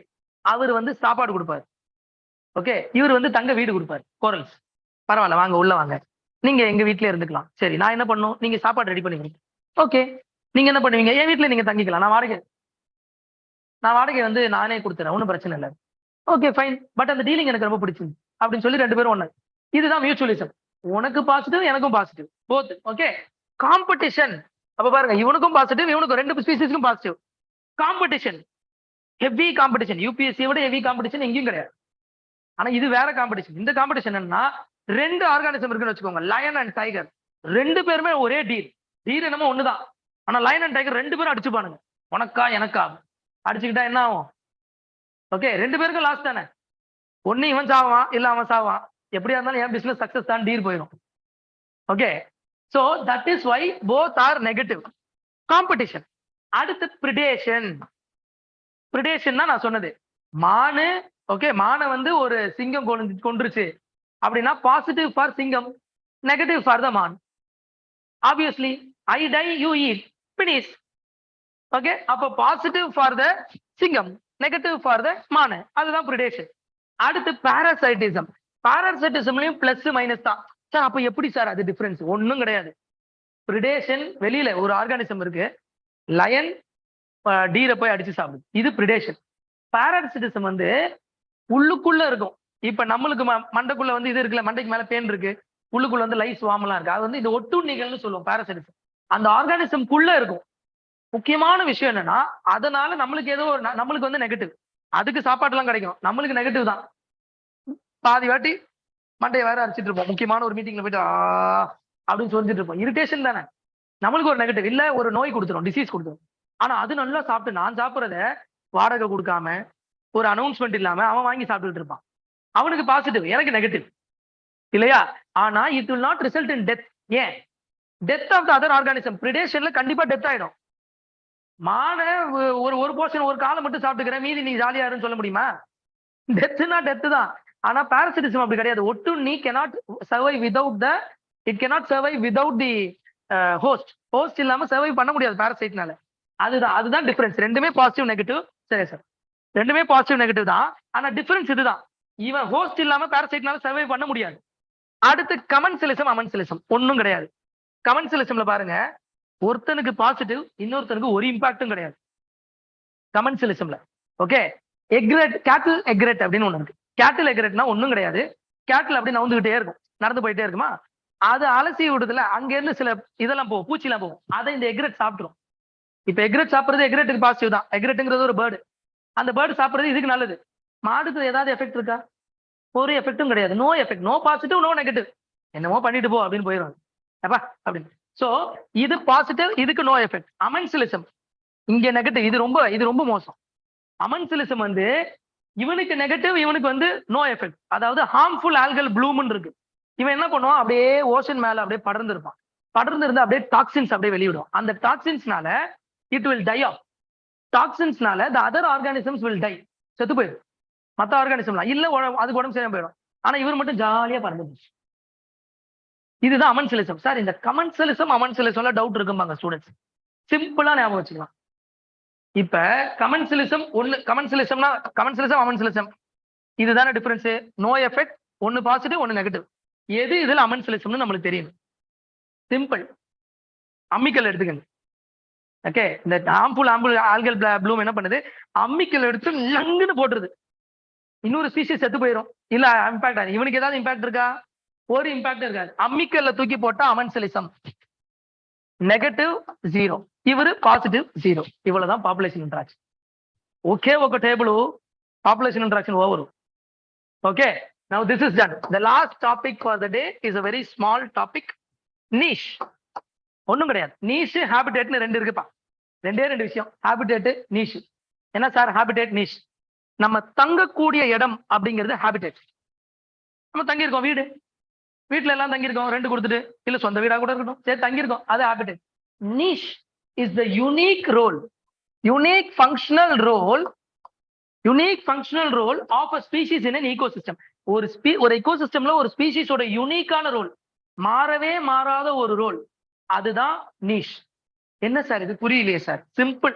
என் வீட்டுல நான் தங்கியிருக்கேன், ஓகே, என் வீட்டுல நான் தங்கியிருக்கேன், அப்பா அம்மாக்கு நான் ஒரு பையன், சரி ஓகே. இன்னொருத்தன் சித்தப்பா பையன், ஃப்ரெண்டு, யார் வேணா என் வீட்டுல வந்து தங்கலாம், ஹாபிடேட். யார் வேணா வந்து ஹாபிடேட்டா தங்கலாம். ஆனா அப்பாவுக்கும் அம்மாவுக்கும் நம்ம தான் பையனோ பொண்ணும், அந்த ரோலை யாரும் மாற்ற முடியாது. This role cannot be changed. That is unique. Are you able to understand? In the role that I perform in the family, right? Any person can come and stay in the habitat in this room, but the role that you play as a son or a daughter or a father or a mother or a brother, the role is very unique. No one can replace that. யூஸ்வலா சொல்லுவோம், ஒரு கம்பெனில போய் நீங்க வேலை பண்றீங்கன்னா அந்த கம்பெனில உங்களை விட்டா இன்னொரு ஆள் போட்டுடலாம், உங்க ஃபேமிலிக்கு நம்ம மட்டும்தான். அதுதான் niche. Okay, so that is the difference. அப்ப niche is unique, which means no two species can have exactly identical niche. எக்ஸாக்டா ஐடென்டிக்கலா இருக்க niche ரெண்டு ஸ்பீஷீஸ்க்கு இருக்கவே இருக்காது. ஒரே ஹாபிடேட்ல 3-4 ஸ்பீஷீஸ் இருக்கலாம், ஆனா ஒரு niche, அந்த ஸ்பீஷீஸ்க்கான niche அது மட்டும் தான் பண்ணும். கிளியரா? That's it. We'll just see one question last. PYQ இப்போ நம்ம பார்த்ததுதான், எவ்வளவு ஈஸியா இருக்குங்கிறது உங்களுக்கு தெரியணுங்கிறதுக்காக.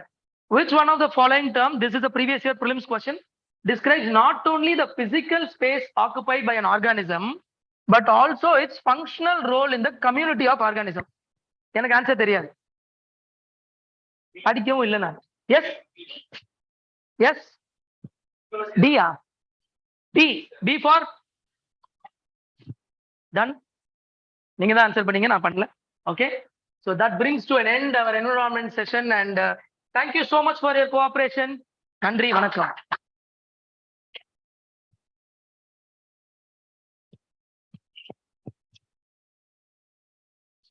உண்மையிலே பெரிய விஷயம். காலையில almost 9 o'clock we started, almost வந்து 7 o'clock ஆகும். 6 hours பிளான் 6 o'clock குள்ள முடிக்கிற மாதிரி பிளான் பண்ணோம். ஒரு எல்லா செஷன்லையும் அப்படி லைட்டா கொஞ்சம் கேப் கிடைச்சதுனால 7 o'clock ஆயிடுச்சு. பட் இது வரைக்கும் எல்லாருமே ரொம்ப அற்புதமான ஒரு கோஆபரேஷன் இருந்தது. I am very happy about it. நாளைக்கு இருக்க ப்ரோக்ராம் என்னென்ன அப்படின்றத ஜஸ்ட் ஒரு சின்ன கிளான்ஸ் பார்த்துருவோம்.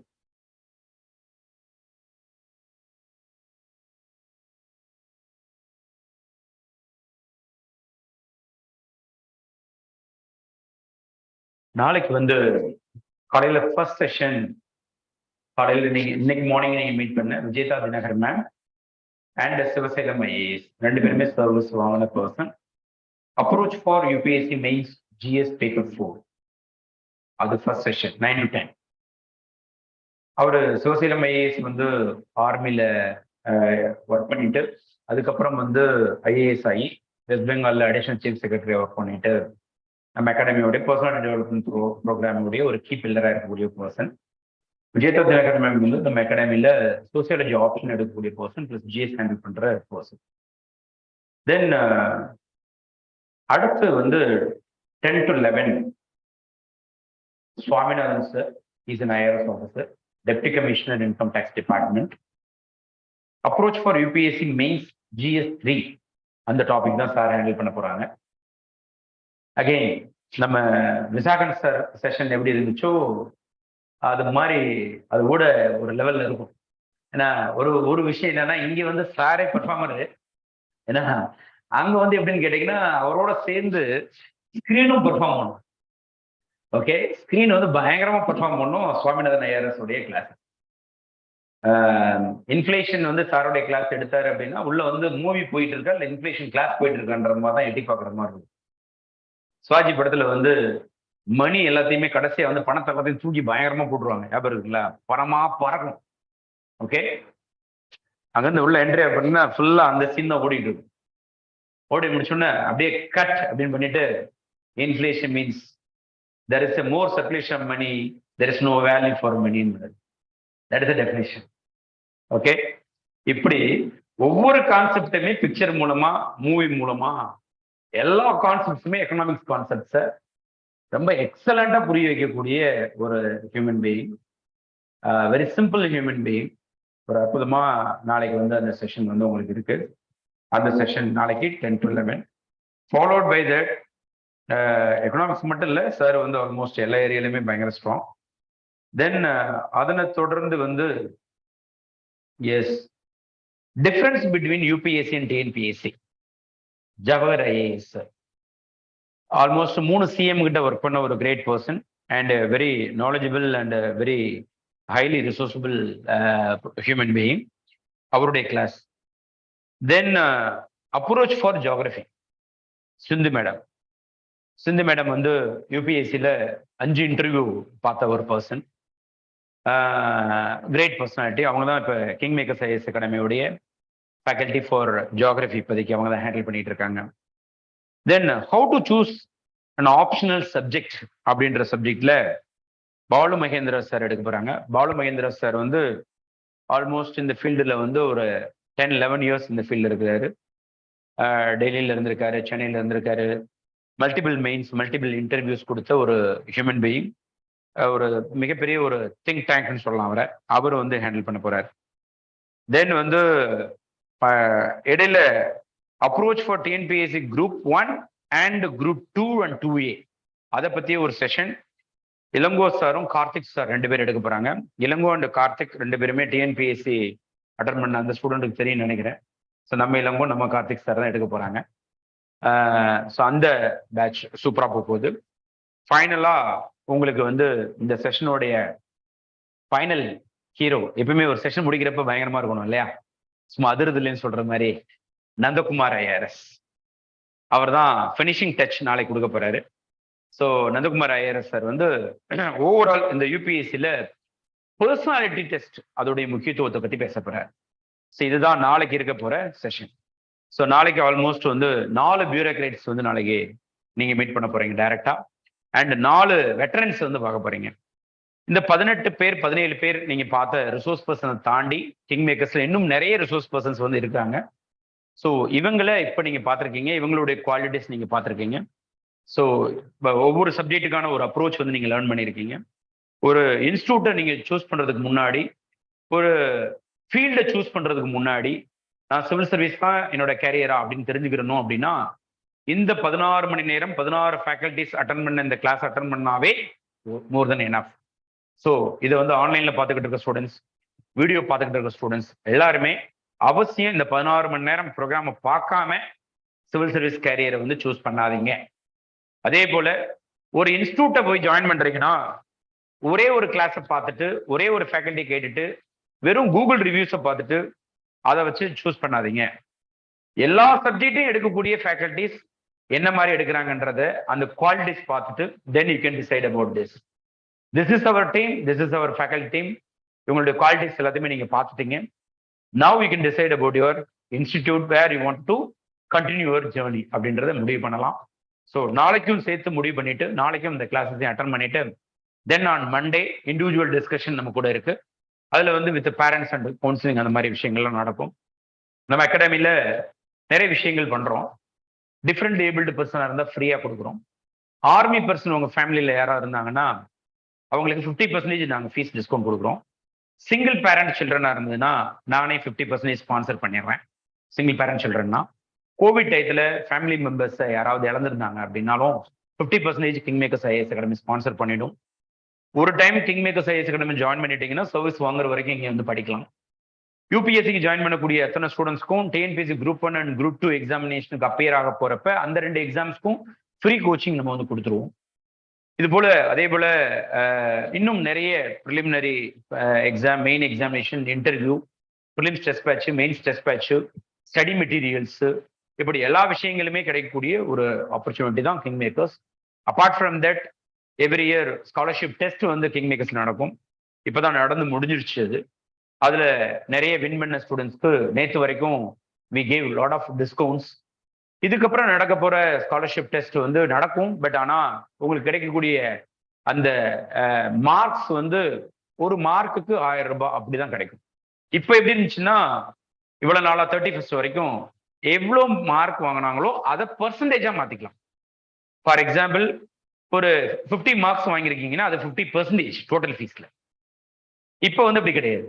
இப்போ எவ்வளவு மார்க்ஸ் வச்சிருக்கீங்களோ அது மட்டும்தான் உங்களுடைய டிஸ்கவுண்டா இருக்கும். அதுவும் உங்களுக்கு ஏப்ரல் மந்த்ல ஜாயின் பண்றவங்களுக்கு மட்டும் அந்த ஆப்பர்ச்சுனிட்டிஸ் வந்து கிடைக்க ஆரம்பிக்கும். So make use of this opportunity. Wish you all the best and hope இந்த டே கண்டிப்பா உங்க எல்லாருக்குமே யூஸ்ஃபுல்லா இருக்கும்னு நினைக்கிறேன். உங்க பேக்ரவுண்ட் எனக்கு தெரியாது ரொம்ப. எத்தனை பேர் இந்த ஃபீல்டில் இருக்கீங்க, எத்தனை பேர் ப்ரிப்பரேஷன்ல ஸ்டார்ட் பண்ணிட்டீங்க, எத்தனை பேர் ப்ரிப்பரேஷன் ஸ்டார்ட் பண்ற ஐடியால இருக்கீங்க, எதுவுமே எனக்கு தெரியாது. We started. ஐ ஹோப் இன்னைக்கு நடத்தின எல்லா செஷனுமே உங்களுக்கு எல்லாருக்கும் புரிஞ்சிருக்கும் அப்படின்னு நான் நம்புறேன். நானும் கரெக்ட். எல்லாருமே புரிஞ்சுதா? நல்லா இருந்ததா? ஸோ இந்த ஃபீல்டு வந்து கண்டிப்பா தைரியமா சூஸ் பண்ணலாம். ரொம்ப நல்ல ஃபீல்டு. அவர் நெடுமாறன் சொன்ன ஒரே வார்த்தையில் தான் முடிக்கிறேன். ஜெயிச்சா ஐஏஎஸ், ஜெயிக்கல அப்படின்னா நீ எதுல நீ இருந்தாலும் அங்க ஜெயிப்ப. நீ எந்த துறையில இருந்தாலும் நீ தான் நம்பர் 1 இருப்ப.